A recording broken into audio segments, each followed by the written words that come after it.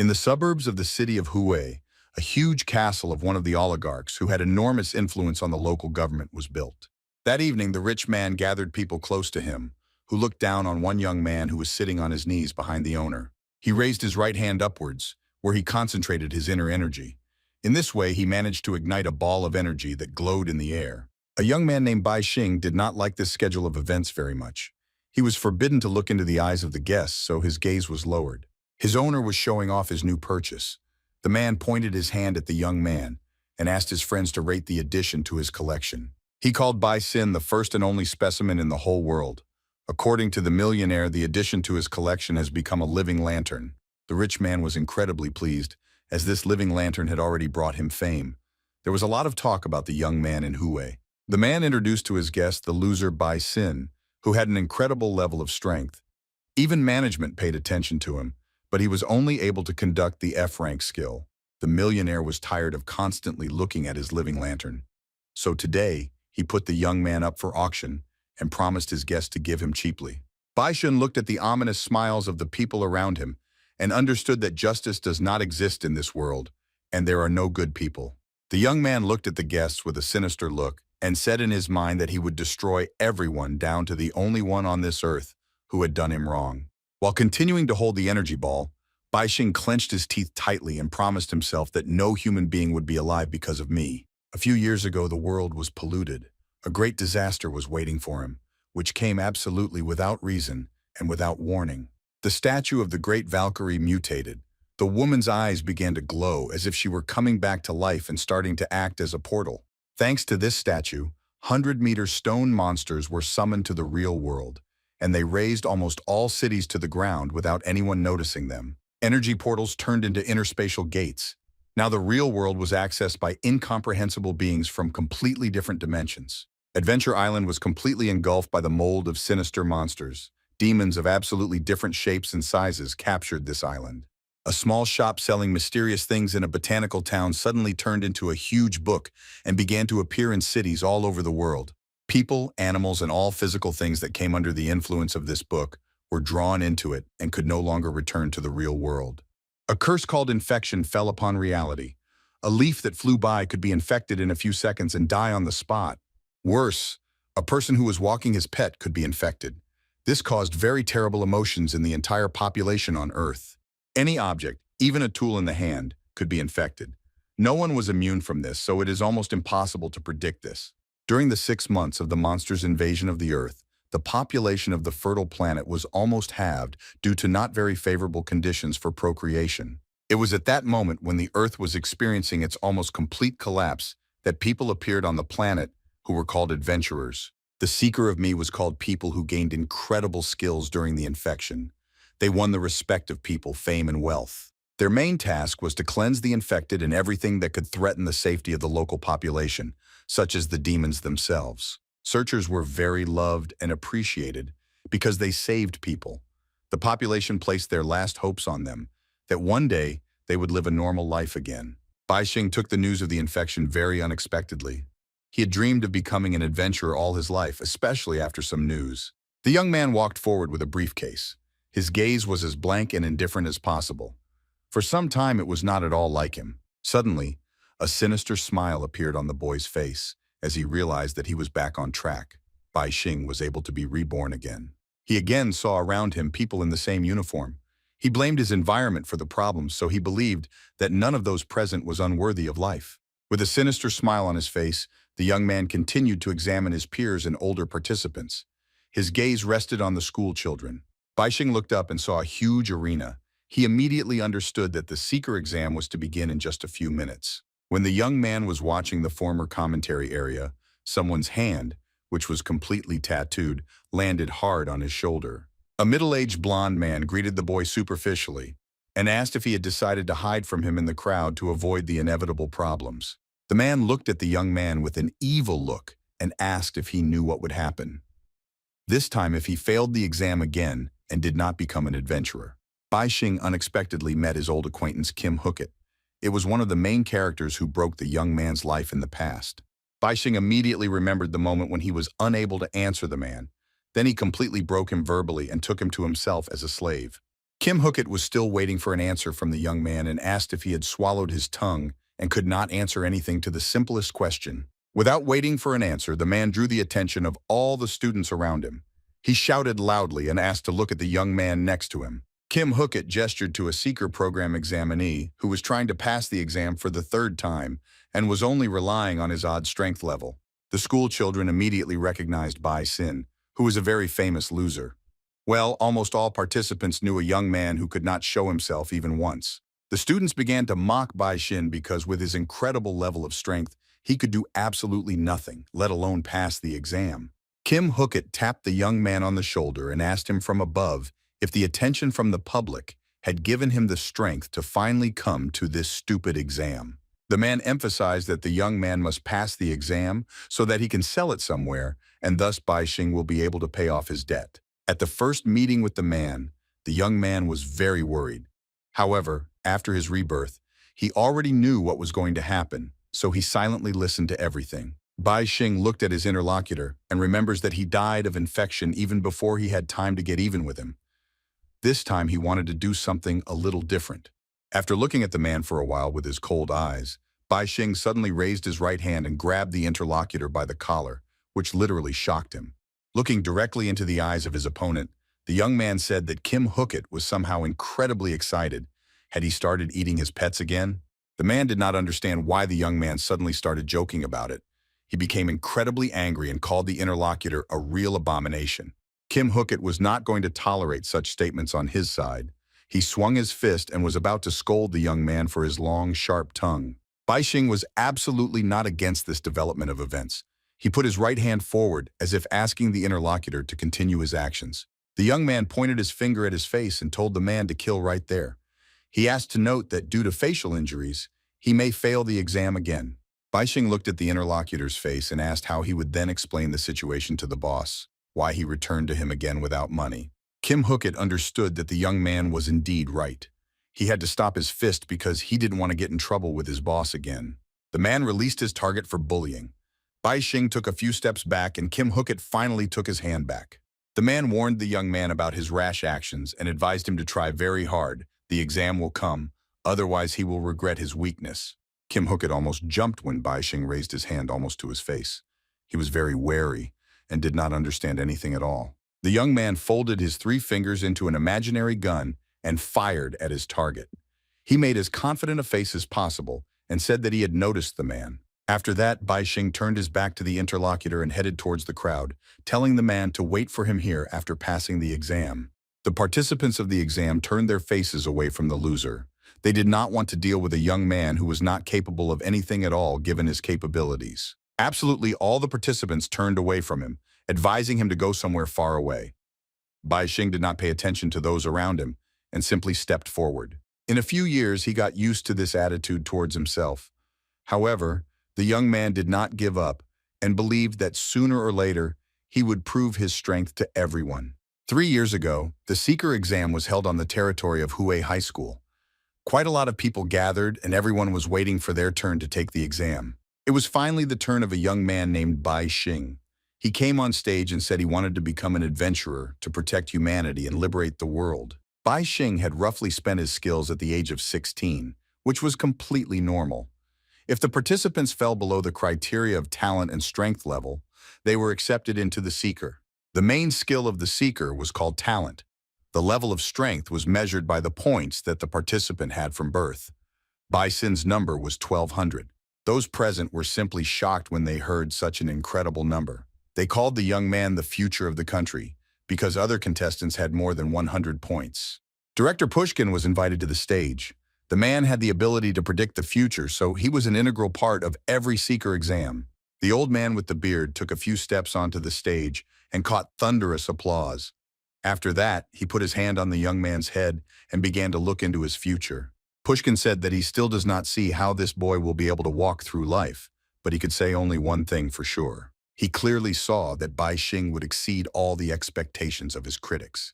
The man saw that the young man would become a star that would shine brighter than all others. The contestants were simply shocked by Pushkin's verdict. He did not say such things even about the main defender of the country, but here he was generous with words for an unknown young man. At that moment, Bai Xing was very happy and decided that this would be the end of his poor life and his family would be able to live a normal life.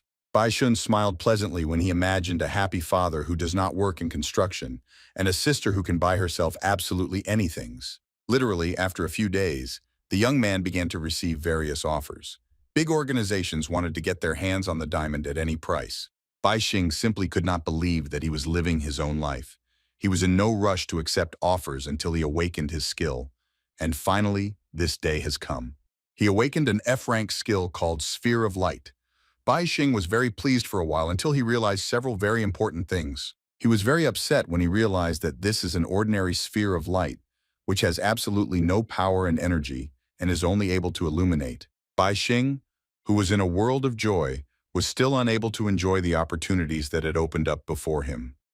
However, there was a completely different age in this situation. It appeared that all roads led the young man only to an abyss with monsters. He paved the only way there when he awakened a worthless F-rank skill. The headlines in the newspapers changed dramatically, and people began to treat the young man not very well. Bai Xing could see their sinister looks and not so good intentions. The young man seemed to be falling into an empty abyss without the possibility of clinging to anyone. He had no support and heard only a continuous stream of criticism coming his way. Bison's mother became very ill when they were saddled with incredible debts. Their small house was sold at auction, which was able to cover some of the amount. The father had to flee the country because he was threatened by Kim Hooket's company. He took his little daughter with him, separating the brother and sister. Bai Xin, despite all the difficulties, continued to insist on his own and came to the exam every year to become a seeker and pay off the family's debts. The young man was looking at his exam card.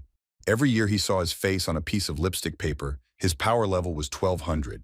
After assessing the situation, Bai Xing concluded that everything was happening exactly the same as in the past, including the familiar girl behind his back. She was dressed in her high school uniform and wore a bow around her neck. When Bai Xing looked in her direction, the girl began to take the sword out of its sheath. The young man looked at his old acquaintance and said in his mind that when humanity will be completely destroyed, only this girl and him will remain. The participants of the exam talked among themselves and stood in groups. Suddenly, a loud screeching sound of microphones was heard throughout the stadium. The contestants immediately turned their attention to the arena and heard one of the examiners turn to them, asking for some of their attention. The woman at the center said that for the exam, the infected were released on the campus, which the participants will need to pass the test. The examiner added that the participants should unite in groups and seal the infected, who will freely walk around the territory of the entire high school. Examiner Xiao Ji stressed that no outside help is allowed, and the trial will be supervised by independent jury members. After that, the woman wished luck to all the participants and announced the beginning of the exam, which was held annually and allowed anyone to become a seeker. After the announcement from the examiner, the participants immediately began to panic and run in different directions. Only Bai Xing stood still and watched the contestants. Many girls immediately rushed to a young man named Chen Zhao. They wanted to be a member of his team as they considered him to be quite a strong unit on the battlefield. One of the squads had asked a young man named Wang Chun to join, as they were just short of a C-rank attack-level team member. The field began to resemble a field for announcements. Everyone tried to find the right participant, and single contestants offered their candidacies. Observer Hu Min looked at the panic of the participants and saw that some had already agreed to form a team earlier, which was quite unfair. Observer Li Jinlin said that it was not prohibited by the rules, so everyone assembles their group as they see fit under the circumstances. Chief Examiner Xiao Tz completely agreed with her colleague. She added that family, friends, money, and power are also components of strength. Xiao Jie was a rather conservative woman who emphasized that the only rule in this exam was to survive and seal the infected. Li Jinlin announced that 95% of the contestants had formed their teams. The woman observed that among them, mainly the abilities of the rank below TS prevail. The observer was not at all surprised by the abilities of the participants, especially since their strength level was mostly below 100. Suddenly, Li Jinlin let out a cry of surprise when she saw a young man with a power level of 1200. She did not understand why such a fighter would even take the exam. Hu Min smiled and pointed his finger at the loser, revealing that not only was he passing the general exam, but he couldn't even find a team. Almost all participants formed their teams, which consisted of about 5 people. The commotion finally calmed down, and the participants felt much more confident. Some contestants still couldn't find a team and approached different teams, begging them to join them, exaggerating their skills as much as possible. The leader of the group denied the blonde his request, since he only had the rank of F. He said that it would be better to have 4 people on the team than such a fool. Bai Xing suddenly approached this loser from behind. He offered to team up together since they were both left without a team. The blonde got very angry and accused the interlocutor of always standing next to him. Bai Xin reminded that the young man only had the rank of F. The interlocutor could not stand such statements on his side and punched his former comrade in the face, repaying him for the insult. Bai Xing flew to the floor after being hit. The blonde turned to the interlocutor and warned him not to come any closer and not to interfere with his search for the team. Bai Xing looked up and looked at the young man with a sinister look. He by no means expected that the blonde would treat him so tactlessly. They used to be friends with the young man because they were from the same village. The blonde even asked his friend to take him with him to the corporation when he became a famous adventurer. However, now, everything was completely different. The friend completely forgot about Bai Sun and only used him to prove his strength to others. Suddenly, the same girl approached the young man from behind. She came down like an angel from heaven and reached for a napkin to wipe the blood from her face. Bai Xin turned his face to the interlocutor and saw a very beautiful girl in front of him. He could not refuse, so of course he took a napkin. Wiping the blood from his nose, the young man began to speak to the girl, advising her to be careful, as she still hadn't awakened her skills. The girl replied that there's no need to worry about her because almost everyone knows that she has absolutely no talent, strength, and any abilities. Bai Xing rose to his feet and said with a smile that no one knows what will happen tomorrow, so there is no need to give up. The interlocutors were forced to quickly stop their dialogue because one of the colleagues came to the girl, who addressed her as Yue Xin. Ma Huzhong was the girl's cousin and had a rank B ability. He asked Yue Xin to read the information about the team he had gathered for the exam. Turning to face the young man, Yue Xin told her new acquaintance that her cousin had hired a group of people so that she could pass this exam. The girl felt very sorry for Bai Xin and asked her cousin if the participant standing behind her could join their team. Ma Huzhong replied that Miss Yue's word was law to him. Yue Xin took a few confident steps forward and thanked her cousin for listening to her. Bai Xing couldn't understand what was going on. He turned to the girl in a quiet and confident voice, asking why she was helping him at all. The young man wanted to get a clear answer to his question, because it was very important to him to know why Yue Xin paid attention to him in the first place. The girl stopped abruptly and turned her head back. She told the interlocutor that maybe she liked him and advised him not to think about this decision for a long time. Bai Xing did not mind at all and immediately approached Ma Huzhong, giving him his exam ticket with a bright smile on his face. Strovan was a little shocked that the young man knew his name. Bai Xing scratched his nose with his index finger and replied that it was the action of one of his skills. He created a sphere between 2 fingers and announced that his orb could illuminate the unknown, and thanks to it, he was able to read the thoughts of the interlocutor. Yue Xin and Ma Huzhong were simply shocked by this turn of events. They were forced to admit that the young man was not such a loser as everyone said about him. Bai Xing finally found his team and could breathe easy. As the clouds drifted slowly across the sky, the teams discussed their plans for the exam. Xiao Jie saw that all possible teams had already been formed, so she asked the teams to start the exam and start searching for the infected in the territory. The teams immediately went in different directions and began to explore the territories. A group of 4 men strode confidently near the central entrance of the high school. The commander of this general was a young man named Chen Zhao who had the rank of C. His ability was lava. His power level reached 37. Another member of the team was a girl named Gray. She had a D rank and the ability to control vines, the power level of which was 12. Liu also belonged to the squad Zhenchu, who looked like a cat. She had a rank of D and a power level 8 stunning stand ability. A girl named Wang Yu Chun acted as a medic in this team. Her abilities were advanced treatment. The girl had a whole level of 28. Chen Zhao stepped forward first and at some point spoke to the charges. The young man said that they should find at least 1 infected here. Gray suddenly interrupted the team commander and, pointing to the right with her finger, reported that she felt some very strange activity in that direction. Liu Zhenchu was very happy to hear this news. She said she wanted to be useful to the team, so she decided to clear the way for the allies. After these words, the girl immediately rose from her seat and jumped forward. She confidently landed on the ground and began to act. As soon as this happened, danger immediately showed its face. Huge plants began to grow from under the ground with incredible speed. Liu Zhenchu decided to wait a bit with her sweep and informed the commander about the danger. Chen Zhao did not expect that his words would come true so quickly. The cat girl was forced to step back as a giant plant grew right in front of her face. All team members were simply shocked. They met on their way a mutated plant called demonic clover. His flower immediately opened like the mouth of a wild beast. Other members of the squad also saw danger behind them. The plants began to throw their roots around very quickly and grow upwards. These were much smaller plants, but the fruits of the same demonic clover. The plant had 4 leaves, between which was the mouth. After a while, Clover's 18 pieces were counted. Gray was forced to admit that there were too many plants, and she wouldn't be able to contain them all. Chen Zhao immediately ordered Liu Zhenchu uses his skill to buy the team some time. The girl immediately obeyed the commander's order. She used her amazing standing coma to hold back the plants. Liu Zhenchu immediately warned the commander that she could restrain the plants for 8 seconds. Chen Zhao replied that this would be quite enough and proceeded to use his skill. He slammed his hands into the ground and used a lava skill. Literally after a second, all the plants began to be covered with lava. Chen Zhao covered the entire space around him with lava to deal with the enemies. The plants began to wither right before the contestants' eyes. The clovers could not stand such a high temperature, so they began to give up their positions. Chen Zhao could exhale after his attack. His team successfully navigated the danger, and the commander asked if everyone was okay. Liu Zhenchu immediately began to examine the dead plants and found the core of the main clover.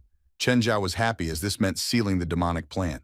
The squad commander accepted the core of the main clover from the hands of his ward and said that he would definitely give this evidence to the examiners and they would pass the exam. Chen Zhao performed his task as the team leader perfectly and obtained the sealed object. Looking at him, the young man said that human beings will exist forever. Meanwhile, another squad of 5 was still searching for their infected creature. They confidently stepped forward, led by their commander. This was the squad that Bai Xing was a member of. The young man calmly followed his allies, completely unconcerned about the result of this exam. Yue Xin suddenly turned to the young man and advised him to be more careful, because they could run into an infected person at any moment. Bai Xing winked at the girl and told her not to worry, as they could feel safe as long as the B-rank captain was by their side. The young man continued to walk forward and looked at the captain of the team. He wondered if Ma Huzhong hadn't noticed anyone with his skills yet. The detachment commander was not very happy with his search. He told the wards to stay close to him and continue searching the area. Bai Xing knew of an infected that could create an area of infection. The young man carefully looked around as he felt something very uneasy. At the entrance to the unknown door there was a spider, which over a long period of time built a house for itself in a corner, weaving a thick web. Noticing this, Ma Huzhong was immediately alert. His facial expression suggested that the big man had noticed something unusual and not very safe. The team commander turned to Bai Xin and asked his ward if he could use his sphere to provide them with light inside the warehouse. Yue Xin asked if they didn't even have lanterns. After hearing the request from the commander, Bai Xing began to shake incredibly with worry. He almost jumped out of his pants from the realization that someone needed his skill.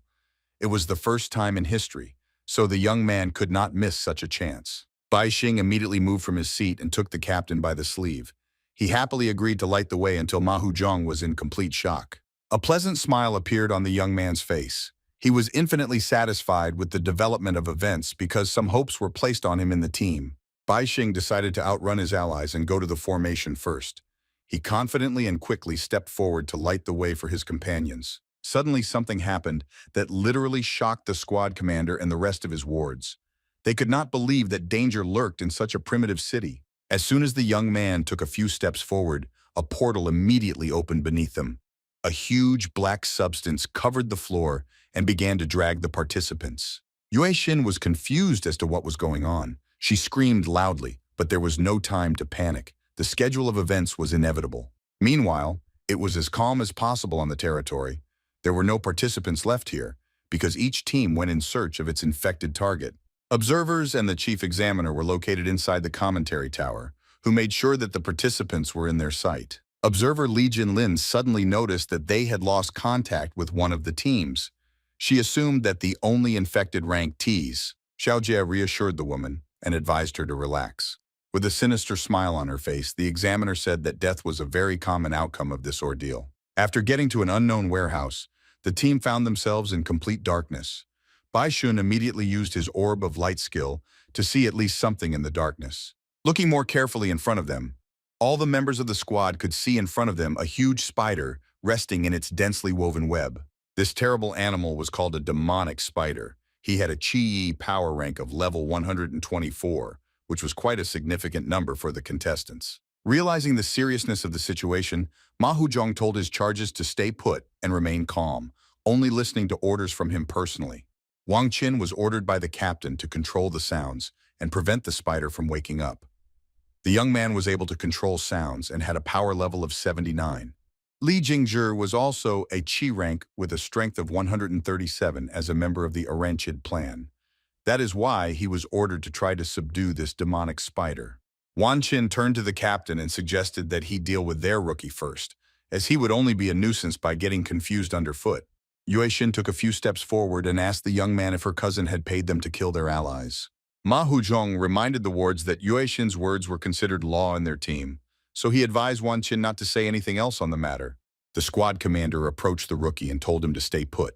Bai Xing was ordered to stand with his orb in hand and light the way. Li Jingzhi suddenly proposed to hang their partner from the ceiling so that a lamp would emerge from him, intending to use his webs to do so. Everyone in the squad started laughing at the newcomer, including the team leader. Only Yue Xin stood aside and watched her teammates. She wasn't going to join in on their banter. The girl, on the contrary, turned to the young man and advised him to be more careful, because something is wrong here. As soon as she said the last word, she felt a touch on her right hand, in which she held the sword. It was quite unexpected for her. Yue Xin asked the interlocutor what he was doing anyway. Bai Xing continued to hold his ball of light and clarified whether it was a magic sword. Having received a positive answer, the young man reminded that they were both not untalented fighters, so he asked for permission to use the sword to protect the girl like a man. Yue Xin was simply stunned when the sword was snatched from her hands. She felt very uncomfortable, but she didn't mind feeling protected. Bai Xin asked the girl not to pay attention to the fact that he is thin and added that despite this, there is a fire burning in him for everything. While the young man continued the dialogue with the interlocutor, he looked at the ground and noticed that the shadow under his feet was very different from the usual one. Bai Xin waved the magic sword he had just taken from his ally and said that there might be someone hiding in the shadows, and someone must check it out. Yue Xin was simply shocked when the sharp blade of the sword landed a few centimeters from her feet. The young man hit the girl's shadow. Ma Huzhong and his wards immediately stopped mocking the young man. They were simply shocked and immediately thought that he wanted to harm their partner. However, Bai Xing had completely different plans on this account. With an ominous expression on his face, the young man turned to the Ji family member and ordered him to show himself immediately. Yue Xin was simply shocked when the young man spoke the following words. She had by no means expected to see Z with her own eyes, Bi Guanya. Bai Xing grabbed his partner's hand and led her back a little. The young man did not panic at all and confidently watched the shadow where he had just stuck the sword. It turned out that the feeling did not let him down at all. It was just from this shadow that a face began to appear, slowly growing from under the ground. Zhibei Guan grew to his full height from the shadows and addressed the young man, praising him for his cleverness. He admitted that he is indeed an incomplete loser. After that, the man looked at his target with a sinister look and invited him to join him to become a member of a very interesting experiment. Zhibei Guan had a black shadow ability with a power of 817. He asked the young man to give him his power, and in return he promised to pay very handsomely. Yue Xin clutched her face with her hand when she saw Cousin Z in front of her. There was no way she could have expected her brother to appear right here. Bai Xing stood confidently in his place and looked at his potential opponent. He had already encountered a man more than once in his past life. The young man remembered how Zhibei Guan used his spider to taunt the squad members and order the animal to bite off body parts to measure strength. After that, he approached Yue Xin. He mocked the poor girl and said that her father would soon lose his position as the head of the family. After running through these moments in his mind, Bai Xing turned to his opponent and warned him that he would now learn what true humiliation was. He held his orb of light in front of him, powering it with energy. Bai Xun shouted that it was time to finally show his true strength. The team members did not like how their partner started to get angry. They understood that he had to be stopped so that he would not do anything. It turned out that the whole team was on Z's side, Biguanya. Ma Huzhong ordered his men to immediately engage in battle to defeat the enemy. Suddenly, there was silence on the battlefield. The allies looked at each other and calmed down, realizing that they had started to panic too early. Realizing this fact, the soldiers almost choked with laughter. They pointed fingers at the loser and laughed that they had allowed themselves to be scared of him. Bai Xing stood still with his lantern in his hands. Ma Huzhong asked the young man if he had decided to trick them with his second awakening. Suddenly, Z intervened in the dialogue Beiguan. He ordered his charges to shut up immediately, as they had much more important matters to attend to. After speaking his last word, the man immediately used his shadow to catch the victim. Yuexin found herself in the nasty hands of her cousin. Zhe Biguan grabbed the girl by the neck so that she could not run away. Smiling sinisterly in her face, the cousin said it was time for the fun to begin. Yuexin was simply shocked by this turn of events. She looked with a frightened look at her only ally and realized that there was no way out. Realizing this fact, the girl shouted loudly, ordering the young man to run away, because she thought that the opponents would not pursue him and focus on her. Bai Xing was pleasantly shocked by the girl's boldness. He did not expect this from her, but he was in no rush to fulfill her last request. Ma Huzhong had already managed to aim at the young man. He gave him a sinister look and asked if he really thought he could escape. Zdrovan clenched his fist with all his strength and announced that he would agree to let the young man out of this cave if he could withstand his strongest blow. After these words, Ma Huzhong used his stone skin skill and began covering his hand with stones. He did it as quickly as possible and without any hesitation. Literally, after a couple of seconds, his hand was completely petrified and resembled a huge hammer. Bai Xing definitely could not withstand a collision with such a fist. While the big man taunted his worthless opponent, the wards advised him to calm down a bit and first subdue the local spider, which is still in hibernation. Being trapped by her cousin, Yuexin knew that there was no way out of the situation unless she could awaken her ability and defeat the young man. Suddenly, her panicked thoughts were interrupted by Bai Xin. With a smile on his face, the young man said that he would give the girl the opportunity to change her fate. Yuexin was confused as to what the young man meant. She opened her teary eyes wide and was waiting for what was going to happen. Bai Xun was not going to just throw words to the wind. Immediately after the last phrase, he launched the orb he was holding in his hands in the direction of his ally. The ball of light very quickly found itself behind Ma's back. Huzhong. Zdrovan did not understand what was happening. He was definitely not the target of this attack. Zhe Biguan also didn't really understand what was going on. He looked at the young man with a sinister look and ordered him not to interrupt the fun. Seeing the bullet almost next to him, the man used his shadows to build a wall that would protect him from his opponent's surprise attack. However, everything turned out to be much worse than the evil cousin expected. His wall of shadows was easily broken through by an unexplained orb of light. Zhe Biguan was simply shocked to see everything with his own eyes.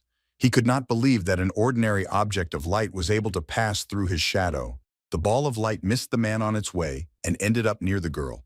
Yuexin looked at the object in surprise and did not understand what was happening. Suddenly, a ball of light penetrated directly into the head of the representative of the Z family. The girl did not expect such a turn of events and did not even have time to think at that moment. As soon as the bullet entered her brain, Yuexin immediately felt a surge of strength within her. Her body glowed bright red. Zhe Beiguan was simply shocked to see the following. He understood that it could be the awakening aura. His cousin was able to wake up. Based on the situation, the man immediately understood that Bai Xing could help others awaken, even losers like Yuexin, with the help of his sphere. Zhe Biguan did not hold back his admiration for the boy and offered him to work for him, paying him a high and stable salary. Bai Xing immediately replied that he was forced to refuse the offer, explaining his decision by the fact that he did not really like working for his uncle. In addition, the young man added that the man will soon become a corpse, so I will not wait for the salary anyway. Zhe Beiguan at that very moment felt all the power on him. He pushed his cousin away because she was literally on fire. The man was simply shocked, realizing that she was awakening the gift of fire. Yuexin was by no means prepared for such a life. Literally in a few seconds, she received rank A and the ability to control temperature. The girl could not believe that she had finally woken up. In addition, she received strength as a gift from the owner, which reached 1200. Meanwhile, Bai Xing crouched on a rock and advised his allies not to stand still, because she needed to deal with her cousin who wanted to cut her. As soon as she heard the young man's voice, the girl immediately moved from her place. She sharply turned her body back to attack her former relative. Zhe Biguan was not happy with this turn of events. He took a few steps back and was scared to death because he didn't really want to burn alive.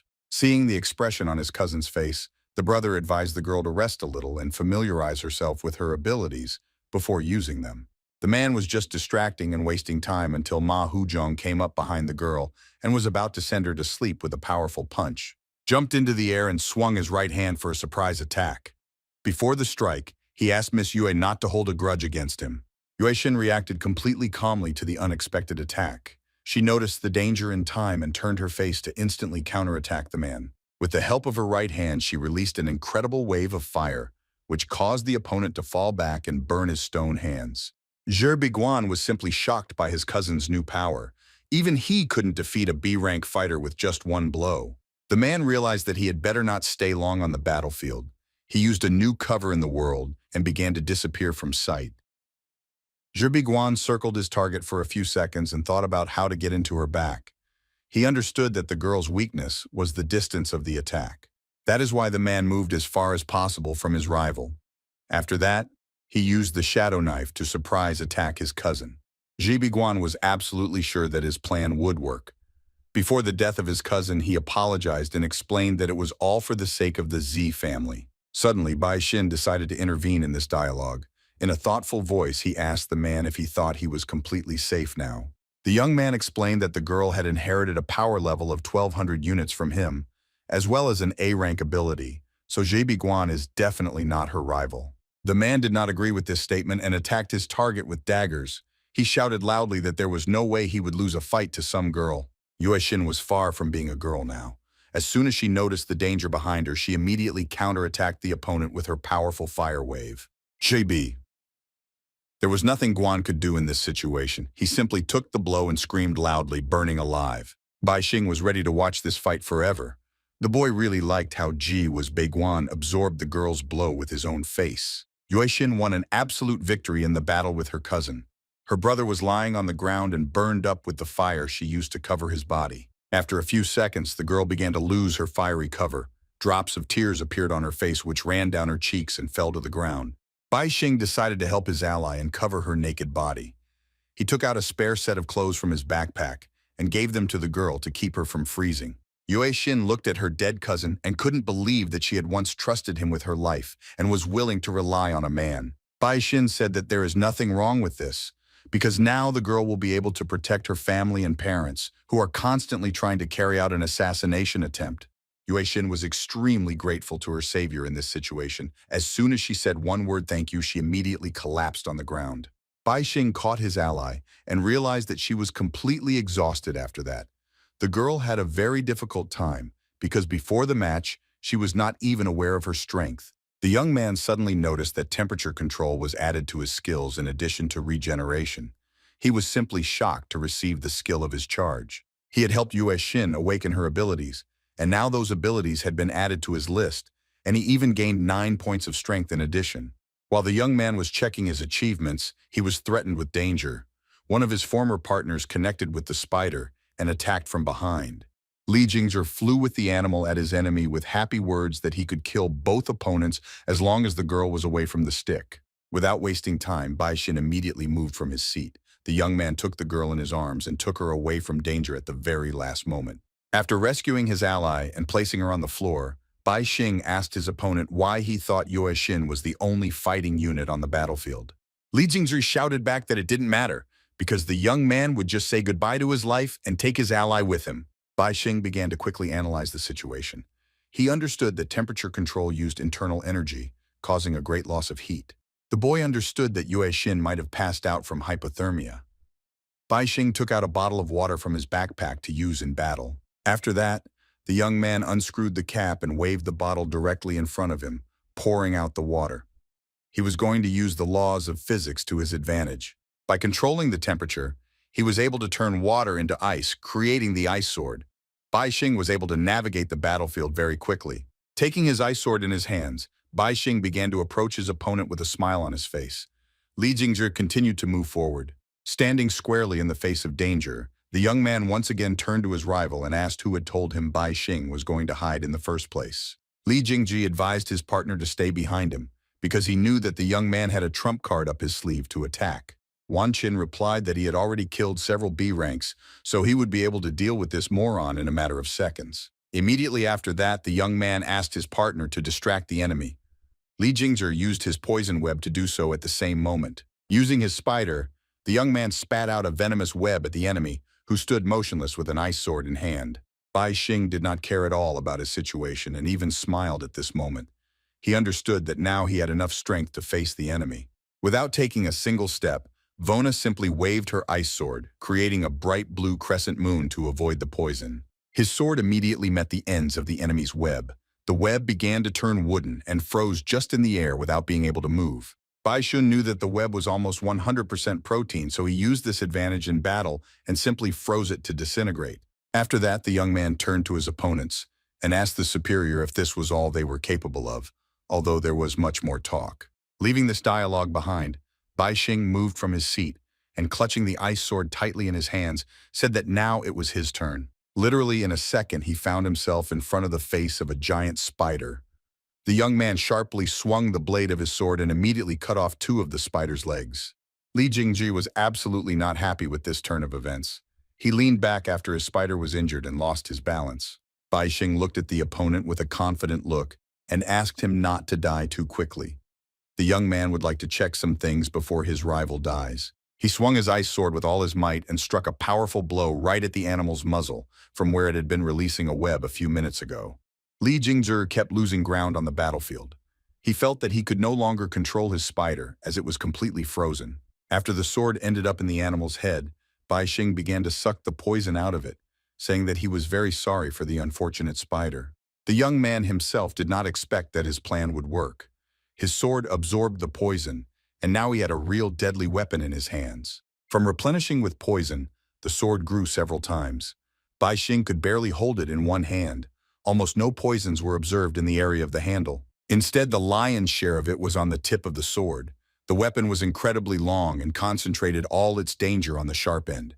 Having carried out his plans, Bai Xing said that he had already experimented enough, so he swung his sword and prepared to send the enemy to the next world. Li Jingzhi was absolutely against such an idea. He dodged the first blow of his opponent and cried out loudly, begging to leave him alive. The young man emphasized that if he died, the control spider would fall, because he was the host of the demon spider, controlling it. Bai Xing stopped suddenly, realizing this fact. He admitted that his opponent was indeed right, and the demon spider should not be left without a master. The young man perfectly understood that Ji Biguan arranged everything to make their deaths look like an accident, so the evidence had to be disposed of. Li Jingzhi only distracted his opponent. Noticing that he thought for a few seconds, the young man immediately decided to act. At the same moment, he disconnected from his spider and loosened his control. Li Jingzhi no longer wanted to continue the battle due to the weakness of the animal. He headed to the rear to his partner, who was preparing to attack. The young man asked his ally how long he would have to prepare for his strike. Wan Qin had almost finished concentrating the incredible amount of sound energy in his hands and announced that there were literally a few seconds left. Bai Xing made a mistake on the battlefield and was left alone with the spider. Now the animal was not controlled by anyone and was completely unpredictable. Also, he was threatened by danger from the young men. Wan Qin finished preparing for his attack and released an incredible sound wave in the direction of his target. A technique called a sound cannon reached the young man's ear. Bai Xing could not do anything about it because it is almost impossible to avoid such a thing. His eardrums had a very unpleasant experience. Blood poured from his ears and the young man fell to his knees screaming loudly from unbearable pain. Wan Qin was very pleased with the result of his attack. He used his technique again and became more and more convinced that all people are in fact the same. After that, Li Jingzhi got up from his seat and headed in the direction of the sword. He planned to finish off the enemy without leaving him any chance of survival. Wan Qin asked his partner to stop and turned his attention to the spider. According to the young man, the animal could do everything without their help. The spider really wasn't going to stay in one place for long. He gasped for air and decided to attack the enemy who had frozen him a second ago. Despite his injury to his eardrums, Bai Xing could still see and move. He noticed the danger in time and made a human shield from his sword. Despite the previous pain, the young man smiled ominously. He said that now he will kill opponents without any hesitation because they do not deserve respect. After creating the ice shield, Bai Xing immediately moved from his place and headed in the opposite direction, leaving the spider alone with its venom. Li Jingzhi ordered his charge to use his technique immediately. Wan Qin began to concentrate the sound wave in his hands to catch up with the opponent. Suddenly, the young man was forced to stop when he saw where their opponent was heading. He couldn't afford to hurt anyone but him. Bai Xing ran towards Captain Ma Huzhong at a very fast pace. Wan Qin deduced that the enemy would threaten them with a hostage. Bai Xing turned to face his opponent and said that he did not need it at all, and on the contrary wanted to help their commander. Using his light sphere, Bai Xing gifted the defeated opponent with 1,200 units of power, certainly not for his own good. The young man planned to repeat the same machinations with Ma's body Hu Zhong, as he did with Yue Xin, from whom he gained additional power points. Zdoravan turned out to be much stronger than the girl and gave the young man 212 points of strength. In addition, Bai Xing received a stone fist at his disposal. Not waiting long, he immediately decided to test his new technique in practice. The young man raised his right hand up and began to form a stone skin on his fist. Bai Xin positioned himself directly in front of the poisonous spider, which calmed down a bit. He swung his fist to warm up the situation above the battlefield a bit. The young man delivered the most powerful blow directly to the animal's head. The spider did not have time to do anything and was crushed by Mu Huzhong's technique. After that, Bai Xing left the stone skin behind and headed for the next target. He was not going to stop at one technique. He very quickly approached his next target, which was much more interesting. Bai Xun created a sphere of light in his right hand and once again gathered to take away the opponent's skill. It was the body of the defeated cousin Yue Xin. Bai Xing sent his sphere at Ji's head at a pace Biguanya to steal the necessary skills from him. The young man liked this schedule of events much more. He now had a black shadow at his disposal, as well as an additional 817 power points. While the enemy was distracted from his business, two allies decided to attack him from behind. Li Jingzhi used the sword and Wan Qin used his sound wave. The partners worked almost perfectly and struck the enemy at the same time. However, he was unsuccessful because the young man used the dark shadow technique. Li Jingzhi was 100% sure that he hit his opponent in the head. Turning his head back, the young man saw a black shadow crawling across the floor. Wan Qin immediately understood that the enemy had copied their cabinet's technique and turned into a shadow. This scared the young man very much because the enemy can copy other people's techniques. He didn't even have time to blink when he was in danger. A black shadow appeared behind the four-eyed man, wishing him good night. Bai Xing absorbed his opponent with absolutely no problem. He now had a sound control skill that was rank C. After that, only one opponent remained on the battlefield. Li Jingzhi began to shake in fear when he heard the voice of his opponent's calm echoing from everywhere. Bai Xing asked his opponent not to worry, because he would die anyway. Before his death, he asked permission from the young man to conduct another important experiment. In case of agreement, the young man promised to send his opponent to the next world very quickly. Li Jingzhi did not like this idea very much and started to run away as soon as he saw the enemy. However, Bai Xing had already set his sights on his enemy. He put his right hand in front of him in the form of a gun and was about to use a combination of abilities. As a basis, he put the skill of a stone fist, which was shrouded in shadow magic. It was the first time Bai Xing had done something like this, but it seemed like every day. After that, he added sound and heat inside to create an incredible projectile. He informed the enemy that this invention would be used against Director Pushkin. Survive anyway. He called his invention the Golden Cannon and directed it in the direction of the enemy. Bai Xing saw Li Jingzhi wanting to avoid death, but warned him that it was impossible. In a couple of seconds, the young man was going to release fire. There was no way for Li Jingzhi to avoid a fatal outcome for himself. The cannon fired an incredible wave of sound and fire, from which it is impossible to dodge. Li Jingzhi was no exception and fell under the incredible power of the combined attack. The young man screamed loudly before meeting his death. At that moment, Bai Xing was in hiding and watching the action of his technique. He was incredibly pleased to see the murderous result with his own eyes. After finishing his business in the infected area, Bai Xing could safely return to the middle school at the same place he had disappeared from. Of course, the young man did not forget to take Yue Xin with him. Bai Xing was pleasantly pleased with how things had turned out. Bai Xun did not leave behind any evidence of the killing and only took the sealed spider as proof that he had successfully completed the exam. The young man was so busy with his own thoughts and affairs that he did not notice that he was not alone in this place and was immediately frightened. Behind him, he saw the examiners, and behind them, several other participants. Bai Xing asked what the observers were doing here anyway. Examiner Xiaozi looked at the contestant with a not very satisfied face and asked the young man where Zi was Beiguan. Bai Xing was simply shocked. Hearing Zhi's name Biguanya, he immediately understood that it was a conspiracy with the examiner. The young man looked at his ally and remembered how in her past life she had died an unjust death because of her cousin. Bai Xing decided to pretend that he did not know anything and asked the examiner if he was the cousin of this girl because their surnames are identical. Xiaozi walked over to the infected area and surveyed the situation. Baixing was now sure that the woman knew about everything and participated in it. While the young man was thinking about the examiner's intentions, another figure in the form of a large man appeared near the infection zone and shouted loudly. He was running at the head of several other persons in black suits. They were rapidly approaching Miss Yuexin's person, as they were worried about her. A healthy man in sunglasses was the chief butler of the Ji family. Ji Renee decided that the young lady needed to be taken to the hospital immediately. One of the servants of the Ji family named Wang Sai immediately picked up the phone and told the man that he would immediately inform the driver. One of Zi's wards, Renee took off her black jacket and decided to cover the girl. Liu Feng was the first to take care of the young lady. Suddenly, Bai Xin decided to intervene in this commotion. In a thoughtful voice, he told the people in black not to worry, because the girl was simply overtired. From these words, Zi Renee was very angry. He stood over the body of an innocent young man and demanded from him to explain how it happened to the girl. Xiao intervened in the conversation. Jing. She pointed her finger at the suspicious young man and ordered him to be arrested as he needed to be questioned. Baixing was simply shocked by this turn of events.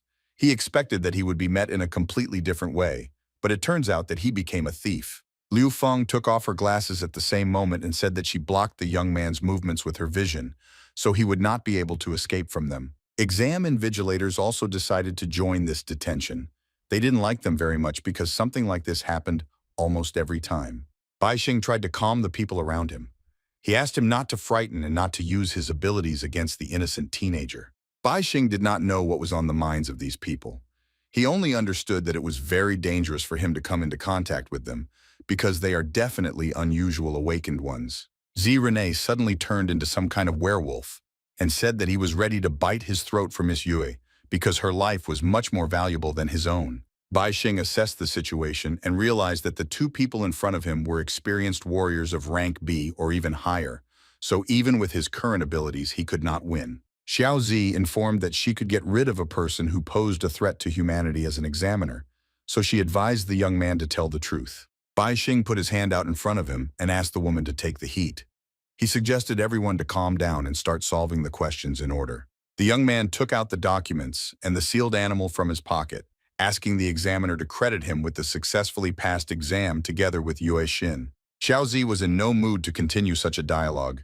She immediately used her magical fingers by simply clicking them.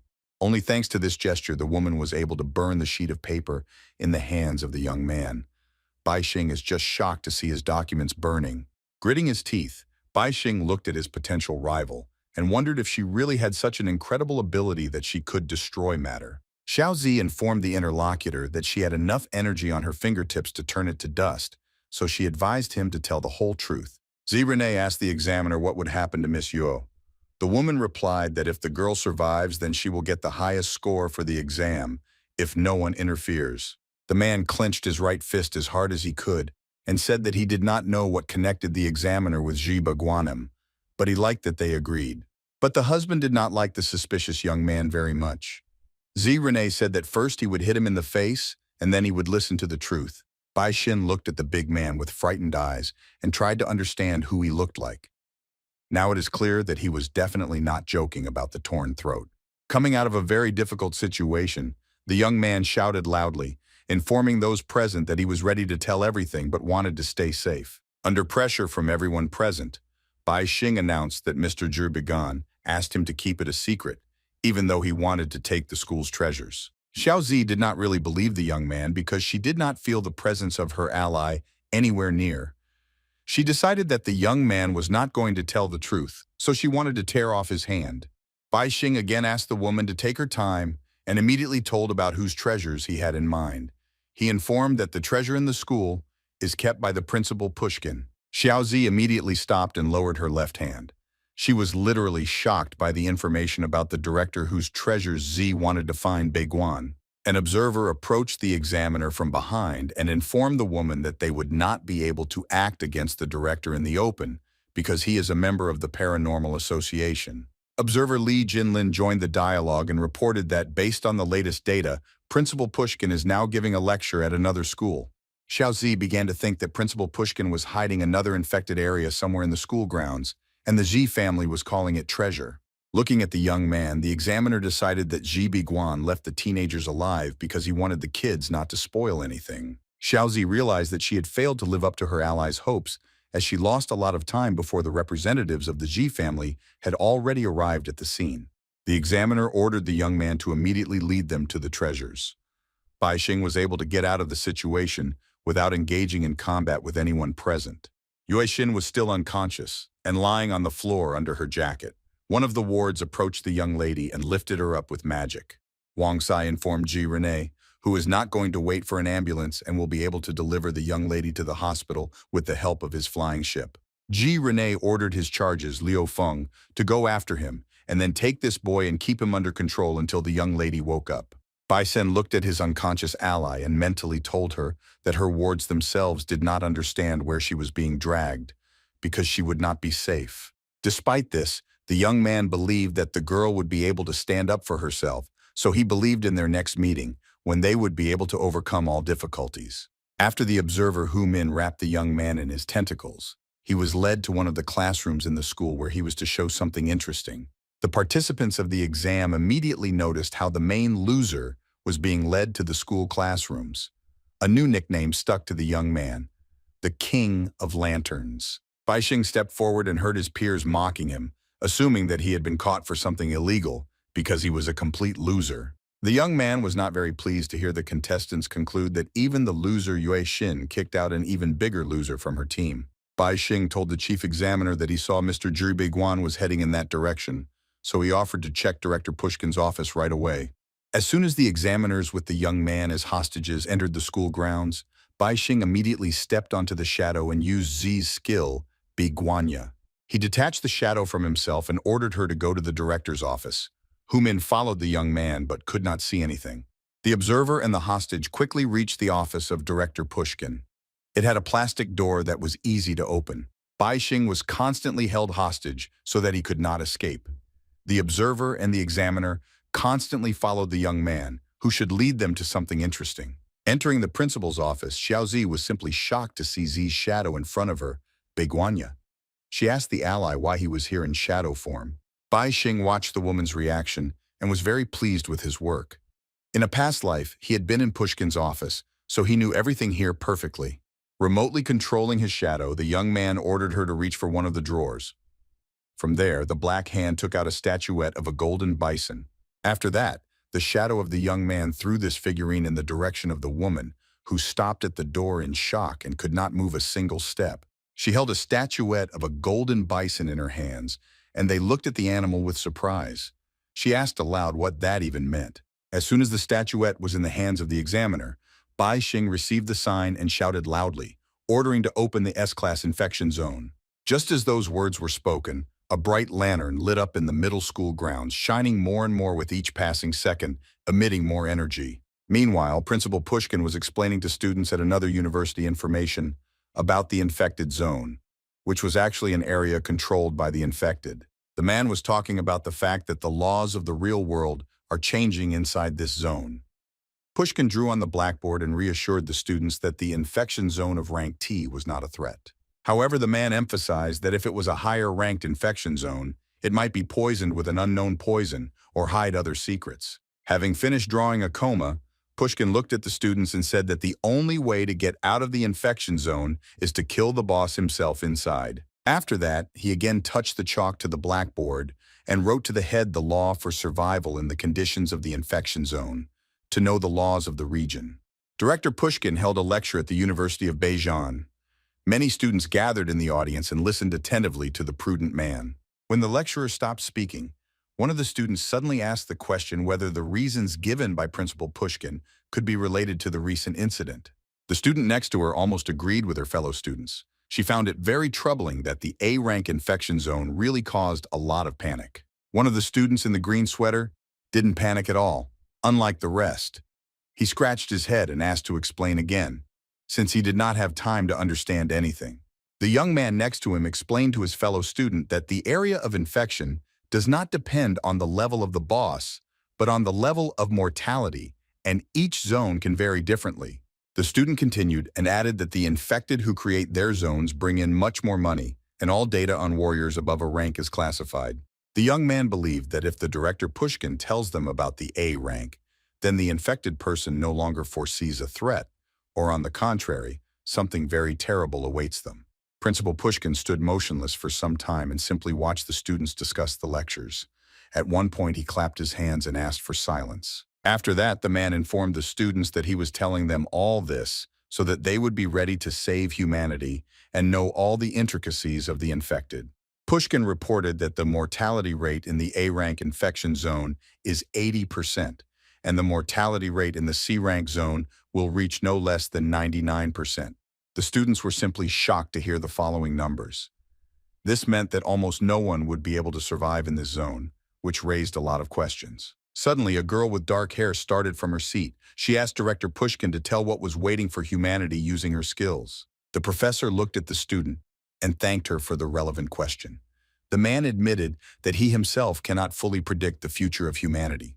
Despite this, he still dared to assume that in 3 months, the fate of humanity would hang in the balance and depend only on themselves. Meanwhile, strange things continued to happen on the grounds of Hue City High School.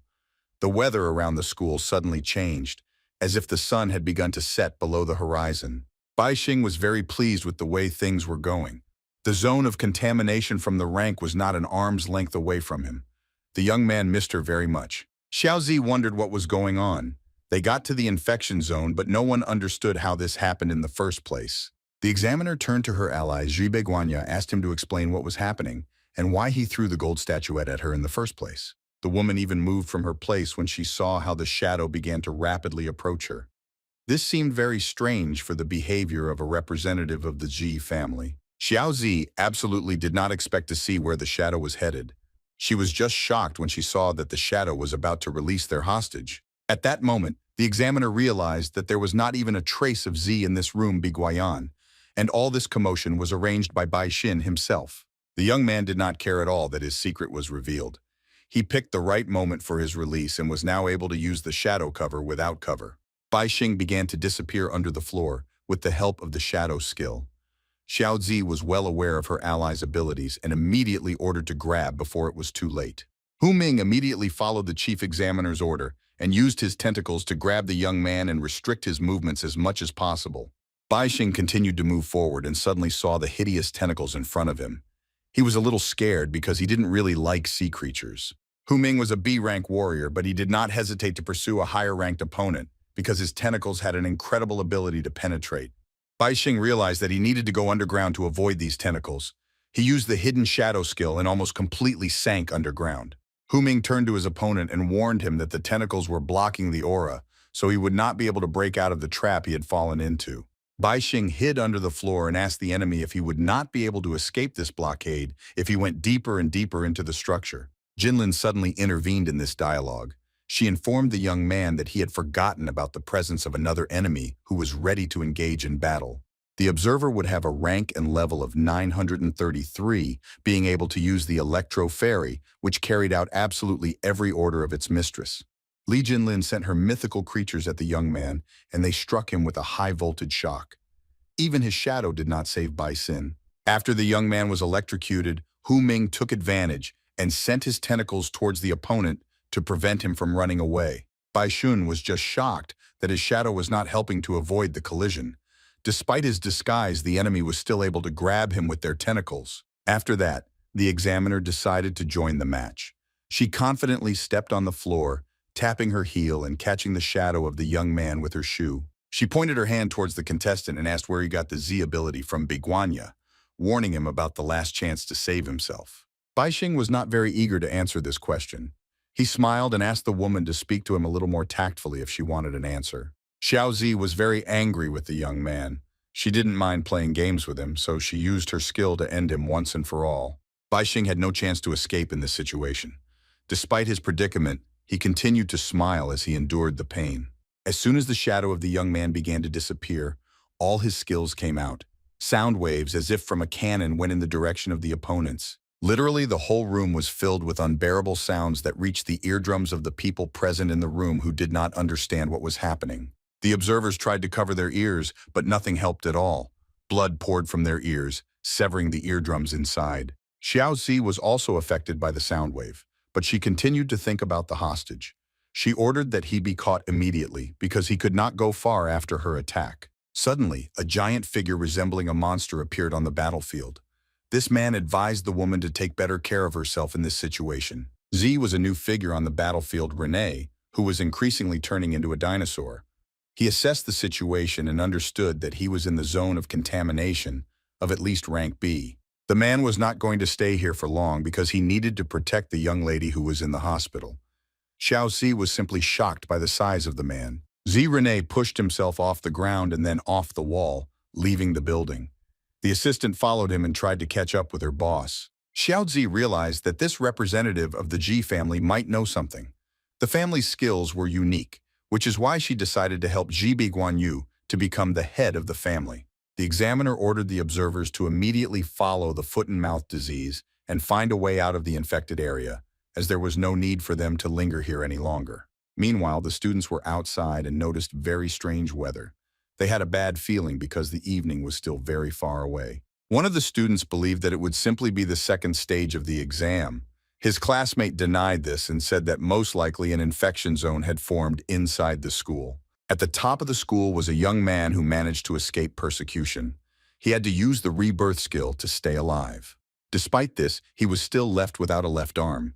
Bai Xing was not going to back down from his goal so easily and promised that he would definitely win. An ominous smile appeared on his face and he warned Director Pushkin that in 3 months he would lose because the young man would reach him first. All students were in absolute shock from what was happening.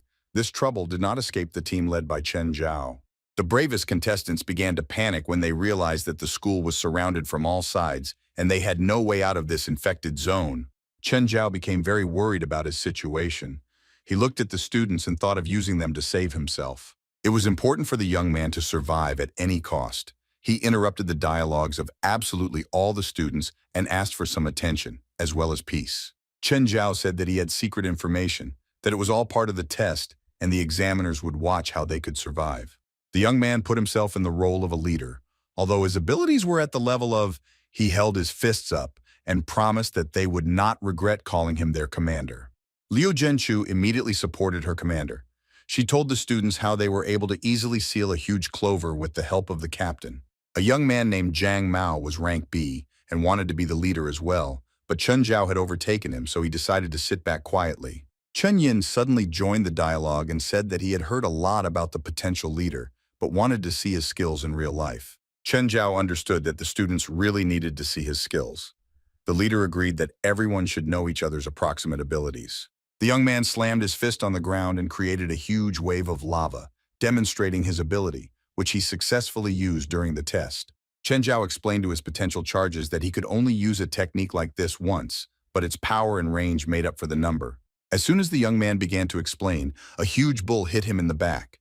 It was very unexpected, especially for a young man who wanted to survive.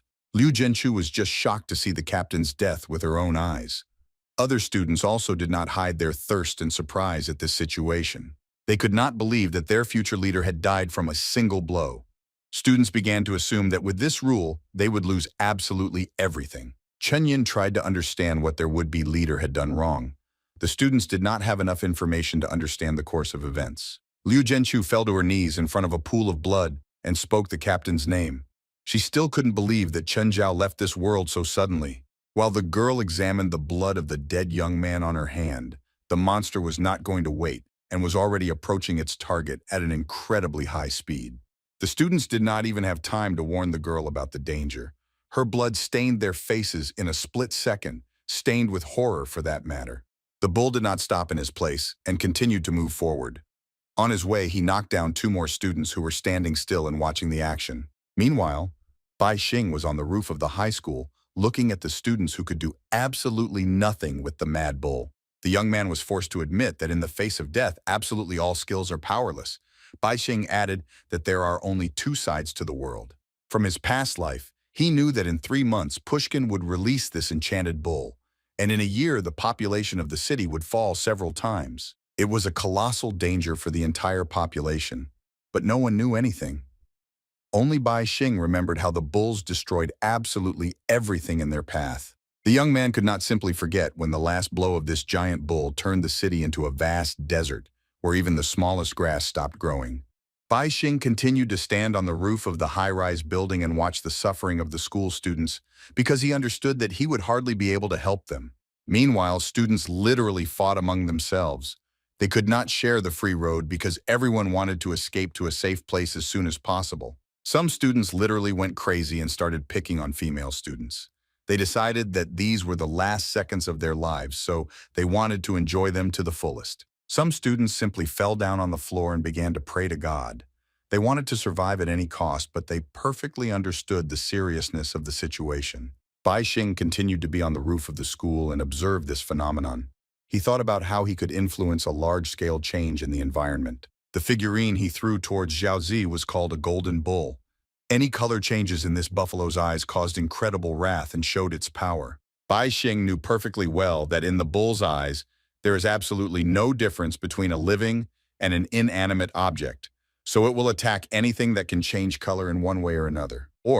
Despite the danger, the young man decided to finally jump off the roof. He thought about a plan how he could deal with an incredibly strong animal. Falling down, Bai Xing suddenly remembered that he could use thermal control. He put his hand out in front of him and organized a fall for himself. With the help of his skill, the young man instantly heated the air under his feet, using the expansion of molecules. He perfectly understood that it was necessary to be as careful as possible. Bai Xing successfully landed on the ground. He understood that for a giant bull, his skill would be as attractive as possible, because the animal reacts to a change in color. Also, the young man perfectly understood that he had to be careful with the change of color, and even the skill of shadow transformation could have fatal consequences. Looking around, Bai Xing noticed that it was already getting dark for me considering the early hour. The sudden change in weather could also affect the mortality of people. Bai Xing continued to ponder the plan, closing his eyes and clutching his hand. He hoped that there would be no clouds today that could interfere with the temperature. After standing still for a while, the young man moved from it and headed down the stairs with the hope of finding his friend Yue Xin and saving her. At the stadium where it all started, there were several squads who did not know what to do. Everyone was a bit puzzled by the fact that it started to get dark much earlier. Ji Renee, dressed as a dinosaur, was approaching a van parked outside the school. Liu Feng followed her boss and could not catch up with him. The woman was visibly tired, trying to keep up with her leader. At the last moment, she asked him to wait because at this rate, she could no longer continue. Liu Feng asked the captain if they were going to capture that boy. It seemed very strange to the women that they headed in a completely different direction. Ji Renee reminded his assistant that they were the direct descendants of the head of the family and had to worry about Yue Xin, so they had to think ahead sometimes. Liu Feng asked if it wasn't him who was going to finish off the young man on the spot. Ji Renee replied that the young man had saved the young lady's life, so for now, he would just be watched. Liu Feng, according to the rules, his glasses and mentally agreed with his boss. She understood that the young master would be able to take care of himself without any help. An ominous smile appeared on Hope's face at the thought that Bai Xing would kill himself and thereby clear the way for Mr. Guan. Ji Renee was at the van in a few seconds and knocked on the back door. He did it as gently as possible and asked how the young lady was doing. Wang opened the back door of the van. Sai informed the bodyguard that Yue Xin is still in a coma. The doctor said to wait a little. Wang Sai looked sideways at the assistant standing behind the leader. He was ready to act at any moment. Liu Feng looked at the man with the same incredulous look. She understood that he could be hiding something because he refused to explain something again. Wang Sai planted a bomb just under the van to deal with his enemies. He calculated everything and considered the bomb to be enough for those present to fly to the sky. The man held an energetic flash of light behind him. He had the ability to control the energy of the light with which he was going to blow up the van. Wang Sai wanted to do it out of his own convictions, because he believed that Ji Beiguan will be able to give him much more power if he kills his cousin. Before blowing up the car, Wang Sai mentally apologized to the young lady for his actions, explaining that he also wanted a better life. As soon as the man was about to clench his right fist, someone present suddenly came up to him and grabbed his hand, stopping the girl's almost inevitable death. Liu Feng was able to stop her alleged ally in time. She told him to wait and explained that some more people appeared on the horizon. The examiner came to the van together with the observers. She said that she needed the boss of this unit because this area is too difficult to work. Xiaojing understood that if Guan was here, then they would be able to directly ask for help even though Yue Xin was still alive. The woman was at a crossroads and did not know what to do. On the one hand, she wanted to finish her goal on the spot, and on the other hand, she could interfere with the plan of one man. Ji Renee sharply replied to the woman that they would not cooperate with them until the young lady was absolutely safe. Xiao Jing immediately decided to propose her candidacy for this. She said she knew a way to save the girl's life and would share it with him if he cooperated. Renee did not expect such a turn of events. Even his animal face showed that the man was very surprised to hear the words about the safe zone. Xiao Jing explained that the power attached to her fingers belonged to a very respectable man, and her true ability was the void backpack. Absolutely everyone present was simply shocked to hear such information. It was a very rare ability that allowed even a living person to be hidden in a backpack. Even Hu Min did not know about the ability of the woman he had been working with for many months. He asked her why she hadn't shared her powers before. Renee assessed the situation twice and decided that if he gave the woman the opportunity to escape calmly, young lady would also be safe. Xiao Jing asked the monster if he wasn't interested in learning more about the infection, and the young lady would always be with them and be safe. Renee answered that knowledge is sometimes superfluous and can even frighten. The man also added that knowledge is not all that is needed for their victory. The man emphasized that there are too many infected now, and the best solution would be to turn them against each other, which would be an effective way out of the situation. Xiao Jing replied that she only had enough space in her backpack for 2 or 3 people, so more than half of those present would encounter the infected. Renee pointed his paw at the van and told the woman that when danger comes, she must first of all save the young lady. Xiao Jing agreed to these conditions and put forward her own. She said that first they need to get all the students together to search for information. Renee reminded that the more people gather in one place, the greater the probability of compliance with the rules of infection, so it is necessary to look for other methods. The man decided that they needed information from the dead. He turned to his ward and asked him to use his vision to conduct a detailed analysis. Liu Feng immediately took off her glasses and used her vision, which allowed her to mark people and follow them at a certain distance, calculating the tracks. Xiao Jing did not really want to cooperate with this monster, because she considered him a fool who could easily put his life on the responsibility of other people.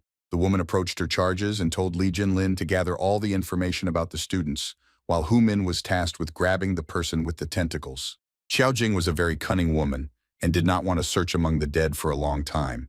She was going to use live bait to speed up the process. Li Jinlin took her tablet and immediately called out the name of the first A-level candidate named Yin Xiao Xiao, who was not far from them. Bai Xing was behind the wall and used his colored hearing to eavesdrop on the dialogue. He considered it ruthless to grab students to test the rules of the contamination zone on them. The young man now did not care about the lives of other students. He focused on saving Yue Xin, but it turned out to be much more difficult. Suddenly, Bai Xing saw a suspicious shadow behind him and immediately turned his face back to face the danger in battle. It turned out that it was an ordinary student. She immediately jumped back and asked the young man not to kill him because she would be useful to him. Without giving up, Bai Xin asked the interlocutor what she could offer him, emphasizing that she had only one attempt. The girl introduced herself as Yin Xiao Xiao, which I caught after 17 seconds, and offered to use her as a bait to learn the opponent's abilities. Bai Xing was just shocked to hear this information. He could not understand how the girl learned this information and asked how she had the power. He grabbed the stranger by the throat and demanded to explain what was happening. Yin Xiao Xiao took her time to explain and said that there was 1 second left. Ming's tentacles surrounded the students and targeted the girl who was actually already trapped. Bai Xing quickly got his bearings and understood what he needed to do. He decided to explain to his opponents that ignoring him would not lead to anything good. The young man decided that the examiner had left him no other choice. At the moment when the tentacles almost enveloped the girl, the sign decided to transfer its power to her. Literally in a second, the tentacles lost their power as the girl's internal energy increased manifold and she was now not so defenseless. Yin Xiao Xiao gained plus 500 energy level when Bai Xing rewarded her with power. Now the girl had the ability of psychological searches and a power level of 796. Hu Min also received additional power points to his arsenal and did not understand what had happened. His body suddenly began to feel much better. As soon as Bai Xing connected with his opponent with the help of his tentacles, he smiled sinisterly and said that it was time to redo. Hu Min suddenly felt his energy level reach 0. Absolutely all his strength was drained from him by some unknown energy wave. Bai Xing released the poor girl after this technique and left her energy level at 296.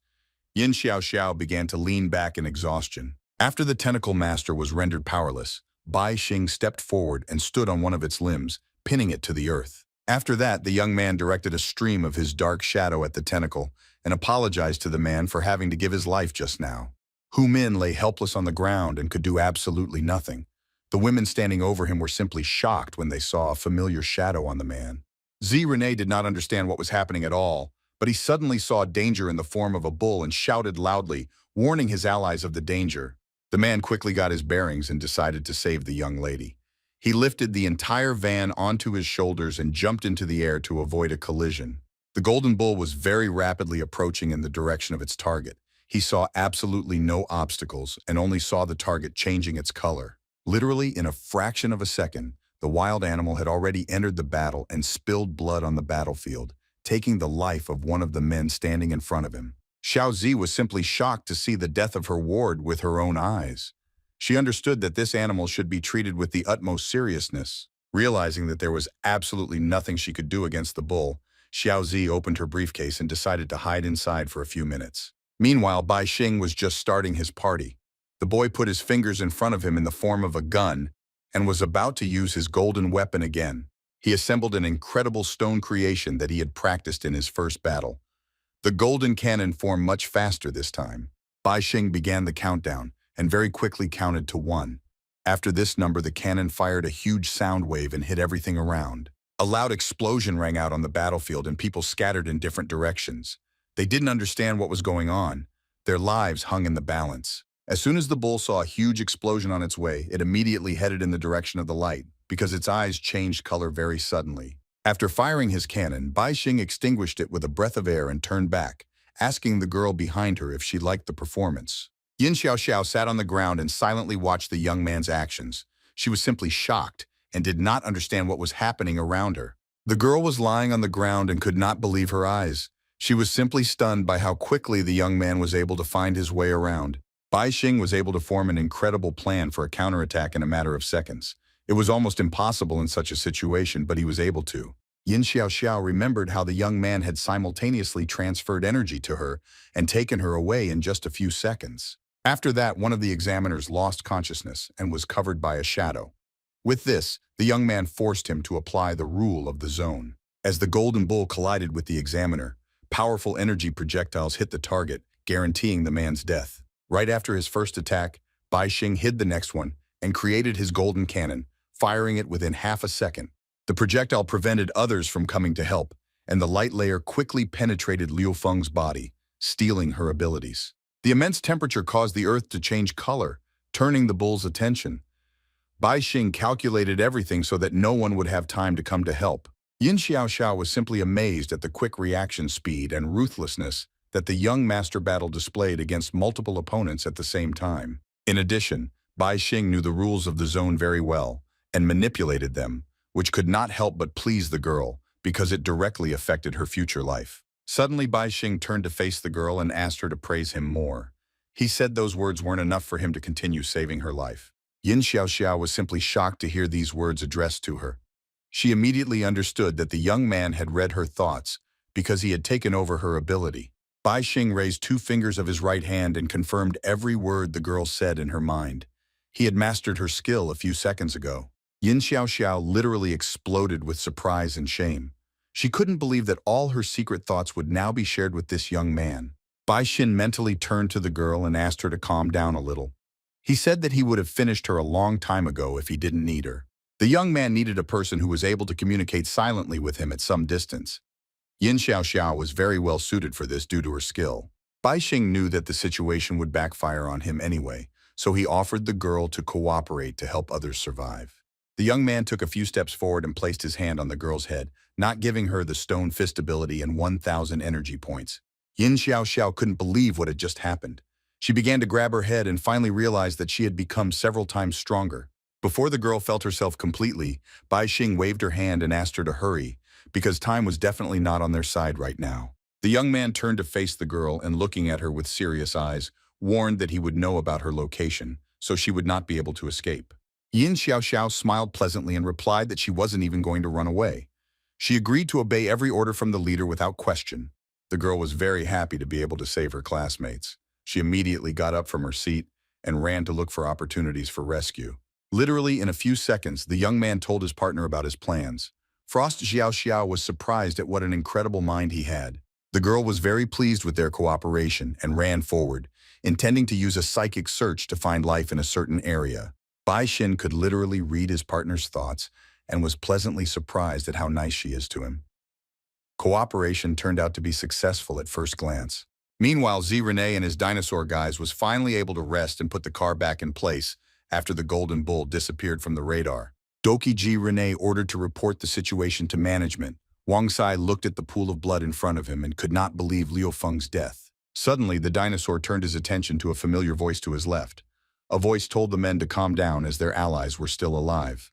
Bai Xing slowly approached the men and announced that one of the examiners was in the void backpack, referring to Xiao Jing. Z Rene immediately turned to face the young man and ordered his charge to follow him to the van to take care of the young lady inside. The dinosaur wanted to get even with the young man. Bai Xin slowly crouched down and placed his hand on the earth, warning his opponent not to act rashly. The young man added that he can, in a few seconds, cause normal attacks, which will be much more powerful than those that could be observed a few minutes ago. Warming up the temperature of the ground beneath him, Bai Xing decided to use voice control and explain Zi's situation to Rene, who was on his side. The man listened intently to the voice in his head, informing him of Zi's intentions. Beiguanya, who wanted to kill his sister, and her father, taking the throne of the head of the family. Z Rene did not even listen to the information about the bomb under the car and rushed to attack the young man. He wanted to deal with the suspicious guy first and then investigate the rest. Bai Xing certainly didn't really want to engage in a duel, but he had no choice. In addition, there was a very good opportunity to test your new skills. Absorbing Hu Ming's body, the young man took his C-suction skill. In 1 second, he released several tentacles from his severed arm. Meanwhile, Z Rene continued to charge at his opponent and delivered a powerful blow with a giant paw, swinging from behind the head. Bai Xing took advantage of his opponent's weakness and caught him in a mistake. He took a small step to the right so he could use his tentacles. A huge hand of a dinosaur was trapped. Z Rene was by no means expecting such a turn of events, and was simply shocked when he was unable to move. Despite this, the dinosaur continued to press, which the young man felt on himself. Bai Xun knew very well that he would not be able to withstand this monster in close combat. Z Rene, not easing his pressure, turned to his opponent and asked if this was all he managed after his bold words. Bai Xun understood his hopeless situation, as he could not use other skills as they were against the rules of the zone and would put him in a more difficult situation. The young man got his bearings very quickly and glanced at the man who was near the van. He had a very good plan in mind. Bai Xing convinced Wang Sai that he was on his side. He said that Ji Beiguan asked him to get as close as possible to Yue Xin. Z Rene realized at that moment that the young lady was in danger. He immediately turned to face the man and thought he needed to be stopped. Wang Sai was just shocked to realize that Bai Xing was on their side. He immediately agreed to carry out the order he received from the boss. The man used his light energy. A satisfied smile appeared on his face at the realization that Ji Beiguan still did not abandon him. Z Rene was not going to stay in one place for long. Noticing that the young lady was in danger, the dinosaur immediately headed in the direction of the man. He grabbed his supposed ally by the body, lifting him up. Wang Sai had not expected such a speed and was absolutely unable to do anything in this situation. The dinosaur squeezed its victim with all its might, leaving several holes in its body. Wang Sai spat out blood from the damage to his internal organs, would park the car at any cost, even if he had to say goodbye to life. At the moment when Wang Sai was trapped by the dinosaur, Bai Xing took advantage of the situation and fired his ball of light at his ally's head. He took away the man's abilities and left him without energy. The dinosaur threw away its victim, realizing that the man was no longer capable of anything. As soon as his body flew into the air, the golden bull immediately reacted to him. He noticed the change in temperature and immediately aimed straight at the man. Z Rene looked down at his hand and turned to the young man, realizing the fact that he had forced him to kill the man, leaving him no choice in the situation. Bai Xing used a voice transmission and told the dinosaur that he didn't care if he died or not, even if he saved the young lady's life. The young man stood behind his opponent and invited him to play, but before that he asked him to listen carefully to every word he said. Bai Xing released more tentacles from his left hand and said that there was no safe place at all now, unless it was a pocket briefcase. Picking up the body of the victim on the ground, the young man informed his opponent that Guan was already dead, so he should not repeat his case and get on a slippery path. Bai Xing warned the opponent that they should treat flowers and plants with care and generally protect the environment from danger. The young man lifted Li Jinlin's body, enveloping her with his tentacles. The woman was simply shocked when she realized that her ability had suddenly activated. Bai Xing continued to squeeze his victim with the help of tentacles, draining all his strength from him and giving him no chance to save himself. A sinister smile appeared on the young man's face, and he replied to the woman that now it was not her ability, but his. Bai Xing obtained a rank B electric current skill. While Bai Xing replenished his skills, the other examinees tried to deal with the conditions of the contamination zone by any means. A young man named Qian Tian took out a banknote from his pocket and told someone that he would use this infected banknote to get the protective film. He placed the bill on his forehead and shouted that he was now protected by a monetary protection that even the most vicious bulls could not break. A bright green aura began to form around the young man. The other contestants stood behind him and silently watched what would happen next. Qian Tian was incredibly pleased with his bill's reaction. He realized that his plan had worked and now he could leave the infected area. As soon as the young man spoke his last words, misfortune overtook him. The golden bull reacted to the change in light and pierced the victim with its horns. The students even jumped back a few meters when they saw the blood of their friend. They did not expect that death would be so merciless to him. Chen Yin couldn't believe that his comrade had died so easily. He used a very expensive artifact to get out of here, but still said goodbye to life. Zhengmu remembered how Chen Zhao used the bench, and Peng Chen turned the land into a lake and realized that the rules forbade changing the environment. The young man remembered that Chen Zhao splashed his blood on the two students behind, and the golden bull killed them as well, so it was impossible to change the color. Wang Tao used his mobile phone to call for help, but he was killed just as the screen on his gadgets lit up. Sloth Go Hao decided to use her ability and turn into a bird to fly away from the infected area, but was killed. Wang Lei wanted to do something similar and use the invisibility technique, but it did not help him. The bull came up behind the young man and pierced him through. Zhang Mu understood roughly what was going on, but there were too many rules to understand them all. This alarmed the young man very much. Chen Yin was also of the same opinion. He was ready to give up, because even a person who turned into a bird could not fly away from here. Zhang Mao was literally going crazy with these rules. He couldn't understand if the right was getting bigger or if they just didn't understand the point. Suddenly, someone's hand landed on the young man's face. One of the students decided to end Zhang's panic, Mao covering his mouth. Chen Yin told everyone present to just keep quiet if they wanted to survive. The young man added that there is absolutely no need to cause any changes and use abilities. Chen Yin voiced the worst guess Zhang had in his mind, Mao. Both young men agreed that there could be more and more rules. Zhang Mao broke free at one point and shouted loudly that they wouldn't survive anyway, as the no-breathing rule would come up at some point. Chen Yin asked his friend not to joke like that. His face looked very scared, but he tried his best not to panic. Zhang Mao, on the other hand, succumbed to his emotions and fell to his knees with a loud cry. He admitted that they could not defeat this bull and would die on the spot. Students began to succumb to their vis-a-vis emotions and calculate rules from which it is impossible to escape. They thought that this was their end. Chen Yin suddenly walked up to the panicking young man and slapped him on the shoulder. He ordered to gather forces and named the only specific rule that must be followed: the prohibition of color change. Suddenly, both young men were a little scared when they noticed a stranger behind them. They immediately glanced to the right to check. It was Yin Xiaoxiao, who came to the largest crowd of students. She introduced herself as the strongest A-rank mind reader among the current students. The girl made several confident years ahead and said that only she can save the lives of students, so you need to listen to her carefully. Yin Xiaoxiao revealed that she can read other people's minds and also has a well-developed sixth sense, giving her an edge over others. The girl added that she was able to feel the murderous intentions in the panic, and using large-scale searches, was able to find something very interesting. Chen Yin visibly sweated after these words and asked the girl to tell everything. Yin Xiaoxiao got up and asked to behave more quietly. After glancing at the interlocutors, the girl spoke about Bai Xin as a person who is able to look into the past and the future and wants to destroy humanity. Zhang Mo was just shocked to hear such skills.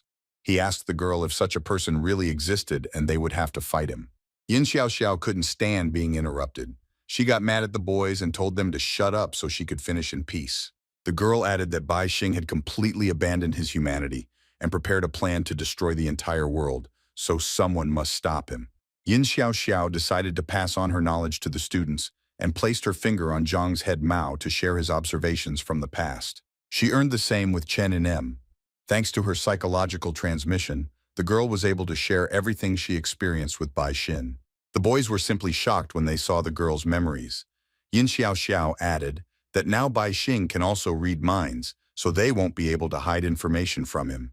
Despite this, the girl was not upset, as she believed that strength does not completely depend on the level of energy and the number of abilities. Yin Xiaoxiao emphasized that by focusing her powers in her head, she could create a vicious circle to deceive their common enemy. The girl knew that Zhang Mu can use energy channels to launch Chun's energy bombs. Yin can hold the breath for a few seconds to increase the amount of oxygen in the body. According to the girl, these abilities will be very useful. Despite the promising plan, the young men did not agree because their enemy could read minds. Yin Xiaoxiao explained that she would take care of the order of thoughts in their heads, and they would be able to use the abilities as they gradually learned about them. The girl also learned that air is compressed from Cheninome into two spheres, pumping oxygen from one and not giving the opportunity to penetrate further. Yin Xiaoxiao concluded by saying that she had chosen people who were very useful to her, so she invited them to continue their journey and save all mankind. Despite some doubts, the young men were forced to agree because they did not want the students to continue to be used as a flower field where evil is cultivated. The allies clenched their fists and raised them up, agitating for everyone to fight Bai Xin. To begin with, they needed a perfect plan, as well as a perfect execution. Yin Xiaoxiao was able to escape Bai Xing's influence with her skills. She simulated in her imagination the psychological deviations that made the young man believe the girl. Yin Xiaoxiao created a closed circle in her mind where all attention was focused only on the young man.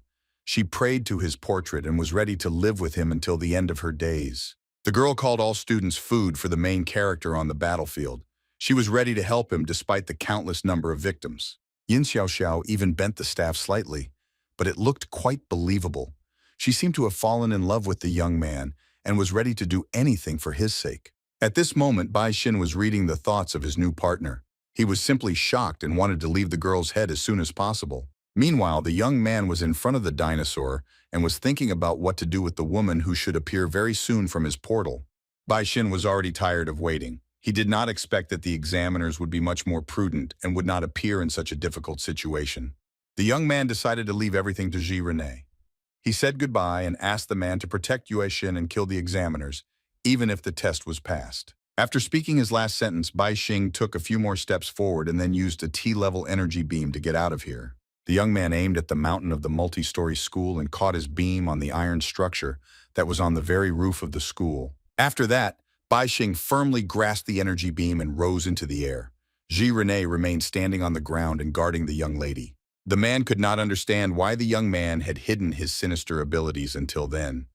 In his opinion, he could easily deal with everything on his own. Ji Rene suddenly assumed that the young man might just be testing him, so he decided to show him how strong the representatives of the Z family could be. At the moment, the man knew that the examiners were with Ji Bei Guanam, who had already died, and was seriously determined to seize the throne of the head of the family. Yue Xin was still unconscious and under the care of a doctor.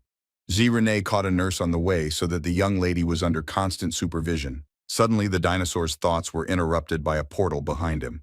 Ji Rene cast his gaze back and noticed something strange happening. Xiao Zi finally decided to show up in the real world again. She came out of her briefcase safe and sound, overcoming the danger in the field. She was not wearing any outerwear, and the woman joked that she wanted to go to the beach after passing the exam, but forgot to bring a change of clothes.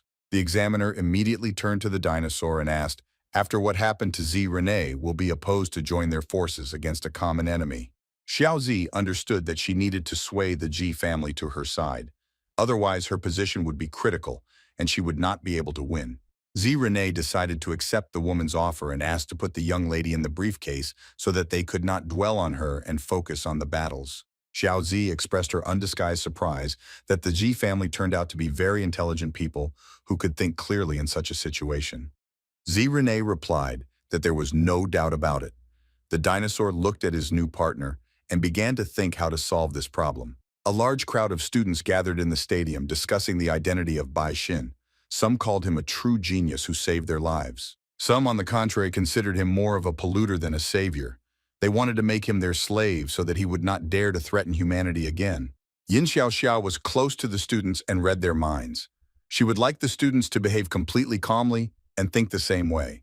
The two main figures whispered to each other that as soon as Bai Xing appeared here, they would immediately declare the contaminated bodies in his body, and they would all attack him. Xiao Xiao was pleased with the students' opinions. She admitted that her allies were indeed quite capable considering their hidden abilities.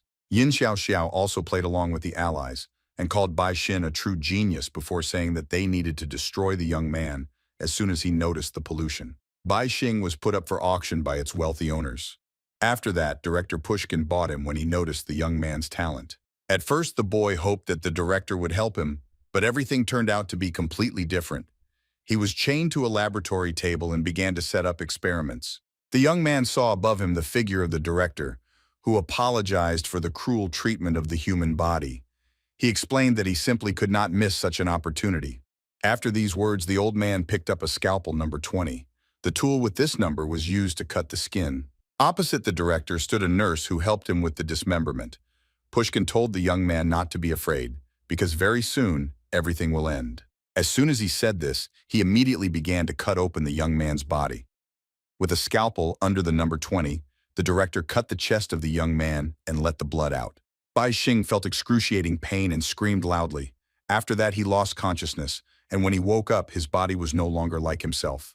Director Pushkin, with his scalpel under different numbers to dismember the body, the director needed the young man's skills. Bai Xing opened his eyes and saw in front of him a man handing over an internal organ to his assistant and saying that all organs should be kept separately. The woman took the internal organ in her hands and threw it into a tank of clear green liquid. It turned out to be the heart, from the loss of which an ordinary person dies. However, Bai Xing was still alive. His internal organs were completely removed from his body, and Pushkin forced him to watch the dismemberment. After there was nothing left in the young man's stomach, the director approached his right hand and said that it was time to proceed to the most important organ. After the man, a nurse approached the patient and grabbed his hand. She promised to hold tighter so that they would need God's hand in the future. Pushkin left the laboratory for a few minutes and asked the ward to take care of sealing all parts of the body so that the abilities would not pass to others after death. As soon as the director left the room, Bai Xing immediately turned to his assistant with a sad expression on his face. The young man asked to kill him immediately. The woman smiled and said that of course it could be done, but she wouldn't do it because she needed to finish the experiment. The nurse put the young man's hand to her cheek and said that he had no idea how incredible his abilities were, because he could give strength to anyone. Bai Xing was simply shocked when he heard the information that the director had predicted the development of his abilities, so he decided to find another assignment. Leaning over the young man, the woman added that the director was the smartest person on the planet, but he had not yet managed to learn everything about the technique of the sphere of light. Bai Xing now realized that he was afraid of nothing at all. He thought the director would sell him if he didn't obey, but from the beginning the man wanted to dismember him. The woman smiled sinisterly in the patient's face and asked him to transfer the ability, and in return promised to give him eternal peace in heaven. Bai Xing looked back with pitying eyes and said that he was ready to give absolutely everything, if only to die peacefully and never see this world again. Having spoken the last word, the young man raised his right hand up and began to form a ball. The woman watched this technique with admiration. As the swara began to enter her body, the nurse felt an incredible surge of strength and continued to enjoy herself imagining her new powers. Bai Xing felt something very strange, as if he had activated an ability. He continued to look up with a frightened look as the woman reveled in her new strength. After that, the young man lowered his empty eyes towards his chest and looked at the huge hole in his body, which was impossible not to notice. After that, Bai Xing opened his eyes wide and wondered why everything was happening the way it was. Couldn't he be treated differently? The young man gritted his teeth and raised his head a little, continuing to wonder why everyone treated him like a pig that they wanted to dismember. Bai Xing suddenly changed his mind and extended his right hand towards the woman, ordering his sphere to turn back. The nurse did not understand what was happening. She suddenly felt that absolutely all her strength had left her. The orb left the woman's body, leaving behind only weakness throughout her body. Bai Xing held the orb in his right hand again and suddenly heard someone approaching him. He immediately cast his frightened gaze in the direction of the door. Director Pushkin, hearing something strange inside the laboratory, immediately rushed there. He suddenly opened the door and looked to see what was happening here. Bai Xing, seeing the headmaster in front of him, immediately cried out, asking him if he had been able to foresee the death he was about to see with his own eyes. The young man had his death in mind and immediately reached for one of the scalpels to end his life and be able to be reborn in a healthy body. Stepping through the excruciating pain, Bai Xing delivered a sharp and well-aimed blow to his eye, taking the last internal organs left in his body. Yin Xiaoxiao looked up at the top floor of the high school and wondered why the young man had climbed there. Everything did not go according to plan. Using telepathic speech, Bai Xing asked the girl if she had any hidden secrets, because there shouldn't be any between allies. Yin Xiaoxiao changed the subject of the dialogue and asked the young man what he was doing on the top floor anyway. She advised him to go down because all the students are worried about him. Bai Xing smiled and said that I wanted to stay on the roof for now. After that, the young man invited the girl to tell him her thoughts about what was happening.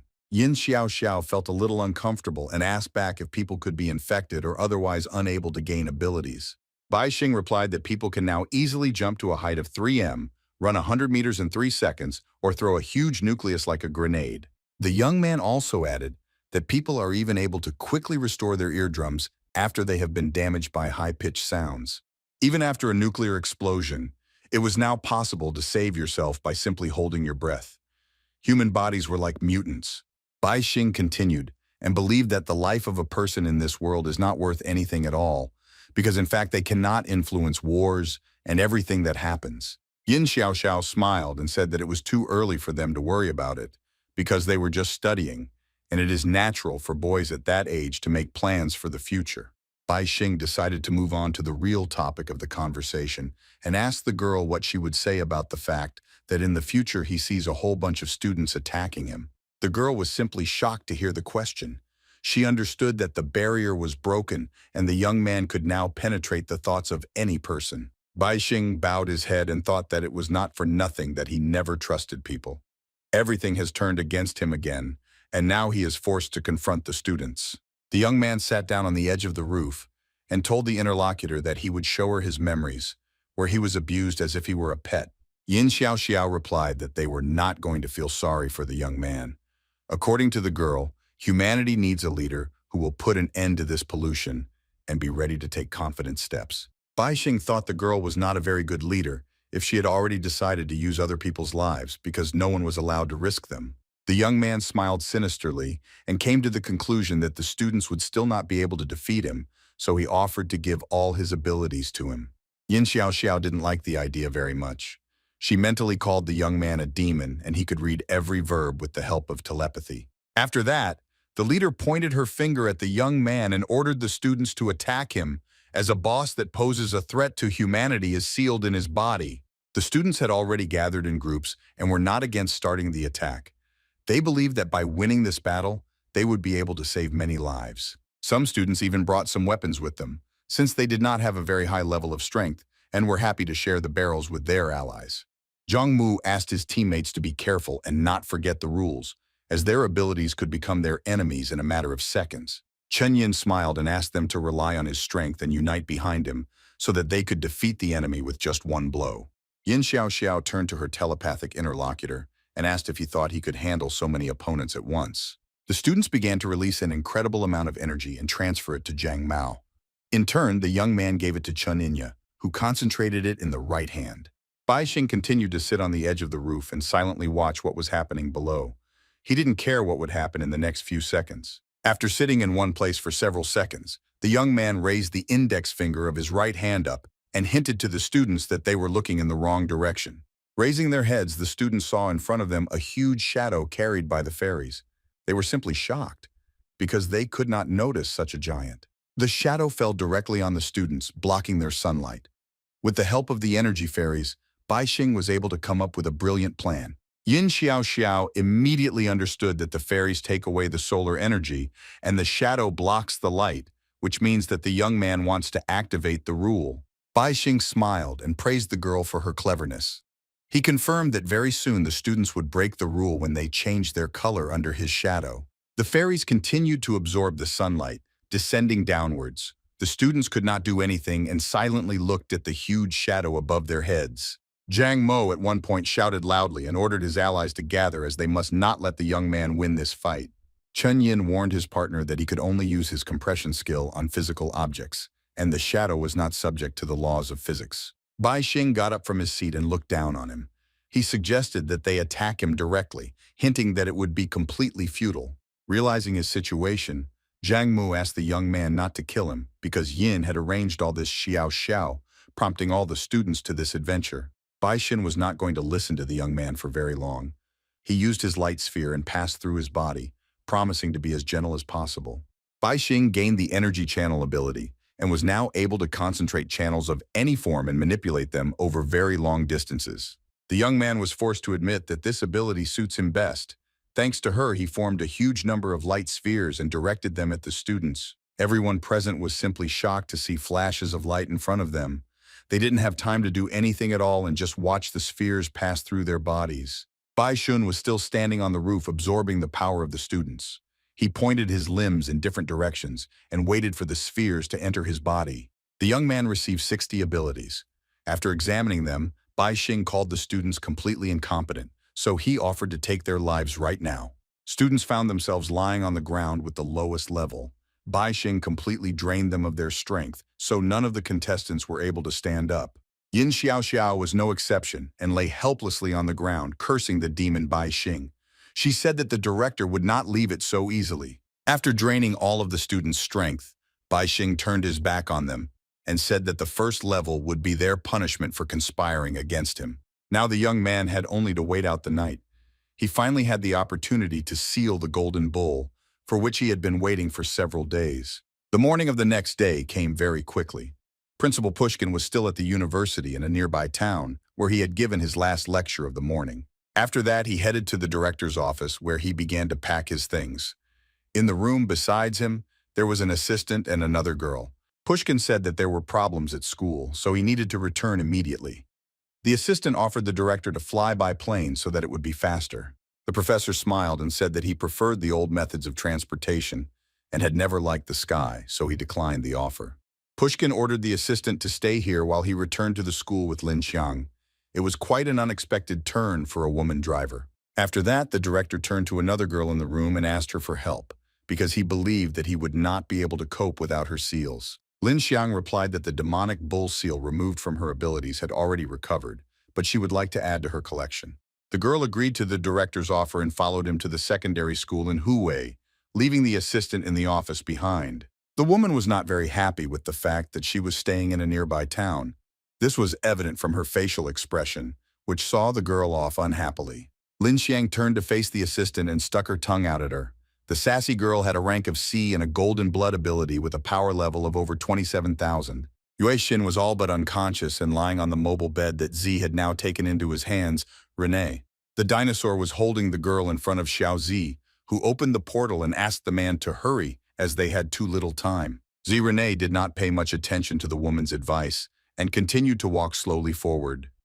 After a few steps, he found himself near the portal and was about to enter it. Xiao Zi was waiting for the moment when the opponents would be trapped by her.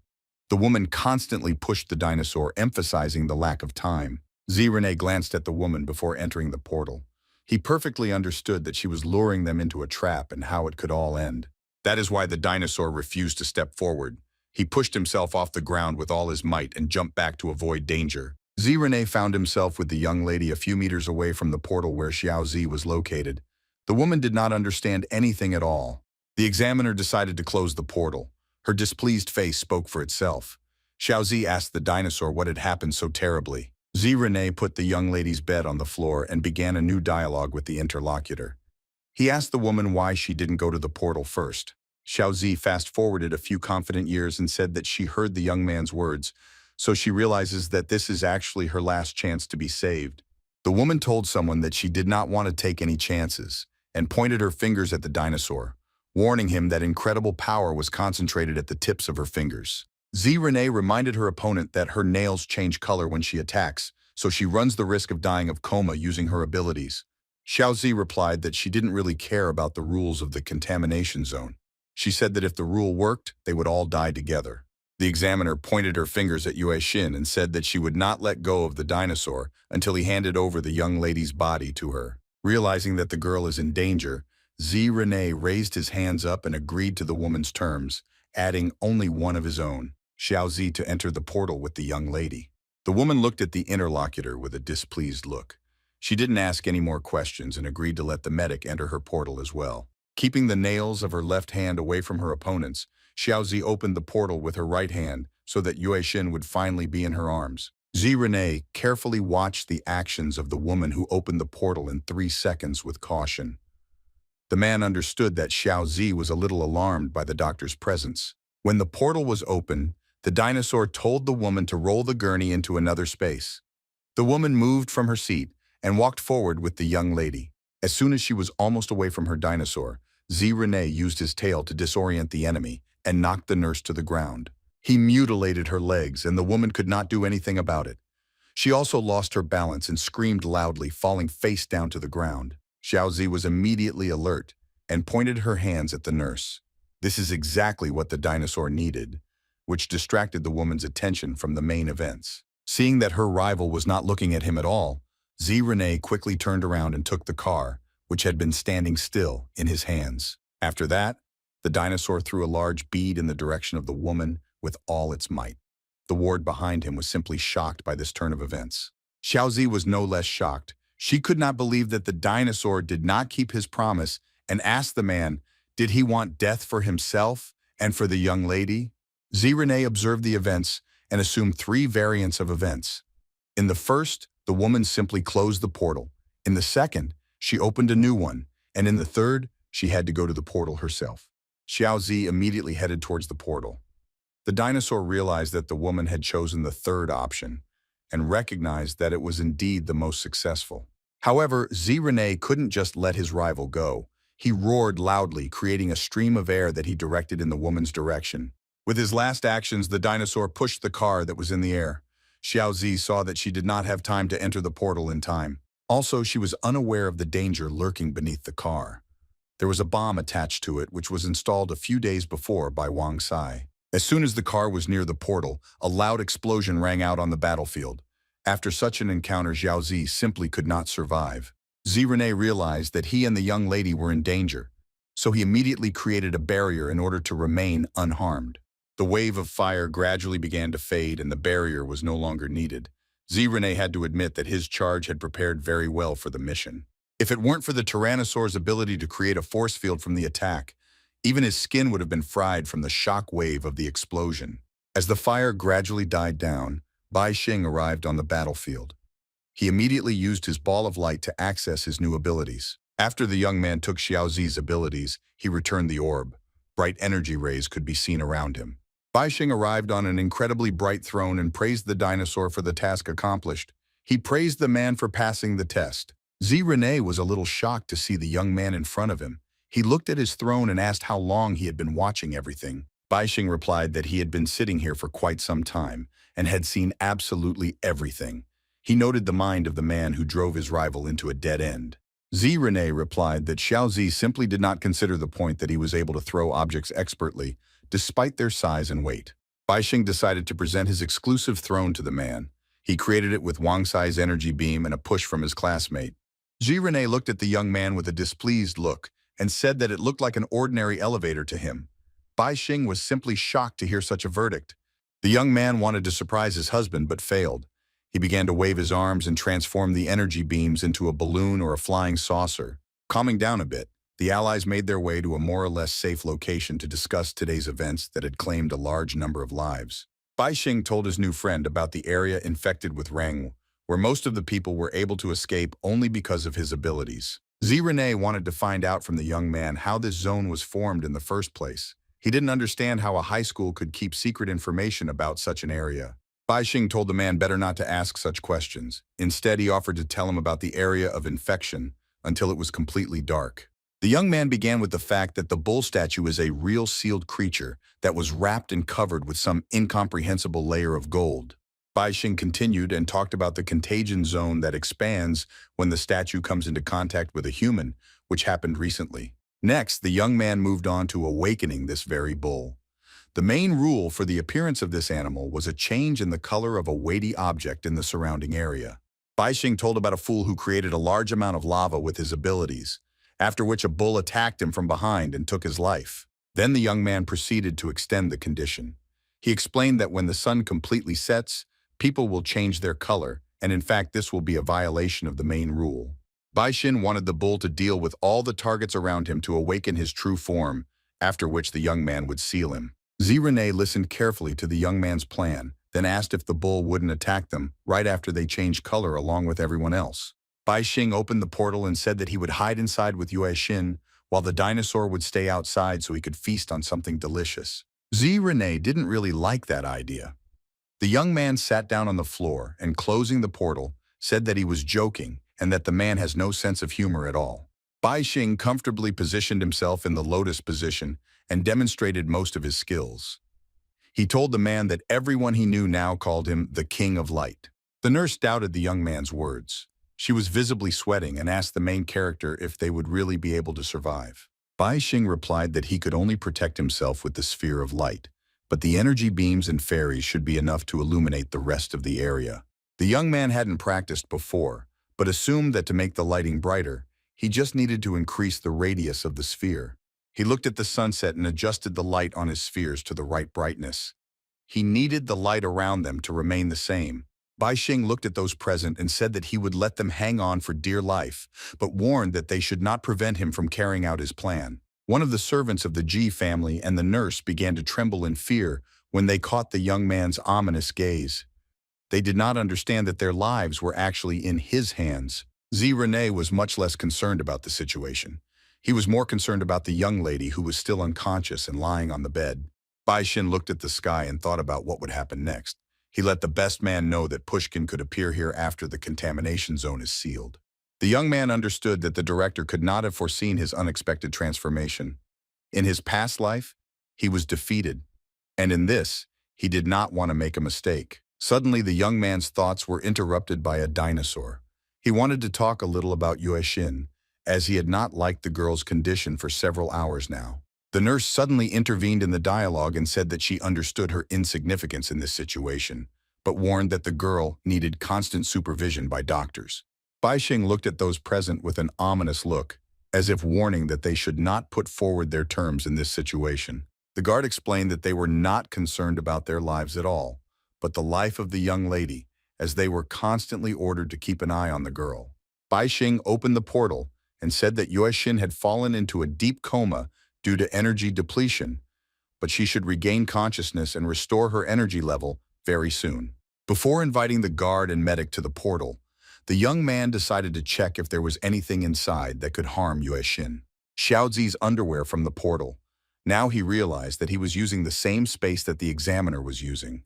The young man threw all his clothes out of the portal and informed those present that there was everything necessary inside and enough resources for 2 people to survive. The nurse was incredibly happy with such news. She immediately began pushing the couch forward and asking if the young man really agreed to let them inside. Bai Xing looked ominously at the woman again and warned that they could be trapped at any moment if the owner of this portal said goodbye to his life. After listening to all the shortcomings of this technique, the nurse and the guard went inside. They were very afraid, but they had no other choice. The nurse took one last look at the real world, as if saying goodbye to it. After that, Bai Xing clenched the fist of his right hand and closed the portal. The sun had almost completely fallen below the horizon, and it was getting dark all around. Not a single sound could be heard around. The students hid, hoping for the best. Zirene looked up at the sky as the sun completely set. An energy fairy flew near him, providing daylight. Bai Xin asked the dinosaur if he was afraid. The man replied to the young man that he had never been afraid of the infected area, but this time he was really uncomfortable. Bai Xing smiled defiantly and said that there is always chaos inside the infected zone, which cannot help but affect the psyche of a healthy person.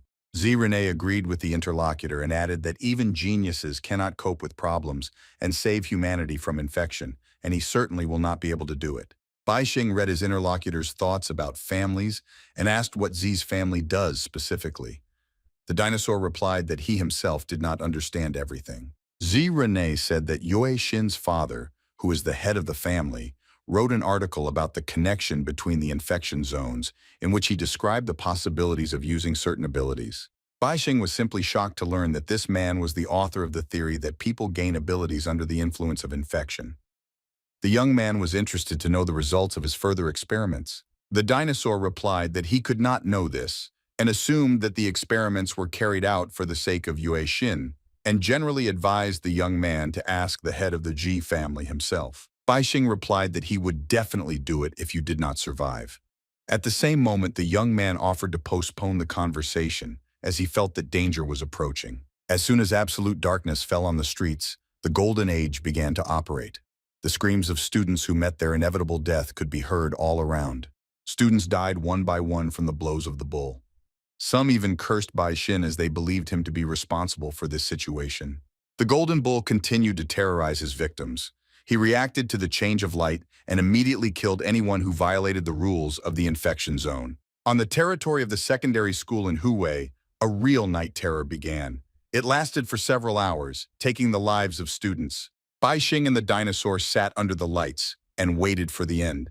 When they listened in silence for a few minutes, they realized that the killing was over. Immediately after that, the young man rose from his seat and prepared to seal the bull. However, there was one problem. It was necessary to find a way to do it. Bai Xing assumed that the bull was now looking for its new victims and considered this the only chance to get as close as possible to the monster. The young man's assumption turned out to be correct. The bull did hold his breath in the darkness and waited for a few more rule breakers to appear on the horizon. Bai Xing took a few confident steps forward under the guidance of the energy woman and met the bull, whose cheeks glowed with a red flame in the darkness. The young man decided to immediately look for a way and conduct an experiment with light. He released his shadows to trap the animal. Bai Xing assumed that he could make the bull no longer able to distinguish colors, and then the advantage would be completely on his side. A shadow crept towards the animal and began to envelop its body. The bull stood immovably in place and did not react at all to the approach of danger. Bai Xun saw that his shadow's coverage area was not as large as it seemed, but the young man assumed that he would be able to increase the range of his technique. He raised his power level to 3,000 and the shadow's radius really increased. She began covering the bull's body from head to toe with incredible speed. In the end, only his bright red eyes were left to glow in the darkness. The rest of his body ended up in a trap that Bai Xin had prepared. The young man continued to control his shadow and did not let the animal out of his trap. He managed to take the golden bull completely under his control. Renee observed the environment and noticed that the infection zone was indeed disappearing. The young man's plan turned out to be quite good. After the golden bull was trapped by him, Bai Xing opened the portal and released the nurse, the guard, and the unconscious Yue Xin. The woman did not understand what happened at that moment. The guard was relieved and wondered if the worst was over. Bai Xing ordered the audience to be silent and proceeded to the next point of his plan. He wanted to throw the bull into another space from where he had just taken the people. He increased the radius of the portal, reinforcing it with power points. The portal widened, and now a huge bull shrouded in shadow could fit inside. Bai Xing carried out every point of his plan without panic. He successfully pushed the bull into another space, then closed the portal behind him. The young man was satisfied that his plan had worked, but he was well aware that he had not completely sealed the bull, but he had still been able to tame it for a while. After the danger had passed, Bai Xing used his light sphere to help the unconscious girl. Renee was standing next to the young lady. After giving the girl strength, Bai Xing moved from his place and jumped from the roof. He no longer needed to stay close to his allies. Finding himself in freefall, Bai Xing looked up at the mountain and said goodbye to the dinosaur, thanking him for his rather fruitful cooperation. The young man used his new techniques of invisibility, wings, and constant thrust to be able to move through the air without any effort. After that, he used the horizon skill to search. Bai Xing decided to find his old acquaintance Kim Hookit and arrange a surprise meeting for him. Yue Xin had been in a coma for several hours. Finally, the girl opened her eyes and was able to return to the real world. She immediately jumped out of her bed and remembered the last thing she remembered. Yue Xin stood up as if she had woken up after a nightmare. The girl looked around and asked how long she had been unconscious. Renee replied that she had been in a coma for half a day, and Bai Xing had already left them. With the help of the device, the nurse measured the current volume of the girl's strength. The security guard concluded that the device could be broken because 1,200 is too big a number.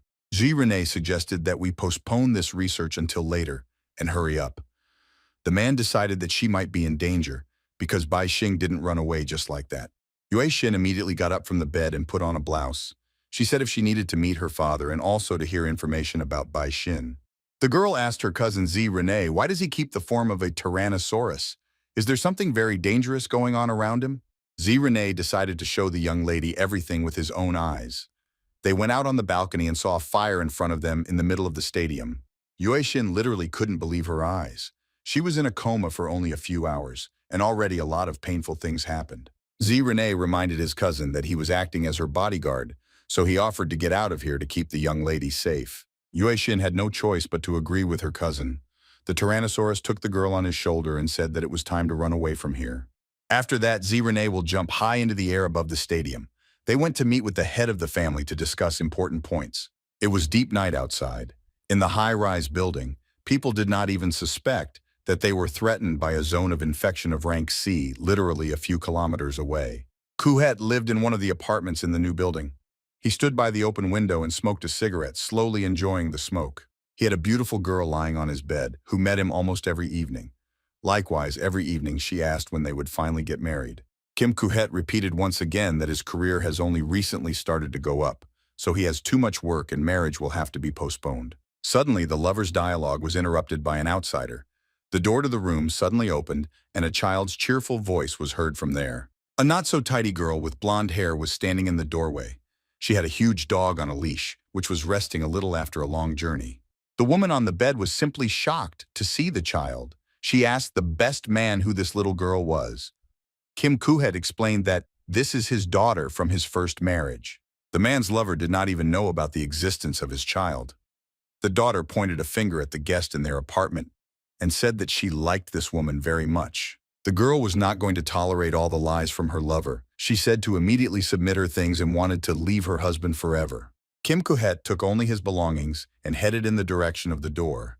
He told his beloved that he could not let her go because his daughter liked her. The woman did not understand what was happening and tried to stop the man. He, in turn, went to the door and left the apartment number 1409. Kim Kuhet closed the door behind him and ignored his ex's screams. He put on his bright robe and headed down the hall. The man did not live on the highest floor, so he allowed himself to go down the stairs and left the house. He confidently stepped forward. Kim Kuhet called his boss and reported on his work. Today, he managed to get 3 more debt receipts, so there should be no problems with money. The husband's career really went up. He liked it so much that his boss appreciates him and constantly gives him work that increases his earnings. Suddenly, the connection deteriorated significantly, and Kim Kuhet stopped hearing his boss. He tried to communicate, but the connection was almost lost. When the connection was returned, the boss offered his ward another job. Kim Kuhet reminded that he was on vacation, so he refused to do the task. At the other end of the wire was a young man. He replied that he completely forgot about the vacation and asked to report on today's affairs. Kim Kuhet decided that the connection had been interrupted earlier and began to talk again about the debt receipts, as well as the shops he managed to bypass during the day. Suddenly, the man was forced to interrupt his dialogue when he saw something incredible. He immediately cast his gaze behind him to confirm his guesses. He saw in front of him an old acquaintance who had tentacles instead of a left hand. Bai Xing used his sound control skills to change his voice. After hanging up the phone, the young man headed towards the man and praised him for today's work, but added that everything could end there. Kim Kuet looked at the young man with frightened eyes and understood that he did not come to him for sure. The man was very scared at that moment. Bai Xin slowly approached his old acquaintance and put his hand on his shoulder. He told him not to flinch and listen carefully to the next order. The young man reminded the man how he had treated his debtors and ordered him to do the same to himself. Kim Kuhet looked very worried. He understood that his situation was not the best. He asked the young man if he really wanted this because he could die by fulfilling such a request. Bai Xing cleared the man's ear with his sound control technique and repeated once again that he must obey his next order without question. Before sending the man away, Bai Xing gave him something. Kim Kuhet was a little shocked when he felt a sudden surge of strength. The young man decided to give him an additional 200 power points in exchange for taking away his ability. The skill of metal deformation seemed to him to be quite good. After that, Bai Xing offered to move on to the task and reminded him that one of the man's debtors had been hit by a truck. Kim Kuhet found himself on the road from the shock. It was at this moment that a truck drove through the night city. The driver did not have time to brake and hit a person who was involved in an accident against his will. Bai Xing left the man to do the task himself. Kim Kuhet had to go through many more trials, including trauma to his internal organs and holding his breath at the bottom of the sea. In turn, the young man went to his husband's apartment. He came to visit his little daughter, who did not want to open the door.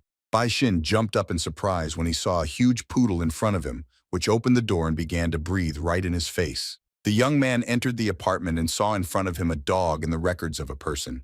He greeted the girl, watching the deformed animal from above. The girl herself was sitting on the bed next to her victim. She greeted the guest and showed off her new legs, which she received from a beautiful woman. The girl invited the guest to have fun with her and her dog. Bai Xing was forced to refuse and said that he had his own fun today. He used his sphere to take the skill away from the girl. A skill called the location of objects allowed you to combine your body with any object. When Bai Xing told the girl to go to her father's place to play, the little girl put her skill into practice and teamed up with her dog in a round ball. After that, she rolled down the corridor to meet her dad's adventures. Bai Xin was finally able to breathe out and spend some time in peace and quiet. Suddenly, the young man felt an unbearable pain inside his head. He could do absolutely nothing. His brain seemed to begin to boil from incredible temperatures. Bai Xing clutched his face and lifted his head up. His right eye became like the eye of the golden bull he had sealed in his portal. The young man fell to his knees and screamed loudly in pain. He couldn't believe that the seal had broken so quickly and the monster could burst out at any second. Bai Xin curled up on the floor in pain, clutching his head with his hands. The monster in his head continued to grow larger and larger. The young man wondered if the seal was so weak that it broke literally in a matter of hours, despite the presence of energy. Bai Xun couldn't just give his body away, so he started looking for a solution. He opened the portal where his main hostage was. He was well aware that energy points alone were probably not enough, so he decided to take a part of his shadow to give himself more power. The golden bull inside was still under control despite the heavy loss of the cage. The young man began to close the portal as soon as he took what he needed for himself. This time everything ended well, but Bai Xing thought that this was just a temporary solution, and he would have to face it again. The young man looked at the floor and realized that if his energy level was insufficient, he would lose control over his body and would not be able to last even 3 days. Bai Xing even began to consider simply letting the bull loose and letting the polluted environment spread throughout the city. The young man quickly rejected this idea because it was not a way out of the situation. He needed this dangerous bull to take revenge on Director Pushkin. Meanwhile, the daughter came to her father to play.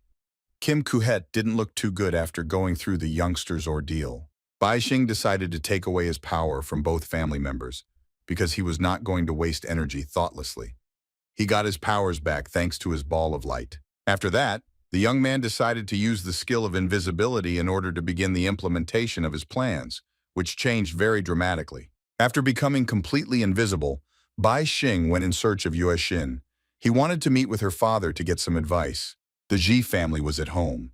He rarely cooked in his kitchen, but rather was ready to order the tastiest food for delivery. This morning, the man was enjoying noodles from the store. Ji Zhenhua was not very picky about food, despite his considerable wealth. As soon as guests came to the man, he immediately started a conversation about Ji Beiguanya, who betrayed the name of their family and dared to attack his cousin. Yue Xin confirmed that her cousin had indeed done some bad things to her, but it was unclear how her father had guessed his intentions. Ji Zhenhua laughed and told the story that from the moment the boy saw his mother naked in the bath, he started injecting him with hormones so he didn't grow up to be a normal man. The head of the family said that he also sent various people to the young man, and he thought he was cool, but his psyche was significantly damaged during this ordeal. The man also said that he tried to keep the young man's strength level at about the same level.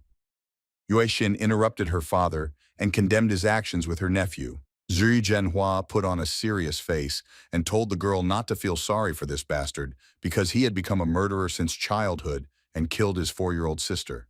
The man explained that he was not in the country that month, so his own brother took the blame, but for some reason did not punish his son at all.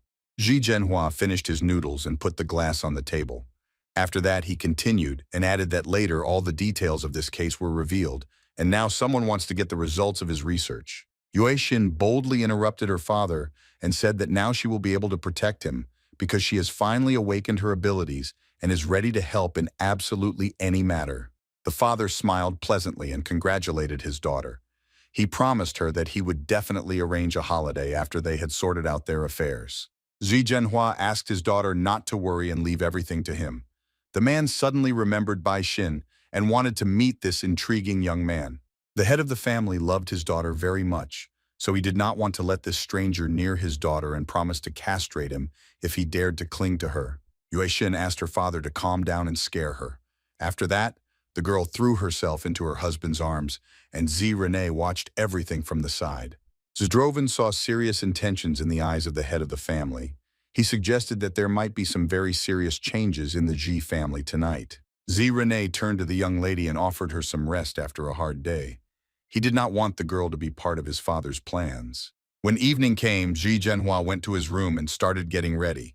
Tonight was to be a decisive night for the whole family, and for him personally.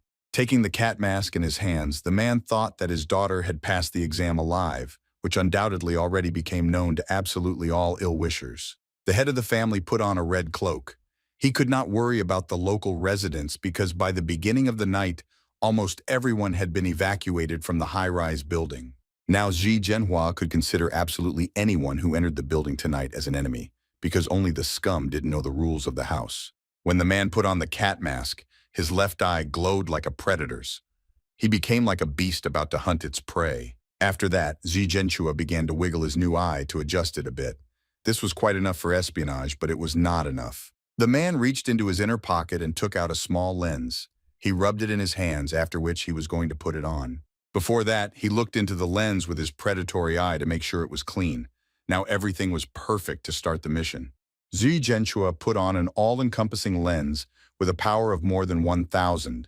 This lens allowed him to obtain information about an object just by looking at it. In addition, the red cloak allowed the owner to travel to parallel realities, and the cat's face allowed to see only what was within the predator's power.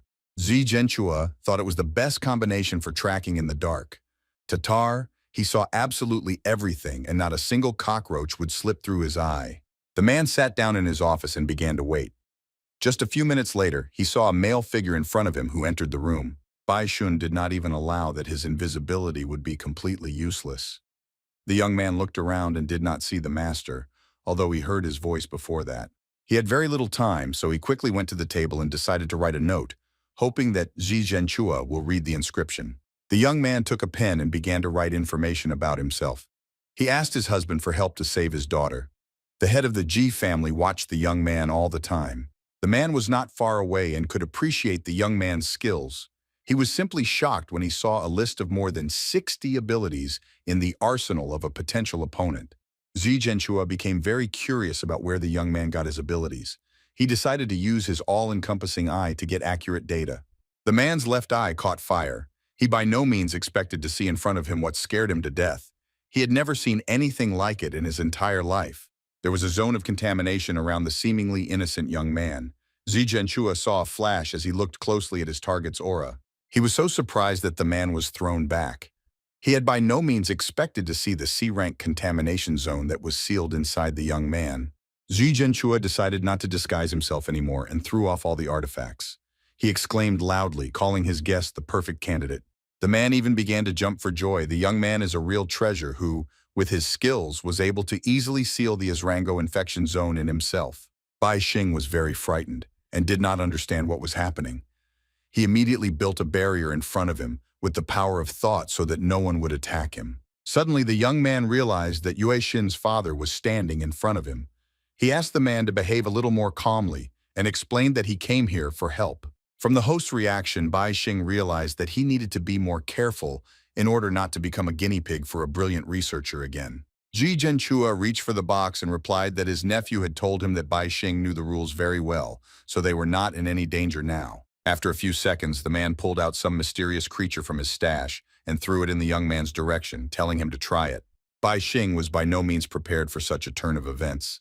The young man jumped back when he saw in front of him a sea creature spitting ink. He saw a small jellyfish on the floor. Ji Zhenhua said that it was just a jellyfish prank, and the side effects definitely wouldn't hurt him in any way. The jellyfish fell to the floor and began to emit an incredible amount of ink. Bai Xing stood still and just watched the sea animal.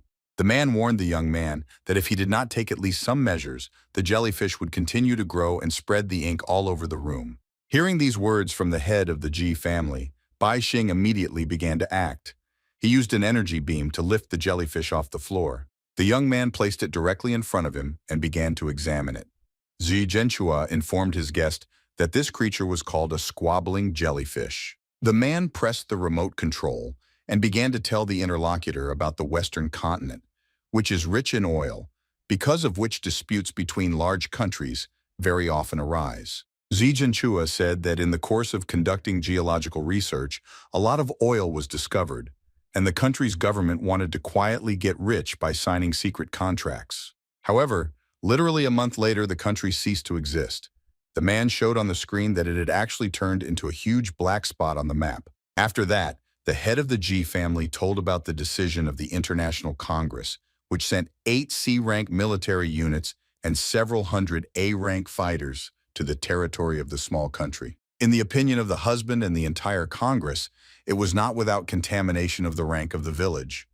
All the countries of the world were ready to unite in order to prevent a global crisis. Xi Zhenchua explained that when the soldiers arrived at the scene, they found that absolutely none of the local residents had survived this sea of oil. Instead, they discovered some creature that continuously spat ink. They sealed these creatures and the ocean shines with blue colors again. Xi Zhenchua was amazed that this small creature had actually destroyed an entire small country. A T-rank Bishket jellyfish had the ability to continuously spit ink. The Xi family advised the young man to throw a jellyfish into his space, and then there will be 2 animals inside and pollution that will restrain each other. Bai Xing suddenly realized that the man's idea was really good. He had to use his own energy to restrain the bull, and the jellyfish actually solved this problem. The young man imagined how a jellyfish fills his space with nymphs, and because of this, he cannot detect colors. In this case, he will no longer need to use his actions. Bai Xing had some apprehensions on this account, and asked the interlocutor whether such actions could lead to any unforeseen results. Xi Zhenchua replied to the young man that pollution can be fully resisted only by other pollution, and he managed to prove it in practice. The man took an octopus out of his mouth and told about another of his experiments. A full octopus had the ability to absorb half of the space in which it is located. Lifting the sea animal by its tentacles, Xi Zhenchua told the young man that if the animal was in his space, it would simply grow to an incredible size. The man gestured to his laboratory and added that he has many different sources of pollution in his arsenal, but they are absolutely safe and even useful. Xi Zhenchua was leading to the point that he would like to exchange some of his research for a bull. Bai Xing was a little skeptical of this man's proposal. The young man suddenly paid attention to the square and the cat mask behind the interlocutor's back. He couldn't tell if the man was following him like that or if he was waiting for someone else. Returning to the topic of the dialogue, Bai Xing gave a comprehensive answer and said that he would still need the bull. Xi Zhenchua was not ready to be rejected. The man looked at the interlocutor with an angry, serious look and asked, "Does the young man want to receive his own daughter in exchange for the bull?" Xi Zhenchua would never give his daughter to anyone else in his life. Bai Xing stood still and did not understand what was happening. There was no way he wanted to take Yuexin away. Returning to a sane reality, the head of the Juri family offered the young man his all-encompassing object artifact. Bai Xing refused again. Xi Zhenchua said that he was giving this artifact away for free for his daughter's sake. He warned the young man that he would face problems where he would need extra strength. Even Bai Xing found it difficult to argue with this fact. He took the all-encompassing object in his tentacles and began examining its abilities. After that, the young man decided to follow the researcher's advice and threw the honey with the help of his energy beam to his space. Literally a second later, Bai Xing felt the space inside fill with ink. Now he began to spend much less energy on restraining the bull. After that, Xi Zhenchua told the young man to leave the premises. He added that he would like to talk more, but decided to postpone the dialogue for the next day. The man turned sharply and pointed a finger at the exit, ordering the young man to leave immediately, warning him to be careful in this very difficult world. Xi Zhenchua was convinced that there were no good people in the world except for his daughter. He warned the young man that he would do something unbelievably terrible to him if he harmed Yuexin. Bai Xing went to the window and answered that on the contrary, they were going to take care of the girl. The young man did not understand at all why the man drove him away so suddenly. He did not object to the owner of the house and climbed onto the windowsill. Bai Xing used his wing skill to leave the house safely. The young man flew out of the window, not like a bird, continuing to think about his future. Now he wanted to visit Yuexin and then proceed to Pushkin.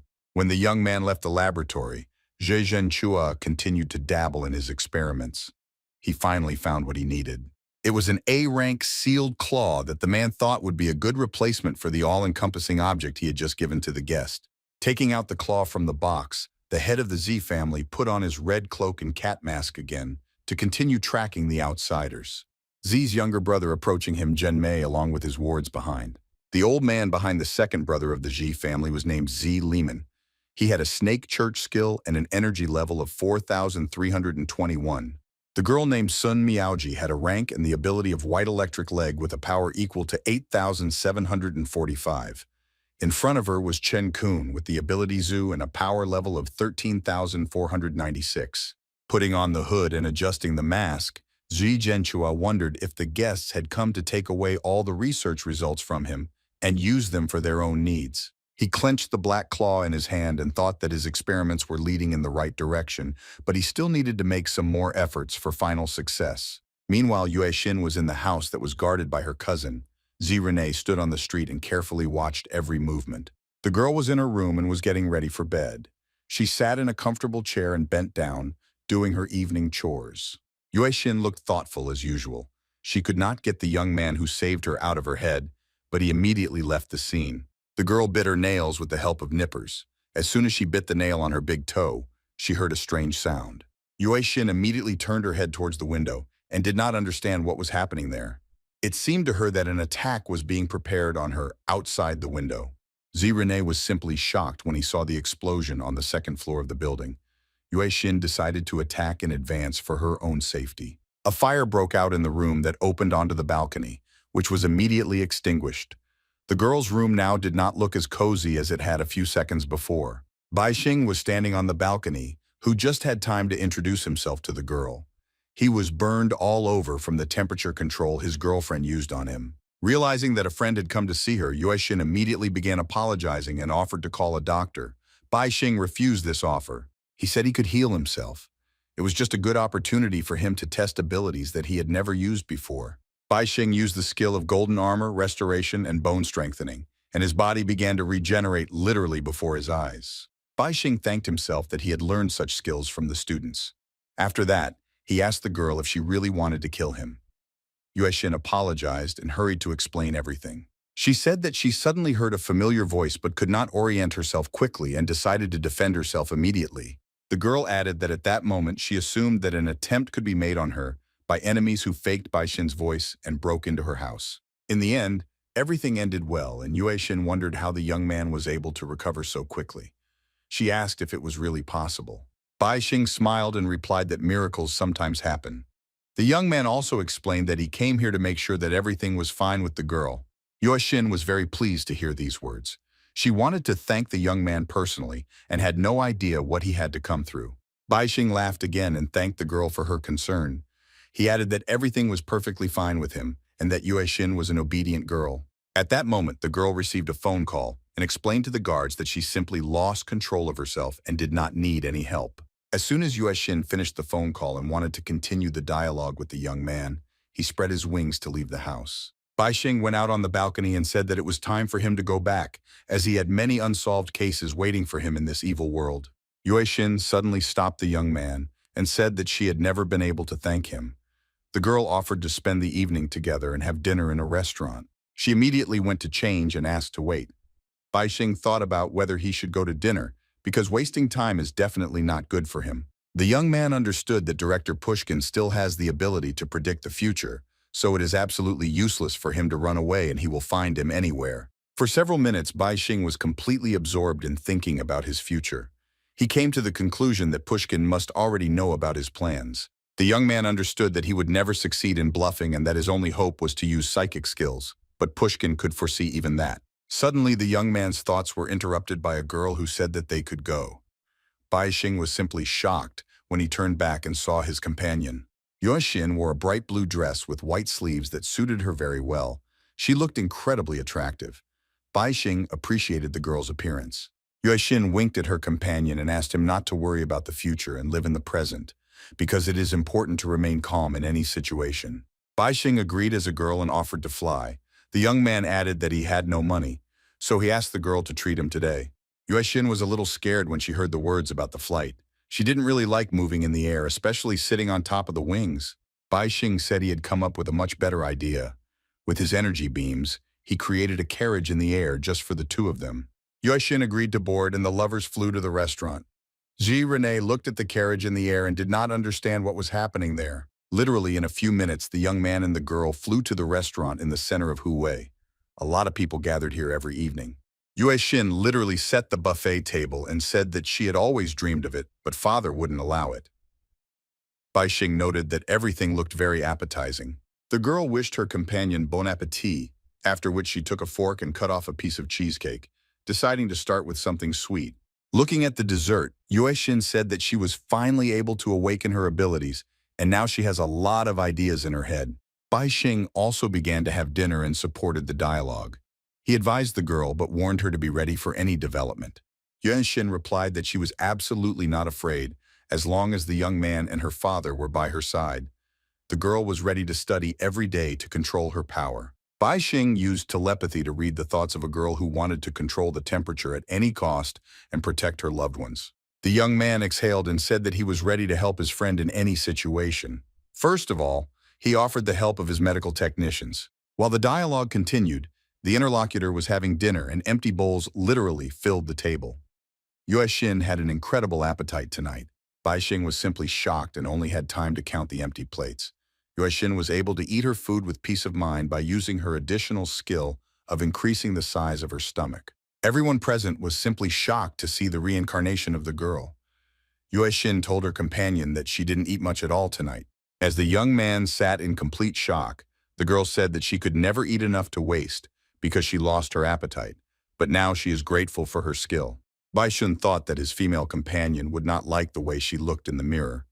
He decided that it was necessary to somehow help her get back in shape. The young man thought about using the skill of compression or creating an illusion, but he understood that this would have no effect and would only be a deception for the girl. Yue Xin, meanwhile, wanted some more fruit to finally fill up. The girl suddenly noticed that the chair under her ass had shrunk significantly. Bai Xing sat opposite and did not understand. Did the girl not understand that she had overeaten and the chair could not shrink, but only her ass could grow? The young man allegedly went to get some fruit, and looking at his companion, decided that he would better take a napkin to wipe the girl's tears after what he saw in the mirror. Bai Xing strode confidently forward and did not look at his feet at all. He suddenly entered some black substance without noticing it at all. The young man just passed by without paying attention. Something like ink spilled onto the floor, but it was much more transparent and spread slowly. After the touch of Bai Xin's foot, circles began to form in the puddle, radiating from the center. Something resembling a human record began to emerge inside. When the flow of water calmed down, a reflection of a young man who stepped into a puddle appeared inside. It was an absolute sinister copy of the young man. Bai Xing, meanwhile, picked up some fruit on the plate with his left tentacle and strode towards the table again, ignoring the puddle under his feet. As the first time, the young man again stepped into the black substance. This time he didn't notice anything again and was just going to walk towards his companion. However, suddenly Bai Xin began to be sucked inside.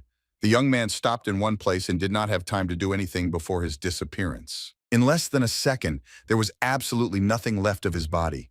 It completely sank into the mysterious substance from which small drops of water poured. Yue Xin continued to sit at the table and took a cocktail. She was waiting for her fruits and did not understand where Bai Xin could have gone. The young man seemed to wake up the next morning and opened his eyes wide. He saw the sky in front of him and did not understand where he was drawn to. He ended up in an open space with a plate of fruit. Bai Xing continued to fall down in a free fall, unable to catch on to anything. The young man could not understand what was happening at all. Only after a few seconds did he realize that he might die from the fall. Realizing this, Bai Xing immediately decided to use his wings. He shouted loudly, commanding his wings to appear immediately. When the skill was used, the young man tried to save himself from falling. He was simply shocked when the wings literally refused to work for him. Without thinking long, Bai Xing proceeded to use his next skill and decided to create an airship, hoping that it would at least save him. However, everything turned out to be much worse than the young man imagined. His next skill also refused to work and he was still in the air. Bai Xing concluded that everything was planned. He got to the no-fly zone, so he can't escape. The young man perfectly understood that if he fell into the sea from such a height, he would definitely not be without injuries, and maybe he would even say goodbye to life. There really was an endless sea under his feet. It was constantly bubbling.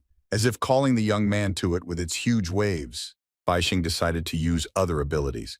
He focused on body enhancement skills so that his internal organs would survive. The young man activated the transformation and began to change his body. He decided to use all the defensive skills that were only available to him at the moment. In a fraction of a second, he turned into a real stone ball, covering his body with stone skin. All this time, he continued to fall. Also, Bai Xun did not forget the skill of his tentacles and completely covered his body with it. In this situation, the sign decided to focus on protection. He looked as charged as possible and continued to use every technique possible. The young man continued to fall, his hair blowing in the wind. Bai Xing used every possible animal skill in his arsenal. His armor was covered with living animals that served as a living shield. A smile appeared on the young man's face when he realized that everything was going according to plan. He also used the compression skill to increase the density of the air. It turned into a giant bomb out of the blue. The young man's body was covered with a magnetic field and used a constant push. After completing his reincarnation with the flamethrower technique, Bai Xing decided that he could stop there, and now he would definitely stay alive. Bai Xing paid tribute to his classmates for having an incredible amount of skills that would help him save himself collectively. Now the young man began his next task. He began to think about who could have dragged him into this space, and even so, unexpectedly. While the young man was in the air, his owners were already waiting for him at the bottom of the sea. From the water, it was visible how something was approaching. A dark green mermaid spotted a target approaching the sea. She reported that it looks like guests will visit them soon. The woman spoke to the people inside the water globe. Unlike mermaids, they could not speak, so they were forced to stay in a tank. A woman named Yui Sansan had the ability to turn into a mermaid. She turned to face her allies and told them to prepare for the abduction. Kun Xiaohua had the ability to steal other people's skills with a power level of 5,739. The girl wanted to reserve the right of first choice if her skills were key to their mission. Yang Capen had the skill of the air bubble they were currently in. The young man added that he was ready to give in to everything, but he wanted to take the energy crystals. Wei Sansan told her allies that they would have time to deal with the rewards, but now they needed to focus on the target that was rapidly approaching them. Kun Xiaohua replied that she was fully ready to be captured. As soon as the object began to approach, the girl put her hand in front of her and used the abduction skill. As soon as she finished the ritual, a mischievous jellyfish appeared in front of her with a frightened face, as well as a sphere of light and 2 crystals. Kun Xiaohua looked at the jellyfish and called it a completely talentless creature. In fact, they only managed to obtain energy crystals with a total power level of less than 1,000. Yang Capen took the crystals for himself and said that they were rightfully his. Despite the small catch, the man was still satisfied with the result. Yui appeared on the battlefield Sansan. She targeted the young man and said she would take what was left of the murder from him. Lifting her head up, the mermaid saw that their goal was not slowing down. She was simply shocked because she did not understand how he continued to move without skills. Bai Xing wasn't even going to slow down. He flew down, wrapping himself in all his possible defenses. The atmosphere seemed to be starting to melt. Suddenly, the young man felt how the golden bull wanted to break out.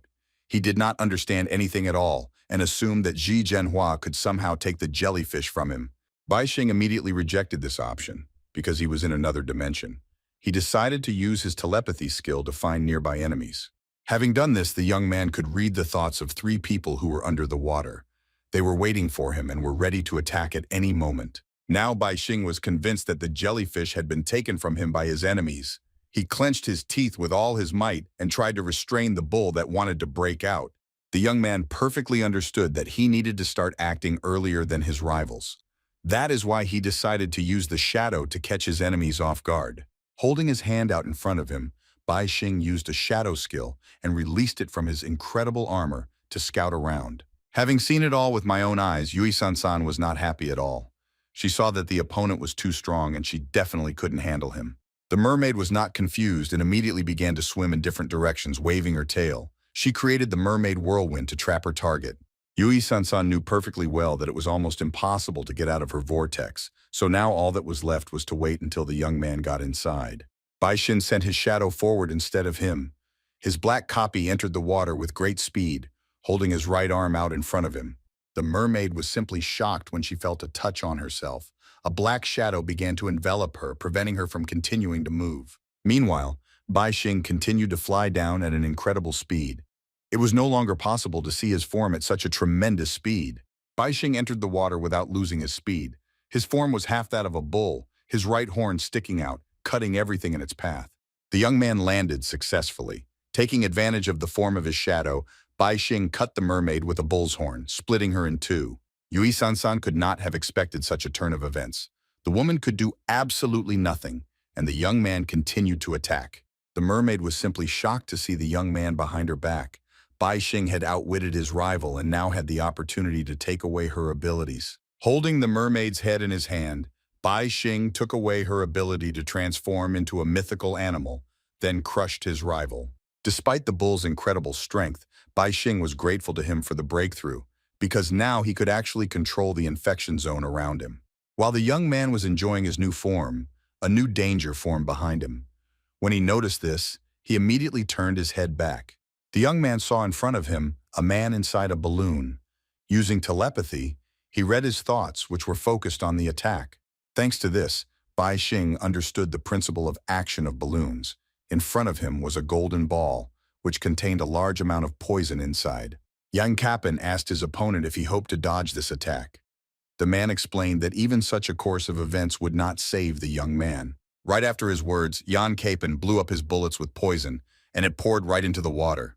Baixing was forced to retreat very quickly. A sinister smile appeared on the man's face. He shouted that he wanted to see the death of the young man and take all possible power points from him.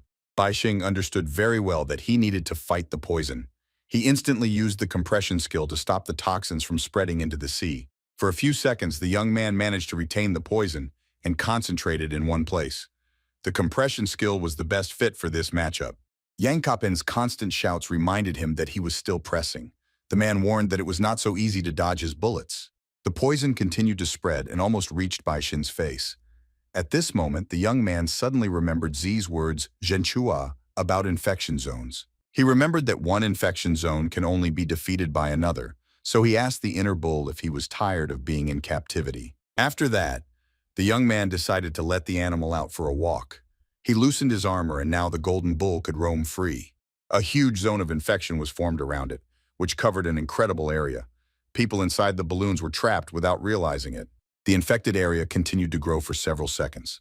Yang Kappan was a little shocked. Two areas of contamination collided before his eyes. He saw in front of him a young man whose body seemed to merge with the infection. Now he realized that his opponent had been carrying this zone all along. Yang Kappan, visibly worried, asked his opponent what he had done. The man tried to understand what kind of creature he was. Yang Kappan decided to use his skill called Lost Wind, which allowed him to move to a completely random point on the planet. Suddenly, the man felt the bullet in his hand disappear. Kun Xiaohua continued to be in the balloon and was responsible for this event. She used her ability to steal someone else's abilities and informed him that the man would not be able to escape, and instead she would be the first to do so. After her words, the girl said goodbye to her allies and burst the balloon in her hands. After that, she had to immediately move to some point. However, events turned in a completely different direction. The girl failed to deceive her ally. She simply lost consciousness after the bullet in her rust burst. Young Kappan only laughed at the girl for her imprudence. What she didn't know was that due to lack of energy, she might just shut down after this technique. Instead, the man concentrated another balloon in his hand and burst it to move to another point and escape the infected area. A strange aura similar to free wind began to form around him. A smile appeared on the man's face, which alerted the enemy to something bad. Baixing was still in his place and watched impassively as his opponent used an incomprehensible technique in an attempt to escape. After a few seconds, the man's lost wind stopped working. His aura returned to normal and the speed skill did absolutely nothing. Yang Kappan was simply shocked by this turn of events. He couldn't believe that inside this contamination zone, he was forbidden to use the lost wind. The man decided to buy himself some time and created several spheres around him. He directed them in different directions so that he could escape once more. Explosions rang out in the endless sea at a distance of several hundred meters from each other. The zone of infection of the Golden Bull covered this entire area. Yang Kappan once again tried to use his skills, but nothing worked. The man turned his face to the sky and screamed out of hopelessness. He had an incredible amount of skills in his arsenal, but in this situation they were completely inept considering the strength of the opponent. Young Kappan looked at the young man in the sea and thought about killing him as soon as possible. It was quite a task. especially in his area of infestation. In addition, the man needed to deal with the zone itself afterwards. He understood that if he could not deal with the infection, there would be no point in the young man's death. Bai Xin, in turn, felt at home. Looking around, the young man said that he really liked it when everything belonged to him. Suddenly, he stopped the flow of his thoughts and turned his attention to his enemy, who is a few meters away from him and is preparing for some sort of scramble. Bai Xing, after reading his opponent's thoughts, realized that he wanted to kill him.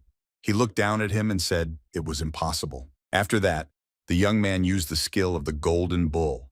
It was called instinctive teleportation and made it possible to move in space with incredible speed. In less than a second, the young man was behind his opponent. Yang Kepen was simply shocked, feeling the presence of the young man a few centimeters away. The man couldn't believe that a skill with such speed even existed. Even his lost wind could not compete with such an incredible ability. Bai Xing suddenly saw a tank of poison on his way and informed his opponent that he also had a technique for teleporting objects. In a second, the poison was over the young man's head. He swung his right arm and smirked at his opponent before attacking. Yang Kepen realized that things were very bad for him. The man had no idea how to get out of the situation where fate had dragged him. Yang Kepen tried to retreat back, shooting back with his balloons. He didn't look at where he was hitting and just tried to run away. Bai Xing reacted completely calmly to the opponent's attack. He opened a portal in front of him and sent all the enemy's blows into a parallel reality. Absorbing his opponent's attack, Bai Xing noted that the man really had good skills, but his golden bull was already getting quite bored. After a successful defense, the young man again put his right hand in front of him and, controlling the poison, shot it at the man who was trying to retreat. Yang Kepen was defeated by his own technique, which he used against his opponent. The poison began to consume his body and the man screamed loudly in despair. His skin began to dissolve in the water. Yang Kepen shouted loudly, cursing the man named Zhang Yang who dragged him into this reality. After the opponent's death, Bai Xing used his god hand and took the B-rank balloon from the man, which allowed him to create absolutely any form. The young man did not even expect to receive something so powerful when he got to the bottom of the sea. He was visibly pleased, clenching his fist in the river. After defeating one enemy, Bai Xing sailed to another. He ended up near a balloon, inside which was an unconscious woman. He destroyed the barrier and took from her a skill called Thief's Hand. Bai Xing received a nice addition to his god hand. The young man learned that this technique has a certain barrier to use. He needed his master's hand to use his technique. With the help of a skill he took from Kim Kuhet's daughter, Bai Xing easily separated the arm from the body, leaving the woman without a limb. After that, using the body change skill, Bai Xing transplanted his left arm to himself. This process brought him incredible pleasure. Now the young man had two hands again. He looked at his limbs and admitted that he had gotten so used to the tentacles that it was unusual for him to have two arms now. After that, Bai Xing proceeded to close the infection zone. He took the jellyfish and launched it back into his dimension with an energy beam. Medusa found herself back in space and her ink began to work again. The golden bull calmed down and the young man's body was again taken into physical account. Bai Xing decided to take a look at his new abilities, because he understood that he might need them in the future and should be ready to use them. Among several enemy skills, the young man noted one called Holy Water. The item was quite rare and gave the opportunity to regenerate during a match. Bai Xing now began to think about how he should go back to Yuexin. He found out that he was in an area of rank, a contamination called the Dream of the Whale. While pondering how his enemies had reached this contamination zone, he suddenly noticed that Kun Xiaohua behind him had suddenly disappeared. Bai Xing remembered what was in Yan's memory. There were several other people behind him, so the young man did not change to assume that the woman behind him had just been saved by someone.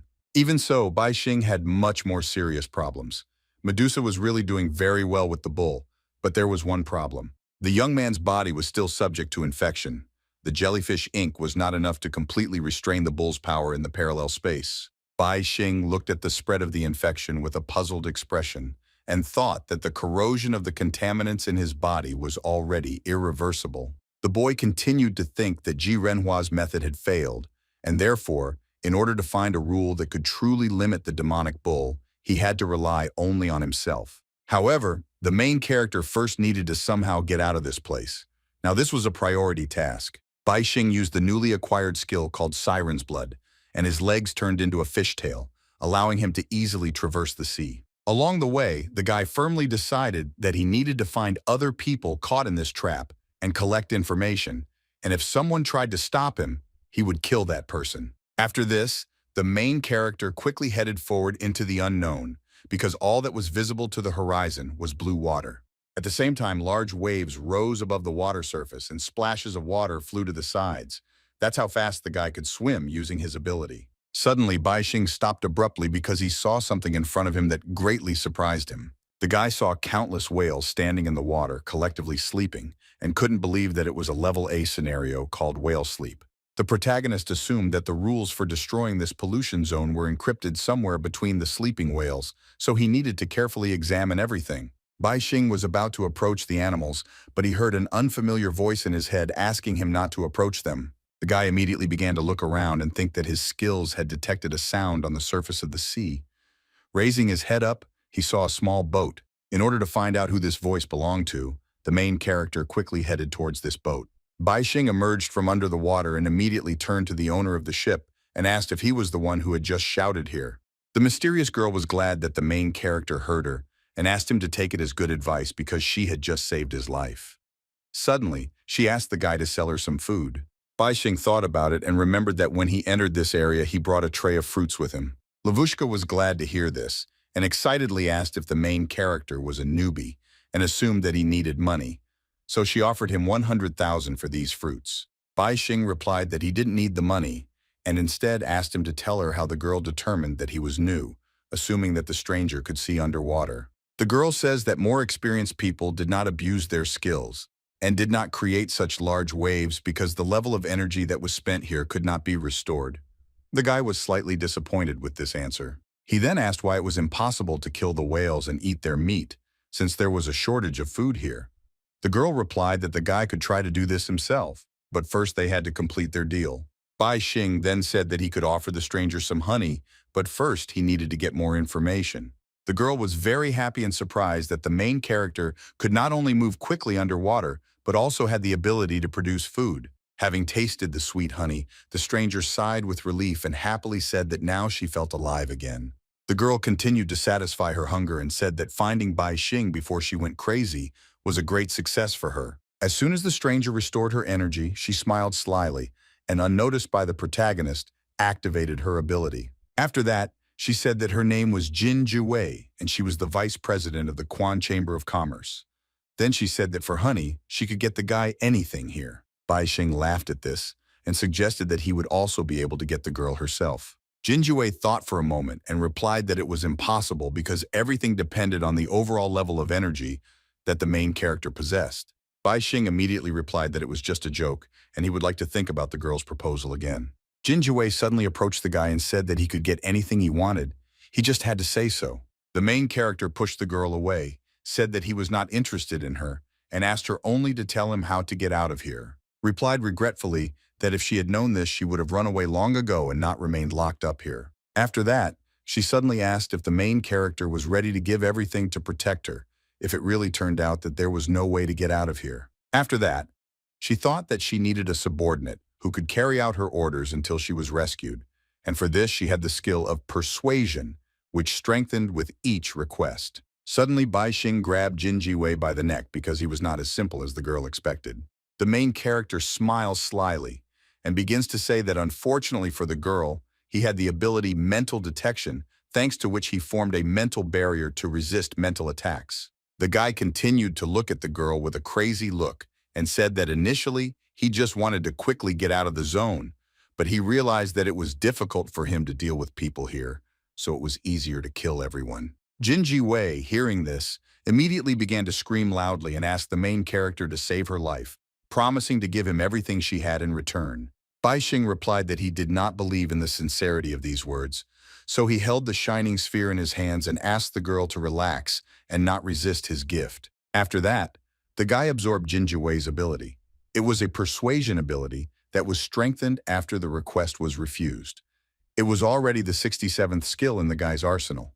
Jin Jiwei sat quietly in place and thought that the 6 families monopolized all the resources, but she would never have thought that someone like Baixing would meet a lot. At this time, the main character sat opposite with a rather smirk on his face and asked the girl to tell him everything she knew about this place. Jin Jiwei began to say that the whale's dream zone was uncontrollable by polluters, and its rules were indestructible. There was no food, no energy levels that could be restored, no time or day-night cycles, no creatures other than whales, and no land. The girl continued to say that it was a prison that the Jiang family used to imprison troublesome rivals. Bai Xing was surprised because he didn't even guess how he could have offended the Jiang family.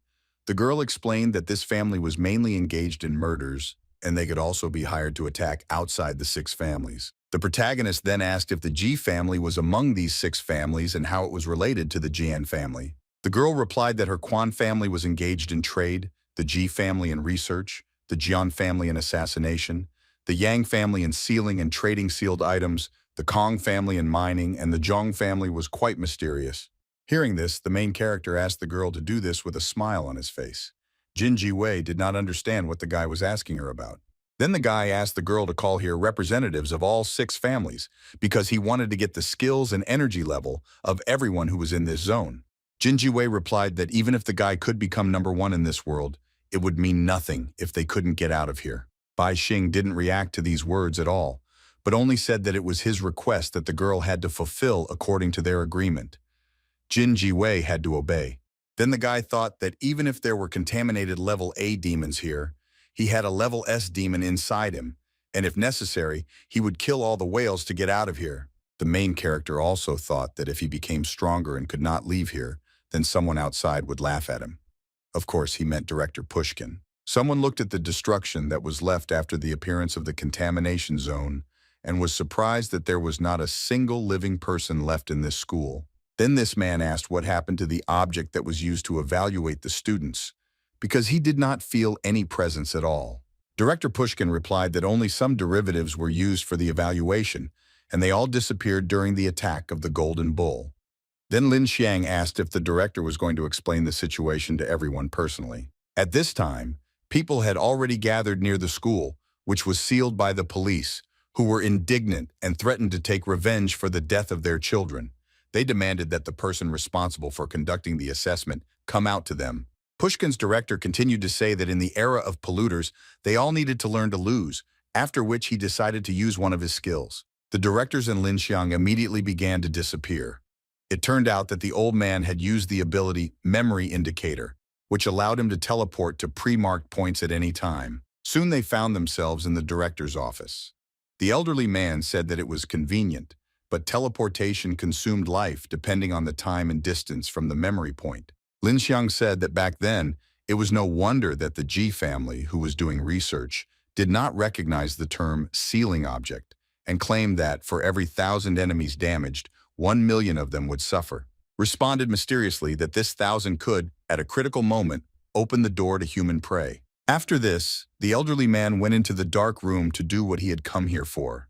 Director Pushkin continued to speak so that in his reincarnation, the boy would not discover this. Instead, Lin Xiang was surprised that the old man was able to foresee even his reincarnation. After that, the girl looked at the many boxes and thought that here she used her golden blood, which could seal any impurities, and therefore there were many good things here. Suddenly, the old man turned to the girl and replied that he had not only been able to predict it, but that there was something more to it.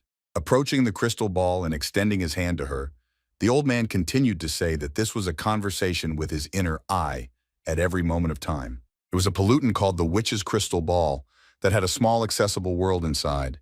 It could show a scene from the prophecies at random. The old man said that when he poured his energy inside, this ball turned into a space for communication between itself. Lin Xiang began to get nervous because she didn't understand why the director was telling her his biggest secret and assumed that he was going to get rid of her. Suddenly, the dark room was illuminated by a bright light that emanated from the crystal ball and absorbed the girl and Director Pushkin into itself. The old man asked his companion to follow him. Lin Xiang soon found herself in a bright room and continued to say that if the old man wanted to fight her, then she was ready and was not going to give up easily. Looking around, the girl saw several versions of Director Pushkin, who calmed her down and told her that she was an important part of his plan. The old man also stated that today, he would become a god and put an end to the era of polluters. Lin Xiang was still shocked by what was happening, causing her entire body to tremble violently, and she herself was unable to formulate her thoughts. Then one of the versions of Director Pushkin turned around and, looking at the open coffins, suggested getting down to business. Lin Xiang's shock immediately turned into great surprise as she realized what kind of coffins they were. In one of them lay the lifeless body of Bai Xing, from which all the internal organs had been pulled out, and his severed right hand lay neatly nearby. In the other coffin, everything was the same. But besides everything else, the main character was missing his left arm. Lin Xiang, seeing all this, was very scared because she did not understand what all this meant. Looking into one of the director's coffins, Pushkin said that this was Bai Xing's past. Another version of the old man looked into the next coffin and said that it was the future of the main character. The third coffin was empty. Another version of director Pushkin explained that they only had to seal the real Bai Xing. Lin Xiang was still surprised and did not understand how the old man managed to do all this, thinking that it was simply unbelievable. The girl also asked how the director could be sure that it was really the corpse of the main character and not a disguised polluter. Director Pushkin replied that the rules of polluting creatures were above all laws, and if the rule stated that something was, then it really was. He then gave the example of a level S pollution zone called the Lost Village. A level A seeker tried to seal this zone and climbed inside, but lost his human identity. Now this seeker was a cat with a human appearance, and even his chromosomes had changed. The director continued to say that if the rule stated that the seeker was no longer human, then he was no longer human. And if the rule stated that the earth did not exist, then the earth ceased to exist. These words made Lin Xiang very nervous and worried because she realized that in this case, humanity could disappear at any time. Unexpectedly, director Pushkin began to concentrate energy in his hand, saying along the way that this moment was a turning point in human destiny. At that very moment, a dirty object called Catching the Moon in a Well appeared in the room, looking into which one could with equal probability see the scene that one most and least wanted to see. One of the versions is that the director, with a scalpel in his hands, approached the well in the hope of seeing there what he wanted most of all, namely, Bai Xing's current actions. At this time, another version of director Pushkin advised Lin Xiang to move away so that her shadow would not be reflected in the well. The surprised girl immediately obeyed. As the director wanted, he saw the main character in the well, who was currently in the pollution zone and talking to Jin Jiwei. The old man then turned to Lin Xiang and said that he would now pull out the protagonist's entrails and right hand from the well, and therefore the girl should prepare golden blood for sealing. The next moment, the old man swiped a sharp scalpel across the water, intending to take Bai Xing's right arm first. At that very moment, the main character felt a sharp pain and splashes of his blood began to fly around. The guy clearly felt that they were trying to cut off his hand. Soon, director Pushkin pulled all of Bai Xing's internal organs out of the well. One of the versions of the director loudly said that after everything was pulled out of the well, it was necessary to pay a price, which was an equal amount of blood. After that, the old man gave the command to Lin Xiang. The girl understood everything and concentrated the energy in her hands, swung sharply, simultaneously informing that she was already ready. After that, the girl threw the golden blood directly into Bai Xing's cut-out internal organs that one version of the director was holding in his hands. After that, the old man put the internal organs in the coffin, regretting that in the future the main character would receive reincarnation from Suez. But he was able to stop this regression in time and implant the guy's memories into his real self. The old man then suggested that if the main character now had no opportunity to resurrect, then he would not be able to awaken his abilities and then capture the golden bull. At this time, the exhausted Bai Xing was unable to stay on his feet and fell overboard. Jin Jiwei was very scared when she saw all this.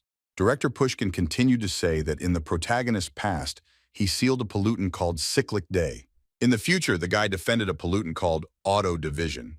The old man continued to say that in the present time, the golden bull had already taken over Bai Xing's body. After this, the old man said that in the legends of ancient mankind, there was a god named Tai Chu. He united the past, present, and future, and wore a Vajra bracelet that could reset time. The Golden Bull rule allowed for the infinite growth of the contamination zone. Thanks to auto division, the zone could divide and grow exponentially, and the cyclic day set a point in time so the Golden Bull could return to the point of action after maximum division. The old man continued to say that these three impurities were installed in Bai Xing's three bodies, and using one of his abilities, he could impose these three rules on himself.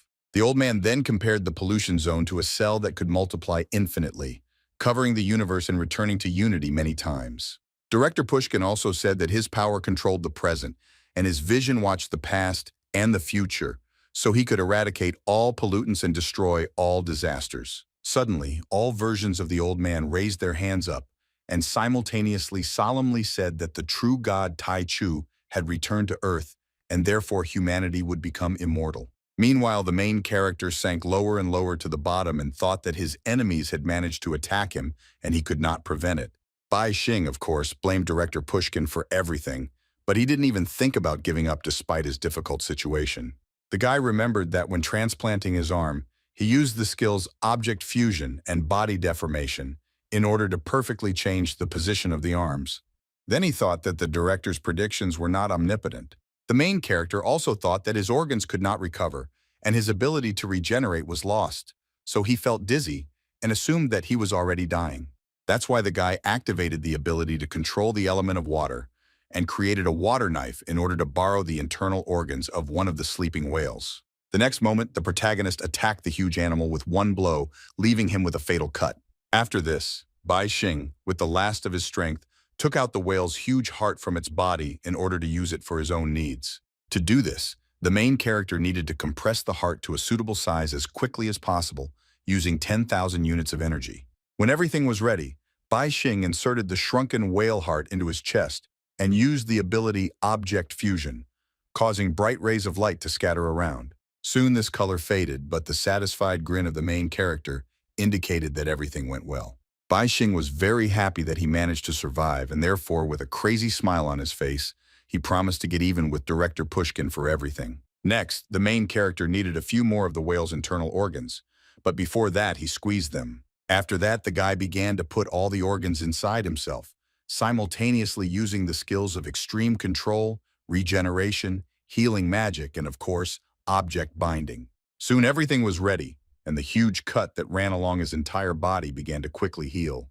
The guy was pleased with the result and believed that the organs that director Pushkin took from him could not be restored so easily, unlike the organs of the whale that saved his life and were even more functional. In order to test his new internal organs, the main characters decided to release air from their lungs with all their might.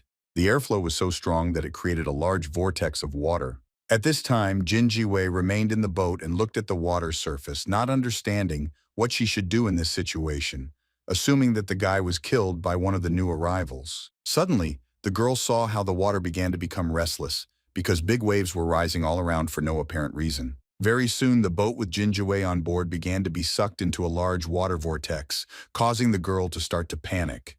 Bai Xing looked at this result and thought that after the whale's organs were compressed, they continued to work well because a strong flow of air could stir up the waves. However, the guy was worried that every beat in his heart made his blood hit his veins like a high-pressure hose. This was a sure sign of hypertension. The main character understood that if it were not for the skills of extreme survival and adaptive strengthening of the body, he would have died at the moment of the heart transplant, so he thanked those people from whom he took these abilities. Still, the guy thought that he needed to solve the problem with hypertension as quickly as possible and counterattack, because he was sure that director Pushkin did not know that he had survived and was not keeping an eye on him. In addition, the main character still had only one arm. He needed to find ways to replace the lost limb, so he quickly swam to the surface of the water. Very soon, Bai Xing gained such high speed that he not only rose to the surface, but also suddenly jumped out of the water, which frightened Jin Jiwei. After this, the main character confidently and with a crash landed right on the boat, almost breaking it. The girl saw that Bai Xing was trembling, so she asked if he was okay and what had happened to him. The guy explained that with the huge amount of blood flow, his endurance and strength had improved greatly, but simple movements caused him to tear muscles due to the extreme effort. In order to correct this situation, the main character used the ability of regeneration and strengthened the adaptation of his body. Still, the guy thought that now, if he meets director Pushkin face to face, then perhaps he will be able to hit him and rip his head off. After that, the guy suggested looking for other people here. Jin Jiwei was still worried and very nervous, while simultaneously saying that they might not be able to do it. The reason for this was that their wooden boat was sinking. Seeing this, Bai Xing felt that his new organs were too heavy for this vessel. Then the main character immediately drove into the water, saying along the way that he would swim on his own. Jin Jiwei could only watch in amazement, as her new acquaintance could now jump great distances with ease. It turned out that Bai Xing had jumped so far, not on purpose, but because he could not yet control his strength well.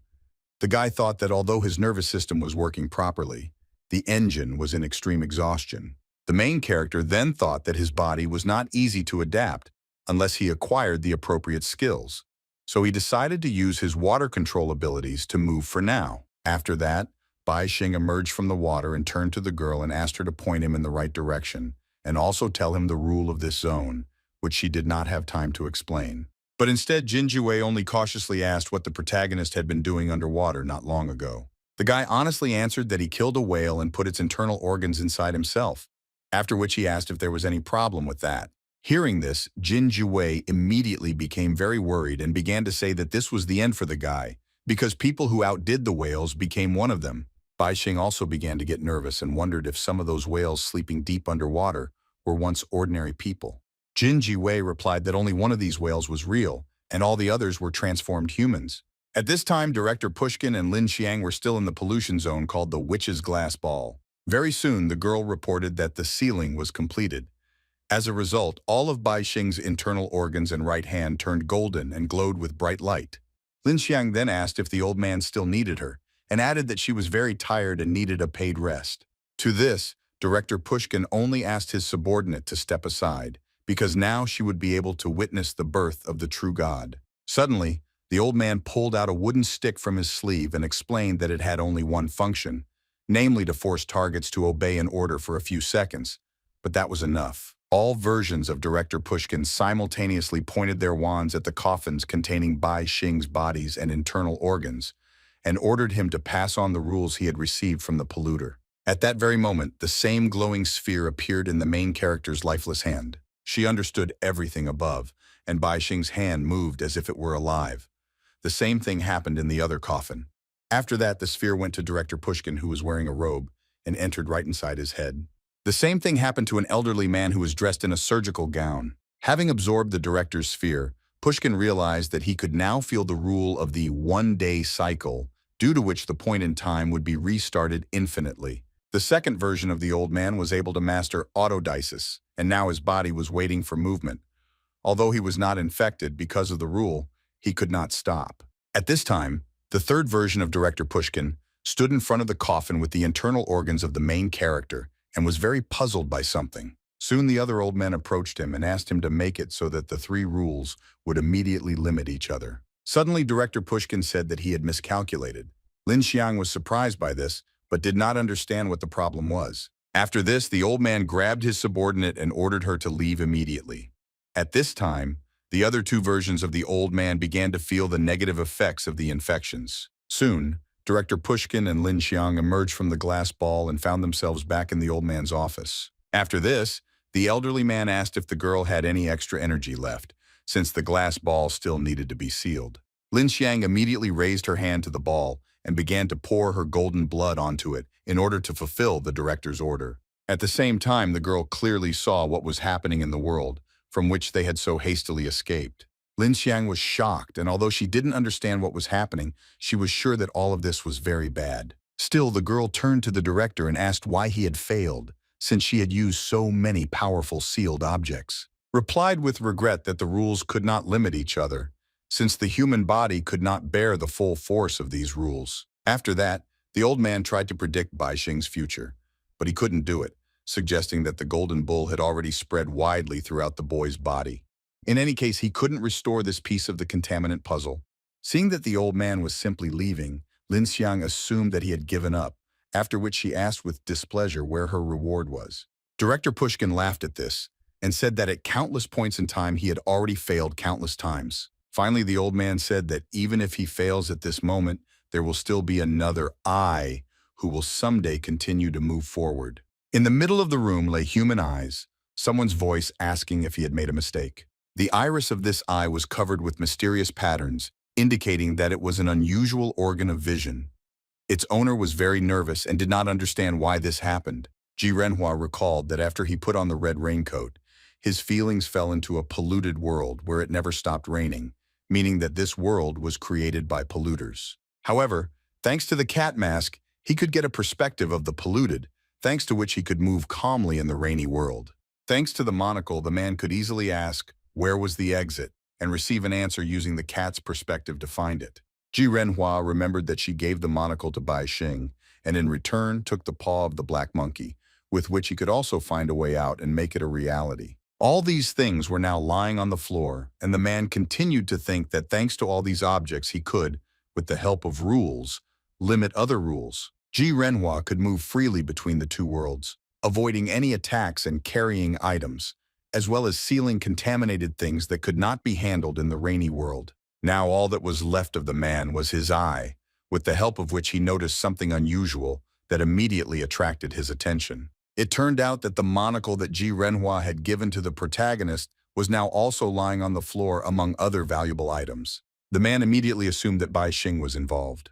He quietly returned the monocle to Ji Renhuang, not wanting to spontaneously receive dirty things. Because of this, during the merging of the three pollutants, a fourth was added, and so the man now did not know what had happened to him.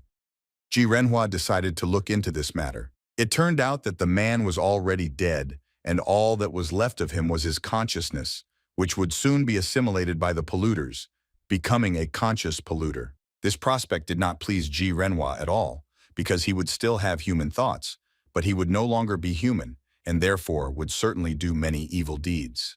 The eye immediately quickly went somewhere, thinking along the way that he had to destroy himself before this happened, so as not to put his daughter at risk. Suddenly, some strange energy similar to a red liquid began to envelop the eye. Ji Renhua assumed that these were the exits from the zone. Suddenly, this energy scattered to the sides, and the man saw something very strange below that he could not pass by. He saw the lifeless body of his younger brother Ji Renmei on the floor, with a frightened Ji Liming sitting next to him. The old man immediately began to scream nervously, not understanding what had happened here, and saying that it was not he who had done it. Chen Kun asked the old man to be quiet and said that he knew it wasn't him. Sun Miaozi guessed that it was an attack by a polluter, so they all had to be careful. Seeing all this, Ji Renhua remembered that the rule of the black monkey's paw was that when you make a wish, it will come true. The price for this was the life of your closest relative. It turned out that the closest relative who paid this price was the man's younger brother, who wanted to see if he could control all the pollutants in his body at the same time. Ji Renhua decided to find out what would happen if he had no relatives. In that case, the black monkey's paw would be randomly replaced with another condition, such as the same surname or the same gender. The man expected this and thought that those who controlled the rules were probably killed by these rules and only polluters could freely use them. Meanwhile, Chen Kun guessed that Ji Renmei had been killed by the fatal attack, and they had a chance to win. Ji Liming immediately asked the guy to never underestimate Ji Renhua because he was the most talented in the Ji family. Suddenly, Sun Miaozi attacked the old man with a powerful kick enhanced by her ability and ordered the old man to be quiet. After that, the girl assumed that Ji Renhua used some dirty things with a high price because he had not attacked for a long time, which meant there must have been many conditions. At this time, Ji Liming was indignant because the girl attacked him and also thought that his brothers had suddenly died, and therefore he, as the eldest, had to lead the family. Then the old man thought that the people who were now next to him were not so simple. For example, Chen Kun had skills in zoology and had already tamed many wild animals. Therefore, the old man was curious about how his younger brother Ji Renhua would fight against the polluters that Chen Kun controlled. Ji Liming didn't like the fact that his younger brother separated from the main business and bought this building to set up a research institute instead of using the profits to rebuild the Ji family. Meanwhile, Chen Kun looked around and said that it was not in their interest to fight in this unfamiliar place. Then Sun Miaozi suggested that the building be destroyed. Ji Renhua, when he heard this, was very surprised by such a proposal. Ji Liming was also not happy with this idea, but he couldn't say anything against it. Sun Miaozi was already prepared to turn her idea into reality, as evidenced by her confident stance and the bright lightning that flashed around her legs. The next moment, the girl suddenly jumped up and quickly ran forward. She managed to run without any difficulty both on the floor and on the walls and ceiling, leaving behind white electrical traces. She quickly ran around the entire room while Chen Kun silently observed what was happening without interfering in this process. Ji Liming looked around in horror and was surprised that the girl had managed to leave her marks on all the walls of this room, and now she only had one thing to do. Sun Miaozi said without hesitation and with a smile on her face that she would now blow up all her electrical traces. The next moment, the silence of the night city was shattered by a huge explosion that thundered on one of the floors of the research institute. In order to leave the room safely, Chen Kut used his zoological skills and called upon an eagle to help him. Very soon, a huge bird quickly flew out of the burning building, trying to make sure that its owner did not get hurt. It turned out that Chen Kut took Sun Miaozi with him so as not to leave her in a dangerous place. The boy looked at the destroyed building and was surprised that the old man was still alive despite the explosion and the spreading fire. It turned out that Ji Liming had managed to summon a huge snake, which he ordered to take him away from here. Looking back, the old man said goodbye to his brother Ji Renhuang with a smile on his face and thought that all he could do now was calmly wait for the inheritance. At the same time, Chen Kut was sure there that the man could not die so easily, and therefore it was necessary to wait until he came out into the street. Suddenly the guy saw something that made him instantly shut up and open his eyes wide in extreme shock. Chen Kut and Sun Miaozi looked around in confusion and could not believe that what was happening was real, because they were in the very room that should have already been destroyed.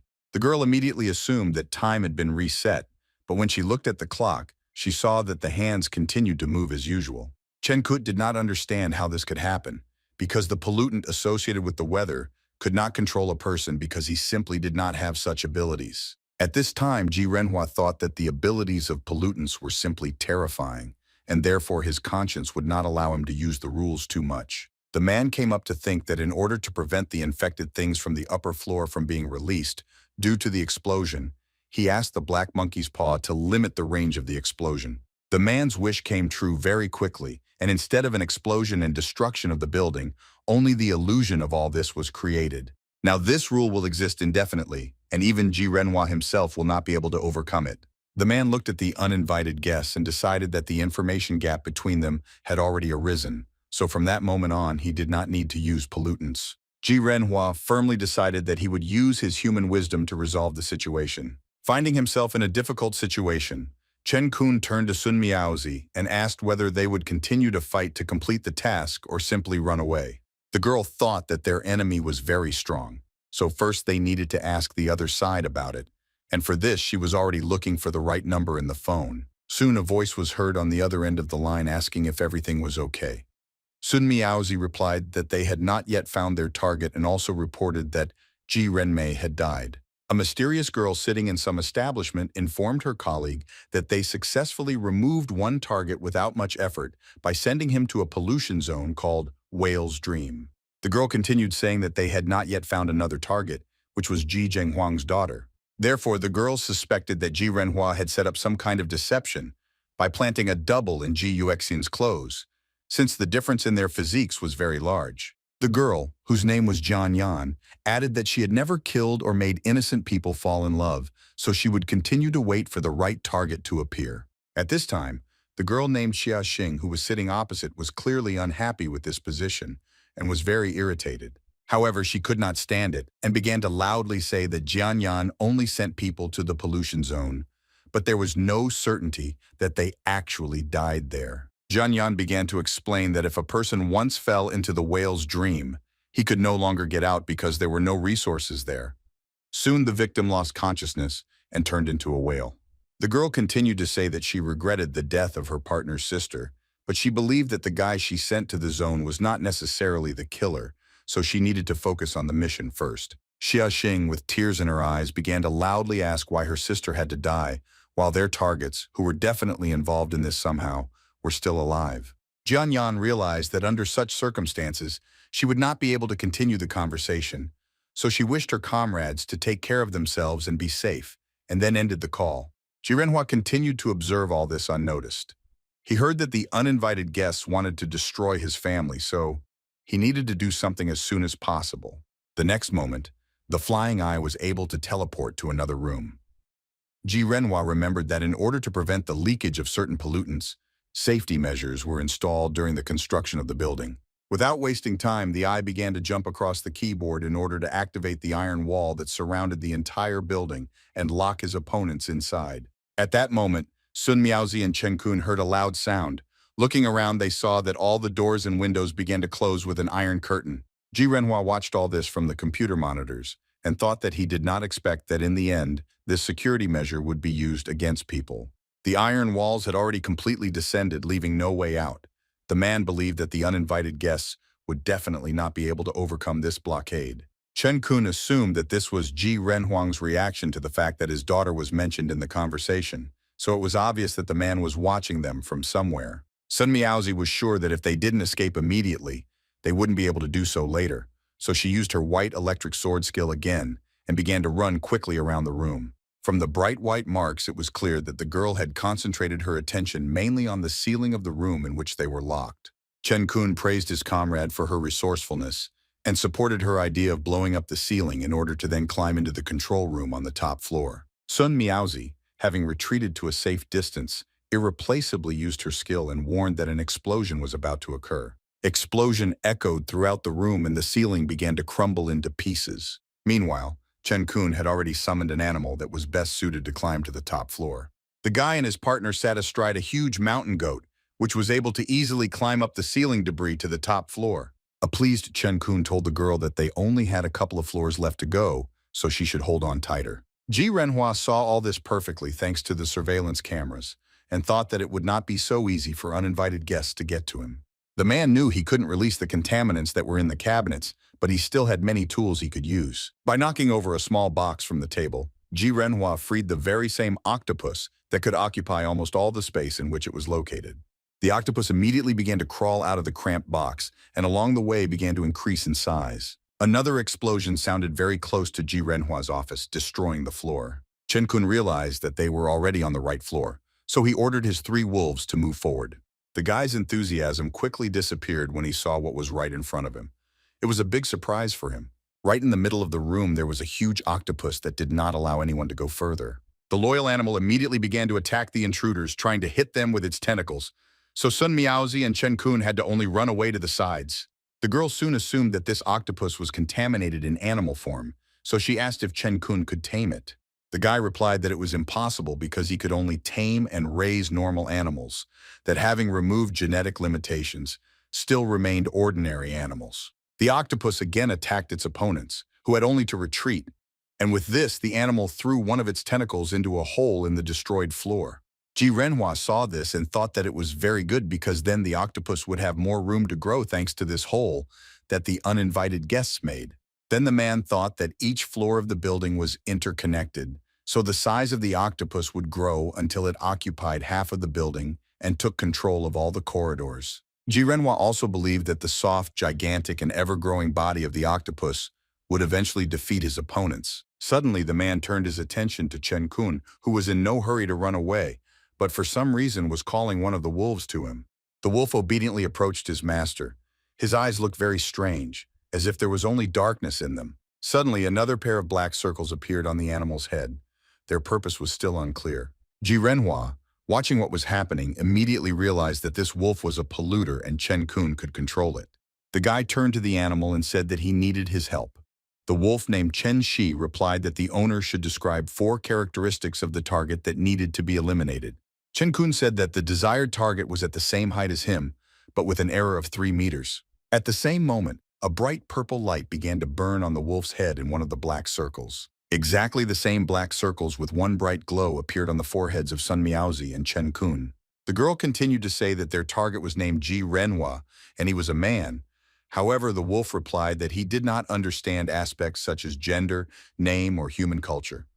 A more precise description was needed. Chen Kun explained to his partner that after the filtering of the 4 characteristics was completed, the person with 4 lit candles would die instantly, so it was necessary to name everything correctly. Hearing this, Ji Renhua realized that this was the rule of instant death and thought that it was very good for him, despite the fact that black circles with one glow appeared around himself. The building of the research institute looked completely normal from the outside. None of the passers-by could even imagine what was happening inside right now. Chen Kun turned to Chen Shi and said that the second characteristic that should help him find the target he needed was that he carefully observed the wolf. Ji Renhua did not expect such a characteristic and thought that it was dangerous for him, so he should escape to the rain world.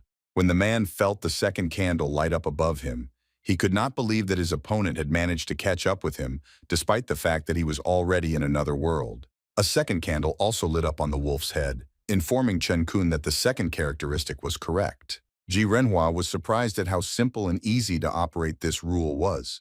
His opponents only needed to name specific characteristics, after which any target would be instantly destroyed. Even though the man was running away from reality, he still couldn't escape it because the range of this rule was unlimited. Unexpectedly, Sun Miaozi saw in the mirror that 2 lights had also lit up on her head, which made her very worried. Chen-kun thought that it didn't matter because there were still two additional characteristics to be named, so now the wolf wouldn't harm the girl in any way. Ji-renhua continued to watch the events from the rain world and thought that he absolutely could not allow the guy to name the third characteristic. Unexpectedly, Chen-kun quickly walked forward and asked his partner to help him. Along with this, the guy assumed that now he should also have two candles burning. Sun Miaozi was nervous and asked what the third characteristic was, because they didn't even know what their opponent looked like.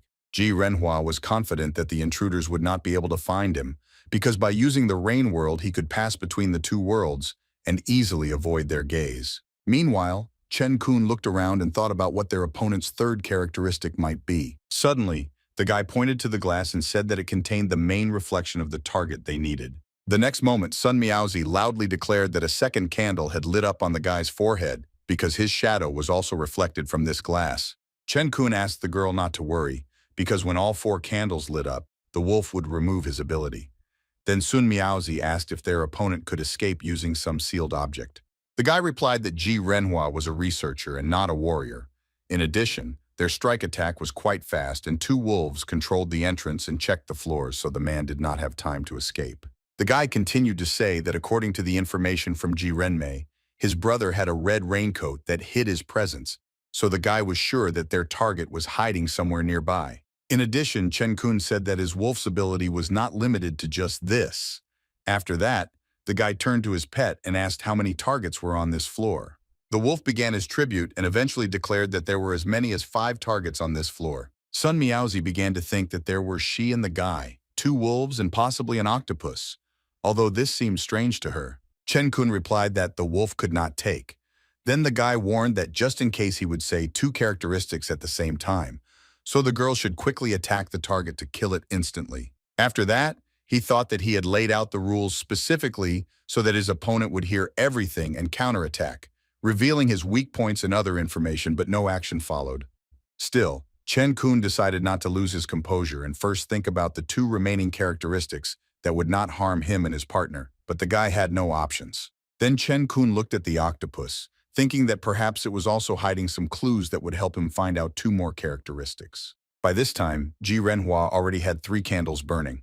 He admitted that he was surrounded because his opponent had made good use of the rule of this pollutant.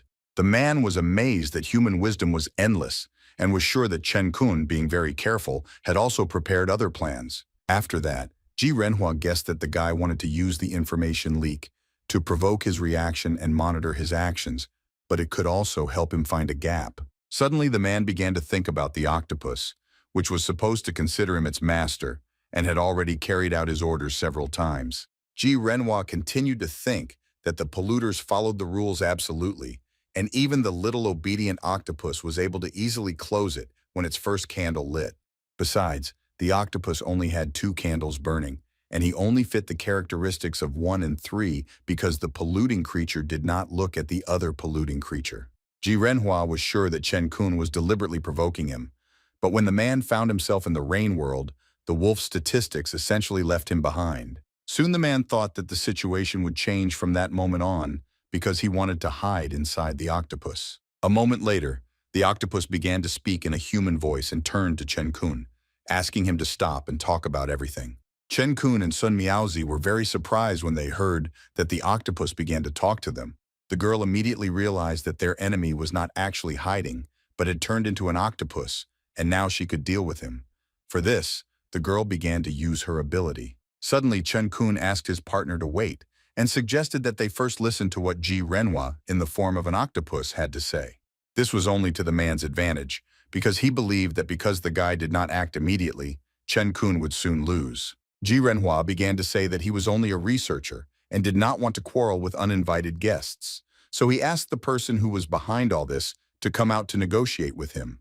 Chen-kun replied that it was only possible to negotiate when the opponent's forces were equal, and the fish that was already under the knife had no right to speak. To this, the man replied that he and the guy already had 2 fires. In addition, he used the polluter rule to turn into an octopus, and therefore it would not be easy to kill him. Chen-kun immediately noticed that the octopus really only had 2 candles burning.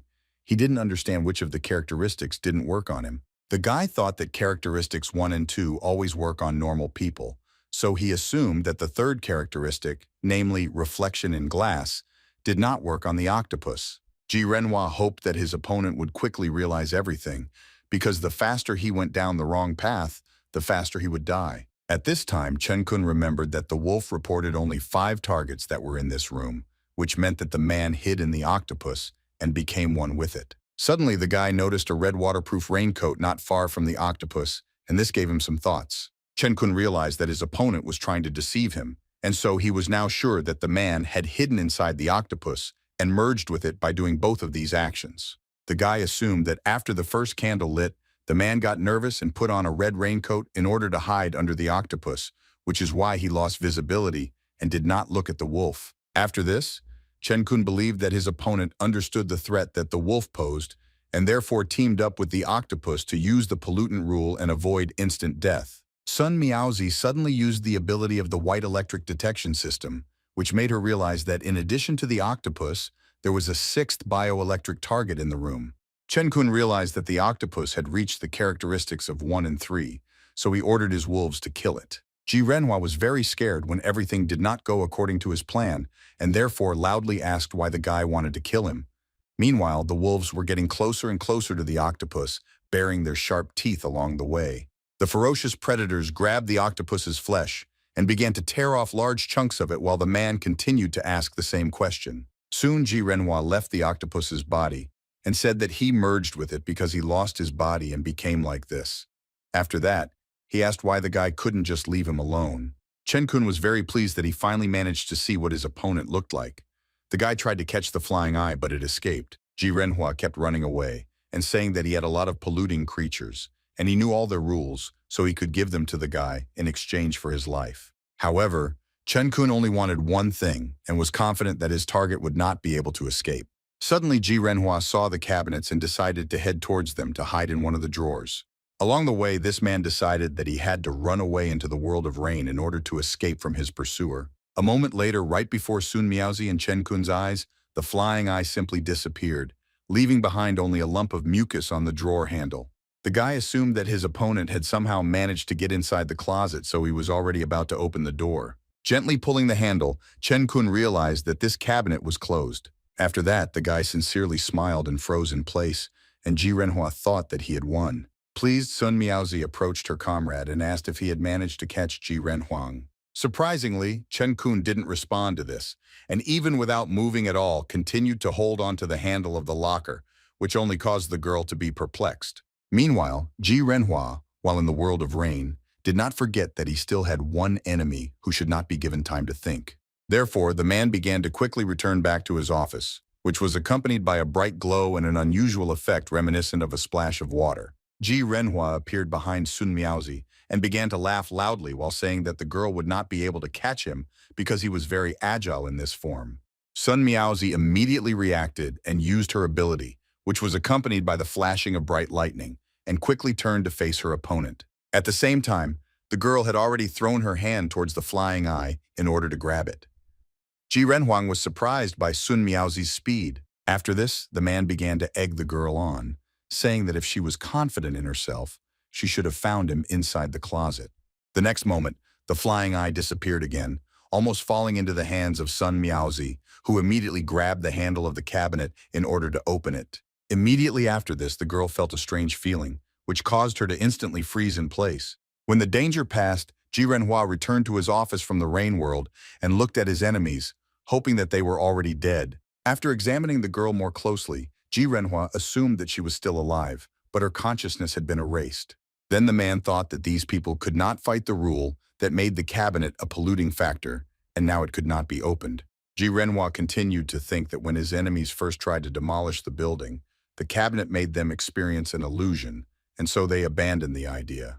Right now, Sun Miaozi and Chen Kun had a strong desire to open the cabinet, so he directly prevented them from even thinking about the idea by erasing their consciousness. Ji Renhua was glad that this dangerous situation had passed and decided that he would first collect everything that was left of the octopus so that it would not continue to grow. The man knew well that pollutants did not die even if they were ground into powder, and even in this form they could continue to carry out their rules. Next, Ji Renhua thought about his dear daughter.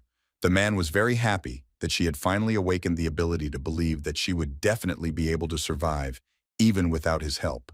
While the man was thinking about this, he did not notice that the wolf that belonged to Chen Kun was closely watching him, but there was no longer a single candle burning on his head. Soon the man noticed the animal and was very surprised that it was still there. After thinking for a while, Ji Renhua guessed that because the wolf's master died, the quest was restarted. Suddenly the man saw that one of the candles on the wolf's head had lit up again and realized that the rule had once again begun to search for the desired target.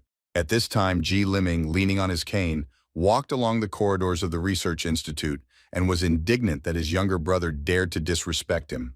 The old man liked this building and also liked the fact that both of his brothers were dead. He also did not forget that Ji Renhua had a daughter whom he intended to take good care of. Passing by one of the windows, the old man suddenly noticed his reflection and saw 4 black circles on his forehead, one of which glowed with a bright purple light.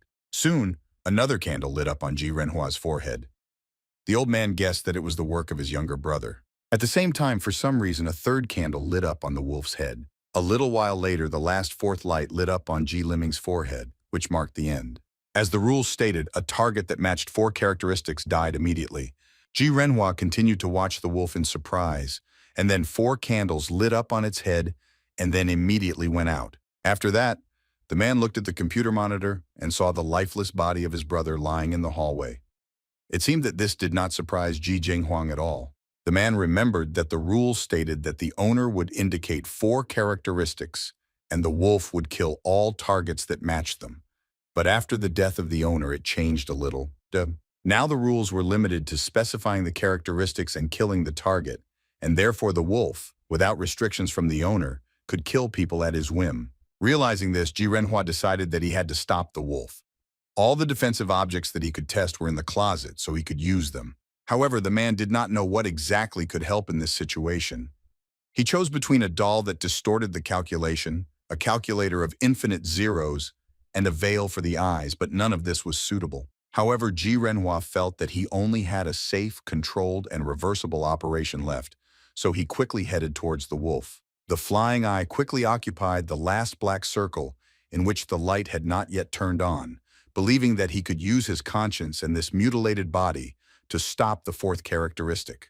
Ji Renhua really hoped that it would work and ordered the wolf to stop. Soon the man realized that everything was not so simple because the wolf constantly asked about the 4th characteristic and tried to use the all-seeing lenses. Ji Renhua asked the wolf to take someone else because his daughter was waiting for him. After that, the man wondered if he could remain human after allowing the polluter to kill people without hindrance. He began to think that in this world, people died every day and his choice could not affect this, but it gave Ji Renhuang the opportunity to protect his daughter. This dilemma greatly puzzled and worried the man. At this time, Bai Xing and Jin Jiwei's journey in the area called the Whale's Dream continued. Suddenly, the girl confidently declared that they had almost arrived at the destination. Jin Jiwei drew her companion's attention to the large ship that was sailing on the sea. The protagonist immediately began to peer into the distance. The girl then said that the Kong family had at their disposal a seeker whose ability was a contract with the ship. He was connected to it by life and could control the ship at will. Bai Xing was not at all impressed by this ship and asked why that seeker couldn't contact their more powerful ship, like an aircraft carrier or something like that. Jin Jiwei continued to say that this person was a key figure of the Kong family and was engaged in gold mining in the ocean, but once he rose to Class A, he was imprisoned in this zone. Hearing this, the protagonist assumed that his companion was in the same situation.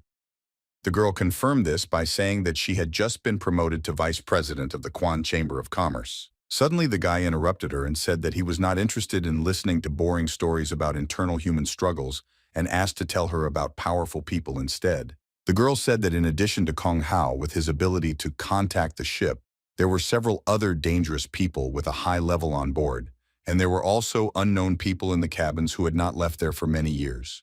The ship itself was located right in the center of the whale sleep zone, where there were a large number of whales underwater, as well as a lot of resources and the ability to control new arrivals. The girl then said that after she arrived here and had used up all her resources, she was given a small boat so that she could go in search of food. Otherwise, she would have been eaten. Hearing all this, Bai Xing, with a smile on his face, assumed that the girl was not eaten immediately because they had hope of getting out of here, but they did not dare to go all the way. Getting closer and closer to the big ship, the main character continued to say that this time everything would be different and promised to cover the girl if anything happened, but now they needed to prepare for landing. Moments later, the protagonist pushed off strongly from the water surface in order to climb onto the ship. Baixing jumped high into the air and literally flew towards the ship, not caring at all about who he might meet there. The guy's strength and skills were enough for him to easily reach the ship. Very soon, the main character landed with a crash on the deck of the ship, slightly damaging the wooden floor. Next, Baixing raised his head and looked around, finally finding what he had come to this ship for. There were several men standing in front of him. They were all surprised by the guy's unexpected appearance, and one of them was indignant that Jianyan was up to something again. A man named Yang Wei, who had the ability Lip Cannon, was unhappy that another newcomer had arrived because it irritated him. Kong Xiaowu asked his comrade not to say that, because it was boring here, and the appearance of the main character brought some variety. This man had the skill of golden body. Kong Hao, who had a contract with this ship, immediately turned to Baixing and asked what family he was from. The main character replied that he did not belong to any of the families, but he heard that everything was fine with them, so he came here to see it. Suddenly, Kong Xiaowu noticed that there was a small boat overboard with Jin Juwei sitting in it.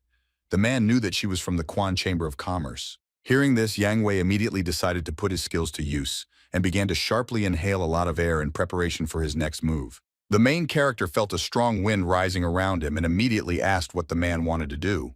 The next moment, the man seemed to shoot air towards Jin Jiwei with all his might.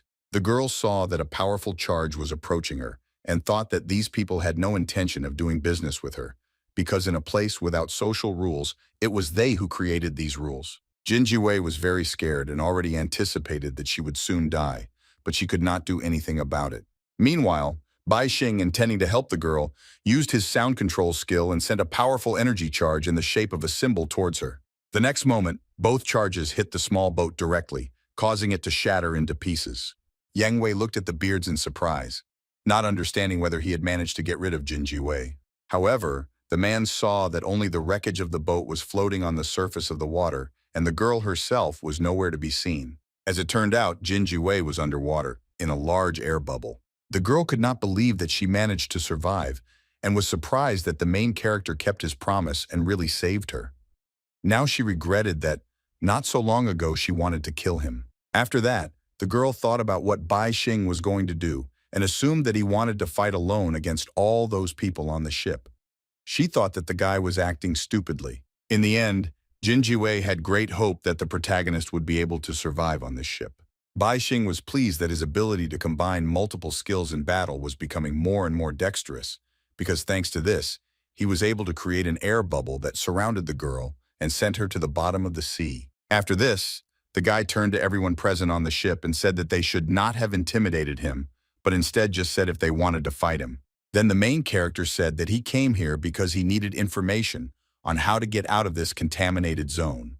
The guy assured that he had something that he could offer in return. Yang Wei was surprised that the newcomer was able to withstand his attack and thought that in that case, the guy must have had a high level of energy.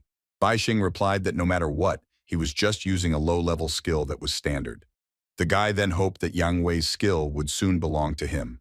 The man replied that no matter how modest the protagonist was, he would not be able to hide the fact that the skill's power depended on the user, and therefore, even a low-level ability could destroy an SSS-class skill. To this, Baixing replied with a sly smile that he understood the man's point of view, but his words were also true. Unexpectedly, Kong Xiaowu praised the guy for his ability to obtain information and said that now he had to make a choice. The guy had to contact the people outside and send them something to save them. I agree with the second path. The main characters could provide valuable information about external pollutants. He also had a third path, namely, to become food. Baixing was not satisfied with any of these options, so he wondered if there really wasn't a way to simply cooperate with the men so that they could all be saved. The men laughed at this and said that the protagonist did not know Captain Zhonglu and how wonderful his skill called Gift of Life was. After that, Kong Xiaowu drew Baixing's attention to the item in his hand and told him that after receiving life, the ordinary branch was able to become renewable and suitable for food. Yang Wei also said that initially he had a regular baguette, but after using the gift of life skill, it acquired the ability to recover and tasted like meat. Kong Hao also decided to show off his favorite treat, which was a human hand. The man said that he liked the way it was chewed. After that, Kong Xiaowu laughed at the guy for hoping to get a frame status here and thought he was too naive. Bai Xing, without losing his composure, replied that he understood that in a place where people ate other people, it was impossible to reason rationally, and therefore asked not to eat him. Yang Wei was pleased with this answer, thinking that the youth should be reasonable and obedient. Kong Xiaowu thought that the boy was wise to understand the situation and assumed that he wanted to contact his elders. Suddenly, the protagonist's eyes lit up with furious rage and his lips dissolved into a sly smile. Along the way, the guy loudly declared that he wanted to eat everyone on this ship. The next moment, Bai Xing quickly walked towards Kong Xiaowu with his hand already clenched into a fist to attack him. The man saw this clearly, but he didn't have time to do anything, so a moment later the guy's powerful blow hit his jaw. Kong Xiaowu was immediately thrown far back, and the only thing he could do was be surprised at how much power the main character possessed. Yang Wei took all this with a crazy smile on his face because he understood that Bai Xing decided to resist, which meant he wanted to become their food. The main character, not at all afraid, confidently answered that his enemies outside were waiting for his revenge, so he wanted to save his strength and peacefully take the man's skills, but now everything will be different. At the same time, the guy was thinking about the fact that for some time now, the words about him being a whale have been resonating incessantly in his head. This irritated the main character. After that, Bai Xing remembered that it was forbidden to fly in this contaminated zone, so in order to get close to his opponent, he used a skill that enveloped his legs in fire and threw him up. Thanks to this, the main character managed to fly up to Kong Xiaowu and attacked him with all his might once again. It didn't end there. Bai Xing activated his next ability, which was distance acceleration, which was accompanied by the appearance of bright sparks around his hand. Kong Xiaowu immediately began to fall down quickly and was afraid that at this rate he would simply crash to his death on the deck of the ship. That was why the man used that very branch to save himself. It quickly grew in size and wrapped itself around Kong Xiaowu to soften his fall. Seeing this, the main character assumed that the man intended to survive, but he did not want to give him such an opportunity, and therefore, with a smile on his face, used the laser eyes skill. Kong Xiaowu seemed to already know what was waiting for him ahead, so he immediately activated his ability called Golden Body, which created a barrier around him. The next moment, Bai Xing unhesitatingly shot out lasers from his eyes and hit the man directly, causing the branches that were covering him to start to crumble. Kong Xiaowu steadfastly endured the frantic pain that the scorching lasers brought him, while loudly saying that a strong warrior was not limited to just one fighting style. That was why the man immediately used the energy formation skill, which created a golden sword that emanated from his hand in the form of an aura.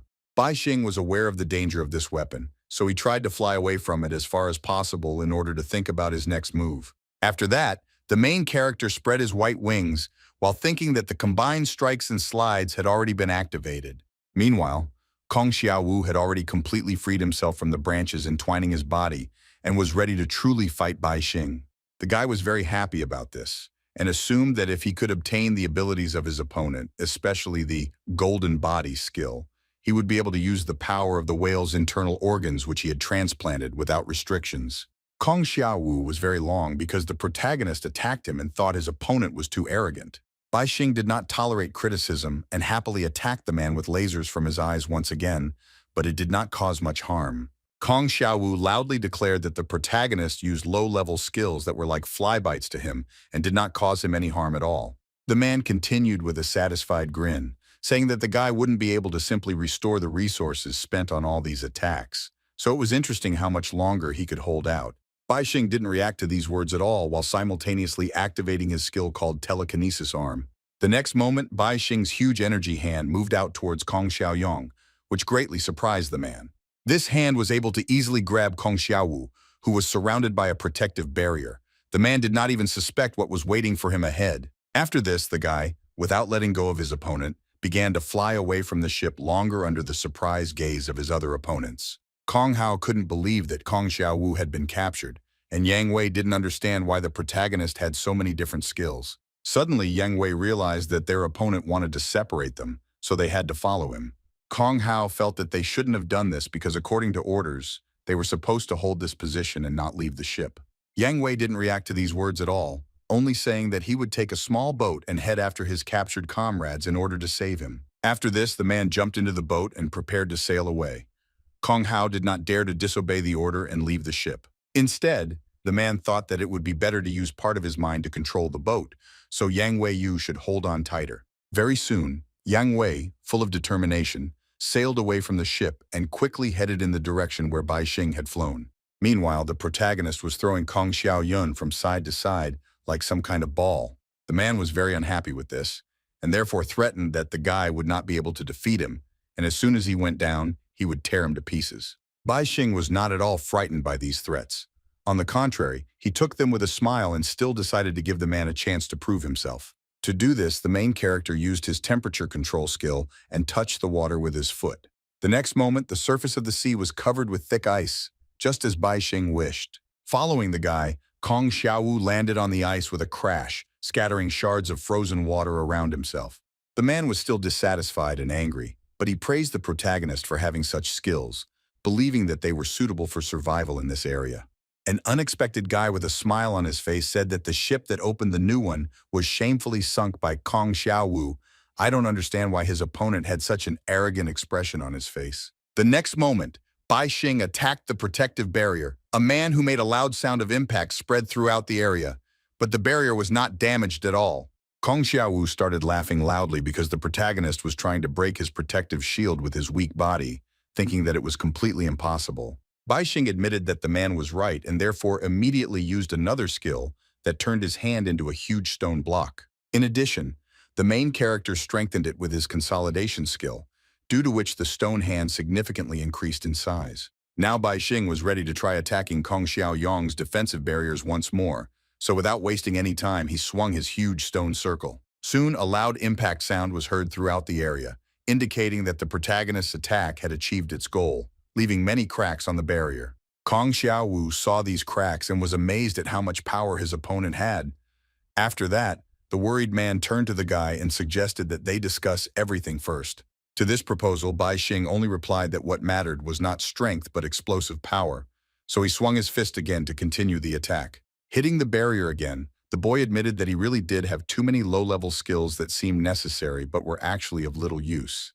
The main character continued to say that he always thought that if a person had a lot of skills, then he could cope with difficulties more easily, but it seems that this was not the case. Bai Xing became angry because he didn't even know where the person was who had torn out his insides and cut off his arm, believing that only a real polluter could have done that. The main character put all this anger into his blow, thanks to which he finally managed to break the protective barrier.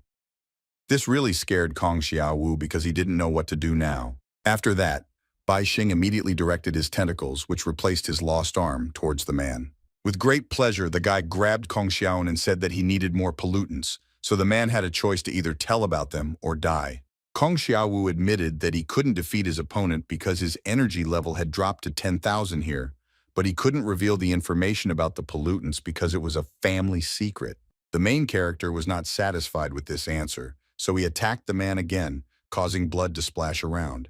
At the same time, the guy tried to use mental influence to catch the superficial thoughts of his opponent. Still, Kong Xiaowu, very afraid for his life, asked the main character for forgiveness and said that he would tell him everything. However, Bai Xing no longer needed this because he had already found out everything.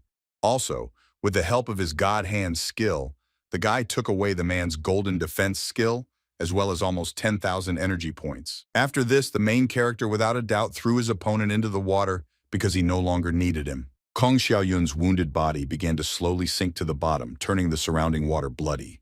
The man had no strength at all to even try to get out onto the water's surface, so he could only slowly move away from suffocation and blood loss. The main character knew well that the enemy he defeated would turn into a whale after death. Very soon, instead of a man, a large whale was swimming under the water, heading towards other whales like him in order to fall asleep.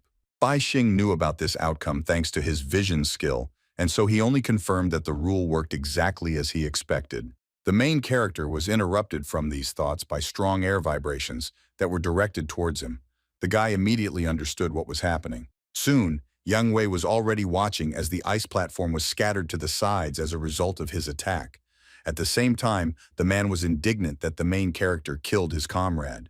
Bai Xing, who was not injured at all by the attack, asked with a satisfied smile on his face if Yang Wei was willing to exchange the information about the pollutants for his life. The man continued to be indignant and say that the boy had committed a great sin and therefore he should return with him to the ship to apologize to Captain Zhonglu. Bai Xing didn't respond to this and only pushed off the ice platform with all his might and jumped towards his next opponent. Soon, the protagonist managed to seriously injure Yang Wei, who did not even have time to do anything to defend himself from the attack. Bai Xing also told the man that his proposal was no longer relevant. Taking the skill and energy points from the defeated opponent, Bai Xing flew back towards the ship, hoping that at least the captain would be able to clearly see the current situation. The guy tried to get to the ship as quickly as possible, because even though he got out using the whale's internal organs, he still tried to change his understanding. Soon Kong Hao saw the main character approaching the ship alone. The man was shocked that his comrades were nowhere to be seen. A moment later, Bai Xing jumped onto the deck with a roar, completely unafraid of another battle starting. Still shocked, Kong Hao immediately asked why the boy had returned alone and where his comrades were. The main character didn't even think about answering these questions because instead he was already trying to grab the man with his huge stone hand. Kong Hao had no time to react at all, so his head was instantly firmly clamped in his opponent's hand. Suddenly, Bai Xing loudly called out to Captain Zhonglu and asked him to come out to him for at least one conversation. Soon, a previously unknown person came out onto the deck and asked the guy to calm down because they could just talk. The young man greeted his guest and said that his name was Zhonglu. He also said that he had once been the captain of a whole squadron of several ships, but now he commanded only this ship. After this, the guy assumed that the main character had eaten whale meat, and now it was tormenting him quite a lot. Bai Xing suggested to move this conversation along faster and said that he needed the captain's skills, and in exchange, he could tell him how to get out of here. To this, Captain Zhonglu called the protagonist a baby and said that messing with him was not a very good idea. Bai Xing replied that in any case, the captain would not be able to defeat him, especially without the help of his comrades, who would certainly not be able to participate in this. Hearing this, Zhonglu smiled slyly and thought that it was surprising because the main character did not need to spend much time to understand the rules of this pollution zone. After that, the guy calmly said that Bai Xing was not the only one who could understand these rules. The next moment, the captain declared that they did not leave here not because they could not, but because they did not want to. Zhonglu intended to open a new era for humanity here. Suddenly, Captain Zhonglu extended his hand to the main character with a smile on his face and invited him to join him. The guy also said that he considered Bai Xing to be talented because he felt his abilities. The main character was surprised that the captain dared to invite him despite the fact that he had recently killed two of his subordinates. To this, Zhonglu replied that in this polluted zone, no one really died, but simply fell asleep like whales underwater. Still, Bai Xing agreed to negotiate with the guy, but asked that in exchange he give him his ability called the Gift of Life, because he believed that it would be useful to him. Zhonglu was delighted that his interlocutor could copy other people's abilities and thought that he should be proud of it. After that, the captain asked permission to show his guests something interesting. Suddenly, a bright golden aura appeared around Zhonglu, studying the blinding light. The fact was that he had somehow used the golden defense skill. The main character was very surprised by this and did not understand how this was possible, because this skill belonged to one of his already defeated opponents. The performance didn't end there. Zhonglu's eyes also began to exude a bright color, as he used a skill called Glittering Eyes, which was an extension of the laser beam skill. The bright light that emanated from the captain forced the main character to close his eyes and turn away. The guy thought that all this was very strange and bad. After that, Zhonglu used another skill that Bai Xing was already familiar with, thanks to which a powerful stream of air flew straight at the main character. In order to avoid the blow, the guy quickly used the golden defense skill, which enveloped the main character's body in a protective barrier. Despite this, the blow from the airflow was so strong that it threw Bai Xing overboard the ship. The captain did not finish demonstrating his skills and used a skill called Iron Palm Cage, which allowed him to create a huge hand using energy. With this hand, Zhonglu quickly grabbed the main character, preventing him from falling into the water. Bai Xing continued to be surprised and did not understand how this was even possible. After this, the captain squeezed his guest tightly in his hand, demonstrating his strength to him, but suggested that they sit down and calmly talk about everything. Despite the hopeless situation, Bai Xing was not going to just stay there and use the body deformation skill. After this, the guy's body turned into a thick substance similar to mucus, which was able to easily slip out of the tenacious grip of a huge iron hand.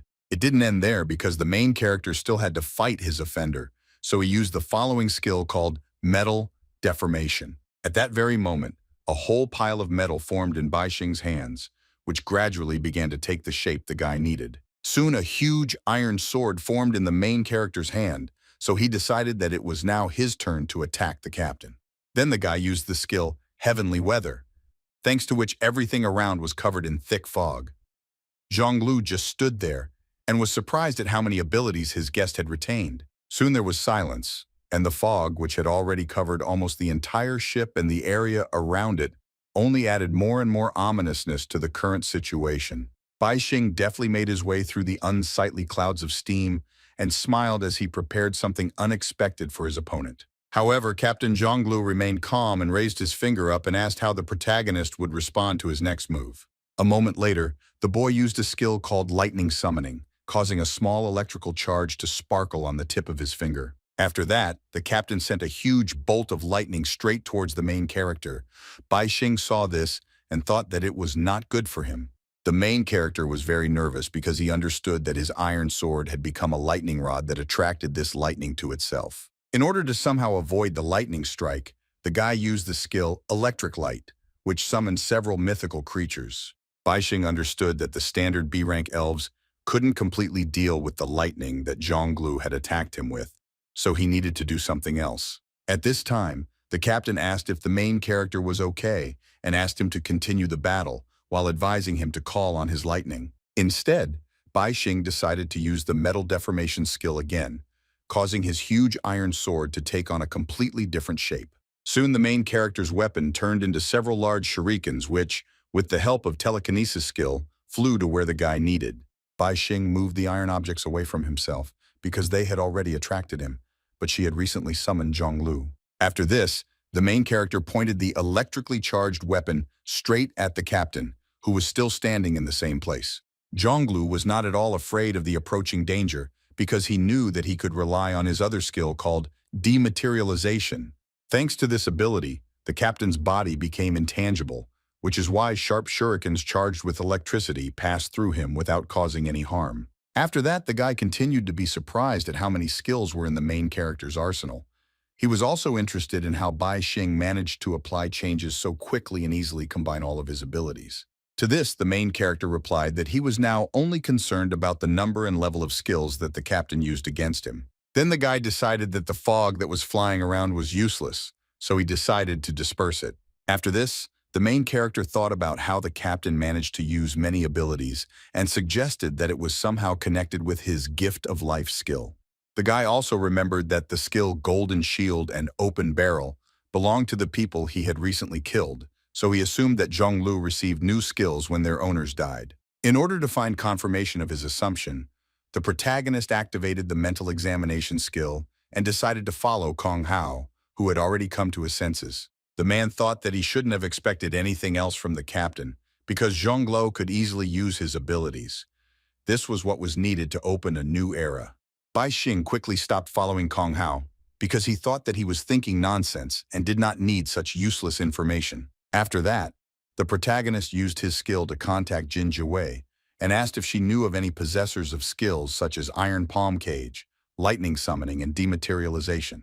The girl was at first surprised that she could hear the main character, but still answered that she knew these people and said that they had recently disappeared from 6 families. They were all A-level geniuses. Now everything became clear to the main character. So he believed that Captain Zhonglu used dirty methods in order to obtain new abilities. Then the guy thought about the fact that when he launched the shurikens, his ghostly beetles landed on the deck.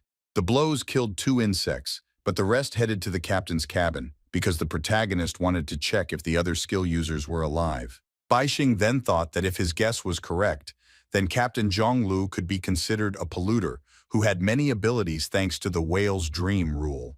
In the polluted zone called the whale's dream, there were several rules, the first of which was that damaging or killing a whale resulted in cognitive pollution requiring constant resistance. The second rule stated that losing consciousness or falling asleep made a person disappear from here, but this did not mean that he could get out of this place. Rather, he would end up even deeper in prison. I agree with the third rule. The rules were formed only on the basis of those concepts that the main whale perceived. Therefore, it was impossible to fly in this zone. Bai Xing believed that the fourth rule was the most important and was the key to escaping from this prison. The main character suggested that people could not awaken from the whale's sleep on their own, but only the whale itself could do this. Therefore, when the whale slept, it became a dream within a dream. And even if a person became infected and turned into a whale, he repeated this rule and could no longer wake up. However, even with these rules, Captain Zhonglo was able to find a loophole and manipulate them. So Bai Xing was very interested to know how he managed to do it. The ghostly beetle, which had already made its way into the captain's cabin, was supposed to help find the answer to this question. As the main character suspected, the missing members of 6 large families were in the cabin and were sleeping, but did not turn into whales. Bai Xing immediately began to think about what would happen if he put the sleeping people in his spaceship and left with them. The guy also thought that he should first exhaust the captain's abilities. Suddenly, the main character saw that Zhonglu for no reason raised his hand and moved it to the side. The guy did not understand what the captain was going to do. Kong Hao also watched this from the side and immediately recognized this technique, which made him simply delighted because he had not seen it for a long time. Then the man turned to the main character and told him not to even look, because he wouldn't be able to learn it anyway, especially without a right hand. Bai Xing was angered by these words. Unexpectedly, Zhonglu suggested solving everything with this technique and promised that after he won, he would not treat the main character badly. Bai Xing refused this, saying that he would rather die than be fixed, after which he said that he wanted to see what made the captain so arrogant. Hearing this, Captain Zhonglu did not say a word, and suddenly raised his hand high up, realizing that he could not come to any other agreement with the main character. Kong Hao continued to speak admiringly about how this was the strongest ability among the A ranks. With a smile on his face, Zhonglu seemed to be reaching out to the higher powers and asking them to rent him a divine sword. At that very moment, a very powerful weapon appeared in the captain's hands. The guy said that this escapade was a projection of one of those gods who could break the rules. After this, the captain swung his new divine weapon to demonstrate its power to the protagonist. Bai Xing was amazed by this power and believed that when he studied the rules of the whale's sleep, his opponent must have already used this sword. After that, the main character used a skill called bubbles, after which a small ball with wind inside appeared in his hand. Then the guy squeezed this ball in his hand and used the skill Wind of Delusion, which allowed him to instantly move to a random place. Bai Xing was able to disappear in time because the divine sword attack had already approached exactly where the guy had just been. Soon the main character found himself in a completely different place, but still remained close to his enemy. Satisfied, Zhonglu turned to the guy and said that he could use 2 skills at the same time, and if Bai Xing helped him, his plan would become even more perfect. Then the captain used the light barrier skill, and now he could use it wherever there was light. No one could go beyond this barrier until it broke itself. After that, Zhonglu asked with a grin on his face how many times the protagonist was going to run away, relying on the derivative of the Yang family. The guy also again suggested just talking. To this, Bai Xing reminded me that he had already rejected the captain's offer once, and now nothing could be changed. Suddenly, the main character jumped into the water and disappeared into the depths of the blue sea. Kong Hao and Zhonglu looked overboard, not understanding what to expect from their opponent. At this time, Bai Xing intended to use the skill again. I think it would be necessary to worsen the view of his opponents. To this, Zhonglu asked if the protagonist really thought that he wouldn't be able to use the third ability to see through this fog.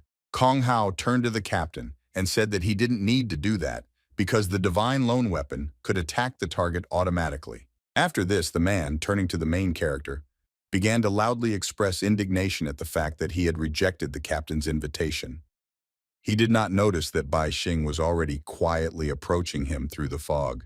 The next moment, the protagonist managed to quickly attack one of his opponents, while asking if the man was paid well for such compliments. Without wasting time, the protagonist quickly took away Kong Hao's skill called Ship Contract, as well as nearly 8,000-point energy. Zhonglu saw this. However, the captain remained just as self-confident and asked if the guy had returned to the ship and waved his divine weapon.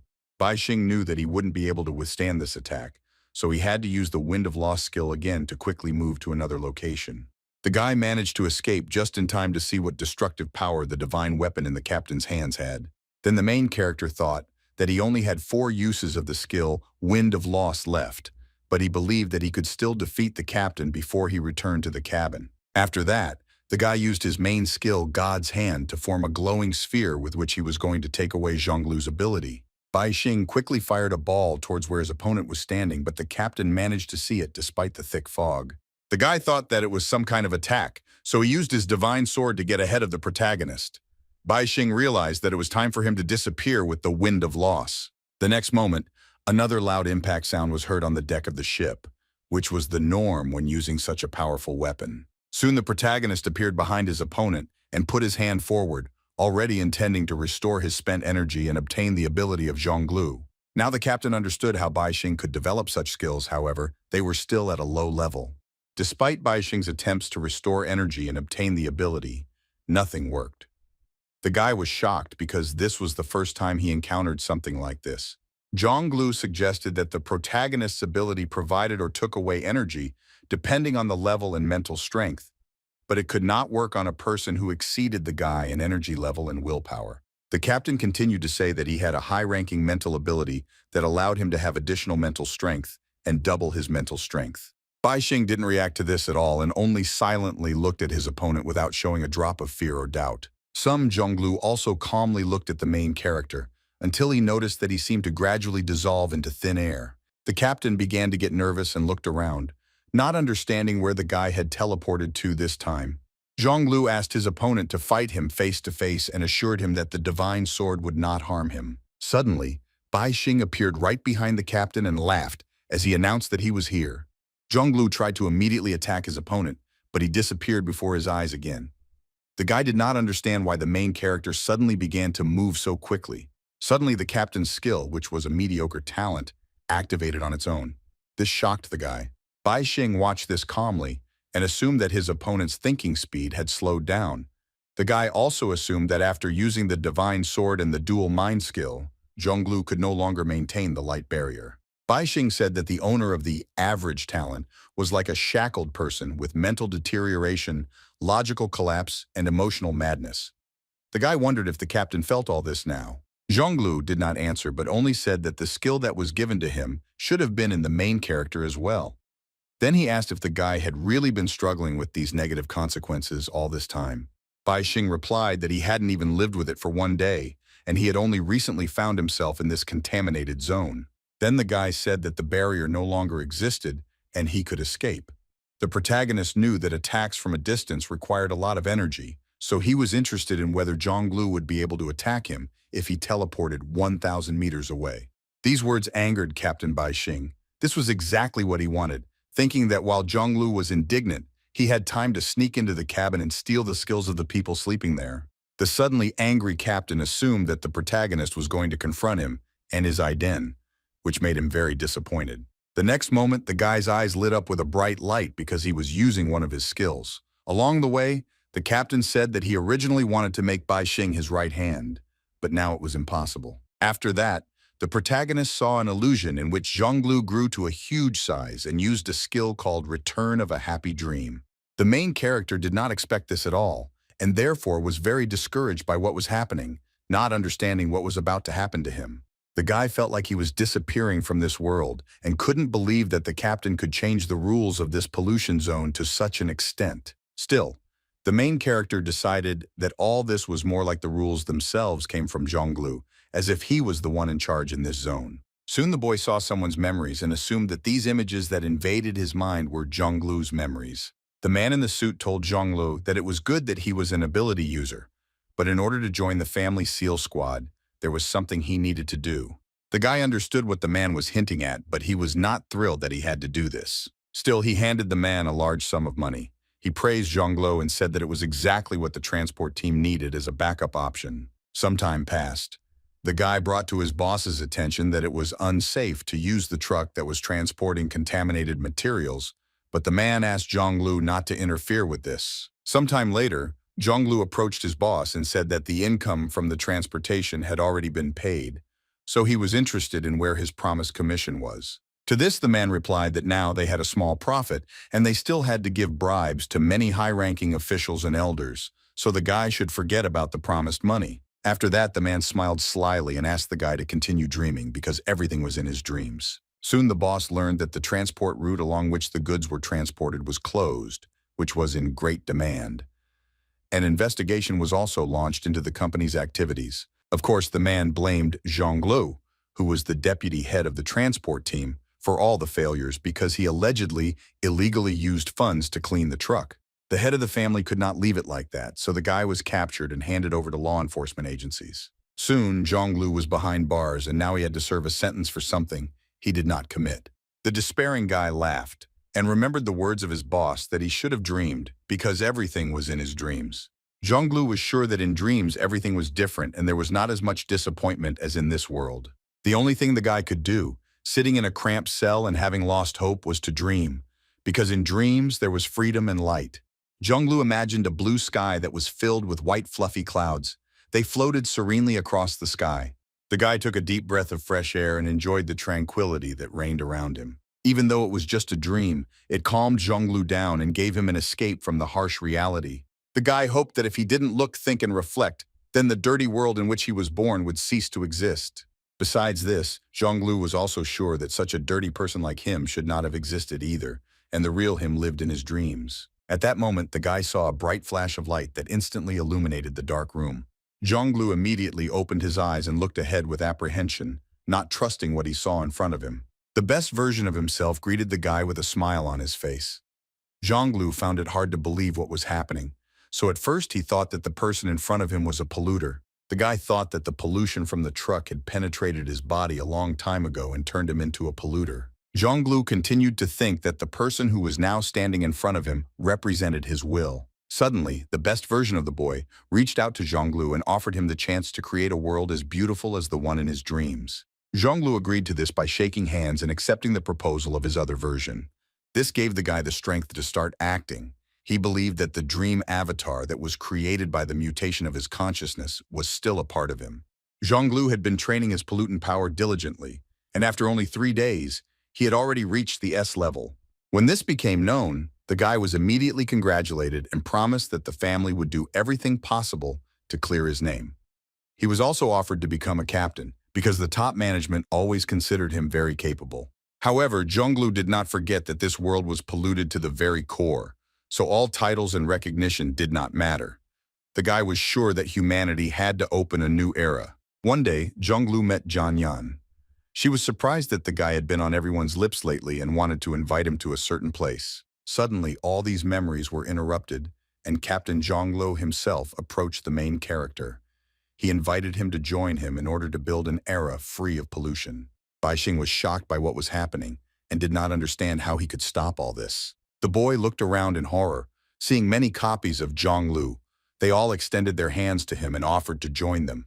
Baixing felt a strong pain in his head and guessed that Zhonglu wanted to break his will and make him the same as those people who slept in the cabin in order to steal his ability. However, the main character was not going to give up and said that the influence that the captain had could not even come close to being compared to what Director Pushkin would do to him. After that, the guy decided to take advantage of the exhaustion of rebirth. The next moment, the main character crushed the sphere in his hand, from which black energy poured out. At the same time, the guy thought that he needed to go back just a few minutes. This black energy immediately wrapped itself around the main character's body as if trying to completely absorb him. Soon, the black energy began to pull Baixing out of this dream like a thread, under the surprised gaze of Zhonglu. The protagonist felt uneasy feelings that were associated with his return in time, but this was an integral part of his complete revival. Soon the guy found himself underwater and realized that he had moved to the moment when he used the fog skill for the second time to hide in the sea, which meant that the resurrection drop had worked perfectly. After that, the protagonist used a skill called Big Appetite to stuff Jin Jiwei into his stomach, thinking that she would be useful to him once he got out of the pollution zone. Baixing then returned to the ship and under the cover of fog, quietly snuck up on Kong Hao to steal his ship contract skill. Having received the necessary skill and also almost 8,000 energy points, the guy only had to use the resurrection drops to fix this moment in time. Zhonglu was very happy to see the protagonist, who had returned back to the ship, because now their battle could continue. Suddenly the boy turned to Captain Zhonglu and asked if he had found what he had lost here. Zhonglu was surprised that his opponent called him captain. I think he was now ready to talk to him. After that, the guy thought about what Bai Xing could lose here. Suddenly, the main character used his magnetic field control skill, which sent those same 3 sharp shurikens towards the discouraged Zhonglu. The missiles flew quickly towards the captain, intending to catch him off guard and cause serious harm. However, Zhonglu did not perceive this as a threat at all, and easily repelled this attack with his divine sword, while asking the protagonist to stop playing with him. After catching one of the shurikens, Bai Xing asked for forgiveness from his opponent and stated that he intended to win this battle. Zhonglu was surprised that the protagonist was going to do this with only 3 shurikens that he had hidden earlier. The guy believed that his opponent would not be able to do this even if the weapon was covered in deadly poison. To this, Bai Xing replied with a smile that what the captain was so afraid of was not as simple as ordinary poison. The next moment, the protagonist suddenly thrust a sharp shuriken into his stomach, causing blood to spray all around. After this, the guy fell to the floor without strength, while the shocked Zhonglu looked at all this, not understanding what the main character was going to do. The captain continued to say that if the guy dies in this dream, he will turn into a whale and merge with the dream, after which the guy's ability will be at his disposal. Soon Zhonglu realized that everything was not so simple here. Bai Xing explained with a smile on his face that he simply merged his internal organs with the ship using the object fusion skill. The protagonist continued to say that the dream avatar that belonged to Zhonglu set up dreams for other people as an addition to the whale's dream, and by manipulating this, the captain could use all the abilities of the dreamers. Bai Xing, being very pleased with himself, continued to say that after he obtained the ship contract skill, he could sense this ship that was connected to the captain and other people. The next moment, the main character sharply twisted his neck and then ordered the ship to turn it around. The ship immediately began to fall on its side. Soon the ship was completely submerged and only its keel was visible above the surface of the water. Bai Xing asked the captain if his body was still here, assuming that it was Zhonglu along with the first whale who created this pollution zone. The protagonist continued to say that the captain managed to create this dream, but he himself connected with the flesh of the whale.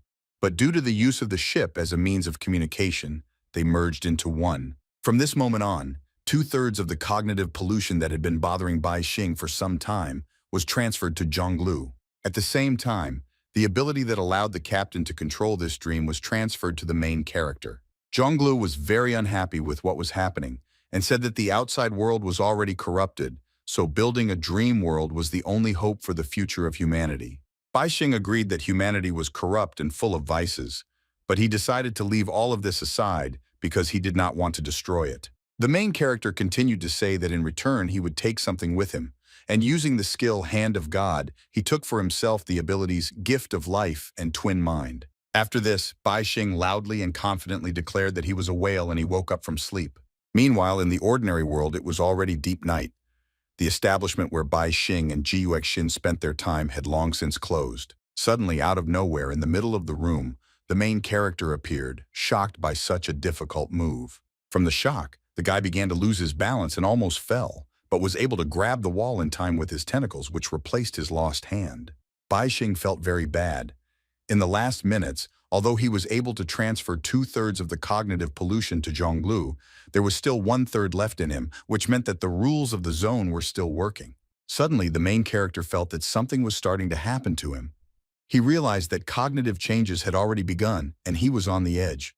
Whalehead began to appear on the boy's body, but Bai Xing believed that he still had hope because he had received key abilities that were supposed to help him. After this, even though the main character managed to escape from the contamination zone, the ship remained upside down.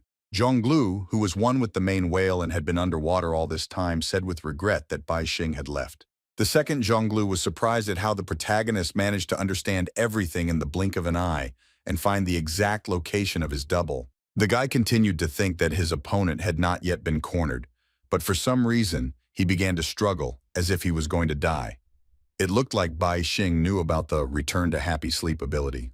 Zhonglu, who was connected with the whale, denied this and said that they were almost on the verge of success. The captain was sure of this because everything in the whale's dream was recorded, and he knew about everything. After that, he stated that the main character used the drops of revival of his double, which was very surprising. After that, the guy suggested that they had enough power of skills such as dream manipulation and thought suggestion.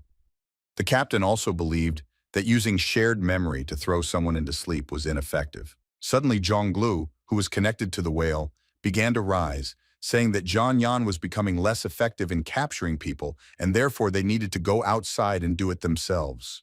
The captain continued to say that after all, the election of the company's next director was about to begin. Zhonglu also stated that it was time to announce to the world their plan to create something new for humanity, because the whale's dream had already been fully explored. Suddenly, the surface on which the captain stood began to spread out in waves, as if turning into some kind of liquid. Soon, both versions of Captain Zhonglu began to quickly fall down, but this did not frighten them at all. They went lower and lower until one of the guys declared that they had already overcome the second layer of sleep. Here the captain saw the body of some girl who was unconscious and simply floating underwater following the current. Suddenly the guy, without any hesitation, used one of his skills and sharply lowered his hand down, simultaneously releasing streams of energy. This energy, like a sharp blade, instantly cut the girl's body in half. After this, one of the halves of the lifeless body began to quickly turn into a whale. Soon, a huge animal appeared in front of the two captains, which they needed in order to continue their journey. Zhonglu, who was connected to the main whale, ordered his double to go to the third level of sleep. The guy unquestioningly fixed himself and stepped onto the surface of the animal, after which the waves began to spread around again. Zhonglu, tell me that while the main whale existed, his dream could be used to enter deeper levels. It was a dream within a dream. Currently, there were 9 layers of dreams, from each of which Zhonglu was going to create 9 heavens. One after another, there had to be the heavens of polluters, followed by the gods of seekers, and finally by ordinary people. According to Zhonglu's idea, all entities had to be qualified and located in their proper place. Suddenly, the captain said loudly that they didn't need to worry about Bai Xing, who had escaped, and who would take over the position of director since they already had the initial foundation for ending the era of pollution. Next, Zhonglu, who was connected to the main whale, suggested to his double to search for pollutants in the outside world in order to refine the 9 heavenly levels using their ability. After this, both captains began to dissolve in the water, which indicated that they were able to leave the contaminated area without difficulty. At this time, things were not going so smoothly for the main character. Cognitive pollution was already affecting not only the guy's mental stability, but also his appearance. The guy felt that Zhonglu's idea was already close to success, because the polluted parts of the creature allowed the captain to indirectly control other pollutants, and no one could resist it. Bai Xing continued to think that Zhonglu had activated his consciousness in his dream, turning him into a carrier of pollution, but the obsession with creating a new world without pollution had become the rule for his avatar. Things weren't going very smoothly for the main character.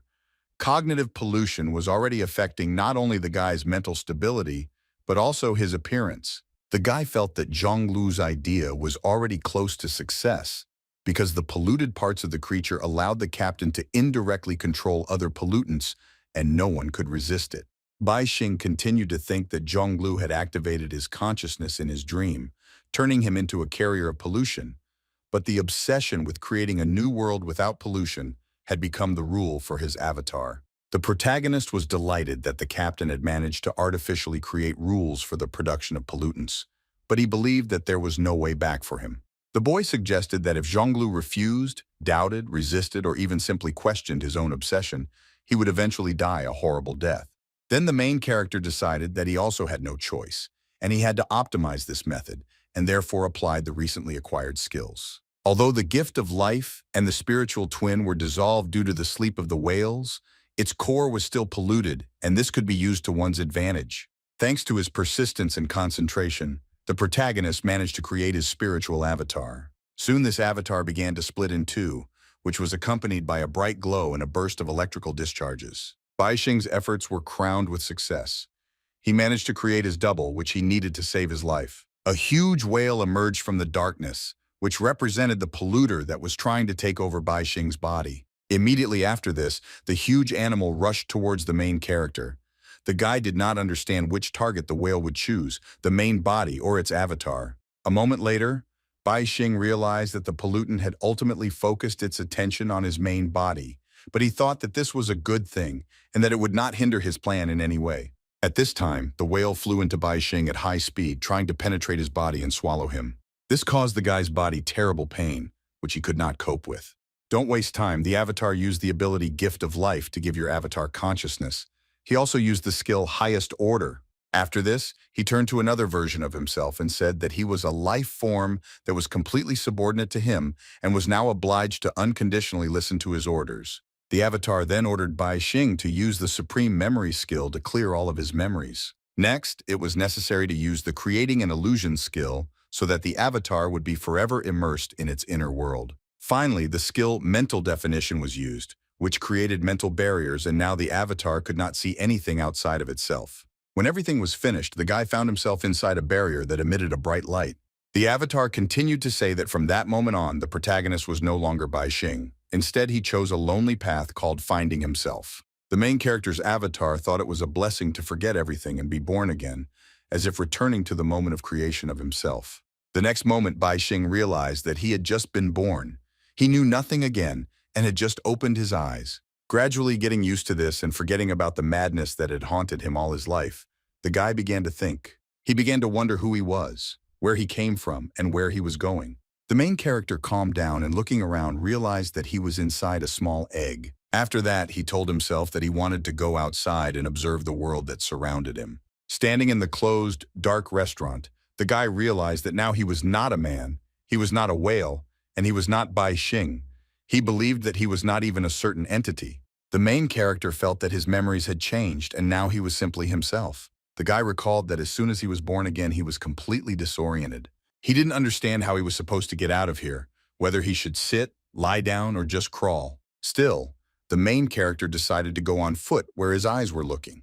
There was no point from where he started walking, and there was no place where he was supposed to arrive. Bai Xing had absolutely no idea about the time that had passed. He simply continued to walk forward. Gradually, the guy's steps became slower and slower, and he himself began to feel that his body was beginning to disappear. Then the main character believed that without goals and direction, he would lose his existence. That is why, after the birth of his new eye, the guy needed external stimuli to take the first step. Bai Xing looked at the shining spheres in his hand and thought that all the skills he had taken away and all the past experiences were just food for his personal growth. Therefore, the main character undoubtedly tried to implant one of the spheres into his head, while simultaneously turning to the Black Shadow and Shine, asking them to use his skills. At that moment, the boy's mental body was shocked. Bai Xing saw something frightening that greatly alarmed him. The black shadow that the main character's body cast had bright red eyes and seemed to look straight into his soul. The guy immediately asked who this shadow was. The black shadow replied that she was the guy's doubt and insecurity. She appeared exactly when the main character became confused and began to doubt himself. Then, Bai Xing suggested that they could leave this place because his legs were not strong enough. It turned out that the guy's left leg had already been swallowed by the Black Day. She confirmed the protagonist's guess by saying that his legs were short and therefore he could not take long steps. The shadow continued to say that there was a creature called an elephant whose steps were longer than the boy's height. The black shadow engulfed Bai Xing more and continued to criticize him, saying that his rhythm was not fast and that he could barely take one step in a whole day. She went on to say that there was a creature called a snake that could slither and cover a distance of 5 meters in just 1 second without having any legs. The shadow also said that the main character had only 2 legs and he could not compare himself to a cat, dog, or leopard with 4 paws. Bai Xing agreed with the black shadow's words and felt that he should imitate these animals. Then the guy began to transform his body. He believed that it should be like a snake's and the legs should become like an elephant's. In addition, there should have been 4. Soon the main character began to take his first steps and ask if he could now get out of this place faster. Suddenly the guy fell down and couldn't stay on his feet. The black shadow laughed and said that Bai Xing only doubted his legs, but he should also doubt his body, arms, brain, and even himself. The black shadow had almost completely swallowed the main character, but suddenly his left eye began to emit a bright light, which surprised the guy himself. This suddenly appearing bright light was able to drive away the black shadow and thus free the guy from the shackles of doubt. Immediately after this, a bright sphere flew out of Bai Xing's head and turning to the guy, said that he had almost completely lost himself here because he doubted himself. The guy was surprised by this and asked who this sphere was. She answered that it was confidence and said that with a higher level of confidence, he would no longer be able to doubt himself. Hearing this, Bai Xing understood everything and decided that he had to trust that his decisions were correct and find the right path with his own feet. The guy also saw that everything around him began to crack and realized that because of self-doubt, he had been walking in one place for some time, but confidence gave him the strength to continue on his way. The sphere confirmed this and added that confidence could lead the guy to an inexhaustible source of strength, so he should continue to move forward. The guy thought about these words and then said that he still had one last question that needed to be resolved. Of course, he said black shadows that seemed to be pursuing him. Therefore, Bai Xing asked the sphere to help him evaporate the shadow. She replied that it would not be possible to do so, since doubt and confidence were two sides of the same coin and could not exist without each other. Hearing this, the main character was very surprised, but it seemed he understood everything and now knew what he needed to do. Bai Xing quickly took the sphere in his hand and directed its bright light upward. A bright beam of light hit the ceiling with great force and began to destroy it. Bai Xing thought that he had confidence now, but he could also use doubts properly, and therefore he would definitely be able to find his true self.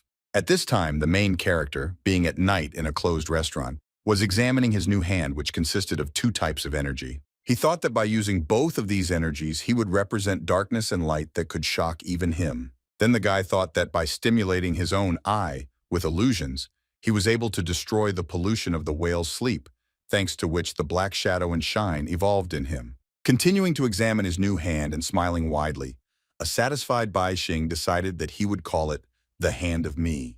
After that, the main character looked around because only now he realized that Ji Yuexin was not here and that he was actually alone in the restaurant. Suddenly, Bai Xing became very angry because he remembered that someone wanted to harm this girl. Just 15 minutes before the protagonist returned from the contamination zone, the restaurant was still open despite the late hour. Ji Yuexin was still sitting at the table, but she regretfully assumed that Bai Xing had left, since half an hour had already passed and he still hadn't returned. The girl was worried that he had gotten into trouble. Nevertheless, she decided to finish the dish because due to the peculiarities of her newly acquired ability, every calorie now counted. An unexpected girl used a skill called thermal perception in order to find out something. She felt that there were only 2 tables occupied in the restaurant and only 6 people left. They were a young couple and a family of 4. In addition to this, the establishment had several more employees and a chef who prepared the dishes. Ji Yuexin realized with annoyance that Bai Xing was nowhere to be found in the establishment. Suddenly, the girl stood up from the table abruptly because she felt that something could have happened to the guy, considering that he could have met either enemies or polluters. Ji Yuexin resolutely headed somewhere, thinking along the way that sooner or later she would still have to face this. The girl ate a lot of food and replenished calories and nutrients, which caused her body to synthesize a lot of fat. Now she weighed 100 or even 150 kilograms. Ji Yuexin headed to the toilet. Although her body was quite fragile, the transformed fat could not be felt at all and was like armor that protected her. At the same time, for other people, the girl's fist was no less powerful than that of the most courageous boxer in the world. Ji Yuexin seemed to have come here just to wash her hands. However, the girl used the body control skill. After that, her hand literally began to emit intense heat. The next moment, Ji Yuexin brought her hot hand to the cold water, causing it to instantly evaporate, filling the entire room with thick steam. At this time, Jianyan and Xiaxing were sitting opposite the establishment where Ji Yuexin was dining. They were watching what was happening in the restaurant. Jianyan saw that her colleague was feeling a bit uneasy, so she asked her not to worry and assured her that the results would come soon. The girl continued to say that their colleagues would not let them down, and Ji Renhua would humbly submit to them, and when the last rebel family surrendered, they would definitely have a place in the future China. Xiaxing was surprised that it took so long to deal with a researcher who couldn't even hurt a fly. It was clear that these words had been forgotten by Jianyan, but at the same time, they gave her some doubts. So the girl quickly picked up the phone, and having found the necessary number in the contact list, called her colleagues. No one answered the phone for a long time, so she assumed that perhaps the phone had simply broken during the fight. Suddenly, Xiaxing stood up from the table and said that the girl they were following had also disappeared somewhere. This news alarmed Jianyan. The girls looked towards the restaurant and saw that the lights were no longer on inside, and steam was flying around. They didn't understand what could have happened there. The frightened chef assumed that a fire had started, so she asked all employees and visitors to quickly flee the building. At this time, Ji Yuexin was in the toilet and thought that the white steam was not very suitable for simulating a fire, but she was glad that people left the establishment through the main doors. The girl then suggested that if someone was watching her, that person should have been focused on the main exit from the establishment. After that, Ji Yuexin opened the window, not believing that she would have to escape in this way. The girl didn't think about it for long and tried to get out into the street, realized to her horror that she could not get out because she could not get through the window. Then, the girl decided to burn part of the window, while mentally asking the owner of the establishment for forgiveness and promising to compensate for all this later. Only after doing all these manipulations did Ji Yuexin manage to easily get out into the street. After this, the girl took out her phone because she decided that first she should check the location of her father. Ji Yuexin quickly ran forward, intending to get away from the establishment as quickly as possible. At the same time, she did not take her eyes off the phone. Suddenly, the girl felt that she had stepped into water, but it did not look like an ordinary puddle. Ji Yuexin looked around and was surprised at how much water there was, but she couldn't remember it raining so heavily today. Suddenly, Jian Yan turned to the girl and asked where she was going.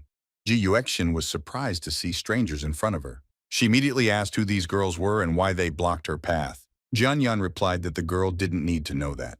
After that, she threatened that if Ji Yuexin didn't answer her questions well, she would regret it greatly. Hearing this, the girl became wary but asked what questions worried the strangers. Jian Yan briefly asked where Ji Yuexin was now, because she was sure that a completely different girl was standing in front of her now. Ji Yuexin was very surprised and, not fully understanding the situation, timidly replied that she was that girl. Suddenly, Xiaxing, clearly not believing what she had just heard, loudly asked if the girl really valued money more than her life, after which she demanded to tell the truth. Everything that happened left Ji Yuexin so confused that she didn't even know what she should answer. Finally, the girl realized that these were people who were following her, but they did not recognize her now. Then she thought about the fact that the awakening and use of her ability occurred only in the middle of the day, and it was obvious that the pursuers relied only on her previous appearance. The girl continued to think that these strangers came for her and her family, which meant that Bai Xing disappeared precisely because of her fault. These thoughts made Ji Yuexin very upset and angry because once again, because she was so weak, she could not protect the people who were next to her. Of course, in this situation, the girl could lie that she was not Ji Yuexin and force the strangers to look for her in another place, but the girl was worried that if they did not find her, the scoundrels would go to her father. The sudden girl looked at the strangers with a stern look, while thinking that in the era of pollution, if she wanted to protect what she valued, she could not avoid a fight. Then she loudly declared that she was Ji Yuexin and demanded the best that the strangers had.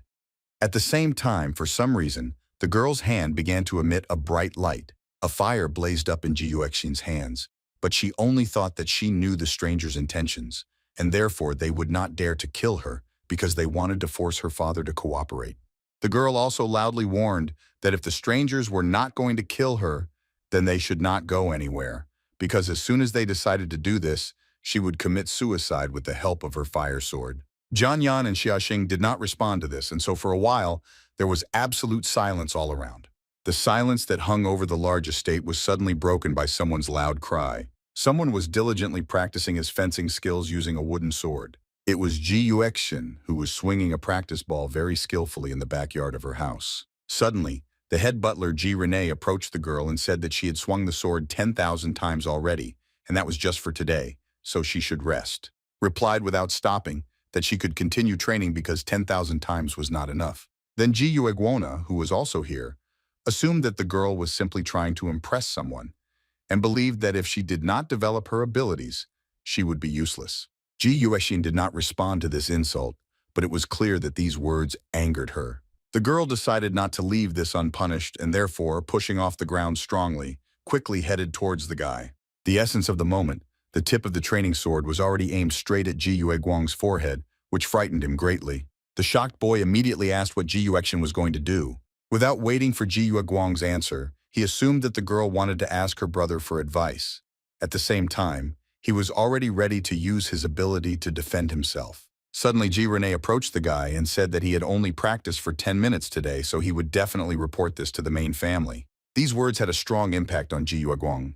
He clearly didn't want the man to do as he planned. After that, the guy silently took hold of the tip of the training sword and grabbed it tightly. He then asked Ji Yuexin to try to escape while he held the sword and promised that if she succeeded, he would surrender. Ji Yuexin immediately tried to snatch the sword from her brother's tenacious grip, but she was unsuccessful. Then the girl strained all her efforts for this, because of which her whole body began to tremble. But even this diligence did not give results. However, Ji Yuexin admitted that she couldn't do it, so she gave in. Ji Yueguana laughed at this, said with great pleasure that this was the difference between a seeker who had skills and an ordinary person, and therefore until the girl tries out her power, she will remain an ant. To this, Ji Yuexin replied that her father had told her that it didn't matter how strong the seeker's skills were, since it was just another tool against pollutants. After this, the girl confidently stated that humanity's most powerful weapon was its will to overcome any obstacles. Ji Yuexin held a flaming sword in her hands and said loudly that this was the decisive moment and promised that she would save Bai Xing and solve the Ji family's problems. It would all start here. The girl was already ready to rush into battle, so she pressed her foot hard into the ground in order to push off and run towards her enemies. At the same time, Ji Yuexin thought that the blow of the fire sword that she was about to deliver would be strong and powerful. All this did not impress Jianyan at all because she considered the girl to be very weak despite her skills. Suddenly, hands began to emerge from the water that was spilled under Ji Yuexin's feet, intending to grab the girl. This discouraged Ji Yuexin because she never thought that she would now have to fight with water and not with people. The thing was that Jianyan had the skill of controlling the water element, and thanks to this, she was very good at catching people. Meanwhile, Ji Yuexin was already trying to fight the water that was trying to grab her. The fire sword was doing a pretty good job of it. At the same time, the girl thought that the water control was not such a strong ability because she could just evaporate it as before. As expected, simple water couldn't hold Ji Yuexin, who had a fire ability, for long, so the girl was able to quickly approach Jianyan. Despite this, Jianyan remained absolutely calm and said that her ability to catch people depended on the sealed object. This time, such an object was a daffodil flower, which the girl held in her hand and showed to her opponent. According to this, Ji Yuexin will be caught by the water if the girl sees her reflection in the water. After that, she will be immediately dragged to the bottom. A moment later, the girl began to lose her balance because some unseen force was actually pulling her into the water. Even though it was just a shallow puddle on the outside, Ji Yuexin, once in the water, began to choke and drown. Unexpectedly, Jianyan used her skills to lift up the girl, who was in a large water bubble, and asked if she really thought that she could evaporate all her water based on her weak reaction. Skill was ineffective, but because a castle that was under someone's control always had a way of being damaged. After this, the girl noticed that she had been thrown into another water bubble and remembered that in a normal body of water, the narcissist rule would have caused her to drown to death. Ji Yuexin continued to think that her opponent used her control over water to transfer her from one bubble to another, giving her a breathing period because she wanted to catch her and not kill her. Then the girl thought that it was not easy for water control to kill directly, so if she managed to get rid of the sealed object, then she would get the opportunity to contract. Then, Ji Yuexin remembered that according to the condition, the sealed object caught her when she saw her reflection in the water, so the girl became curious about what would happen if her reflection became unrecognizable. The next moment, a small explosion sounded, causing the water bubble to completely disintegrate. Jianyan was shocked because she didn't expect that the girl would dare to do such a thing. It seemed that everything was fine with Ji Yuexin, since she could stand firmly on her feet, but Jianyan's surprise indicated that something was wrong. The girl couldn't believe that her opponent had intentionally damaged his face in order to escape the narcissist's control. It turned out that Ji Yuexin had provoked the explosion in order to harm herself. After this, the girl, using her skill, began to release all the energy she had to create a flame around herself. She quickly returned to her normal state, as all the accumulated fat was burned in a matter of seconds. In return, Ji Yuexin received a flame of incredible power. Now the girl was ready to continue the battle, and her angry look indicated that she wanted to destroy Jianyan right now. Suddenly, Ji Yuexin decided to use one of her skills called Sparkling Explosion. Immediately appeared behind the girl, accompanied by many sparks. Thanks to this, the girl rushed at great speed straight towards her opponent. Jianyan was very scared by this and tried to create a water shield, asking if Ji Yuexin really wanted them both to die. There was no way that water could withstand such a powerful fire, so Ji Yuexin overcame the water barriers without any difficulty. Seeing this, Jianyan became even more frightened, and therefore loudly asked her comrade for help, because she no longer knew what she should do. Suddenly, Ji Yuexin stopped abruptly as Xiaxing was able to easily grab her aura with just one hand. A little more, and Jianyan would have definitely suffered, but thanks to her partner, everything worked out. Ji Yuexian was shocked by the strength of her second opponent, causing her to lose her concentration for a moment. Suddenly, the flames surrounding the girl went out and Ji Yuexian herself fell to the ground, exhausted. She already wanted to get to her feet and continue the fight, but before that she had to go to a restaurant and eat to replenish the calories she had burned. However, this was not destined to happen, because Xiaxing pinned her opponent to the ground with her foot, and Ji Yuexian herself could not resist it in any way. Xiaxing began to say that she was sorry that her ability was the exact opposite of her opponent's skill, but she was insulted because Ji Yuexian knew exactly where her sister was. Jian Yan was unhappy that her partner brought up the topic again, considering it a big issue that needed to be reported. Xiaxing continued to say that she didn't care about the disputes between the six families and also believed that even the most ordinary candidate would be suitable for the position of director. However, the girl was very worried about why and where her sister Xiaxing had disappeared. She believed that Ji Yuexian and her family were somehow involved in this. Ji Yuexian couldn't answer this. Then Xiaxing grabbed the girl by the clothes and said that it didn't matter that the girl didn't want to open her mouth and talk to her. The girl then lifted Ji Yuexian up and began to threaten that she would find the most terrible pollutants to torture the girl and tear out her skin, tendons, and even soul. Suddenly, out of nowhere, the voice of the main character was heard asking if the girl would dare to do such a thing. The next moment, Bai Xing quickly rushed forward, leaving a trail of purple light behind him, and attacked Xiaxing. After that, the guy with a crazy smile on his face confidently declared that Jian Yan and Xiaxing, as well as those who stood behind them, would not be able to survive. The next moment, Bai Xing quickly rushed forward, leaving a trail of purple light behind him, and attacked Xiaxing. After that, the guy with a crazy smile on his face confidently declared that Jian Yan and Xiaxing, as well as those who stood behind them, would not be able to survive. The strong blow immediately threw the girl back, thanks to which Ji Yuexian was now safe.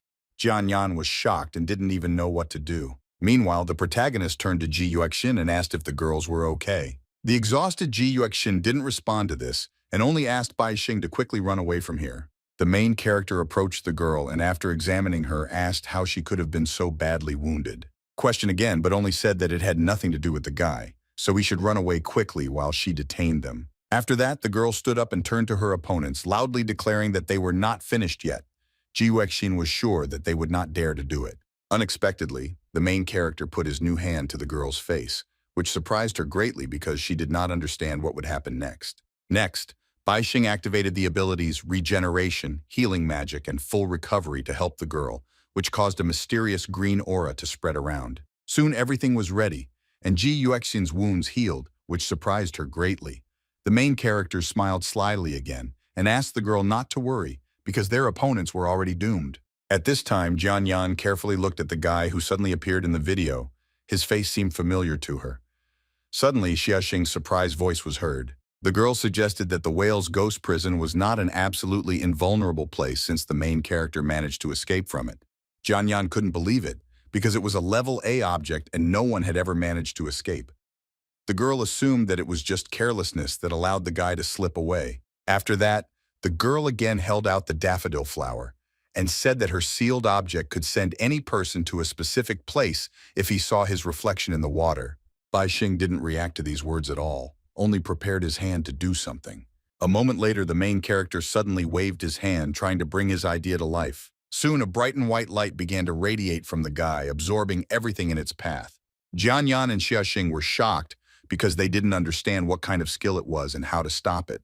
Very soon, a huge dome formed over the place where these events took place, inside which there was nothing but bright light. When everything was ready, the main character decided to gloat and asked where the water and his reflection were. Jian Yan was shocked because her narcissist rules had failed because she could no longer sense water. Xiaxing was angry at her partner and said that she was useless and dependent on the sealing objects, so she asked the girl to leave and not interfere with her. After that, the girl said that this space consisted of light, but it already had the foundation of dominion. The guy explained that he uses this ability to move here, after which he shifted all substances in space, especially water. Hearing this, Xiaxing guessed that the protagonist had indeed been able to break the seal of the whale's dreams. Jian Yan was again very scared when she assumed this and said that if her prisoners escaped from this prison, then she would be greatly conquered by her family and those people who were in prison would take revenge on her. After that, The girl loudly addressed Xiaoxing and said that they still had time to fix everything, so they had to catch the guy and find out how he managed to escape before the news about it spread. Xiaoxing was once again angry at her partner for being so annoying and immediately taught her a lesson. After that, the girl said that it was good that the only two students who survived in the school were here. Then she asked if the chief examiner Xia Jue was still alive. Hearing this name, Bai Xing assumed that it was one of the teachers, after which he calmly replied that she was dead. Xia Xing couldn't believe what she heard and clenched her fist tightly, trying to control her emotions. Bai Xing continued without remorse, saying that in any case, it was not he who killed the teacher, because he had just awakened and could not resist someone so powerful. The sarcastic appearance made the girl even more angry, so she swung her fist and rushed at the guy with fury, assuming that he was looking for death.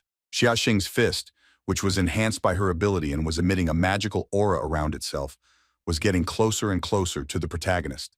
Despite the approaching danger, Bai Xing stood there carefree, as if he wasn't worried at all about what might happen next. Soon, the girl's powerful blow reached its target, but it seemed to pass through the guy without harming him at all. It turned out that the main character managed to move to another place without difficulty. As Bai Xing expected, this sphere was a pollution zone that he could control. The guy explained that the whale's contaminated organs were constantly poisoning him, but his body had reversed the identity change, and because of this, the power beyond the contamination was now entirely his. The protagonist continued to say that the result of his own path was the light of confidence and the darkness of doubt, which were condensed into 3 spheres of power. Each of them had different rules. Even though Xiaoxing was already approaching the guy in order to try to attack him again, Bai Xing continued to carelessly tell him that his first luminous sphere controlled light. Thanks to this sphere, the main character could move and control matter at will, so he quickly dodged it and ended up in a completely different place. The second glowing sphere of the main character was a perforation, thanks to which the guy could acquire a powerful weapon. Bai Xing continued to say that no one could stop his progress, and trust was his main weapon. After this, choosing the right moment, he tried to attack his opponent from behind and plunge his sword into him.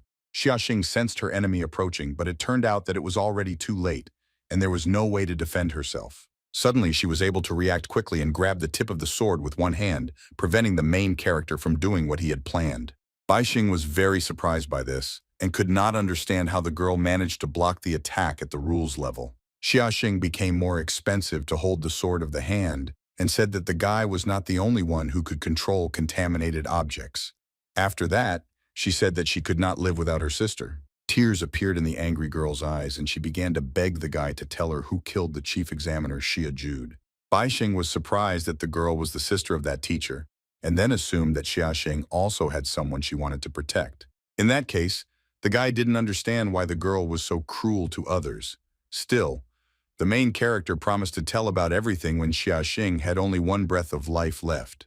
A bright flash of light that resulted from the collision of 2 opponents instantly illuminated the dark streets of the city. Bai Xing quickly stepped back to free his sword from Xia's grip.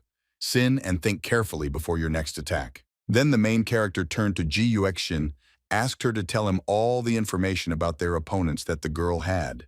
The guy also reassured Xiaxin, asked her not to worry, and assured her that the enemies would not be able to harm them. Ji Yuexin stood silently for a while and looked at the guy, simultaneously surprised by how much he had changed since they met at school. Suddenly, the girl had a thought that she had to share with Bai Xing. Ji Yuexin quietly turned to the protagonist and asked him to be careful because she assumed that Xia's hand Sin was somehow able to nullify the attack. Xia Sin seemed to hear this and loudly asked if the guy really wanted to destroy her ability and her sealed objects. At the same time, she concentrated energy in her hands. The girl was already ready to fight her opponent, so she menacingly asked him to come to her and try to put his plans into practice. The next moment, Xia's hands. The Sins were covered with real armor made of energy, after which the girl took a fighting stance. Bai Xing accepted this challenge with a smile because he was very curious to know whether his sword was sharper or whether the girl's armor was stronger. Also, the main character, feeling the strength that was overwhelming him, thought that the head of the demonic bull could have been harder. Meanwhile, Xiaoxing looked at his opponent and thought that his ability was in the 6 spheres of light. The abilities of the spheres were possession and penetration, and the third was still unknown to the girl. She knew that the rules of the contaminated zone depended on human sanity, so she assumed that the third ability might be power or attack. After that, Xia Xin rushed at her opponent, while thinking that she just needed to force him to use the third ball to understand all 6 of his skills. Bai Xing didn't intend to just stand there and wait for someone to attack him, so he decided to strike first. To do this, the guy swung his sword sharply. The next moment, Xia Xin instantly grabbed the sword with her armored hand, thereby stopping the main character's attack and depriving him of his weapon. This did not harm the girl herself in any way.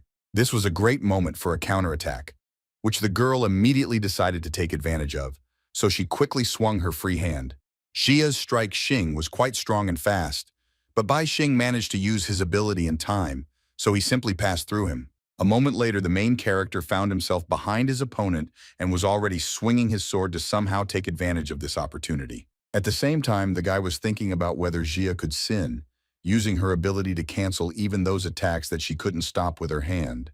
The next moment, the protagonist decided to test this and so attacked the girl right in Xia's neck. Sin didn't have time to dodge this blow.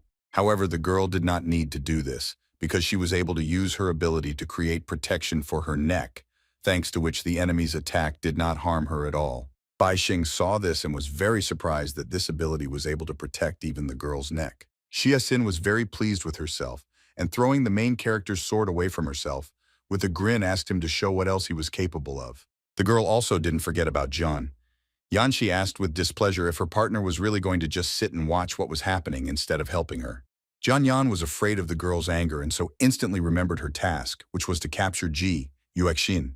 Bai Xing didn't intend to allow this to happen, so he silently pointed towards Jian Yan, one of his dark spheres. Xia Xin closely watched what was happening, and was sure that now she would be able to understand what the ability of the third sphere was. The next moment, a dark ball flew straight into Jian's head, Yan, from which the girl began to lose her balance. Very soon, Jian, an ominous aura began to surround Yan, and the girl herself, as if addressing someone, loudly demanded not to approach her and asked for forgiveness. Bai Xing watched this with a smile, while thinking that the third force of the dark world was the mental attack, because of which the girl was now facing terrible mental torment. The guy also thought that with the new acquired skill, it was important for him to maintain a balance between confidence and doubt. That is, there had to be an equal number of balls of light and darkness.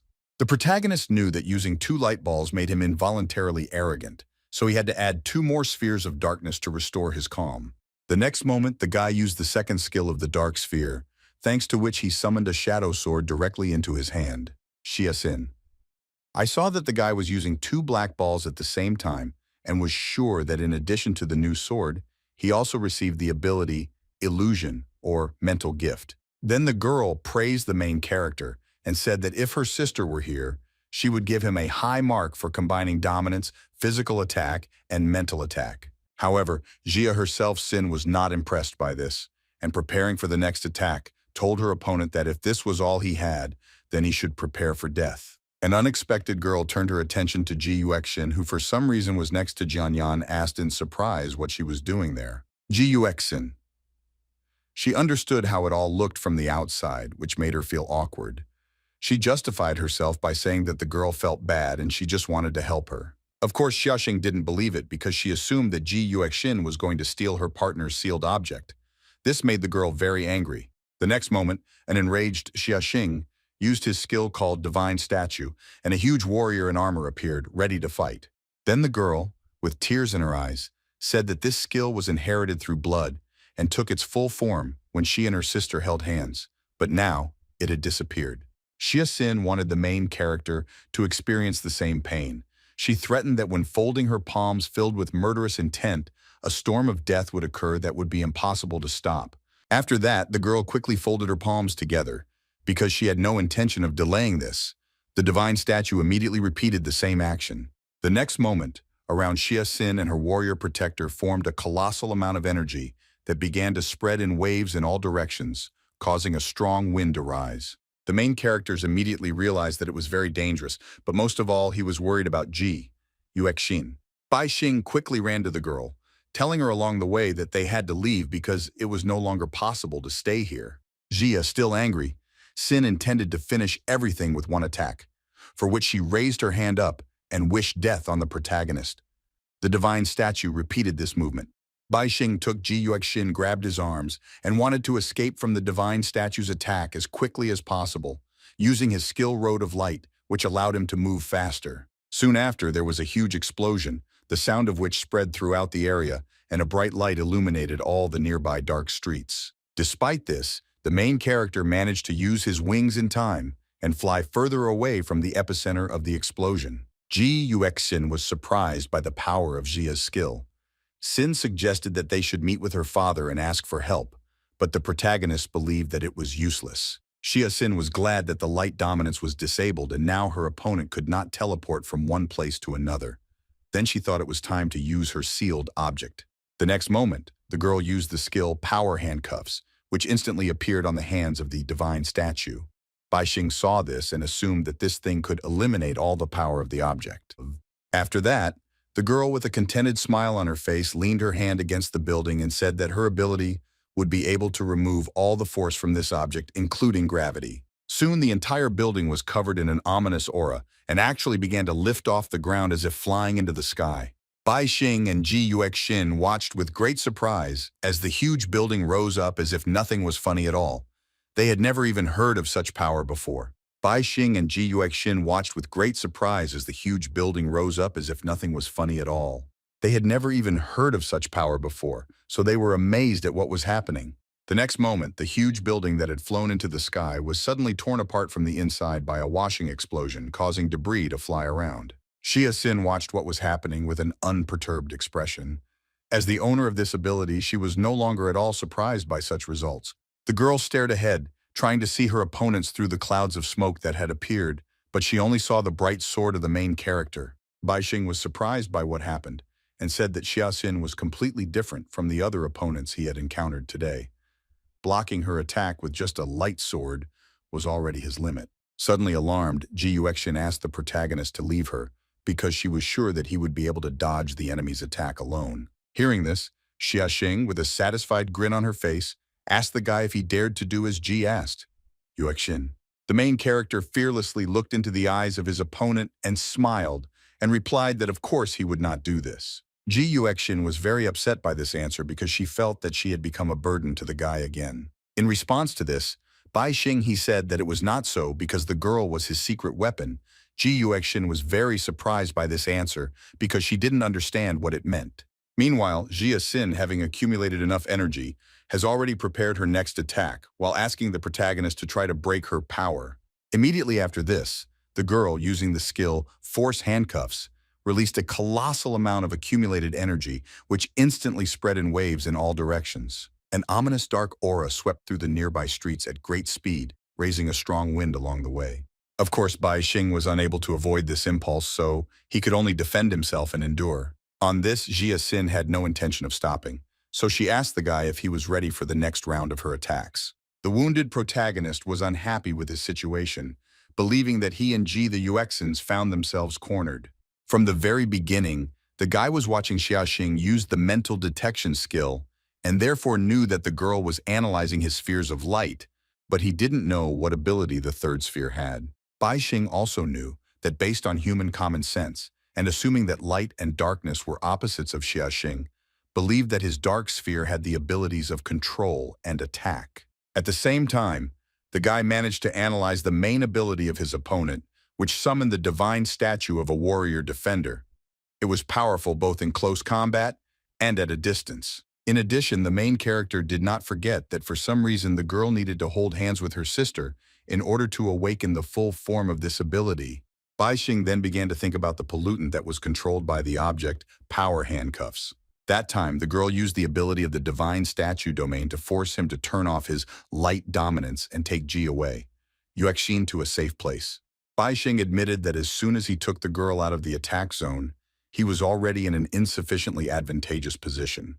The boy understood that in battles where rules were applied, one could not allow oneself to be pathetic or have attachments to the fight, so the current situation was the result of his lack of experience. As a result, the main character concluded that, firstly, Xia Xin had a strong basic ability that was quite effective in both close and long-range combat.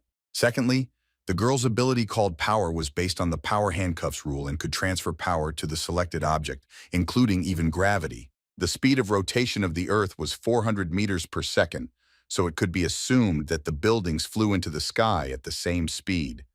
This was the speed of hypersonic. The protagonist then assumed that his opponent was waiting for him to use some of his light sources to attack. Suddenly, Bai Xing turned to Xiaxin, asked with a satisfied smile if she really thought he was trapped here. To this, the girl, being completely confident in her dominant position, asked if the guy was not yet going to give up knowing about this. The main character smiled again and replied that it was impossible.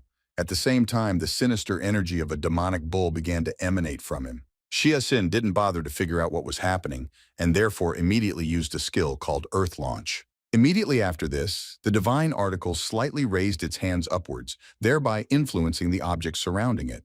The next moment, several huge buildings that were enveloped in the withering energy began to lift off the ground and fly into the sky. They all quickly headed towards Bai Xing and Ji. Yuexin simultaneously gained enormous speed to attack. At this time, in another part of the city, it was absolutely quiet and calm, as expected at such a late time of day. However, the area around Huawen No. 2 Middle School was still unsettled. Police continued their work trying to investigate what happened there. The police officer explained to her interlocutor that the Peace Bureau had closed the case for investigation, so any violation would be considered a challenge to official authority. However, the man in the black business suit and dark glasses insisted on entering the school grounds, explaining that his subordinate had died somewhere inside. To this girl, the police calmly replied that in that case, the man would have to walk over her body. This rather categorical answer puzzled the man, which is why he fell silent for a moment, but did not think to look away from the girl. Still, he asked Lu Qing to calm down, after which he asked if she, as the director of the peace office of one of the 34 cities in the country, really intended to play these games with him. This girl grabbed the whip that hung on her belt and asked if the great candidate for the post of director Lei Shuo really didn't understand people at all. The next moment, Lu Qing released her weapon, which was accompanied by a ringing sound, simultaneously saying that she was nothing more than a simple woman who was doing her duty. After that, the girl looked at Lei Shuo with a stern gaze and asked what he thought about resolving all this with a fight. Respond to this, but it turned out that he was absolutely ready to accept this challenge. Suddenly, her worried subordinate turned to the girl and reported that the magic mirror of the brand had revealed something. An image of the campus appeared in it, but it was intermittent. Lu Qing was very angry that a subordinate interfered with her conversation. Then he was very frightened and reminded that it was the girl who asked him to immediately inform her about everything. At this moment, Lei Shuo turned to Lu Qing with a smile and asked if she was trying to provoke him to use his ability called Annihilation. He also asked if the girl wanted him to temporarily break the rules of her contaminated whip and then absorb it as part of his ability. These words made Lu Qing even more angry, so she said that she wanted to check how true the name of the ability Black Hand of Destruction that the man possessed was. Lei Shuo. He said that director Lu Qing had a high position and fame, so he was well aware of her ability Will to Imprisonment, with which she put dozens of polluters in prison. The man then threatened that despite this, he had a list of names that could create serious problems for the girl if she touched him, so Lu Qing should be more careful. These words did not frighten Lu Qing at all. She thought that it was good that the man knew her identity, because that was why he should get out of here now and let the World Office do its job. After that, the girl turned to her subordinate Xiao Zhangyi, ordered him to put candidate Lei Shuo in his car and take him home. The guy was very surprised by this order. Lei Shuo decided to repeat that one of his subordinates, who was involved with research at his institute, died inside the school, so he had the right to know what happened.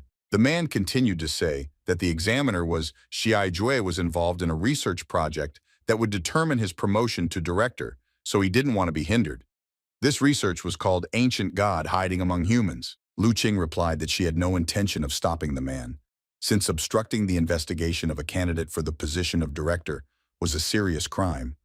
But they both knew whose territory it was. After that, the girl showed a magic mirror and said that Pushkin, who was the principal of the No. 2 secondary school in Huawen, was among the 3 most powerful principals in the country. Unexpectedly, Lu Qing, continuing to hold the magic mirror in her hands, suggested that the man go inside and take a look together, since most likely Director Pushkin had already arrived and was resting in his office. Surprisingly, Lei Shuo did not react to this proposal at all, as if he was scared when the girl mentioned Director Pushkin. Lu Qing saw this and asked the man not to be afraid because it was just a sealed version of the brand magic mirror that showed things that happened some time ago.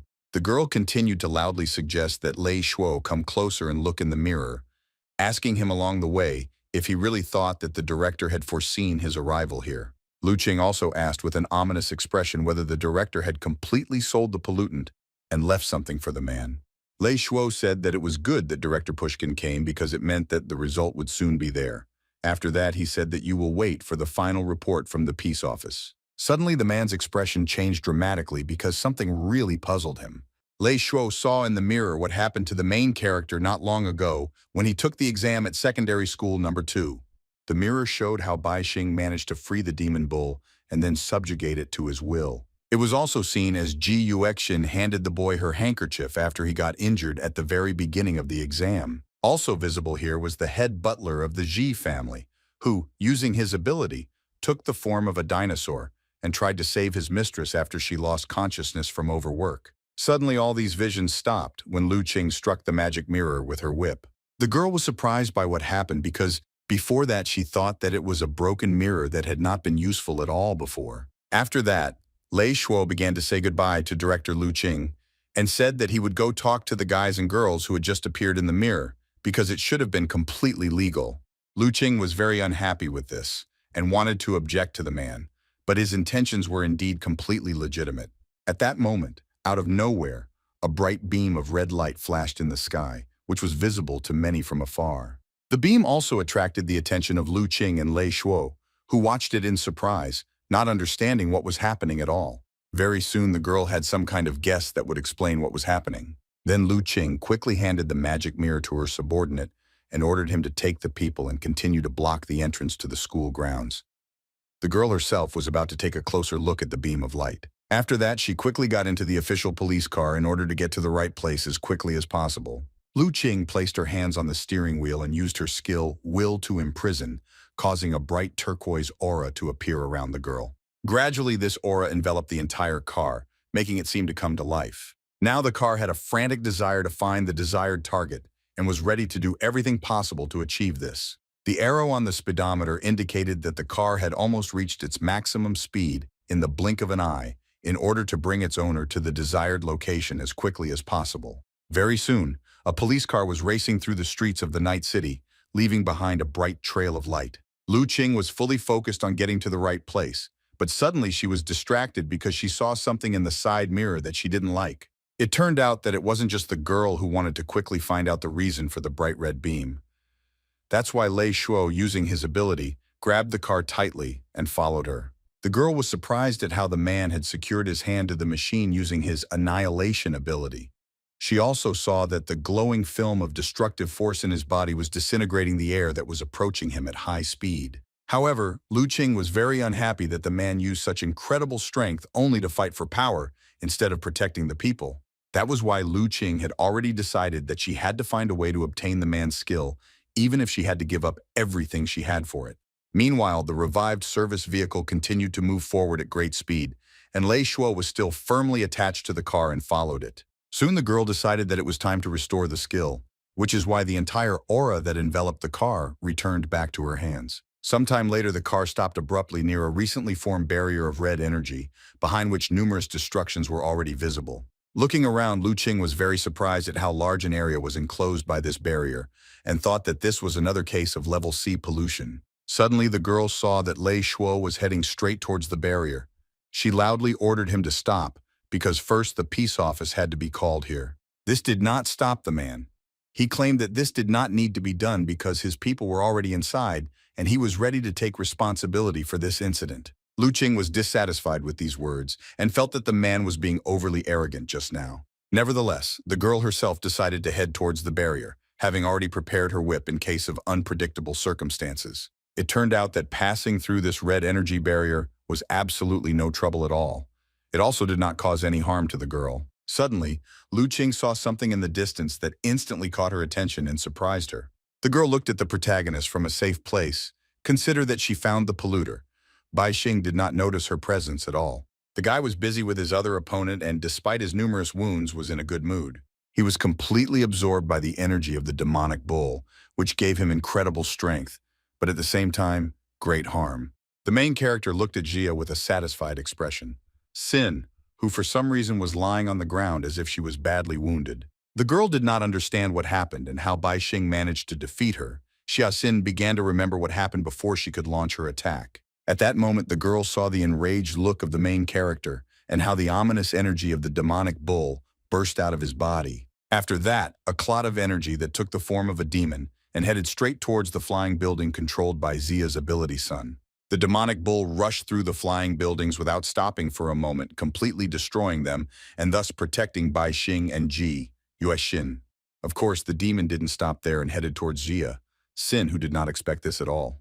The girl was shocked by this power. She could only use her divine statue to defend against this attack. The next moment, there was a huge explosion and a huge flame that engulfed everything around. After some time, Xia Xin was already lying on the ground, despite the protagonist wondering if he had been affected by the pollution. Suddenly, Bai Xing turned to the girl with a satisfied grin on his face and asked if she felt okay, saying that this fight was not over yet. Xia Xin, she realized that the main character was preparing for another attack, which made her tense, because now she didn't understand at all what to expect from him. A man in a black suit appeared in front of the girl, who was surprised by what was happening and said that he had never seen anything like it before. It was candidate Lei Shuo who looked at the main character with a smile on his face and said that it was all very interesting.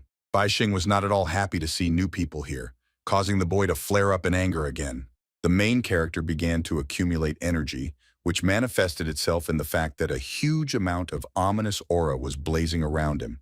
When everything was ready, the guy sent a demonic bull at the man he didn't know, intending to destroy his new opponent with one attack. Xia Xing couldn't allow this to happen, since she apparently already knew Lei Shuo and therefore used her divine statue to stop the attack. Surprisingly, it worked.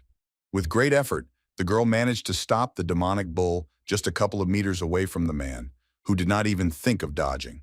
However, it was not that easy. The strength of the demonic bull was far superior to the divine statue of Jia Xin, because of which it began to collapse. Soon the statue's hand was completely destroyed and the bull continued its onslaught, which made the girl very worried. That's why Xia Xing turned to Lei Shuo and warned that this type of attack could not be used often, so he should quickly kill the protagonist. The girl also said that her sister's death was definitely connected to this guy. Lei Shuo, with a smile on his face, calmly replied that he saw it perfectly well. After this, the man folded his arms in a strange way across his chest and used a skill called Fear of Destruction. Lei Shuo, as always, protected his eyes with sunglasses, smiled and thought that he was a hero, and there was no doubt about it. The boy looked at the school building and believed that it was a cage created to catch young people. He didn't like it at all, so he stood there and prepared to do something. Lei Shuo used his ability, causing his hand to immediately begin to emit an ominous aura.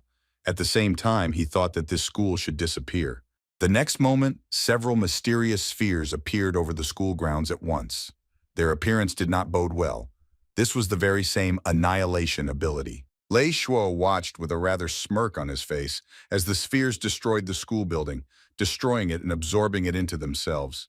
The guy believed that in this way, he saved the young people. Besides this, Lei Shuo did not hide the fact that he thus saved his day off, which made him very happy. What happened could not help but cause indignation, so the menacing man slammed his hand hard on the table and asked if Lei Shuo really did not understand what his fault was. The man was very unhappy with his son and said that because of him, he lost the school building today and found himself in a stupid situation.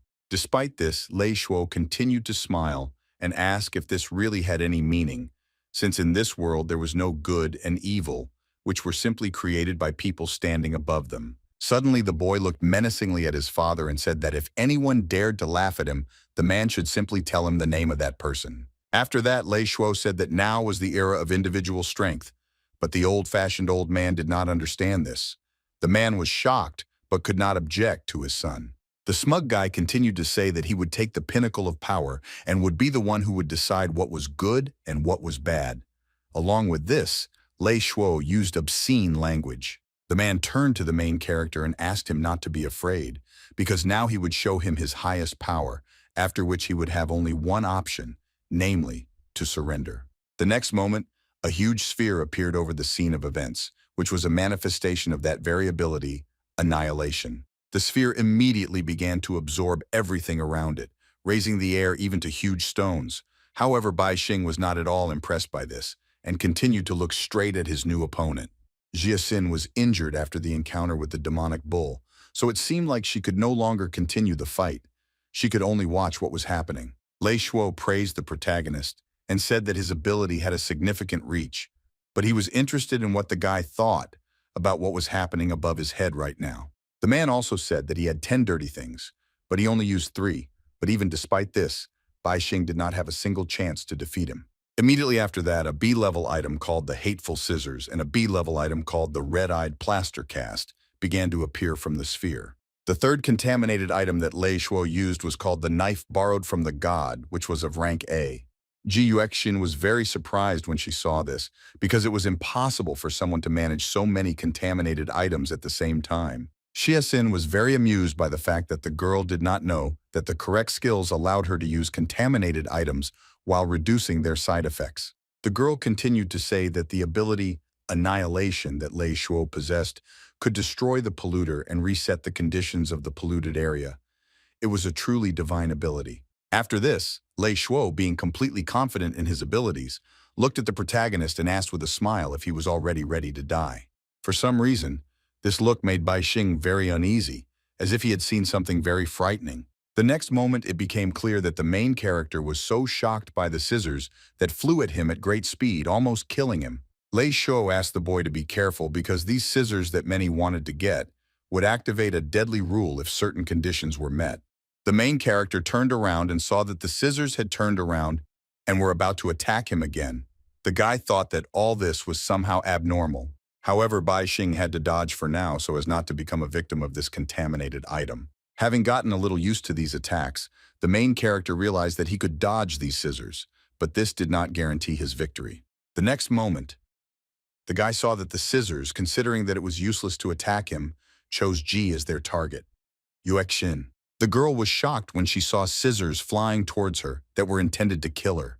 She was very scared because she didn't know what to do. Ji's fright Yuexin was so strong that she didn't even notice the huge open mouth approaching her.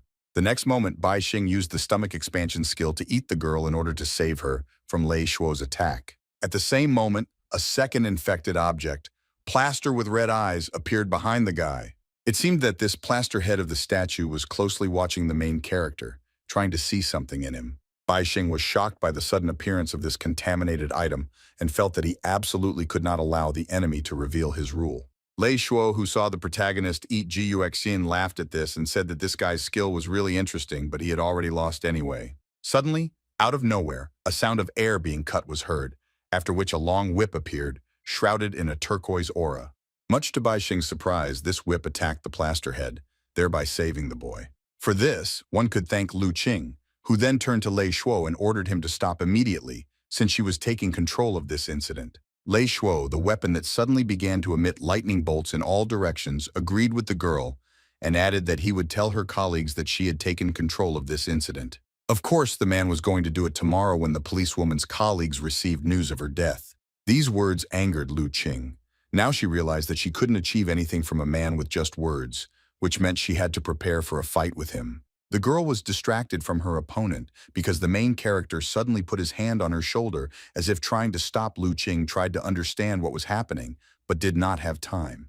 The next moment, Bai Xing once again used his boundless stomach skill and for some reason instantly swallowed Lu Qing. Lei Shuo saw him and laughed loudly and said that the guy was really interesting, so he could consider letting Bai Xing submit to his authority. At this time, the main character thought that initially he only wanted to capture Ji Yuexin, but since Lu Qing helped him, he had to save her too, but only this time. After this, the guy told his opponent that now he was alone, which meant he no longer had any worries and he could act much more decisively. Lei Shuo heard this and asked if being alone meant that Bai Xing would not show anyone how he would die.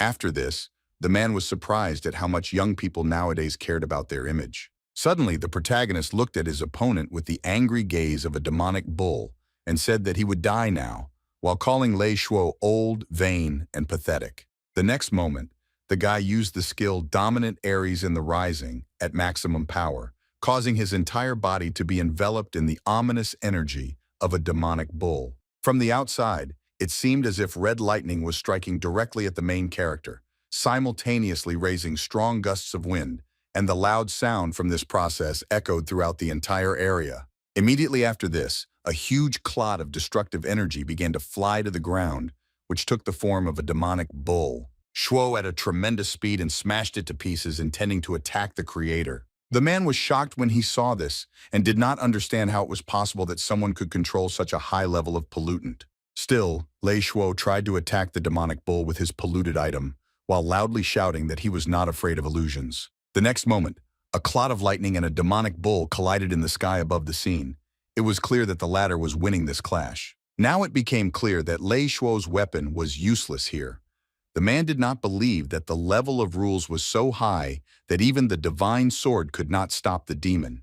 Then Lei Shuo extended his hands, which were covered in an ominous aura, forward, thinking that in this situation, he should use a skill called Door. At that moment, several dark spheres appeared in the sky, which the man would direct towards the demonic bull in order to stop it. All the created spheres began to approach each other closely, until a huge stone door with mysterious patterns appeared within their borders. The next moment, the demonic bull collided with this huge sphere, causing a bright flash of light that was probably visible even outside the metropolis. Following this bright light, a huge explosion thundered, reminiscent of the detonation of a nuclear bomb.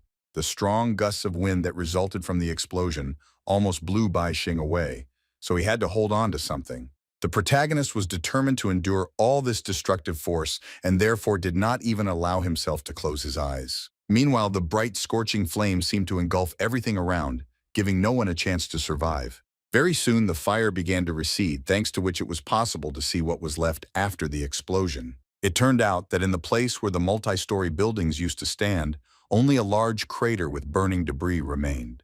Despite such a destructive explosion, the main character was able to survive it, but was now completely exhausted. Bai Xing looked at his demonic hand with dissatisfaction and thought that the corrosion of the bull had become more and more serious. This threatened the guy's life, but he didn't want to die here under any circumstances, so he took out his lightsaber. The next moment, Bai Xing fearlessly plunged his sword into his chest in order to get rid of what had been killing his body all this time. Experiencing incredible pain, the guy still managed to pull out a clot of dark energy from his chest, which was the demonic side. After that, the guy threw it aside so as not to have anything to do with it anymore. For some reason, this clot of energy did not disappear, but began to move as if it were a full-fledged living organism. Soon he turned into a small demonic bull who was now able to go wherever he wanted. Now the main character needed to heal his wounds, and to do this he used the skills of regeneration, healing magic, and perfect recovery. The green aura that emanated from the guy's hand instantly began to heal him and ignite even the biggest wounds. Soon it was all over, and Bai Xing breathed a sigh of relief.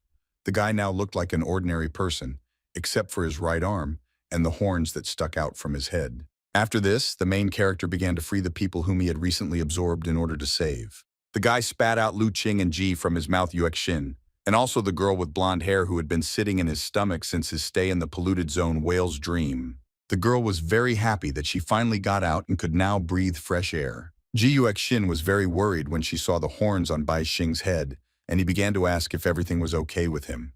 The guy didn't explain anything about his appearance but asked the girl not to worry because everything was fine with him. Suddenly, Lu Qing, having come to her senses after what happened, grabbed her whip and simultaneously asked the main character what he had done. The girl began to accuse Bai Xing of killing the candidate for the post of director and destroying half the city.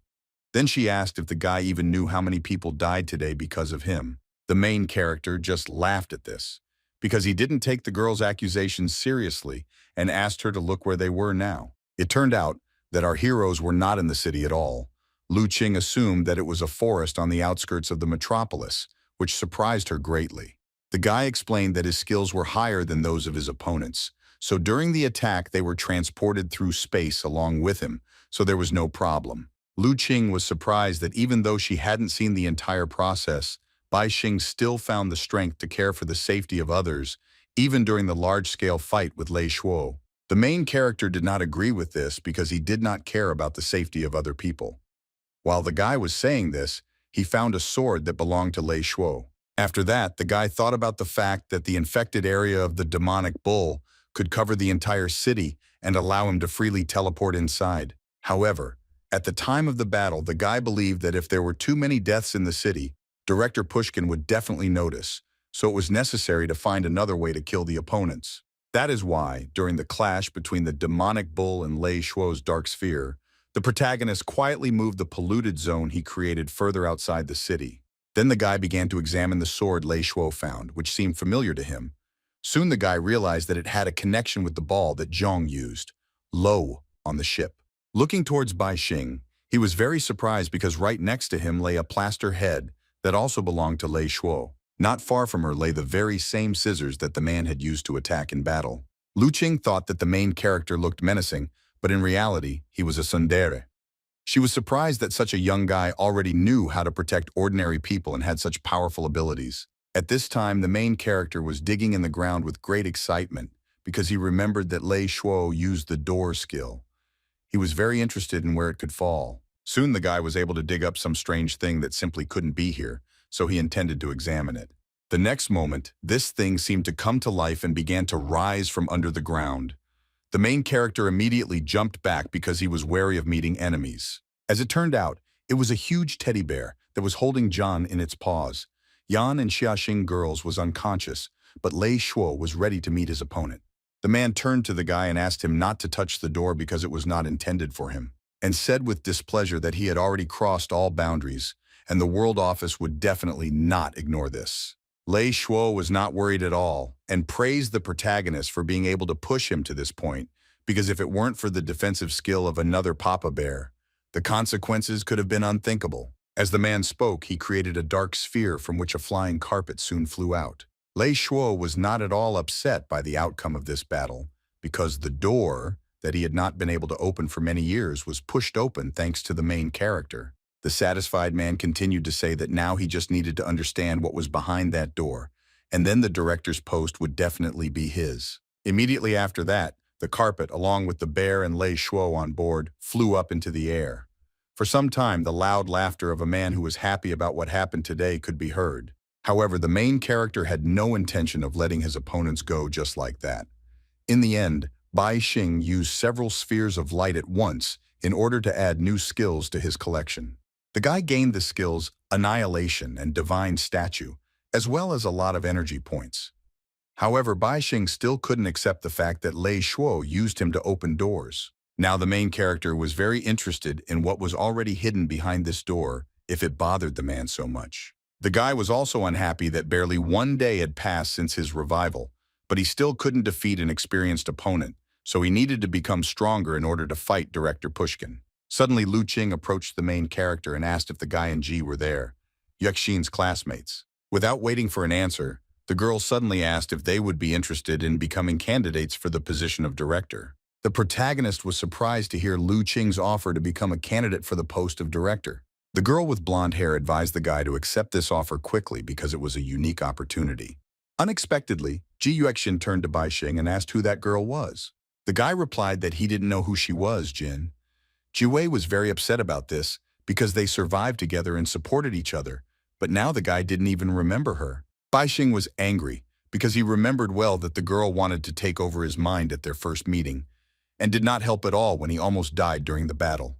Jin Jiwei felt sorry and therefore began to justify herself by saying that at that moment it was the only chance for her to survive.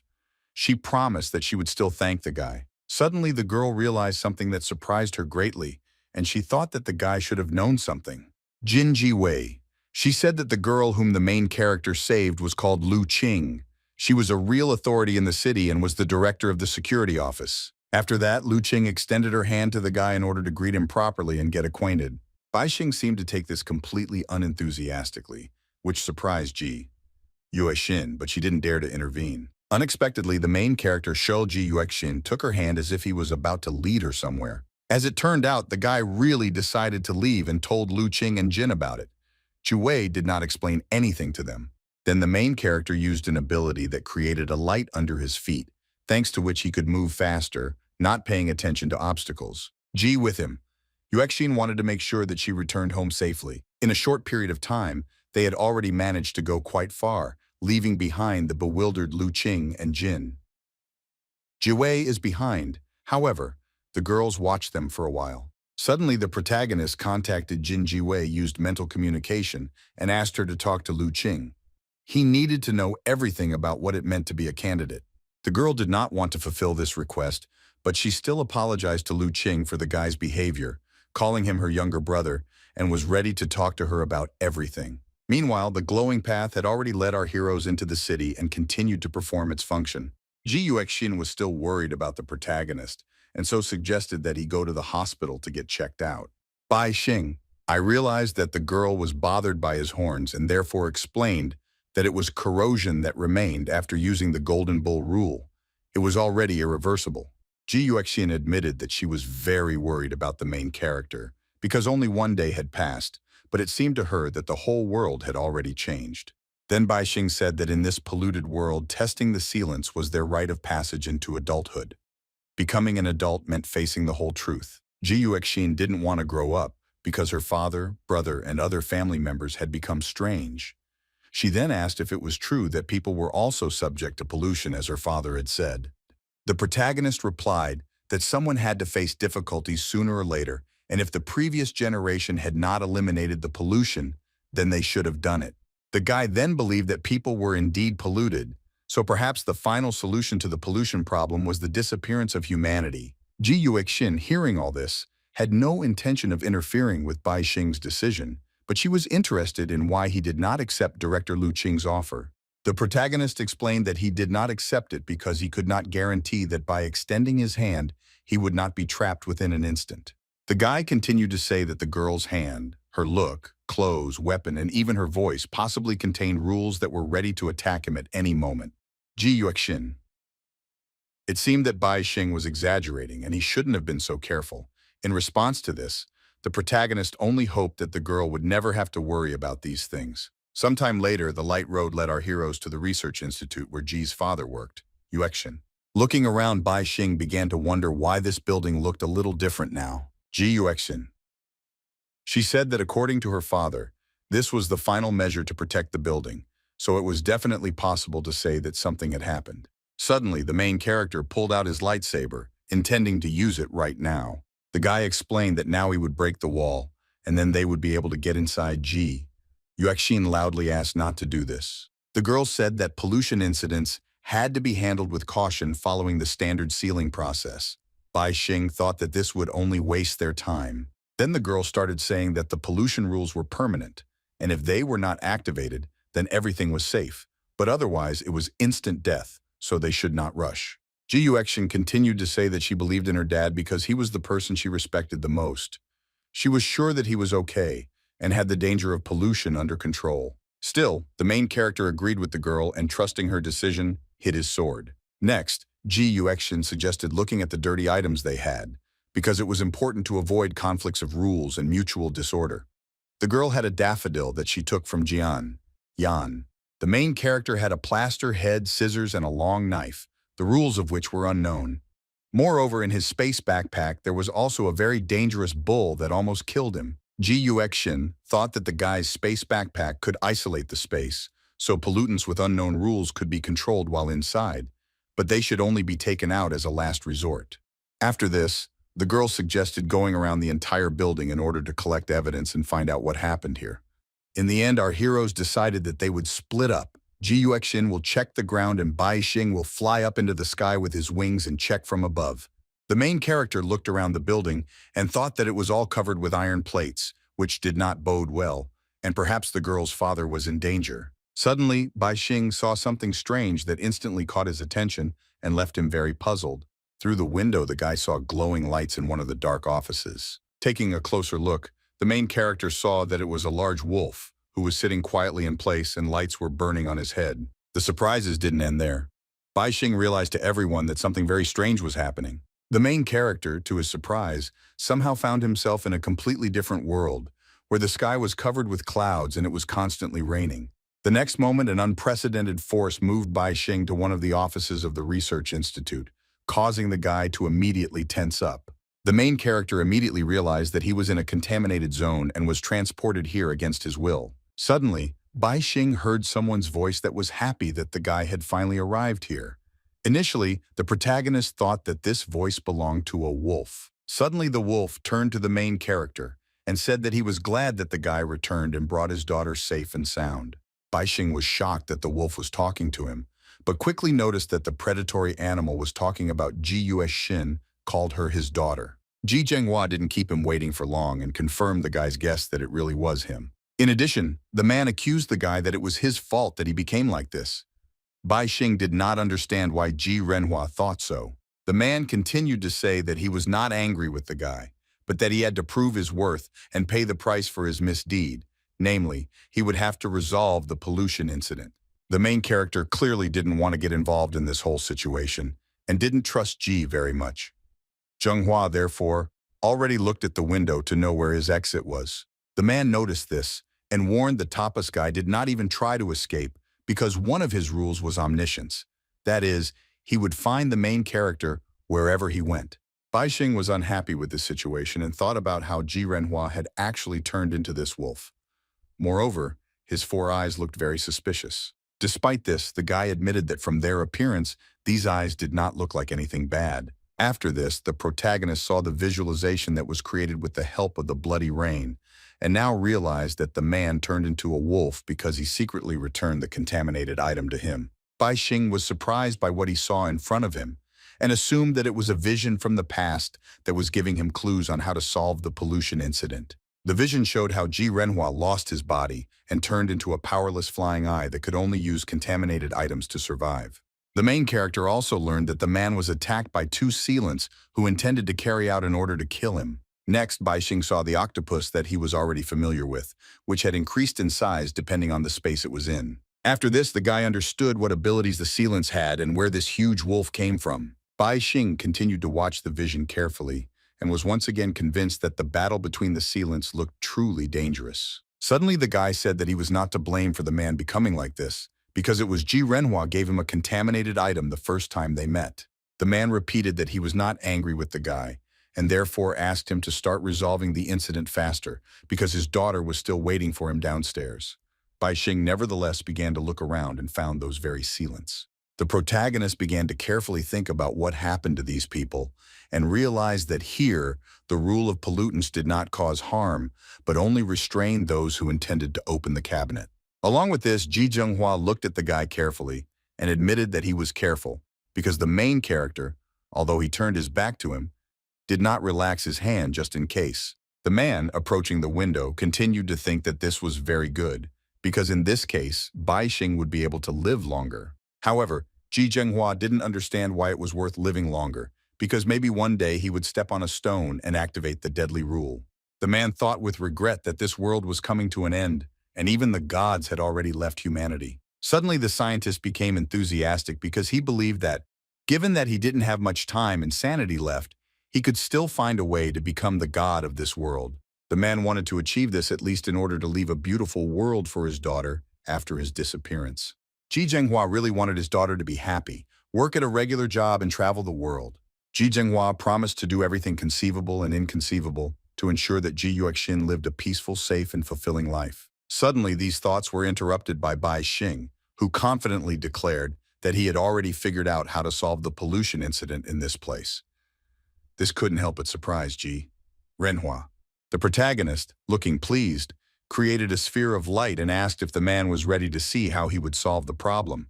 The next moment, the glowing ball began to quickly increase in size and pass through walls, making it visible even on the street. The man was surprised that the main character had already mastered the pollution control. Bai Xing said that first, he had to deal with the huge octopus. The rule stated that it would increase in size to half of the current space. Suddenly, the glowing ball began to rapidly shrink in size as if it was trying to return to its original form.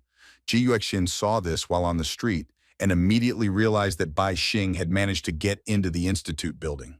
Because the ball was shrinking, the octopus inside it followed the rule and also changed its size, since it didn't matter what space it was in. That's why the protagonist thought that dealing with this incident was quite easy, because all he had to do was place the octopus in a controlled space and shrink it. Very soon, the huge octopus was able to fit into a small glass jar. Bai Xing happily announced that the arrest was successful. Ji Zhenghua praised the protagonist for his excellent approach in eliminating the dangerous octopus. Now the man could go deactivate the lock to leave the institute building. After one problem was solved, Bai Xing wasted no time in trying to deal with the two sealants that had frozen in place. To do this, he directed his balls of light towards them. Ji Renhua suddenly became very nervous and asked what the guy was going to do. The man didn't ask to help these people at all and just wanted to see how Bai Xing would restrain the octopus. It turned out that the main character had no intention of helping the sealants, because thanks to the vision, he knew why they were here. As soon as the balls of light returned to the guy, he received abilities called White Paradise and Zoology. Without wasting time, the guy used the ability Zoology and ordered the wolf to come to him.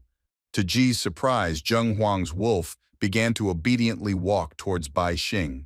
The man struggled to resist and explained that he had cut into the wolf's fourth eye to block its rules. The scientist also said that although the guy became the wolf's master thanks to the skill, he continued to constantly activate the rule and cause innocent people to die, so he had to stop immediately. Bai Xing didn't listen to the man and suddenly grabbed the fourth eye that didn't belong to the wolf. Without a shadow of a doubt, the protagonist abruptly tore out this eye, knowing full well that Ji's consciousness was stored in it. Renhua. Immediately after this, the wolf's eyes, which were burning with a bright light and showed that the characteristics matched, began to fade. After this, the wolf obediently turned to his new master and asked him to describe to him 4 characteristics of his new target. Bai Xing had a strong connection with the wolf and knew that he had to give the animal an order, or else he would be subject to a counterattack by the pollution. Ji Zhenghua was very unhappy with the guy and loudly said that he was wrong about him. The man believed that the disdainful attitude towards life that was inherent in the main character would one day destroy him. Bai Xing, despite the criticism, was confident in himself, so he turned to the wolf with 4 eyes in order to voice those very characteristics. The guy said that firstly, the new goal was on the mountains, but the speed of ascent allowed her to reach the summit in only 1 full day. Secondly, it also took a whole day to get down from the mountain. The third condition was that this target did not move evenly.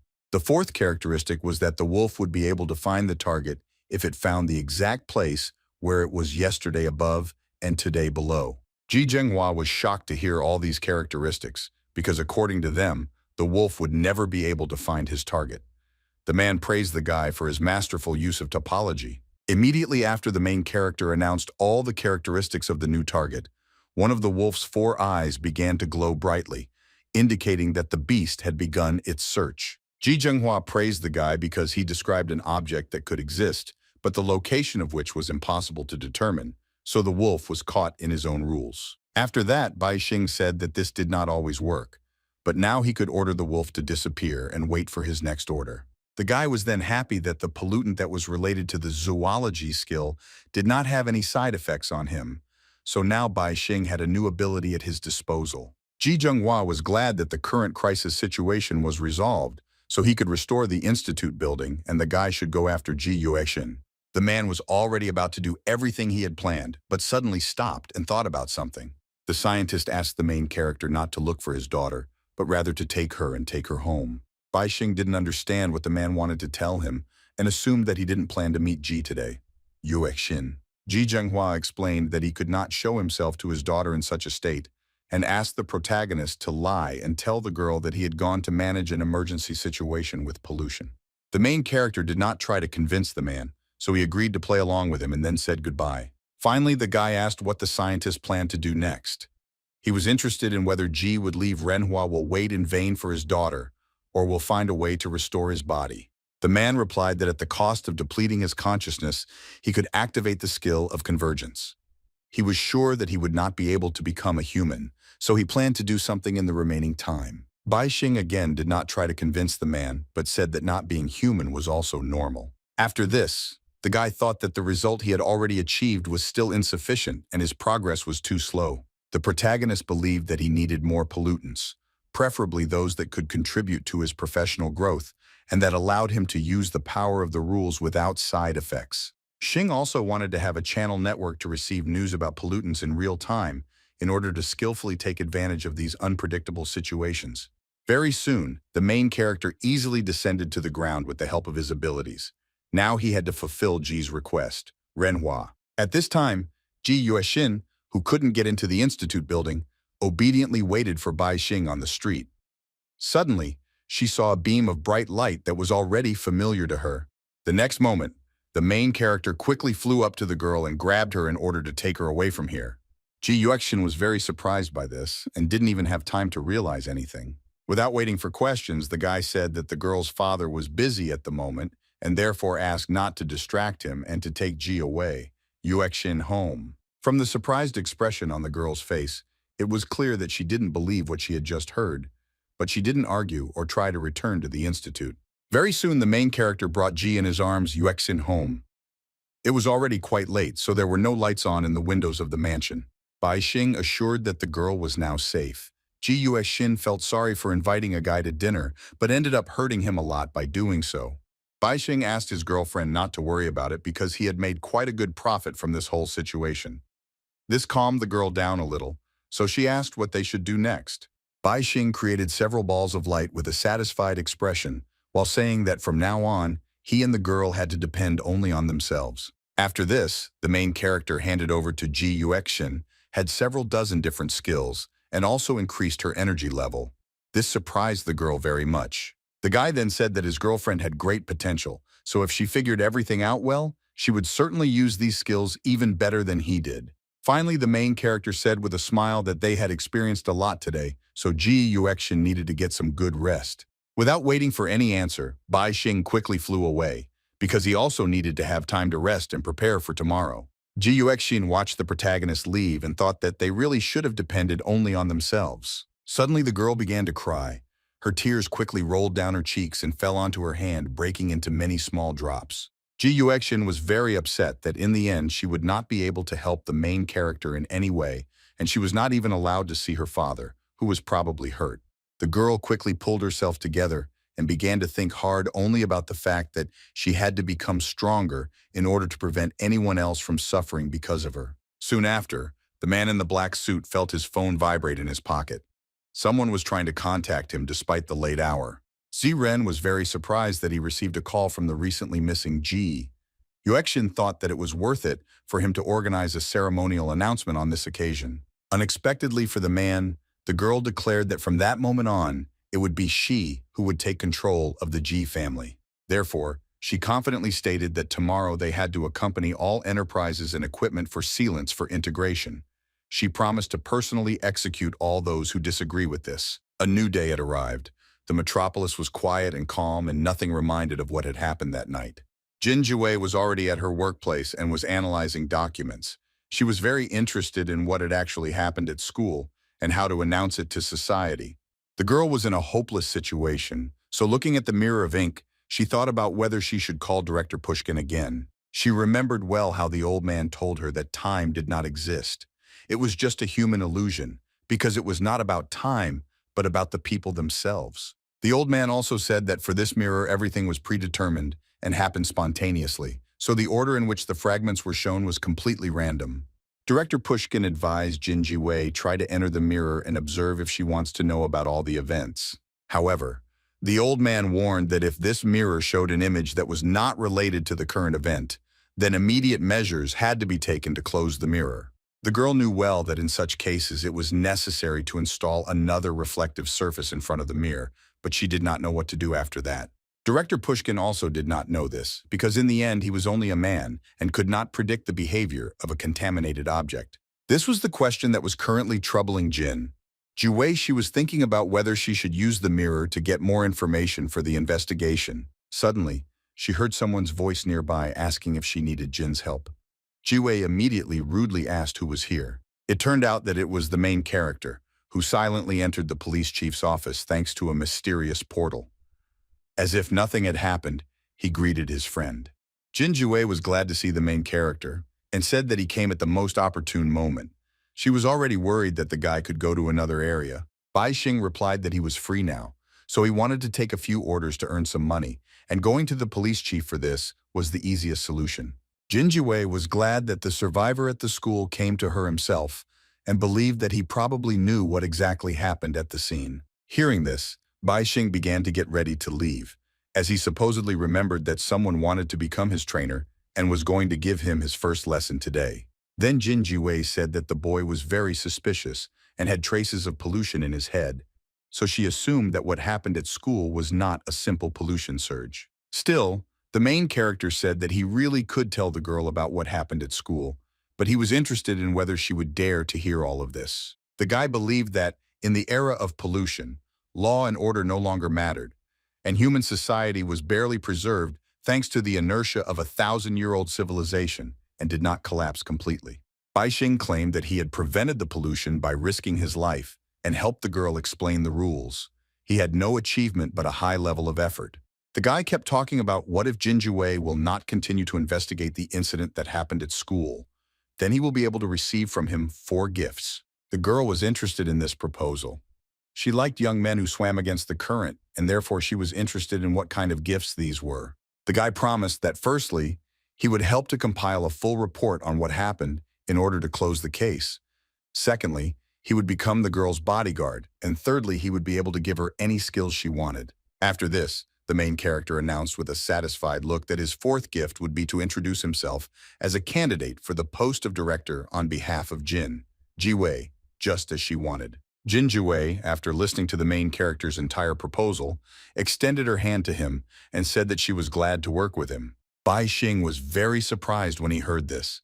The guy didn't understand why the girl so quickly agreed to cooperate with him. The police chief explained that he simply trusted the guy and advised him to trust whoever he works with, and if he had any doubts, it was better to abandon the idea. She then recalled the events of the previous nights and said that this innocent high school boy was clearly at that stage where he didn't trust anyone, so he needed to be shown kindness. Baixing was very unhappy that the girl had just literally voiced her thoughts out loud to Jin Jiwei, explained that if she hadn't said that, the guy wouldn't have known what she was thinking. Nevertheless, our heroes shook hands, which indicated that they had agreed on everything and were ready to cooperate. After that, Jin Jiwei sat down at her desk and prepared to use the gifts that the protagonist had given her. The girl said with a satisfied look that from that moment on, the guy would stay by her side because the ceremony of nominating candidates for the post of dean would begin in 3 days, and by that time she wanted to introduce him to other candidates. The police chief also gave Baixing a piece of paper, believing that according to their persuasion, the boy should now file a report on the pollution incident in the middle school. Some time passed. The protagonist diligently fulfilled his obligations and described in detail what, in his opinion, happened at school on that ill-fated day. Jin Jiwei, having read the whole story from beginning to end, believed that the main character's version of those events completely set him against Liu Shuo. The guy didn't see any problem with this. Baixing also said that Jin Jiwei was now his boss, and since Liu Shuo didn't respect her, the girl had the right to annoy the scoundrel a little. Jin Jiwei agreed with this, so she decided to help the protagonist improve his story. The first thing the girl suggested was to indicate in the report that on the day of the exams, the examiner was Xia Jue acted on Liu Shuo's orders and searched for valuable contaminated items on the school grounds. The police chief also suggested writing that Liu Shuo's intention from the very beginning was to use the students as pioneers to test the pollution rules. After that, Jin Jue suggested to mark it as if the young teacher of the Ji family and his bodyguard joined forces to stop Jia's plans. Jue, and as a result died heroically, having passed on valuable information to Ji shortly before, Yuexin. The girl continued to say that it was still possible to soften the role of the Ji family in this story, because they did not like Liu Shuo, and therefore the main character needed to enlist their support. Baixing was amazed by the girl's ingenuity, so in order to praise her, he used the saying that old ginger was hotter than gin. Jiwei clearly didn't like this comparison. Meanwhile, Liu Shuo was reaping the fruits of his recent success and was carefully examining the very same huge stone door that had opened slightly in front of him. The man was very happy that after so many years, he finally managed to open this door. Even a small crack was enough for him to perceive it as an incredible victory. Xiaxin was as always dissatisfied and did not understand why the man was so fixated on this door, believing that he expected too much from her. To this, Liu Shuo replied that he had found the shackles that belonged to the girl and his divine sword right in front of this door. The man was sure that there were even more powerful pollutants behind this door. Unexpectedly, Liu Shuo confidently stated that in his opinion, this unusual door was connected with God himself. Xiaxin didn't take the man's words seriously and thought that he was simply losing his mind. Liu Shuo did not blame the girl for her misunderstanding and said that they were all looking for a god who would save this world. He went on to say that the awakening of abilities turned people into hermetists, and those who used their skills to master the rules of pollution were mature hermetists. At the very top of the pyramid, however, was none other than the dean, who towered over all candidates, hermeticists, and ordinary people. The dean was the one who had perfect control over at least one pollutant without any side effects, and could handle high-ranking incidents on his own. This person also proposed a viable solution for a positive end to the era of pollution. People like Dao Kui, Landon Bruce from the Western Sea, and of course the principal of the Pushkin High School were those very deans. Liu Shuo insisted that all these deans mentioned a common solution by which the era of pollution would end. This solution was a god who stood above all mortals. Xia Xin, hearing this, asked if the man really meant flying gods, angels, and demons. She thought that this was complete nonsense. Liu Shuo was angry and asked the girl not to express herself like that because he always believed that in the past there were people who perfectly mastered the rules of pollution and completed them in ancient times. The man continued to talk about how traces of these people from the past were hidden in countless legends and were probably behind this door. Xia Xing still didn't believe it and said that the shackles of her divine statue often affected her, so it was unclear how anyone could perfectly wield many contaminated items. Liu Shuo laughed at this argument and continued to insist that ever since he had received this door, he had dreamed every night of the world that lay beyond it and the gods that called to him. Still, the man finally decided that he would enter this door right now. Liu Shuo assumed that if he learned the secret of the disappearance of the gods and how to return them, he would definitely be able to become a dean. Xia Xin responded to this by saying that the man could do whatever he wanted, but she would not wait for him. She also warned that if something came out from behind the door, she would make sure to seal the entire building. After that, Liu Shuo, as planned, began to crawl through a small gap in order to fulfill his dream. None of the interlocutors noticed that Ji was eavesdropping on their entire conversation. Manhwa, he appeared out of nowhere and was very interested in the unusual door. Meanwhile, Liu Shuo had already stepped onto the hard surface that was located behind the door. This was a good sign for the man. Finally, he was able to squeeze through and without wasting time, began to look around in order to see what he had been working towards for so long and so stubbornly. The man saw lifeless plains in front of him, which resembled a lunar landscape, but the huge mountain, which was the only elevation in this unusual world, simply could not help but catch his eye. Liu Shuo was amazed by this view and thought that at first glance the diameter of this mountain was no less than 2 kilometers and the height was at least 10 kilometers. This impressed him greatly. The man, walking forward and not taking his eyes off the huge mountain, began to think about whether it was a staircase that connected humanity with the heavens. Liu Shuo was so sad about his discovery that he didn't notice how Ji Renhua quickly slipped through the door and found himself in this unusual world with him. The scientist, having climbed high up, was amazed by the appearance of the huge mountain because it reminded him of some kind of monster. Ji Zhenghua clearly saw a huge finger that resembled a human's and did not understand how it could be so big. Continuing to fly forward, the man saw the hand of this creature, after which he realized that it was definitely not a monster. It turned out that it was a huge bearded man who seemed to be frozen in place or simply sleeping in a position that was comfortable for him. Meanwhile, a joyful Liu Shuo had already approached what he thought was the foot of the mountain and suggested that he should go up. Ji Zhenghua did not interfere, and while closely observing this, mentally advised the man to change his decision.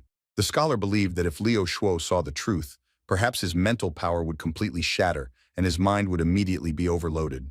Bai Xing with Jin the Ziwais were still at the police station and were working hard. Quite a lot of time had passed, so the girl did not hide the fact that she was very tired. The main characters also wondered how long they had been sitting here. Unexpectedly, Jin Jiwei suggested that the guy change the scenery and take a walk around the city. Bai Xing couldn't give his answer because he knew that his current appearance was not suitable for walking around the city during the daytime. The girl understood everything without words, so she handed the main character a set of new clothes so that he would not limit himself. Very soon, our heroes were walking along the busy streets of the metropolis and enjoying the city noise. Jin Jiwei didn't hide her joy at seeing the morning sun. The guy was surprised that such a pessimist as the police chief could rejoice at such things. To this, the girl answered meaningfully that in this polluted world, no one dared to say that they would live to old age. Surely she meant that it was necessary to enjoy every moment. Also, Jin Jiwei said that fortunately for the majority, there was always a minority that took the first steps, and by acquiring power, took on responsibility.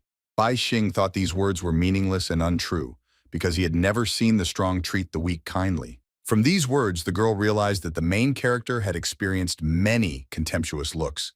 So she asked what the guy would most like to do if he had incredible power. Hearing this question, Bai Xing tightly clenched his fist, indicating that his answer would not sound positive at all. The next moment, the guy, smiling slyly, declared that if he acquired incredible power, he would like to destroy all of humanity. Bai Xing claimed that this was not youthful maximalism, but that he had really thought about it for a long time. Despite this justification, it was clear that Jin Jiwei didn't quite believe him. Still, the girl said that the guy had his own goal, and that was very good. The main character was very surprised by this reaction and asked if the police chief didn't think his words were inhumane. Jin Jiwei replied that she didn't see a problem with this and didn't think the guy's intentions were that bad because she knew people much worse than Bai Xing. She went on to say that her father was a semi-corrupt businessman who always said that one should not be proud of one's successes because of pure luck, because unsuccessful people had their own reasons and they simply did not have enough opportunities. Jin Jiwei went on to say that her father could not bear to see others suffer, so he made donations, helped during disasters, and founded aid centers. Bai Xing suddenly interrupted the girl and suggested that at the end of this story, her father was betrayed by Jin. Jiwei confirmed this, saying that he died very tragically. At that moment, the deuce called him a fool and thought that he deserved it. But even when the man spat blood, he still smiled proudly at himself and at how he lived this life. Bai Xing then said that it was not in the girl's best interest to act on her own with her high position, so he was willing to help her avenge her father's death. Jin Jiwei didn't respond to this and only took a few big sips of the sweet carbonated drink, enjoying the familiar taste. After that, she exhaled sharply so that the carbon dioxide from the drink would not sting her mouth and throat. The girl then said that she always tried to practice her father's philosophy and understand the weak. She also really wanted to see how the so-called weak would change this world. Unexpectedly, Jin Jiwei thought that Liu Shuo, despite his great strength, always believed that only a god could save this polluted world. Because of these thoughts, the girl suddenly began to wonder why the world ended up in such a state if God really was immortal. After that, Jin Jiwei said that the motivation behind why the protagonist wanted to destroy humanity was not important. However, if it was strong enough, it could become his mental defense against pollution. That was why the girl wanted Bai Xing to achieve his goal.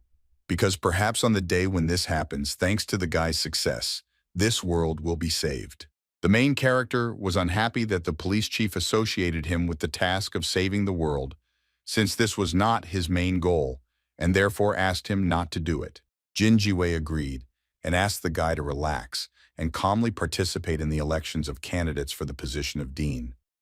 Then the girl suggested that the main character needed her help since he accepted her offer. Bai Xing confirmed this and said that he needed to hide his identity until he reached the level of Dean's strength.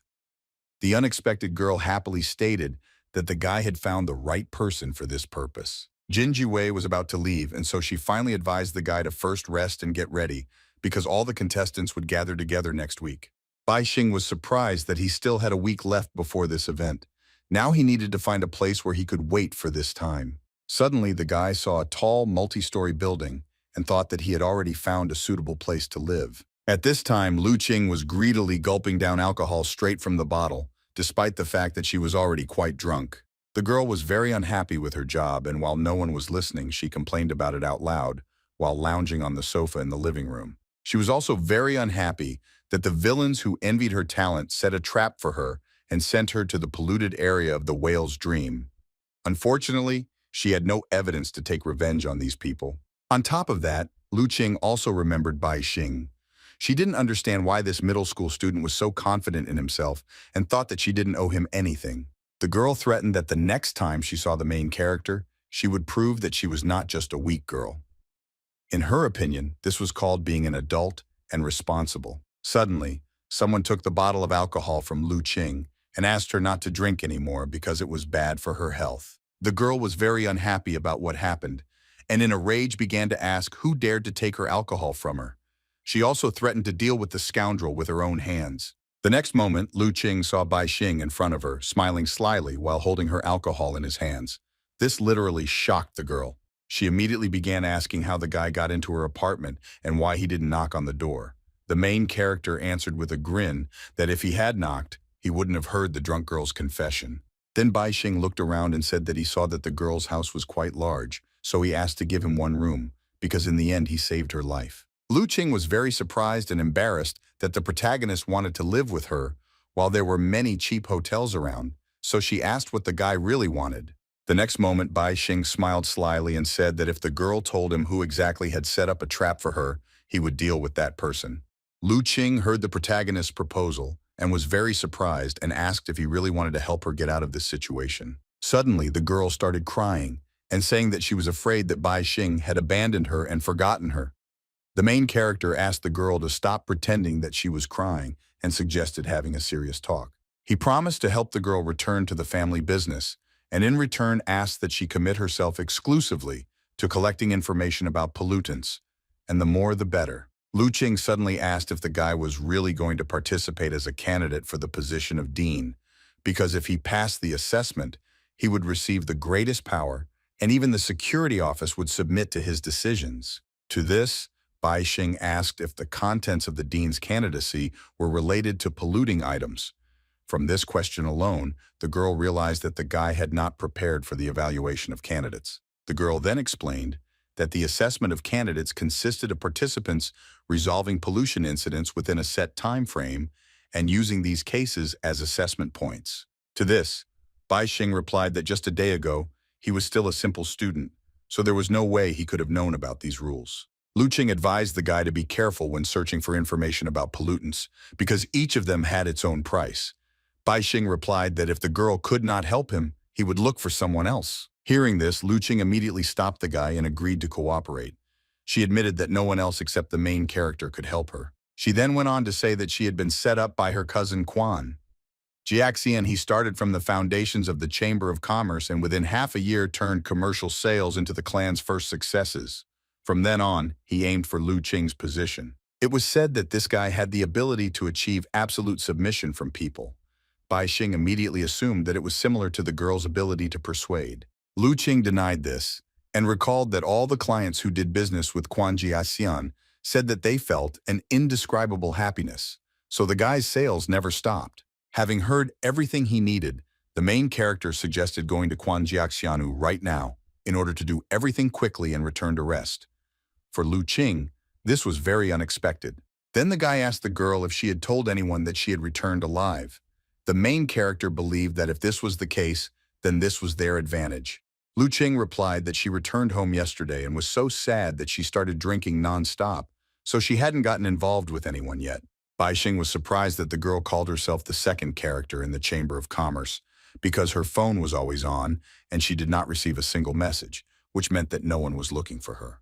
Lu Qing was not at all happy that the guy doubted her and said that she was an insignificant person in the company.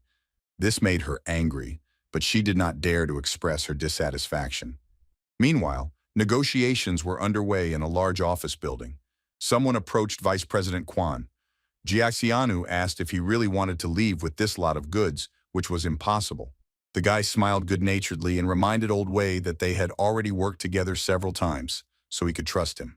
The elderly man also answered, smiling, that business was business and each deal had to be discussed separately, because in his opinion, it was better for both parties. Quan Jiaxian was surprised that the old man had come to his office so early and seemed to understand well what he wanted to tell him. At the same time, the guy slowly walked through the office where there was absolute silence.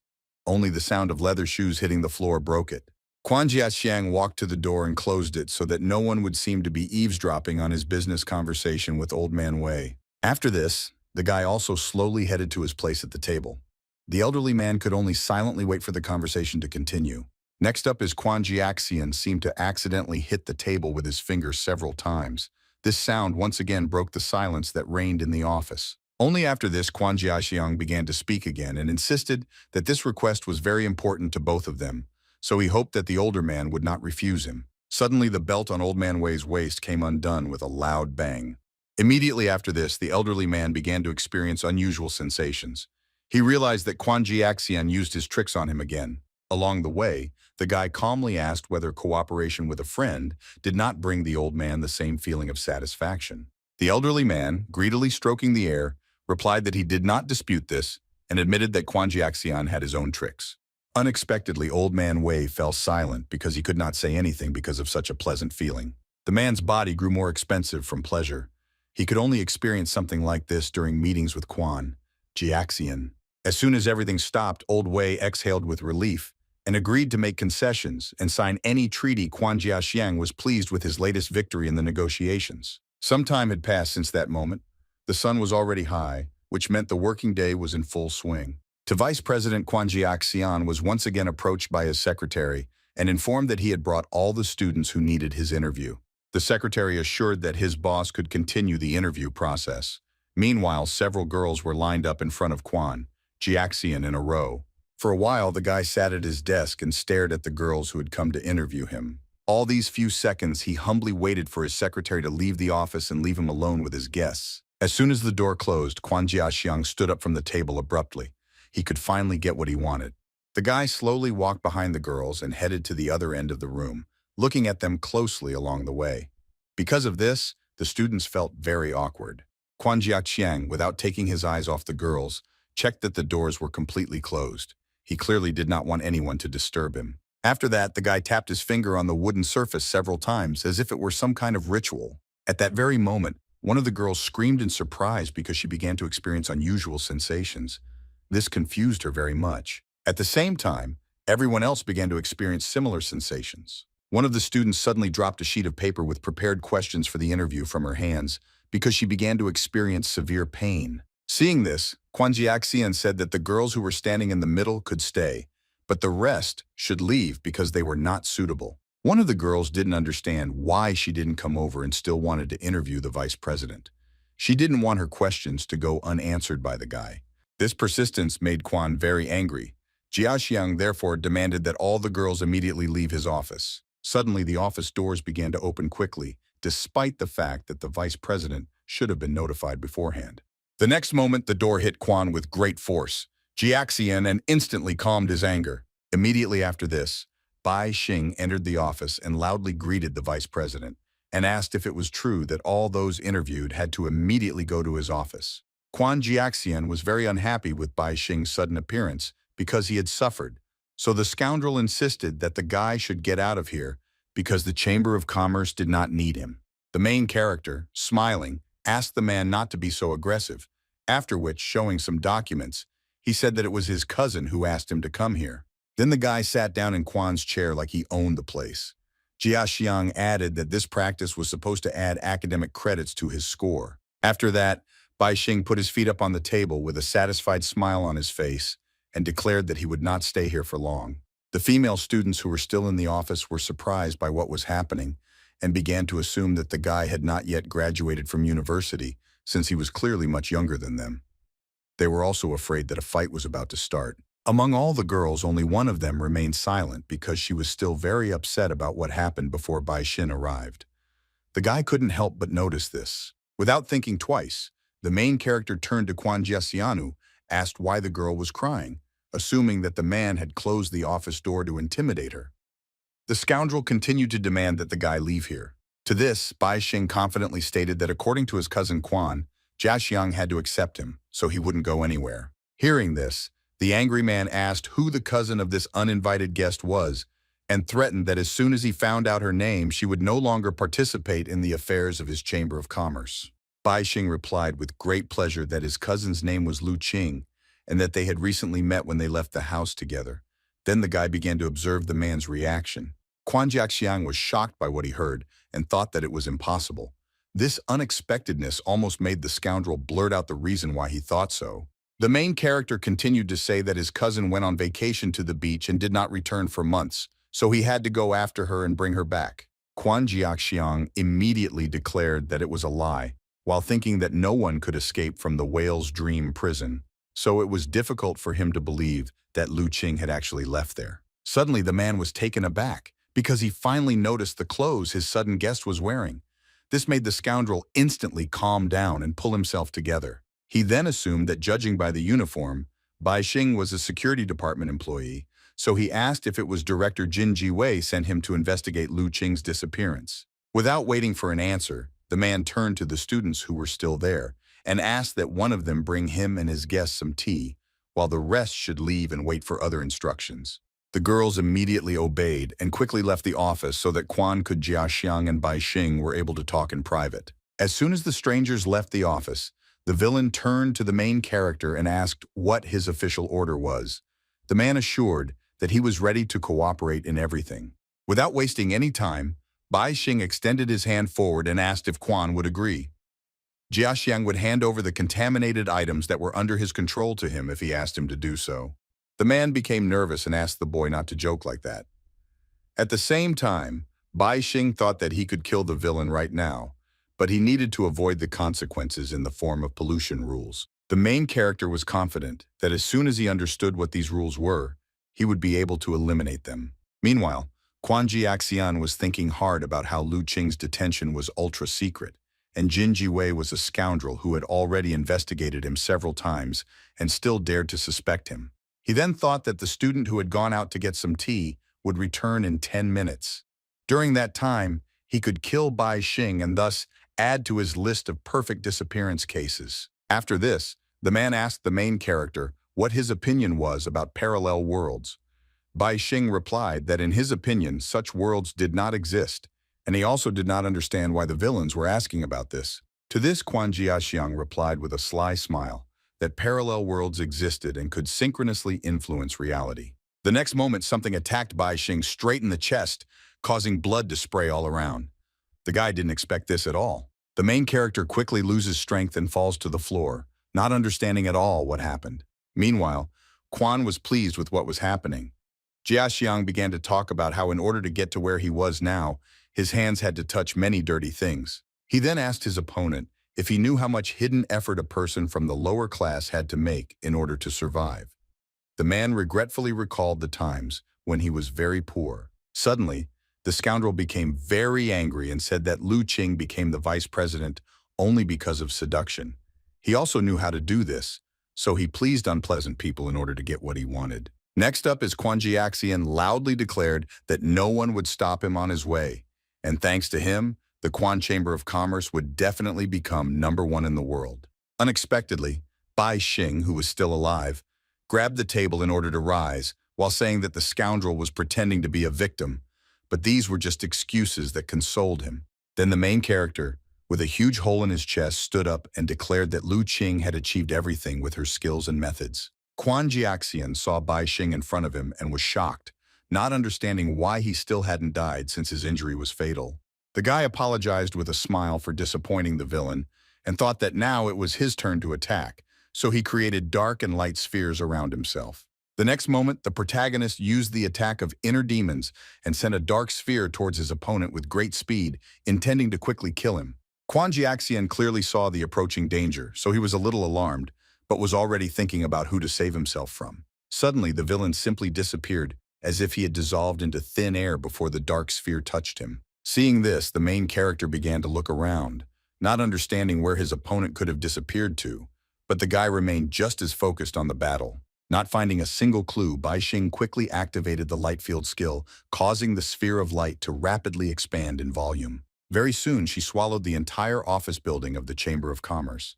The main character was sure that Quan Jiaxian had not yet managed to go outside and remained somewhere inside. After that, the guy snapped his fingers so that his ability would transfer all the ordinary people from this building to the street. At that very moment, all the people who were in this skyscraper felt a strange feeling, after which they were surprised to discover that they were already on the street. Everyone was very surprised and scared by what happened.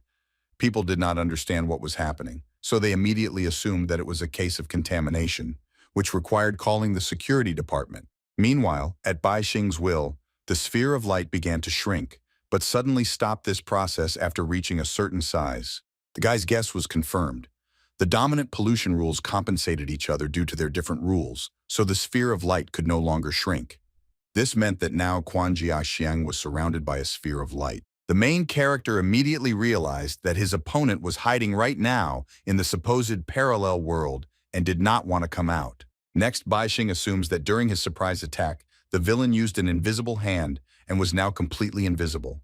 The guy thought that this was an interesting rule. After this, the main character activated several of his skills at once, such as regeneration and full recovery, in order to heal his huge wound in the chest. Suddenly, the boy felt sleepy, so he turned to Quan Jiaxiang, said that if he didn't intend to go out, that was fine. Therefore, Bai Xing decided to sit back a little while in his chair and wait for his opponent to show up. Very soon, the main character fell fast asleep, completely unafraid of the appearance of his enemy. He was completely confident in his safety and did not expect any threat in the near future. Quan was watching him carefully. Jia Xiang was in a safe place and was thinking about where Lu Qing could get external reinforcements to escape from the whale's dream prison. The man was very unhappy because he was sure that in the area of pollution parallel world, he tore apart the heart of his opponent, but he not only recovered but also used another space to protect him. Then the villain tried to leave the light field area but was unable to do so. This meant that he was trapped. Besides, Quan Jiaxian was very indignant that the protagonist was sleeping peacefully in his office after he had driven him into this trap. Coming closer to Bai Xing, the villain became even more angry because he saw that the through wound on his chest had simply healed. The man had already begun to assume what would happen if he cut off the main character's head. Suddenly the villain turned to his brother's shoes, which he was now wearing, and asked them for protection. As soon as Quan Jiaxian took his first step on the floor, and small waves began to spread out as if he was walking on the surface of water. Soon after, many footprints appeared on the floor, which were clearly visible due to the bright glow. Judging by the fact that these tracks led to Bai Xing, it could be assumed that they belonged to him. Quan Jiaxiang was very pleased to see this, because it meant that he had managed to find traces of his opponent in the parallel world. Without wasting time, the villain began to walk straight along these tracks, exactly repeating the steps of the main character, which he made just recently. Immediately after this, the sleeping Bai Xing's body was transported to a parallel world, but he didn't even notice it. The villain was very pleased and said that everyone had a different ability to control pollution, and although his mastery was small, it allowed him to control the parallel world inside himself. Grabbing the guy by the head, the man continued to say that the condition for activating his contamination was to step on the trail in order to see his version in a parallel world. After that, Quan smiled slyly. Jiaxian prepared to do what he had planned. But before that, he mentally asked the protagonist not to worry, because it would not be too painful. The next moment, the man tore off Bai Xing's head in the parallel world with one jerk, causing a stream of blood to immediately gush out in the ordinary world. The scoundrel looked at the dead head of his opponent with a smile, rejoicing in his final victory. At that moment, he mentally turned to his brother and asked if he had seen his success. Once upon a time, a man was asked a similar question by someone close to him while he was straightening his tie. A young man dressed in a business suit told his brother that he would soon become a director in the independent business group. Quan Jiaxiang was in no hurry to rejoice for him. He asked if his brother was really able to find a job in one day and immediately become a manager, or if he was just deceiving his mom and dad. The young guy, looking at himself in the mirror and carefully preparing for the upcoming meeting, replied that he had not lied. Suddenly, he turned to his brother and asked if he believed in parallel worlds. Without thinking twice, Quan Jiaxian replied that if he was given money for it, he would believe in anything. The guy was unhappy that his brother only thought about money. Then Quan Jiaxian said with displeasure that she had sent 1,000 resumes, but they didn't want to hire him. So first he had to solve the money problem and only then listen to his brother's incomprehensible stories. Then the guy began to regret that he was not a woman, because then he could have sacrificed his dignity and earned easy money. His brother thought that he was talking nonsense. Quan Jiaxiang started to tell that there was a girl in his class who dated rich guys. The whole class knew that she went to hotels with them.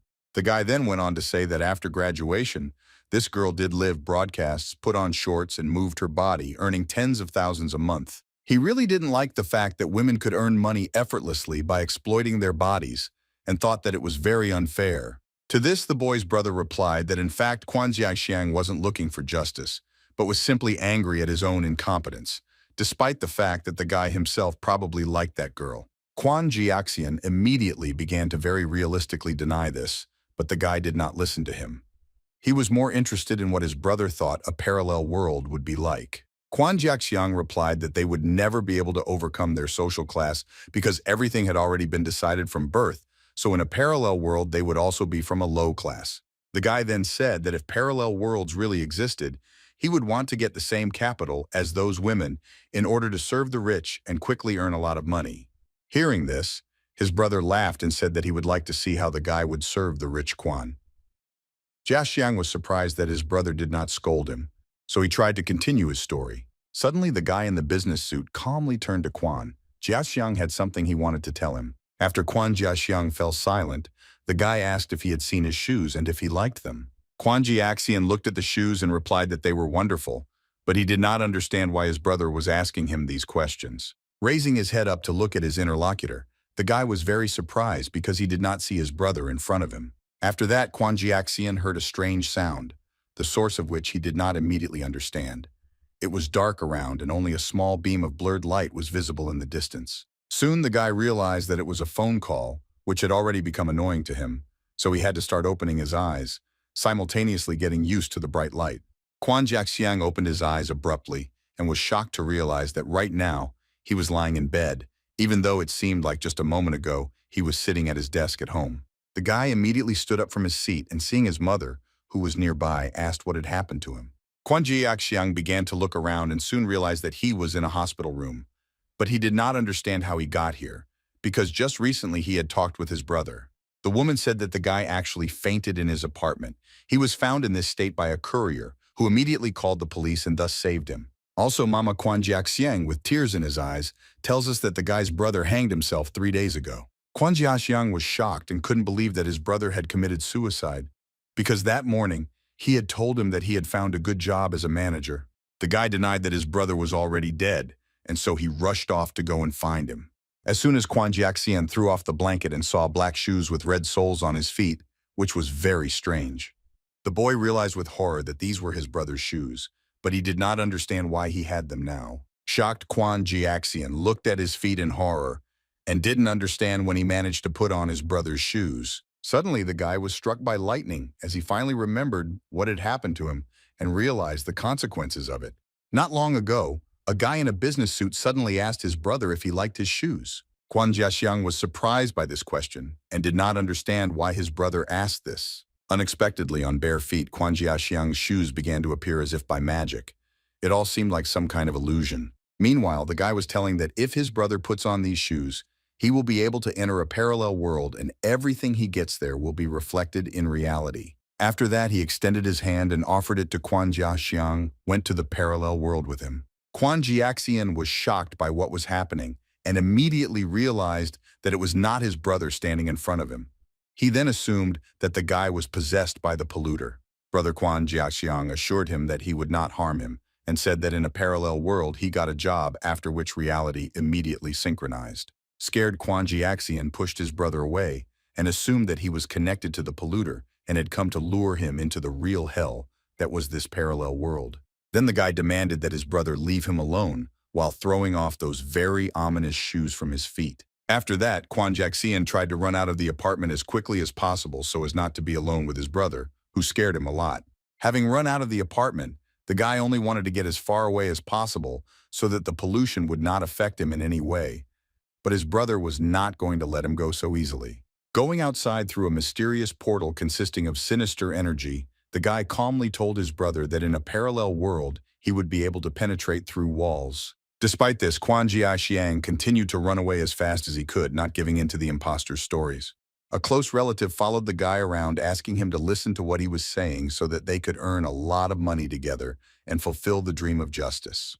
Quan Jiaxian was incredibly afraid of what was happening and didn't even know what he should do. In the end, the guy couldn't think of anything better to do than try to hide from his pursuer. Soon, Quan Jiaxian saw that his brother had passed by, and so he had hope of being saved.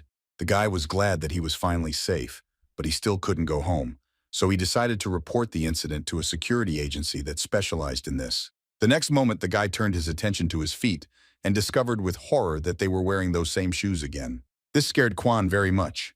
Jiaxiang, who did not understand at all when they managed to appear on his feet. At that very moment, his brother suddenly appeared behind the guy, who was about to continue his story. Coming closer, he claimed that using these shoes, his eyes could see a parallel world in which he could do whatever he wanted. He then said that Quan Jiaxian was his beloved brother, so he wanted to share this power with him. But the frightened boy did not want anything like that at all, and thought that it was dangerous. Quan Jiaxiang confidently stated that playing with pollutants only led to death. He also threatened that sealants from the security agency would soon arrive. Hearing this, the guy calmly asked his brother what the difference was between the power of the sealants and his abilities. Quan Jiaxiang tried to answer that the sealant protected people from pollutants, but his interlocutor interrupted him. The guy began to argue that mastering the rules of pollutants was the only way to overcome class inequality. He believed that sealants were ordinary people who simply used the rules of pollutants. He then asked if Quan Jiaxiang was planning to stay just at the moment when wealth, status, and power were within his reach. These words had an impact on the boy. He immediately began to think that using the pollutant was the very opportunity that could radically change and improve his life. Now Quan Jiaxiang had two choices.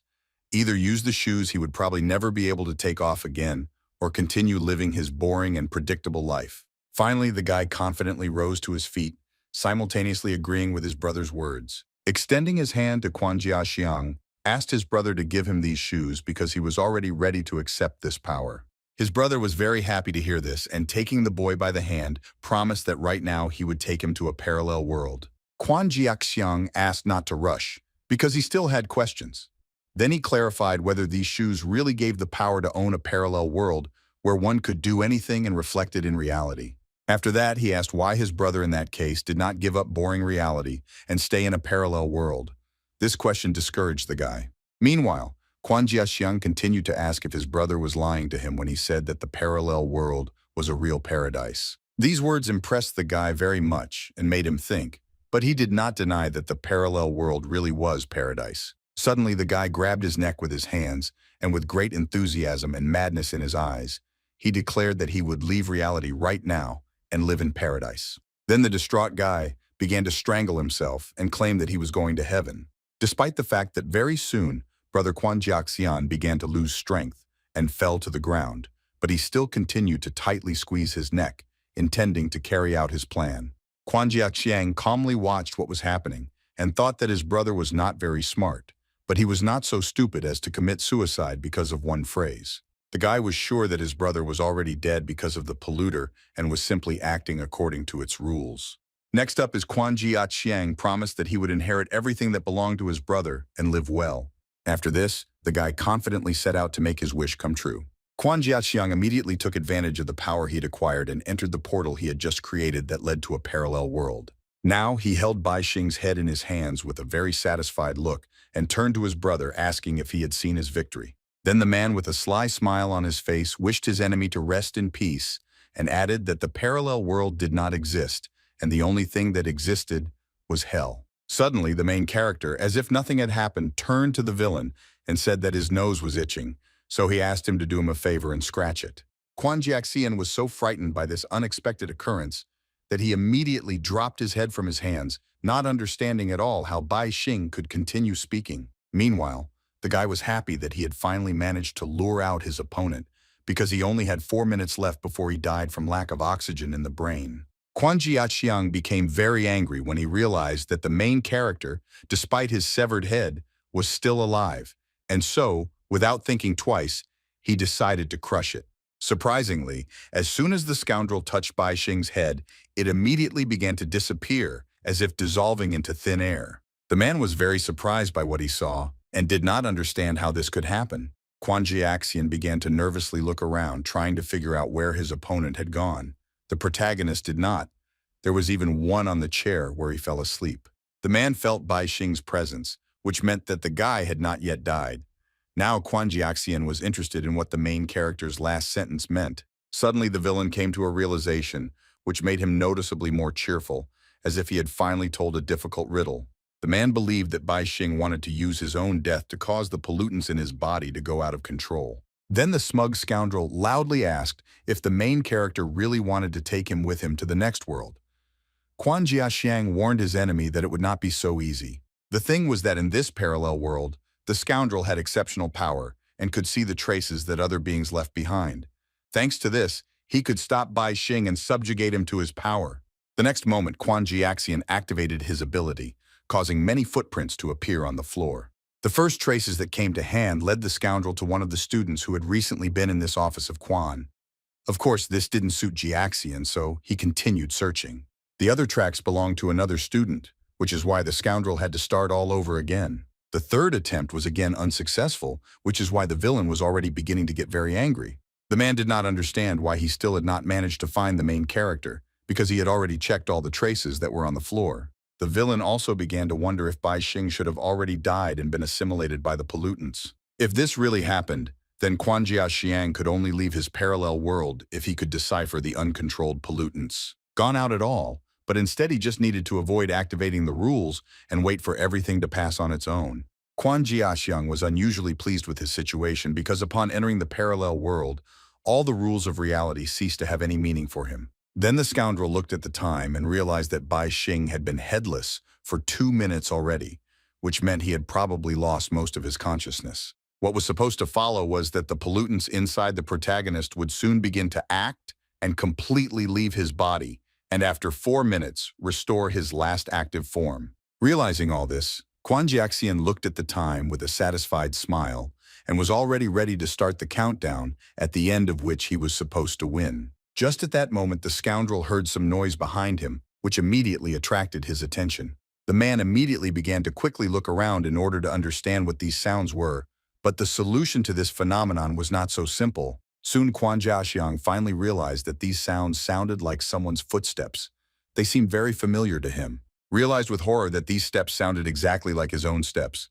This made the man seriously scared. After this, the villain realized that it was not just a similar sound. These were literally his steps. Meanwhile, the clock was already 9:43. This was the time when, according to the villain's assumptions, the pollutants should have already left the main character's body. Just at that moment, someone's footprints began to appear on the floor, which were clearly visible in this parallel world. Slowly, these tracks were getting closer and closer to Quan Jiaxianu, which made him very nervous.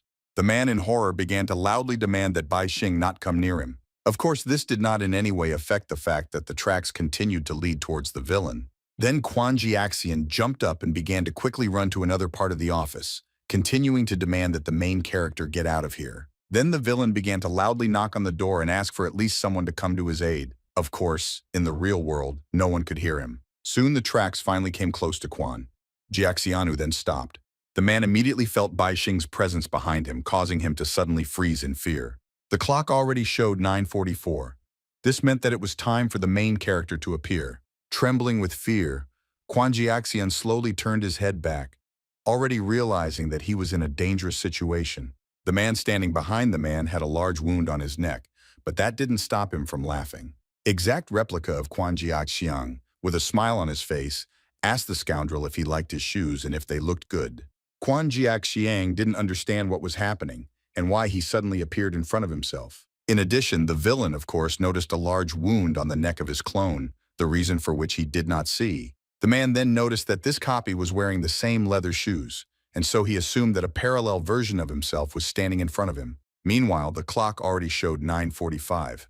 According to the villain's rough calculations, the main character should definitely already be dead, since 5 minutes had already passed since the beheading. However, Quan Jiaxian was now most concerned about why another he had appeared.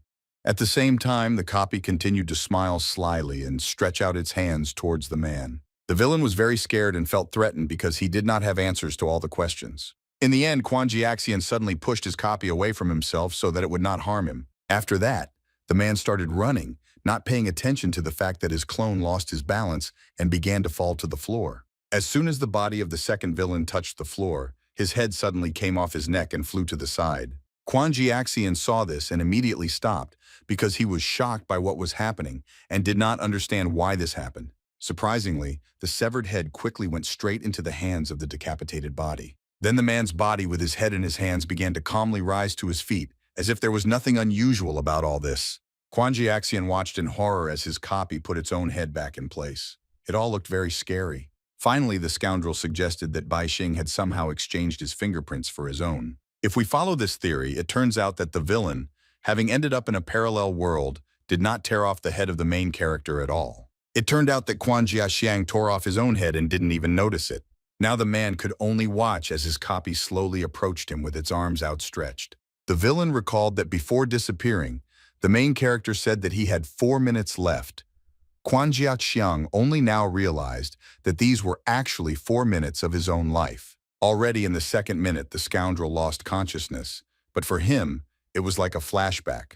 So he remembered the moment when today he met with the students who came for an internship.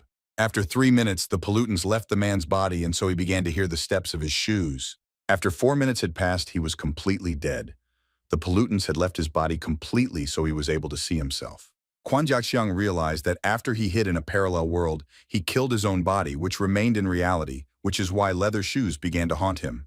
The man also understood that now he had no future, because he would no longer be able to avoid the worst. The next moment, the villain's clone tore Quan off with one sharp jerk, Jiaxian's head. After this, the copy, with a satisfied smile on his face, declared that he had finished his work, and therefore it was time for him to leave. Bai Xing placed his opponent's head on the table and stopped the action of the body transformation skill, saying that people were often afraid of scaring themselves. According to the main character, sometimes thinking too much could lead to death. This is exactly what happened to Quan. Jiaxian. The guy's internal organs had already been replaced with those of a whale, so his vitality was on a completely different level than that of a human. He quickly recovered, even in the case of beheading. Bai Xing admitted that the villain had indeed managed to cut off his head, but everything went exactly according to his plan as soon as he announced 4 minutes. At the very beginning of Quan Jiaxiang hid in his parallel world, which is why the protagonist could not reach him. The villain seemed to be in darkness. The guy then used his transparency skill to pretend that he had disappeared. This way, the opponents found themselves in darkness and did not see each other. Xing then used his sound control ability to imitate the sound of a man's footsteps. He also used a little bit of light and darkness control to create footprints on the floor. After this, the main character, using his skills, turned into Quan himself, Jiaxian, and began to pursue him, which of course really scared the man. Bai Xing. I thought that anyone else in his place would have definitely fallen into a trap without racing, but not him. In the end, Quan Jiaxiang had gotten himself into a difficult situation out of fear. According to Bai Xing, a compactor with special mental protection could not survive for long. The main character also stated with a rather smile on his face that the villain had no chance at all against his telepathy. Then the guy thought about the fact that, without taking into account parallel measures, there should have been separate rules for these leather shoes. Initially, the body of the owner of these shoes passed into the world of astral projection, using the power of the soul to influence other beings. Of course, these shoes had their price. Their owner literally became paranoid and could no longer get rid of them. He also always risked getting lost in a parallel world and never returning to reality. In order to finish the job and finally get rid of this pollutant, the main character decided to use his swords of light and darkness. Without a moment's hesitation, Bai Xing thrust his 2 weapons into the leather shoes and pierced them without any difficulty. At this point, the containment of the pollution was complete, and so the main characters could go about their business. At this time, the weather outside was calm and windless. White clouds did not at all prevent the sun's rays from illuminating the streets of the big city. It was a perfect day for the directors of the Quan Corporation to hold meetings at their headquarters. Suddenly, Lu Qing began to say that if there were no problems, then Quan Jiaxiang had already been arrested, so the internal conflicts within the corporation should have come to an end. One of the directors replied that the girl's return was, of course, a happy event, but she still had no right to gather them all together in order to accuse them of anything. Another director calmly assured that if the girl had any evidence, she could provide it to them, and then they would do their job. The third director considered that any methods of work of Quan Jiaxiang was justified because they all started from the bottom to take their positions. Then Lu Qing suddenly declared that she had not returned to take revenge or restore her honor, but to take control of the Quan Corporation. These words outraged everyone present. The directors believed that Lu Qing would not be able to manage the corporation because she was too young. They also claimed that there was now no place for the girl in their corporation, and therefore she should leave immediately. In response to this, the girl suddenly stood up from the table and began to say that she once wanted this corporation to become the largest in the country. But as soon as Liu Shuo came, the corporation changed. Lu Qing claimed that the Quan Corporation should have obeyed a strong man.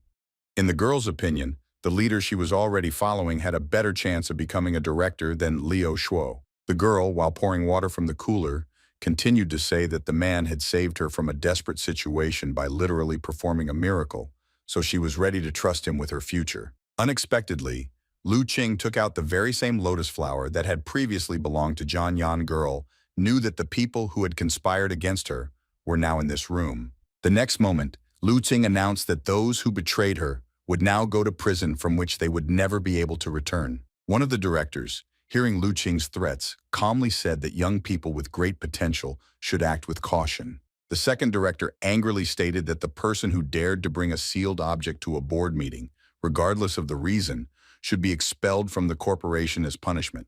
Lu Qing heard this and didn't respond, but she had already activated the lotus flower. At the same time, the water from the cooler spread across the floor and reached the feet of that very director. The man was very scared when he felt the bomb under his feet, because he already understood what it meant for him. The next moment, the director began to rapidly dive under the water and thereby be transported to a prison from which there was no way to return.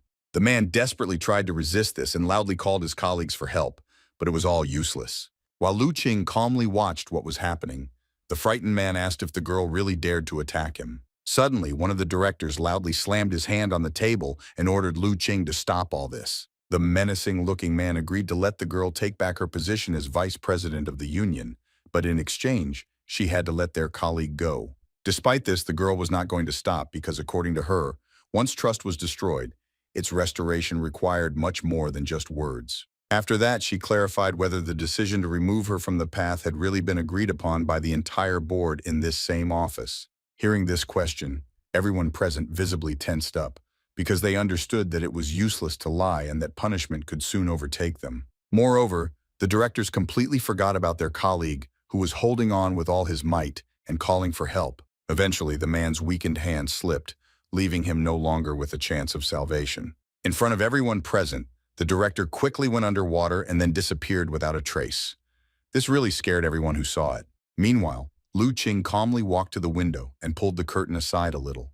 Then the girl began to stare out the window because she knew that uninvited guests were already heading there who could disturb her. It was clear that a small group of suspicious people were indeed approaching the Quan Corporation's main office right now.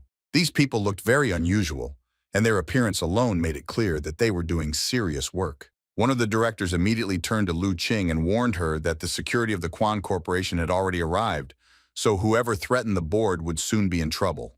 Despite this threat, the girl remained calm and was even very pleased with something. She asked everyone present to look at the distance. In the distance, she could see the building of one of the corporation's branches where Lu Qing used to work.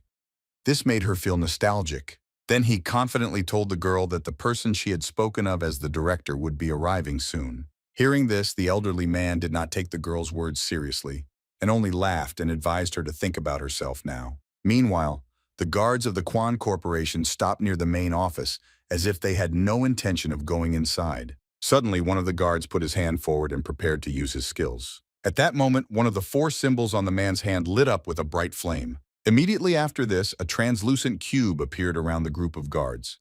Now it was as if they were in an elevator. Lu Qing saw this and was very surprised because she did not expect that anyone could possess such abilities. Soon, the same translucent cube began to appear right in front of the girl. This forced her to take a few steps back. The next moment, the same group of guards who had risen up here as if in an elevator appeared in the office as if from nowhere. By making a special gesture with his hand, the same man made the imaginary elevator open its doors for them. After that, the man with the scar on his face immediately turned to Lu Qing and said that he was glad to see her again because before that, he thought that they would never meet again. The directors were pleased that the security had already arrived. They asked the men to deal with Lu Qing quickly, since they still had other things to do. Without taking his gaze off the girl and smiling slyly, the man asked whether they could do whatever they wanted with her. The second guard claimed that he needed material about how a woman who was in a position of power was tortured to death. His nightmare recording phone converted the recorded video into implantable dreams. The more bloody and violent the video, the worse the nightmare was for the victim. The scoundrel with the phone in his hands really hoped that the girl would show the facial expression he needed at the right moment. Despite these direct threats, Lu Qing remained completely calm and claimed with a smile that she had heard a lot about the Quan Corporation's printing squad. Scarling Han's sealing object was his scar. He could transfer any scar from his body to his victim and thus create a wound. The scar on the neck was fatal. Zhang Quanan had the elevator control buttons on the back of his hand and was in charge of transportation and movement in this group of guards. Gao Song would use his old mobile phone with a camera to put his victim to sleep and torture them to death with recordings. Night priest Tang Deshun could enter other people's dreams and become a death god there, killing his victims in their dreams. This man is a great companion for Gao. Songa. Wang's sealing object was a trompo rope, which he could use to make any object spin like a top. Scarling Han was surprised that the girl knew so much about them, but he thought that in that case it would be better for her not to resist at all, but instead to go with them and accept her death. Just at that moment, a bright flash illuminated the office for a second. No one present even had time to realize what had happened. Xing appeared out of nowhere next to the guards and fearlessly placed his hands on the shoulders of two of them. Immediately after this, the protagonist confidently declared that Lu Qing would not go anywhere with these scoundrels. Scarling Han didn't seem surprised at all by the sudden appearance, and so he quickly ordered his comrades to get down to business. At that moment, Jiang Quanan touched the protagonist's back with his hand. Because of this, symbols appeared on the guy's back that were responsible for controlling the elevator. Jiang Quanan had complete confidence in his abilities and therefore bid farewell to Bai Xing, believing that after what he does, he will never see him again. After that, the villain activated his ability. The very symbol that was responsible for the upward rise lit up with a bright light. Suddenly, the main character lost his balance and began to rapidly rise to the ceiling of the office against his will. Even the concrete floors couldn't hold the guy. He simply broke through them with his body and continued to rise up. The rest of the main office workers were shocked when they saw the main character first appear from under the floor and then disappear under the ceiling, moving to the next floor. Very soon, Bai Xing passed through all the floors of the huge skyscraper, and now all that was left for him to do was fly unhindered into the sky. The guy quickly realized that his opponent's ceiling objects were now connected to him, so he could use it for his own purposes. First of all, the main character thought about the fact that now he needed to find a way to stop this ceiling object and return back to the office. Jiang Quanan seemed to hear the guy's words, so he said that he added the rule of elevation, and without his permission, it would never stop. The villain was sure that even if the main character passed through the atmosphere and went into outer space, he would not stop. Gao Song was a little dissatisfied that his colleague had dealt with their opponent so quickly and hadn't even given him a chance to play with him. Quan Corporation, seeing all this, decided to gloat and therefore asked Lu Qing if this was really the same person who was supposed to lead them. The girl did not doubt the main character for a moment, so she remained absolutely calm and confidently confirmed that this was exactly the person. At this time, Bai Xing seemed to be slowly thinking about how he could overcome the rule and stop his flight. Suddenly, the main character took out his lightsaber in order to try to stop with its help. Without thinking, the guy began to wave his weapon, as if trying to destroy the imaginary elevator that was lifting him up. Soon Bai Xing realized that he was now in some kind of small, contaminated territory, so his lightsaber did not work here. In order to counter the forced movement rule, the guy had to use another rule that also created movement, so the first thing he did was create a sphere of light. A moment later, this sphere began to expand rapidly, causing the imaginary elevator to appear inside. Moreover, this sphere had completely absorbed the corporation's head office, so Bai Xing now had exclusive power here. Soon the protagonist appeared before his opponents again, as if nothing had happened. Lu Qing was not at all surprised by this, which could not be said about the guards. Jiang Quanan was shocked and simply did not believe that the guy managed to resist his skill, because before that he thought that it was simply impossible. The villain did not understand why the main character stopped moving up. He frantically pressed the button on his hand, but nothing happened. Meanwhile, Bai Xing was thinking that right now, one rule was contradicting another, and therefore he couldn't use the light teleportation skill. Accordingly, he needed to be especially careful now. The angry Jiang Quanan continued to press the button, but no matter how hard he tried, nothing happened. This was the first time the scoundrel had encountered something like this. Scarling Han, seeing this, began to ask his comrade to stop using the rule because he might be absorbed in his own skills. Tan Deshun felt that his comrade had already reached his limit, but he did not expect that just one unsuccessful encounter with the rule would destroy his mental stability. Lu Qing noticed that the corporation's guards were now showing unity, as they were sincerely worried about their comrade. The girl, of course, did not see a problem in the fact that one of her enemies lost control of himself, so she could allow herself to laugh at this. Suddenly, Jiang Quanan fell to his knees with a crash and began to be covered in an ominous aura that clearly did not bode well. Shepherd Wang, seeing this, decided to immediately intervene and stop the absorption of the man's mind with the help of his whip. Suddenly, Scarling Han stopped his comrade and asked him not to do anything because Jiang Quanan was already dead and his body was controlled by the polluter. According to the man, if Shepherd Wang accidentally hits the sealed object, the intensity of the collision will cause him to lose control of himself. Besides, Scarling Han insisted that they had a completely different goal now. At some point, Jiang Quanan became completely quiet. It seemed that everything was about to end and the man would fall to the floor dead. Suddenly, the villain began to smile broadly, trying to attract the attention of the main character. The next moment, the man pressed the button on his hand that was responsible for opening the elevator doors. Gao Song. I was very scared when I saw this, because I remembered that according to Jiang Quan'an himself, it was impossible to press the opening button while driving, otherwise something terrible would happen. At that very moment, the imaginary elevator appeared again around the main character, but now he no longer tried to move it anywhere. Immediately after this, the elevator doors began to open in front of Bai Xing, because the corresponding button had already been pressed. The main character was very surprised when he saw what exactly was behind the elevator doors. For some reason, these doors led to an abandoned hospital.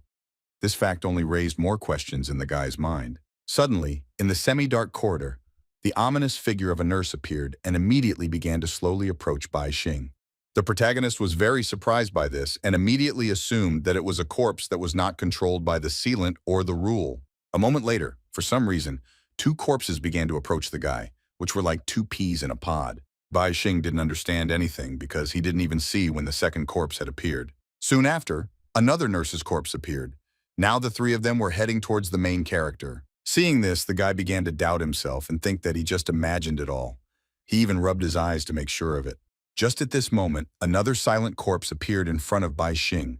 They were getting closer and closer to the guy. The main character finally realized that every time he blinked, the number of corpses doubled, so now he needed to somehow close the elevator doors. Gao Song did not see what was happening inside the elevator, and therefore did not understand what the main character Scarlin Han was afraid of. He immediately asked his comrade not to come close because his curiosity could kill him. The man then said that Jiang Quan'an's sealing object came from a hospital that had been abandoned 30 years ago. Jiang Quan'an went to explore this hospital at night to find adrenaline and almost died there. It turned out that the nurse lost control due to contamination and killed everyone who was in the hospital, and even the candidate for the post of director of the hospital could not resolve this incident. Now the key to salvation was in Jiang Quan'an. Only the one who killed him could use his corpse to prevent whatever was inside the hospital from escaping. Very soon the number of corpses increased so much that they formed a large group that was now moving towards the main character. Scarling Han spoke loudly to the boy and advised him not to blink. Otherwise the number of corpses would only increase. Bai Xing had to hold his eyelids in order to follow the advice. Of course, the main character couldn't keep his eyes wide open for too long, so he decided to check what would happen if he just looked away. As expected, this method did not help improve the current situation at all. There were even more corpses and they continued to approach. Bai Xing, he realized that it was no longer possible to continue like this, so he quickly came up with a plan for which he needed the help of one of the detectors of the Quan Corporation. The elderly man immediately felt the attention of the protagonist's abilities, but could not resist them. A moment later, the old man was literally in Bai Xing's arms, who was holding him tightly by the neck. The elderly man was very unhappy with his current situation, so he demanded that the guy let him go and not contact him at all.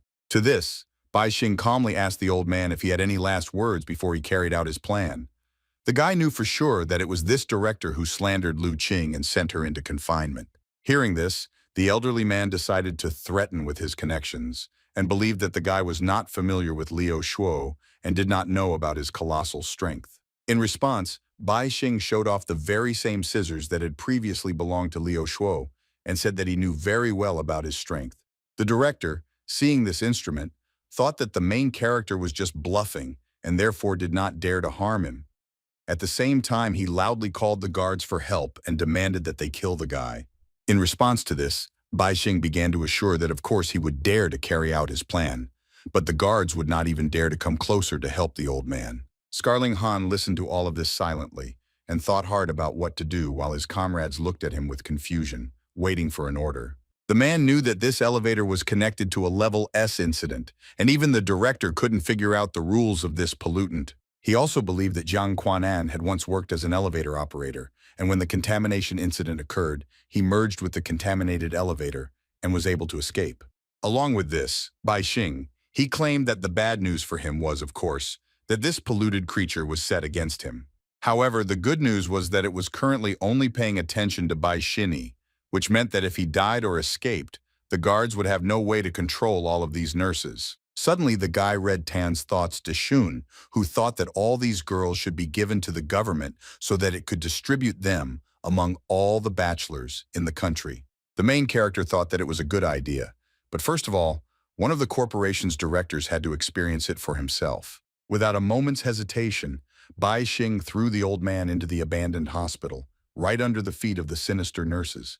This immediately attracted their attention. The nurses began to approach the elderly man, which frightened him greatly. The old man loudly asked for help and tried to get to his feet in order to hold on, but because of fear, his body did not obey him at all. Bai Xing watched this with a satisfied grin on his face and wanted to see which of the guards would dare to come to the aid of the corporation director.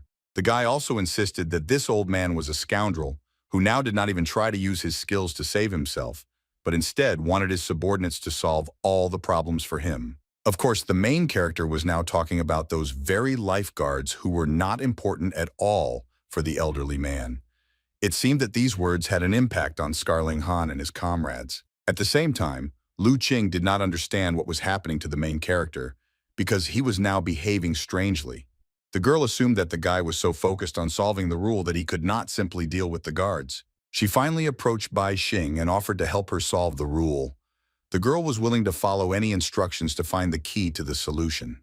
To this, the main character calmly replied that this was not necessary, so now it was better for the girls to just stay safe. Meanwhile, the silent nurses had already surrounded the corporation's director from all sides.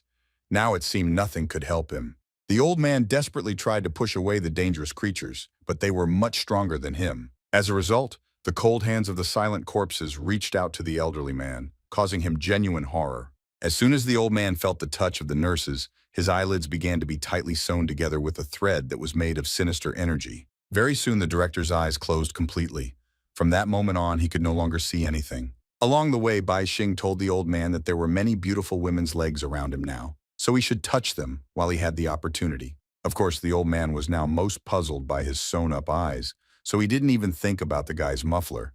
But seeing nothing in front of him, he still touched one of the nurses. Thanks to this, the main character was convinced that if the nurse touched a person, his eyelids were sewn up, but otherwise nothing happened, so he could try to attack her. Scarling Han quietly approached him from behind and, already swinging his hand, said that if he killed Bai Xing and closed the elevator, all this would end. The man had no doubts about his decision, and it seemed like he was about to deliver a crushing blow. Despite this, the main character was not worried at all. The guy smiled slyly, rejoicing that he had finally waited for the moment when the guards would begin to act. Scarling Han knew that if he didn't look at that nurse, he wouldn't become her target of pollution, so he had nothing to worry about. Now the villain was going to take advantage of the chance and attack the protagonist with his most valuable scar. Of course, it was about the scar from the beheading, which was the most powerful in the man's arsenal. He used it on his opponent without hesitation. At first, it seemed that everything went as it should. The ability hit the target exactly, but after that, nothing else happened. Xing himself simply froze in place, which caused confusion in Scarling Han. Gao Song also saw this and assumed that the guy had died a little earlier, and that's why the ability hadn't worked. This prospect amused the scoundrel. At the same time, Scarling Han understood that everything was not so simple, so he did not lose his vigilance and intended to continue his attacks. The man decided to use his other scar, which was located on his chest and looked no less frightening. The villain swung his ability like a whip to intimidate his opponent and prepare for the next attack. Now the man was intent on cutting the main character into pieces. He also turned to Shepherd Wang and asked him to also prepare to attack Bai Xing. According to the plan, Shepherd Wang, when the time came, was supposed to use his ability and, having captured the enemy, throw him out the elevator door. The man assured that he understood everything and would not let his comrade down. After that, Scarling Han wasted no time in attacking the protagonist again, who was still standing motionless with his back to him. The villain's scar instantly wrapped around the boy's body, who didn't resist it at all. At this moment, Scarling Han loudly warned his comrade to prepare to use his ability. The next moment, the scar tightened tightly like a rope and dug into Bai Xing's body, causing blood to spray all around. However, the guy was not torn to pieces as expected, so Shepherd Wang did not understand whether he should attack the enemy. Scarling Han immediately ordered the man to strike. Hearing this, Shepherd Wang obeyed without hesitation and swung his whip. This daredevil, like the previous ones, hit the target exactly, but after that, nothing happened again. Shepherd Wang was very surprised when he did not see the usual result after his attack. The man's ability could make the pollutants spin like a top and suspend their rules, so now it was unclear why Bai Xing was not moving at all. Unexpectedly, Shepherd Wang, with horror for himself, assumed that the pollutant that was now in the body of the main character was so terrible that it suppressed all other rules. Just at that moment, Bai Xing's eyes suddenly opened, which immediately made it clear that something was wrong with the guy. A moment later, a huge amount of sinister energy began to be released from the protagonist's body, foreshadowing the appearance of this terrifying pollutant. Everyone present was shocked by what was happening, and the director of the Quan Corporation, who had never seen anything like this before, was especially frightened. The guards did not understand what was happening and therefore only humbly watched, humbly waiting for at least some answers to appear. Lu Qing also did not understand anything, but just in case, she stayed away from the main character. Finally, Bai Xing began to speak. The first thing he said was that there was nothing that could be done. According to the protagonist, the rule of the polluter of this nurse was unbreakable, which is why he even had to release his demonic bull. The guy already knew that if he blinked or looked away, the number of nurses increased, and if he continued to stare at her, she would step by step approach her victim. In addition, if a nurse touches a person, the assimilation rule is activated, after which the victim will begin to turn into another nurse. This is exactly what was happening now to the director, who was unlucky enough to feel the influence of this silent girl's touch. Bai Xing, preparing for the attack, thought about how that same director was able to defeat that polluter the first time and still survive. The main character was also afraid that he would not be able to contain this polluter, because then it would mean that he did not yet have enough strength to achieve his main goal. Along the way, the guards finally realized that all this time the guy was using them for his experiment, and in case of failure, they would all die here. Meanwhile, the corporation's director had already completed his transformation into another silent nurse, which meant that the polluter could now move on to his next target.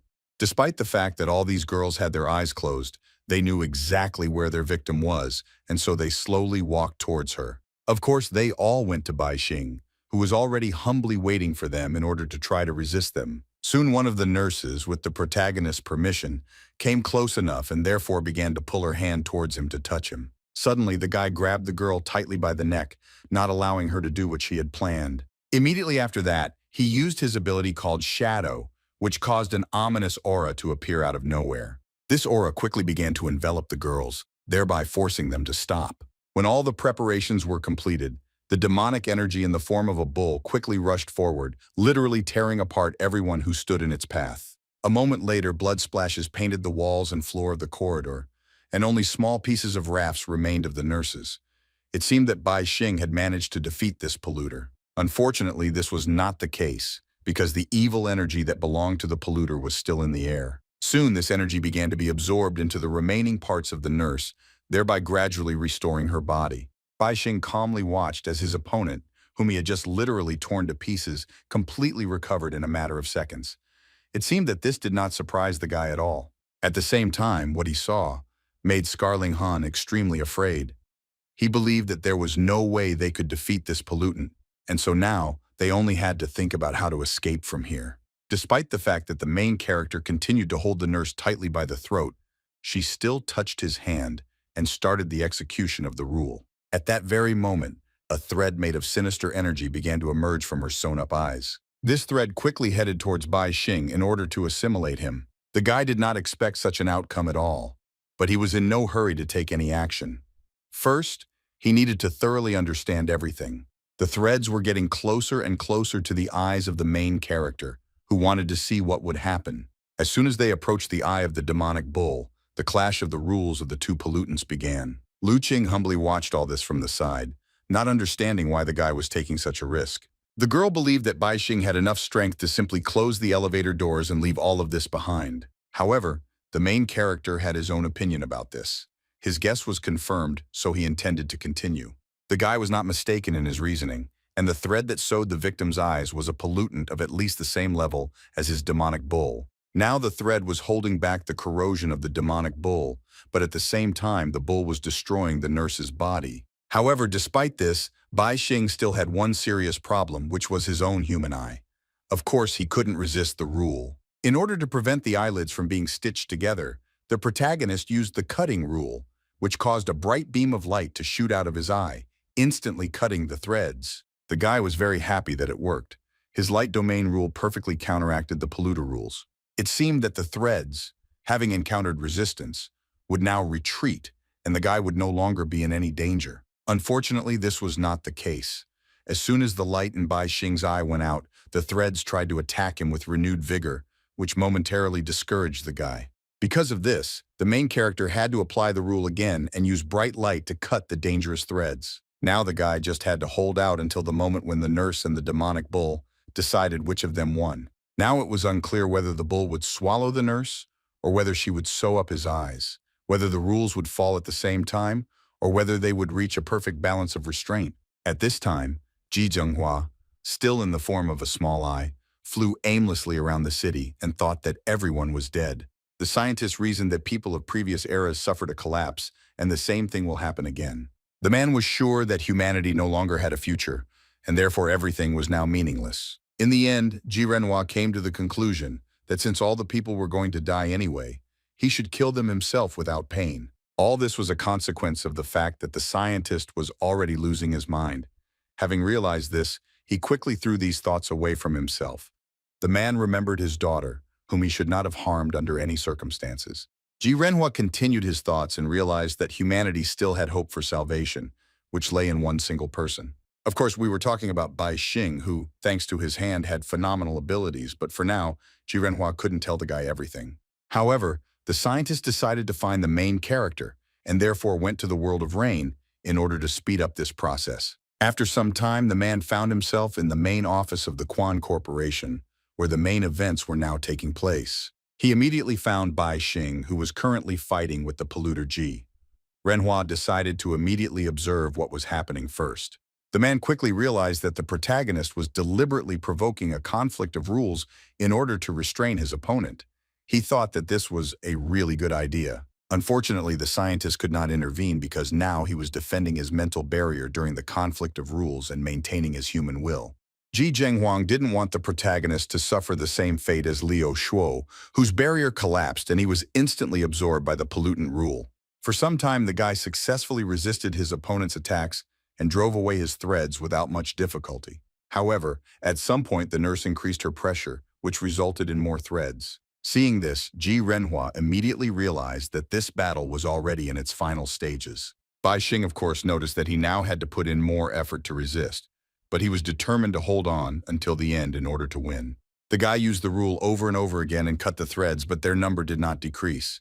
It seemed that everything did not go according to plan. Ji Renhua, seeing this, decided to intervene and therefore turned to the main character and asked him not to panic because he would help him cope with this. Bai Xing was very surprised when he heard a familiar voice, but what struck him most was that the scholar asked him not to resist his opponent. In the end, the main character trusted the man and listened to his advice, which immediately caused him to be enveloped in threads. Lu Qing saw this and thought that something bad had happened, so she turned to the guy and asked if everything was okay with him, but there was no answer. Meanwhile, one of the frightened directors asked what was going on here and thought that they needed to leave quickly. Scarlin Han believed that the protagonist was already dead, so Shepherd Wang should have used his whip to at least momentarily stop the polluter and deactivate its domain. Suddenly, Bai Xing, who was absorbed by the threads, began to make some strange sounds that attracted the attention of everyone present. Hearing this, Lu Qing immediately believed that these sounds were made by the guy,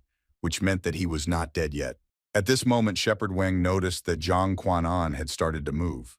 The problem was that the pollutant in his body had gotten out of control and was now fully awakened. Zhang Quanan slowly rose to his feet, making loud wheezing sounds as he did so. It all looked very frightening. Just by the man's appearance, one could say with certainty that he was no longer human. Quanan's body had fully awakened, so Shepherd Wang began to worry that they were all now in great danger. However, the man remembered that his whip could not only force its victim to spin continuously and break its own rule, but also had another use. Without wasting any time, Shepherd Wang connected the two ends of the whip, thereby activating another of its functions. Thanks to the work done, an isolated pollution zone has been formed in the center. There was no pollution inside the circle, so everyone could simply run away from danger. The corporation's directors, seeing this, praised the man for his good work, after which they began to argue about who would be the first of them to go to a safe place. Unexpectedly, Lu Qing used a lotus flower while saying that she did not allow any of the directors to leave. The water had been spilled under the feet of the scoundrels for a long time, so the outcome was obvious. The directors, one after another, began to go underwater and move to the prison. None of them was able to resist this. Finally, the villains cursed Lu Qing and claimed that she would not get away with this, but the girl was not at all afraid of these threats. Lu Qing originally planned to use the protagonist's power to gain control of the company in front of all the directors, but the plans changed, so it was better for them all to just die. After this, the girl turned to the security guards and said that now no one stopped them and they could leave, but unfortunately, without employers, no one would receive a salary this month. Scarling Han decided that there was no point in them dealing with the girl now, and so he ordered his comrades to leave here immediately. Scarling Han himself was the first to run into the portal to check its functionality. As expected, everything went as it should. The man instantly found himself on the street where it was absolutely safe. Gao entered the portal immediately after him. Song, however, due to his clumsiness, fell when he went outside. After that, Tan passed through the portal. Deshun, which didn't cause him any problems. Now only Shepherd Wang had to go through the portal, but he seemed hesitant to do so. Noticing this, Lu Qing asked what was the matter. She assumed that the man could not pass because he was too fat, or there was some other reason for this. Shepherd Wang didn't respond to this, but the point was that using any pollution rule had its price. It turns out that the previous owner of this contaminated item got into serious trouble when he tried to use this portal. That time the guy asked Shepherd Wang to follow him, and then they would be safe. The man agreed to this.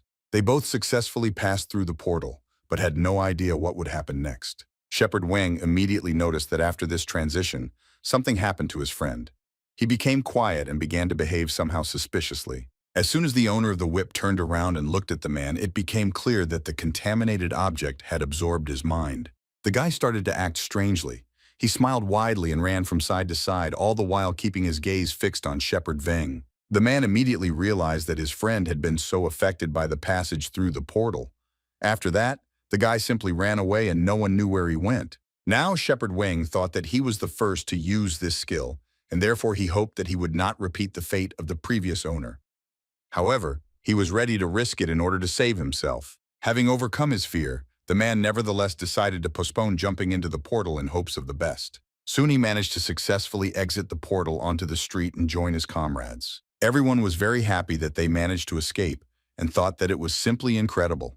At the same time, Shepherd Wang, smiling, claimed that it was easier than he thought. Now only Lu Qing had to enter the portal.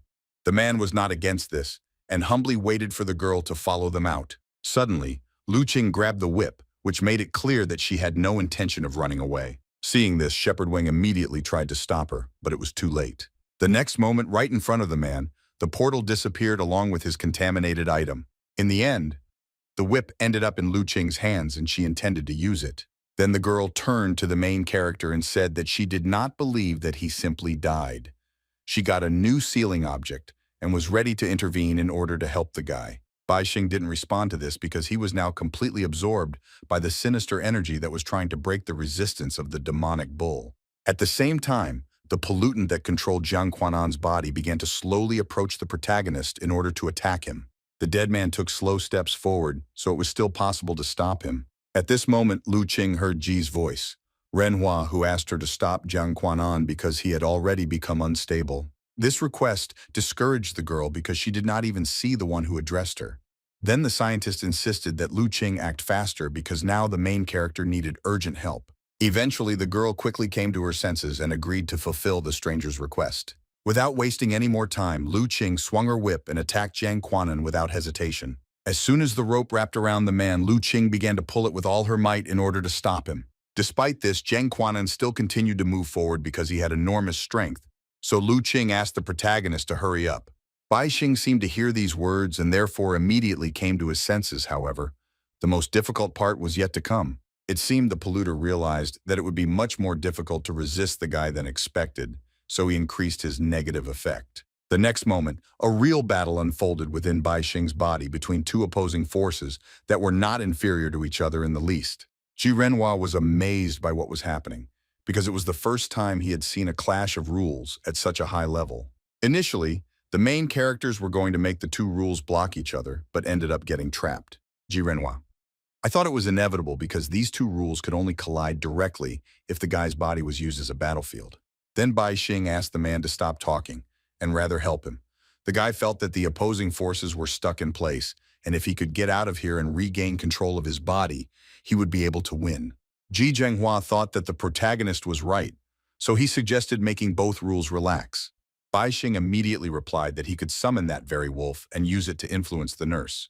But it was not so easy to pacify the demonic bull. Unexpectedly, Ji Zhenghua had an idea, so he immediately stated that there was one way that would help to do this. The main character was very surprised by this, and it seemed he didn't even immediately believe that the man was serious.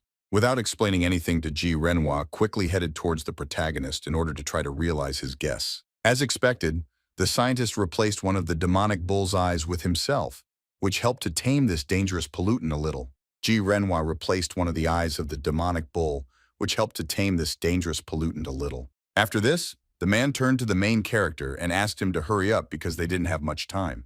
Bai Xing immediately summoned that same wolf and ordered it to cancel all previous orders and choose a new target.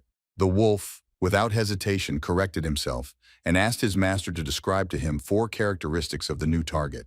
Bai Xing, without thinking twice, replied that the first characteristic was that the new target was now right in front of the wolf. This characteristic was accepted, so one of the 4 lights immediately flashed on the wolf's head.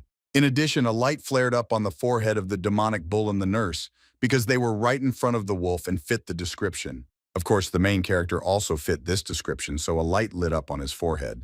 Then the guy named the second characteristic according to which the rules of the new targets were in effect right now, which allowed her to attack other polluters. As soon as the main character said these words, a second light lit up on the nurse's forehead, because this description only suited her. It seemed that the girl sensed the danger that emanated from the wolf, and therefore instantly switched her attention to him. Bai Xing was glad that that method worked, so without wasting time, he named the third characteristic, according to which the new target was approaching the wolf right now. This characteristic was accepted, so a third light lit up on the nurse's forehead.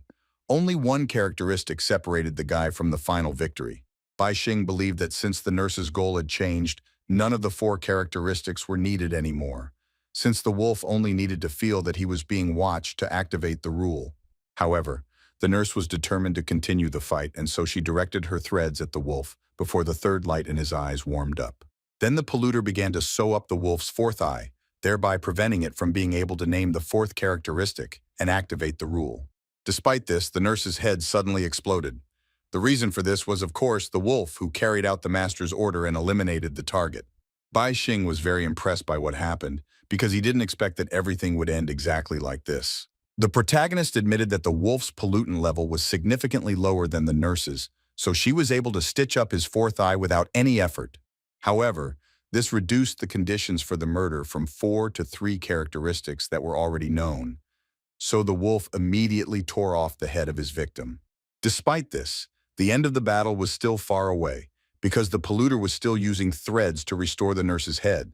Soon the recovery process was complete, and so the girl was ready to attack her opponent again. Without thinking twice, the nurse directed her threads at the wolf, causing Bai Xing to immediately realize that she had changed her attack strategy. Even though the wolf no longer posed a serious threat, the nurse still stitched up another one of his eyes. Seeing this, Ji Zhenghua quickly turned to the protagonist and asked him to quickly stop the girl and not let her sew up the wolf's eyes. The main character thought that the man was right, because the wolf's rule was that by describing 4 characteristics, he gradually filtered out the target that needed to be killed. Accordingly, the larger the characteristic, the more accurate the description of the target, and the higher the probability of its elimination.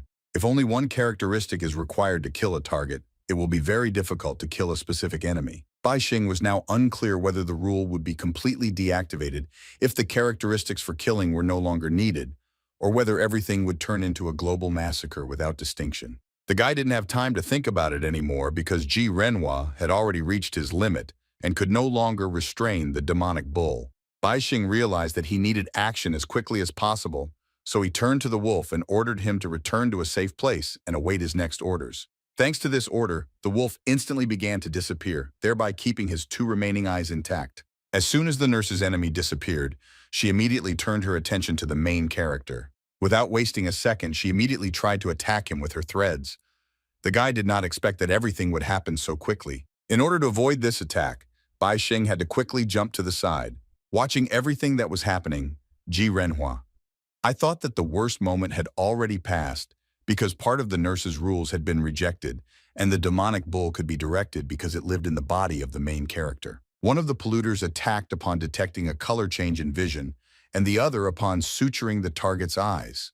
Thus, they could pass against each other if their rules were balanced. Ji Zhenghua experienced that the main character could simultaneously control two completely opposite rules and perfectly combine them. The man even thought about what he should have told the guy about those mysterious gates and about the fact that he could explore the world behind them. Suddenly, the scientist was distracted from his thoughts by the loud voice of Lu Qing, who was addressing the main character and asking him to wake up.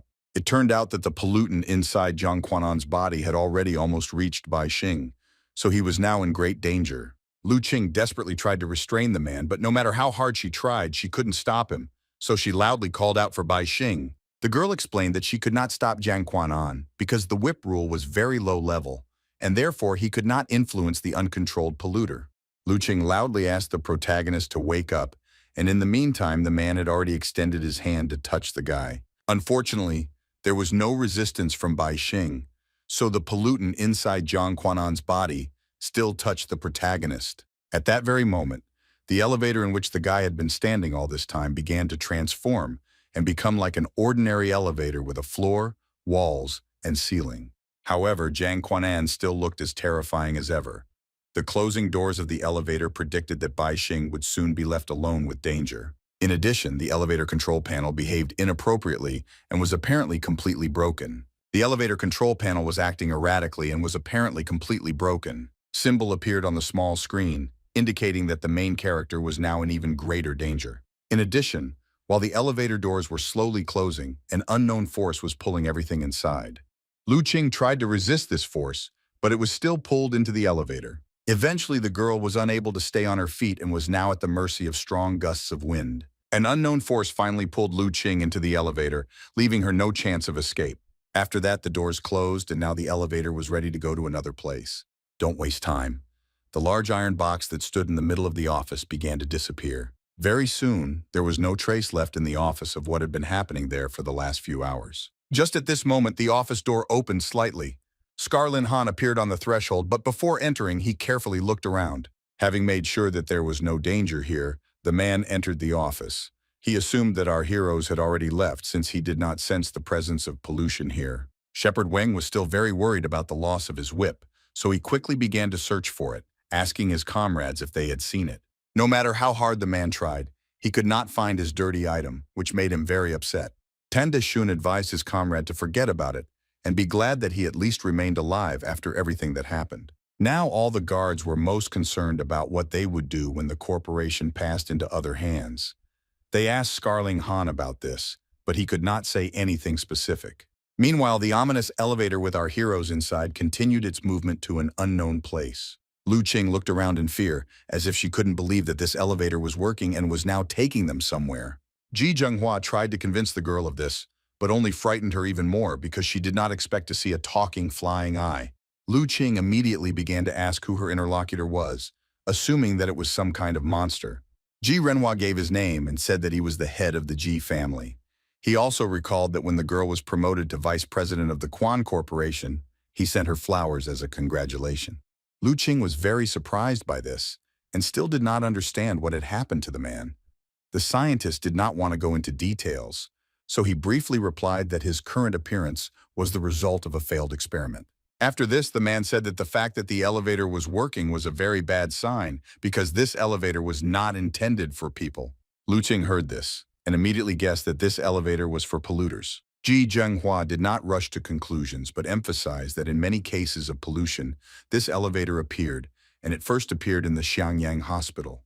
Lu Qing, hearing this name, remembered that this was the same hospital in which a certain incident occurred 30 years ago, after which it was closed. According to a famous story, the head doctor of this hospital exaggerated the illnesses of patients in order to get rich and even invented non-existent symptoms.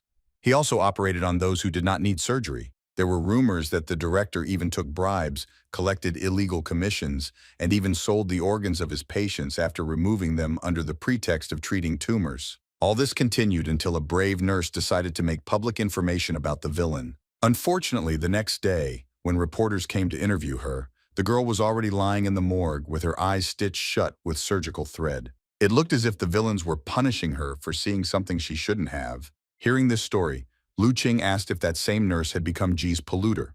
Zheng Hua denied this because the pollution was so extensive that the entire hospital had become an uncontrolled pollution zone. The girl immediately clarified whether this was precisely why the scientists claimed that this elevator was not intended for people.